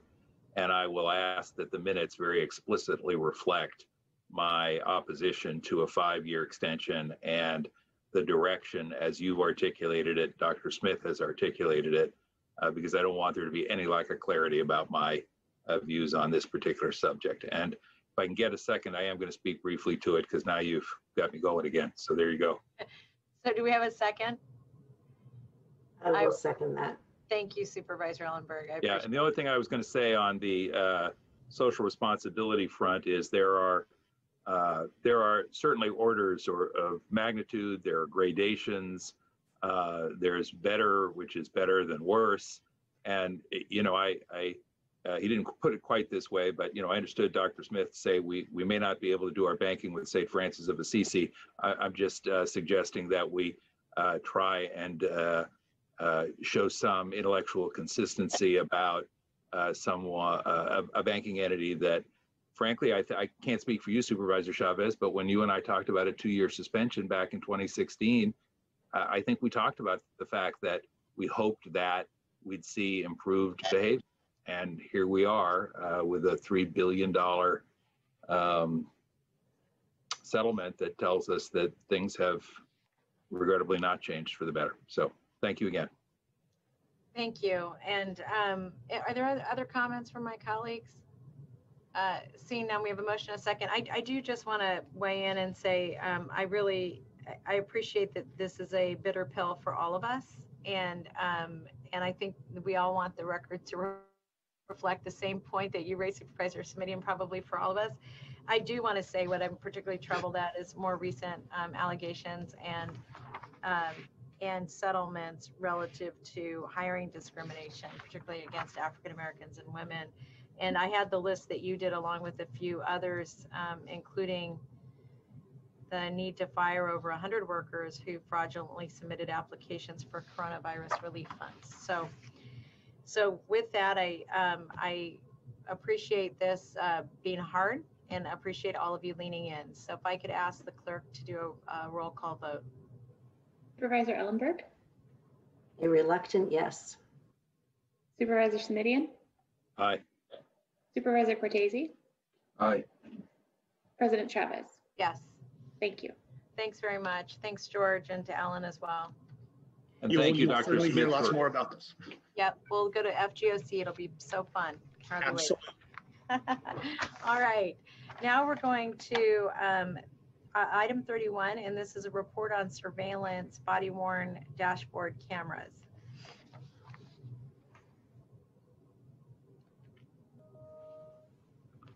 And I think, I don't know if staff has a presentation or if Supervisors Committee and you want to lean in on this.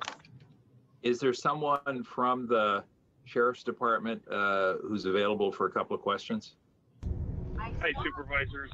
Assistant Sheriff Ken Binder on the line. Captain Durr is also with me. Thank you, both gentlemen, and I appreciate the report back. I think it is, well, brief, responsive, the short version being that your department does not use facial recognition technology on either body-worn cameras or dash-mounted cameras. Could I just ask you to confirm that orally, please?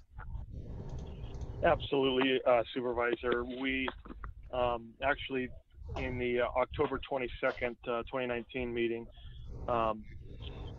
agreed to not use facial recognition software with the dash cameras, which were being approved at the time. We have indeed not done that. And in fact, on August 10th of 2020, we disabled the ability to even utilize facial recognition software as confirmed by Oakland and the OIR contract on August 17th. And they also confirmed that in a memo to the board on August 18th of 2020. Thank you. And just a couple more quick questions. Are we all clear that if there was any attempt or effort or desire to acquire facial recognition technology, that would be deemed a new technology and would require a surveillance assessment and impact and a report and a policy, surveillance policy coming before the board? Yes? Affirmative, sir. Per the county surveillance ordinance, we would be coming to the board with an anticipated impact report and recommended surveillance policy before we would seek to implement any type of facial recognition software. Thank you. And my last question is there any use of facial recognition in the Sheriff's Department as of this date? There is not, and that was effective again on August 10th of 2020, and we won't be, not only do we not have it, we don't have access to it, and we would not be seeking to have access to it without coming before the board first. Thank you very much. Supervisor Chavez, if there are no other speakers, I don't want to cut anybody off, but I'm happy to move approval of the recommended action is contained in item 31 of our published agenda. So we have a motion. Do we have a second? Second. And we have one public speaker on this item. I'll go to the public speaker and then a roll call vote from the board, seeing no other hands up. Our next speaker is B. Beekman. I'm unmuting you. Please accept the unmute. You'll have 1 minute to speak. The timer will start when you begin speaking. Hi, thank you for this item and for the clarification. To try to better offer my words from 6 hours ago about census data collection work, interestingly enough. Those ideas, I think, can really help, how to address the civil rights and civil protection ideas of data collection that this sort of issue is involved with. And I wanted to note that I'm very surprised and interested that the ACLU is coming out to really question the future of body camera use, and that it could possibly be harmful equipment. Its data collection is not being accessible to the public, and it deals with millions military complex corporations like Axon. It's been a detriment, and good luck how we're going to address these things. Thanks. Thank you. I see no other speakers, and if I could go back to my colleagues, if there are no other comments, we have a motion from Supervisor Simitian and a second. And a second from Supervisor Wasserman. Thank you. So can we go for a roll call vote? Supervisor Ellenberg? Yes. Supervisor Simitian, Yes. Supervisor Cortese, Aye. Vice President Wasserman, Yes. President Chavez. Yes. Thank you. Thanks very much. The next item is item 32, the DA React surveillance.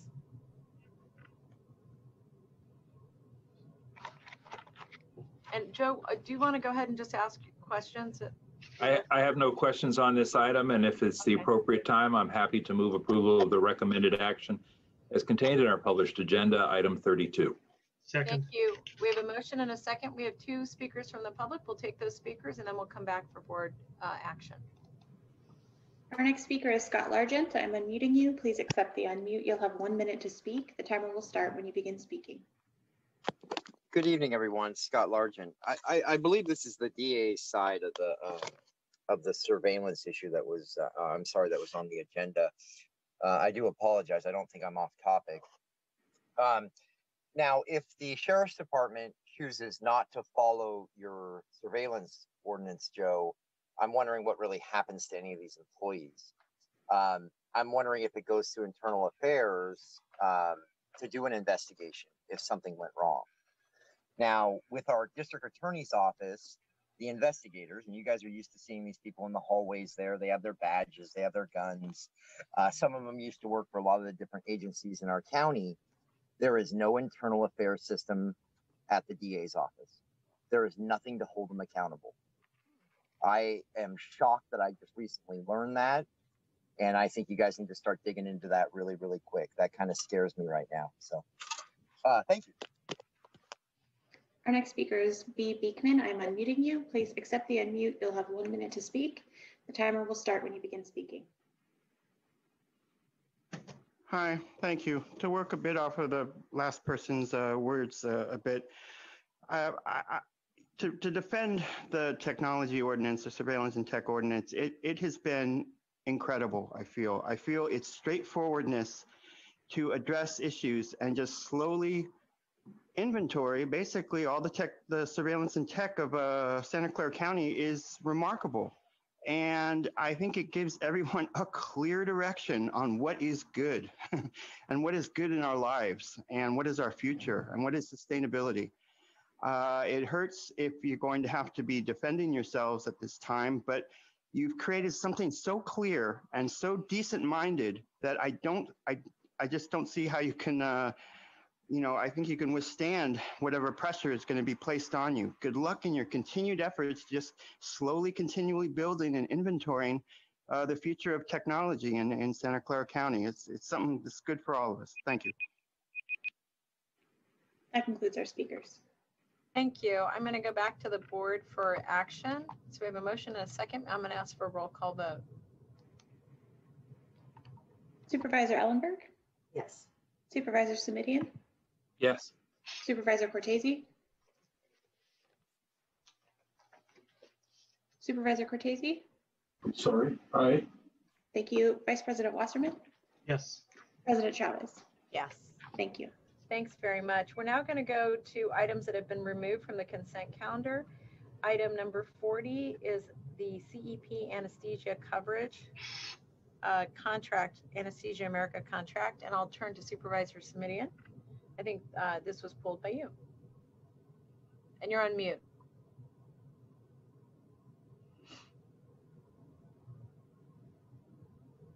You're still on mute.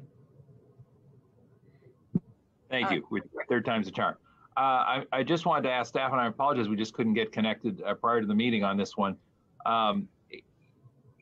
It looks to me like we're approving a contract that is in excess of the entire services and supplies budget for O'Connor, excuse me.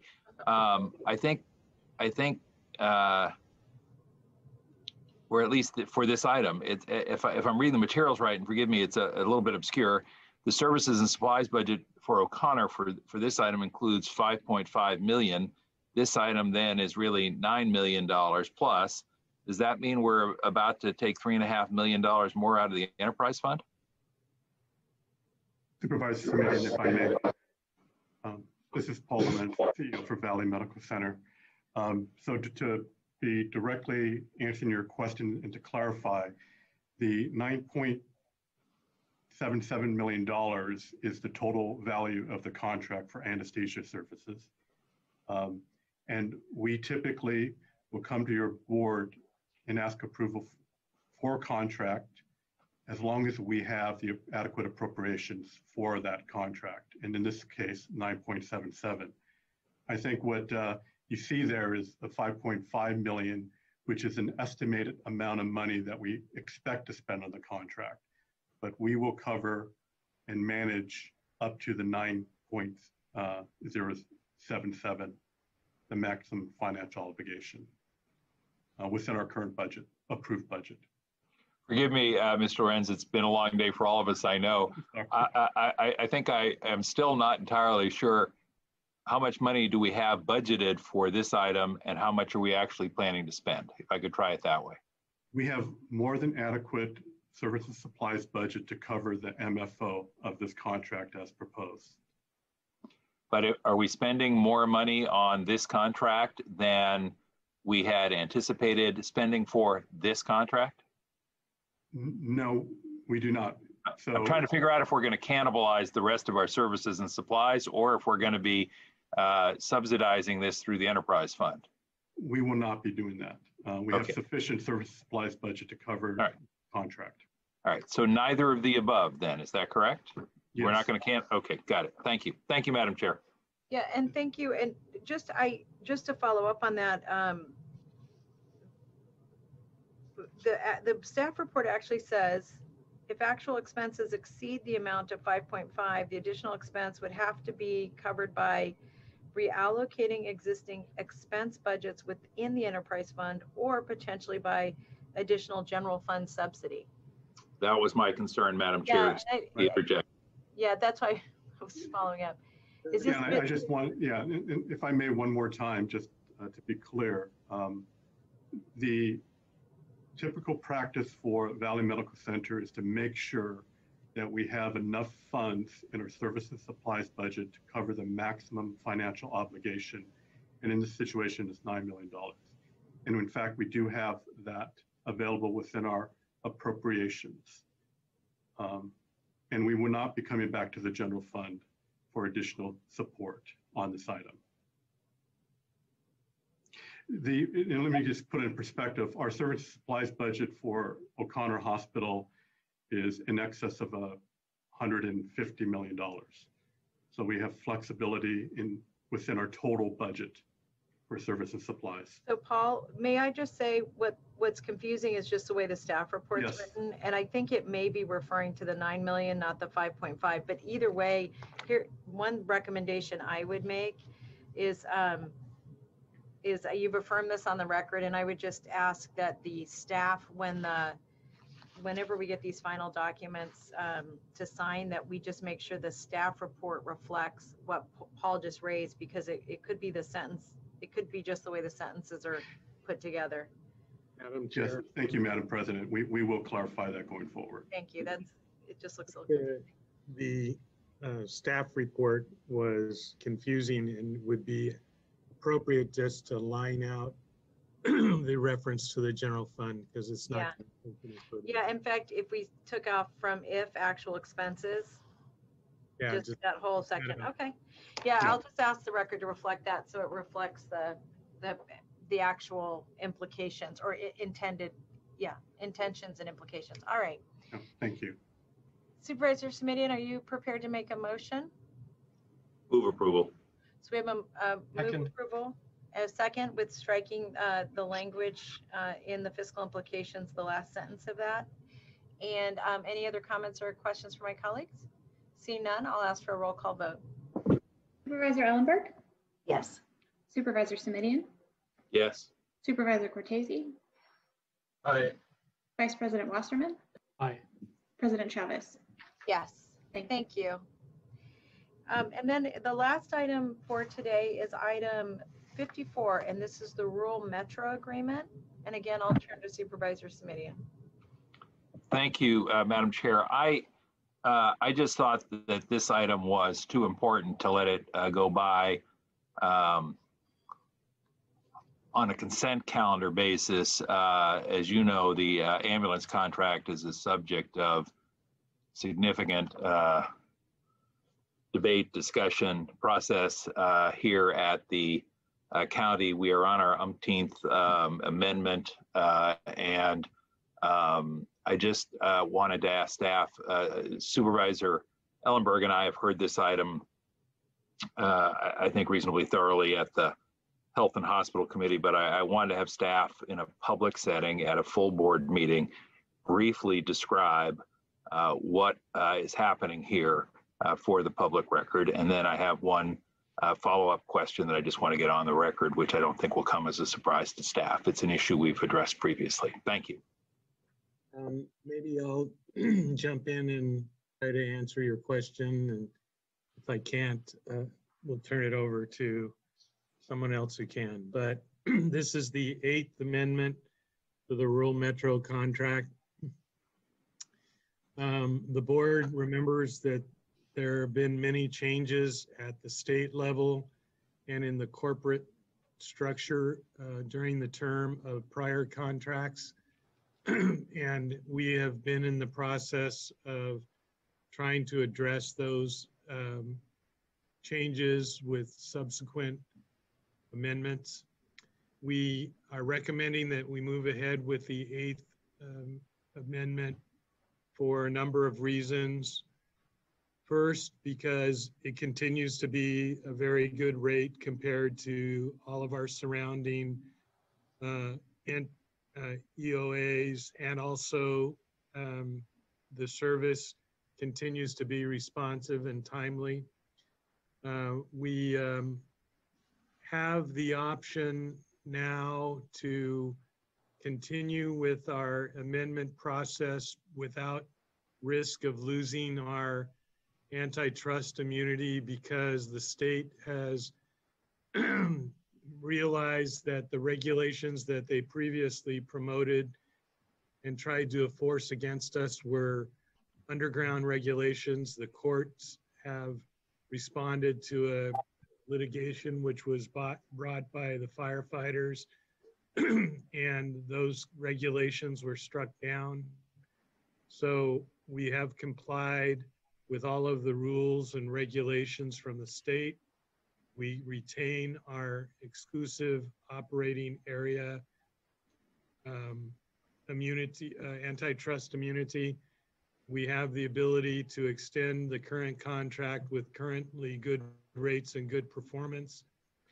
And the board has at previous times discussed the options that are before us to change the nature of the ambulance contract process, so that this amendment allows the board in the future to consider those changes. One of those options has been a so-called public option, in which a public entity would take on the responsibility instead of a corporate entity of running the ambulance system. That could be done in the future. The board would have to obviously decide how that might work.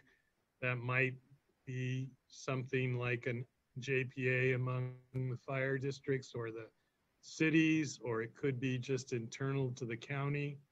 This current 8th Amendment does not preclude that, and it obviously allows that to happen if that's what the board likes to do.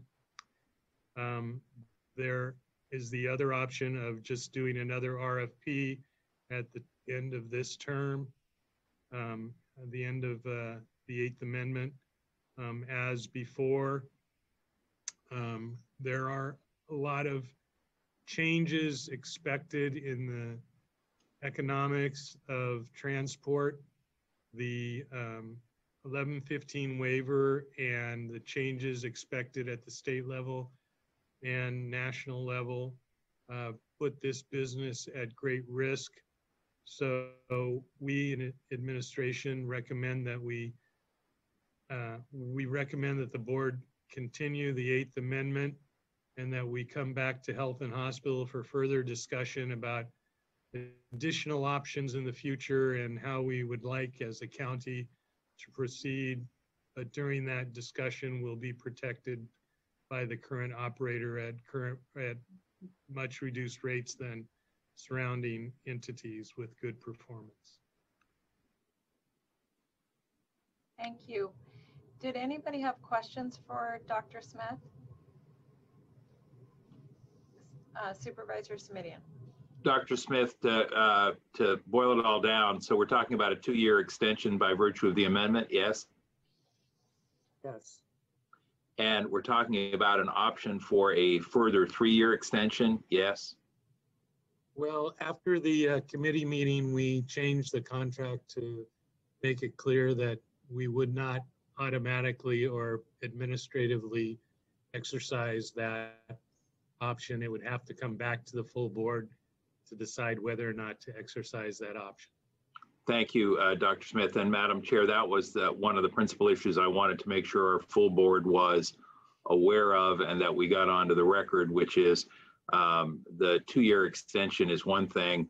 Another 3 years after that is not a small matter. And it just, if that does become a possibility, it's one that I thought, and I believe Supervisor Ellenberg agreed, should come to the full board for a decision and not be exercised administratively, as Dr. Smith has just indicated. So I wanted to get that into the record and make sure that we all understood that if and when that time comes, that's a conversation that has to be had at the full board level. Thank you. Thank you. And if I could add one request, this is actually something that we've discussed and I've requested a few times, and I'm not sure if it's already come to us, I'm sorry, Dr. Smith, if you all would just resend it to the board. And that is that I would really like to see a work plan and a timeline so that, because what I understand, and you've explained this to the board a number of times, that to actually do an RFP or an RFQ for this service would take about 1.5 to 2 years. And if that's the case, then in order to have the option of extending the contract or of doing something else, that body of work needs to begin really in January. So I would like to request that the board get a report out and an actual work plan in January, so that in fact the staff has the option when they're making a recommendation to the board to continue with an RFP or an RFQ or not, based on, and also I recognize the market's changing a lot, so I want to give you the flexibility that you need as an administration. But I think otherwise it doesn't matter how we structure this motion, the board won't have options, and neither will the staff. Yes, Madam President, we'll be happy to do that. I do think we probably have to do both an off-agenda memo and a memo from County Council. There are components of the board options that are protected by attorney-client privilege. But I would ask then, James, if that could be agendized for closed session in January. James the president wants to know if we can agendize that for January. I think he's going to say yes. Yes. Okay, great. Thank you very much. All right. So do we have a motion, Supervisor? Yes. Did we have a motion? Motion to approve. We have a motion from Supervisor Wasserman, a second from Supervisor Ellenberg. Bueller. All right. So we have a motion and we have a second. I'm going to ask for a roll call vote. Supervisor Ellenberg? Yes. Supervisor Simidian? Yes. Thank you. Supervisor Cortese? Aye. Vice President Wasserman? Yes. President Chavez? Yes. Thank you. Our meeting is adjourned. I want to thank all of the staff, especially the clerk's office who hung in with us all day long, and James and others for staying with us and for all of your good work. Everybody, thank you, everyone. Good night. Safe night. Good night, everyone.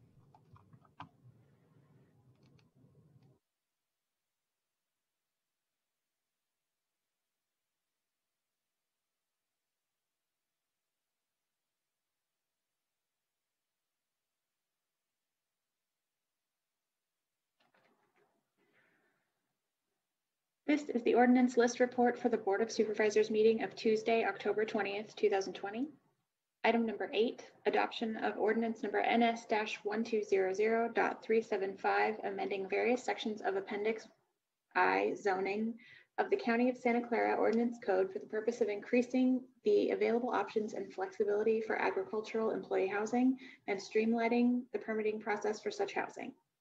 Item number 47, introduction and preliminary adoption of salary ordinance number NS-5.21.30, amending Santa Clara County Ordinance Code salary ordinance number NS-5.21, relating to compensation of employees, adding footnote number 243, authorizing a differential of 5% for the classification of systems administrator technician in technology services and solutions when assigned to assume full responsibility for specific shifts.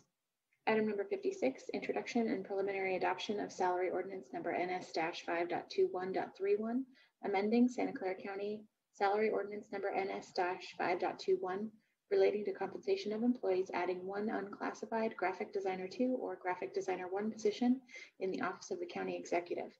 Positions shall expire at 11:59 p.m. on October 31st, 2021. Item number 67, introduction and preliminary adoption of salary ordinance number NS-5.21.32, amending Santa Clara County salary ordinance number NS-5.21, relating to compensation of employees, deleting 2 IT field support specialist or associate IT field support specialist positions in the Department of Child Support Services and adding 2 IT field support specialist or associate IT field support specialist positions in the Technology Services and Solutions Department.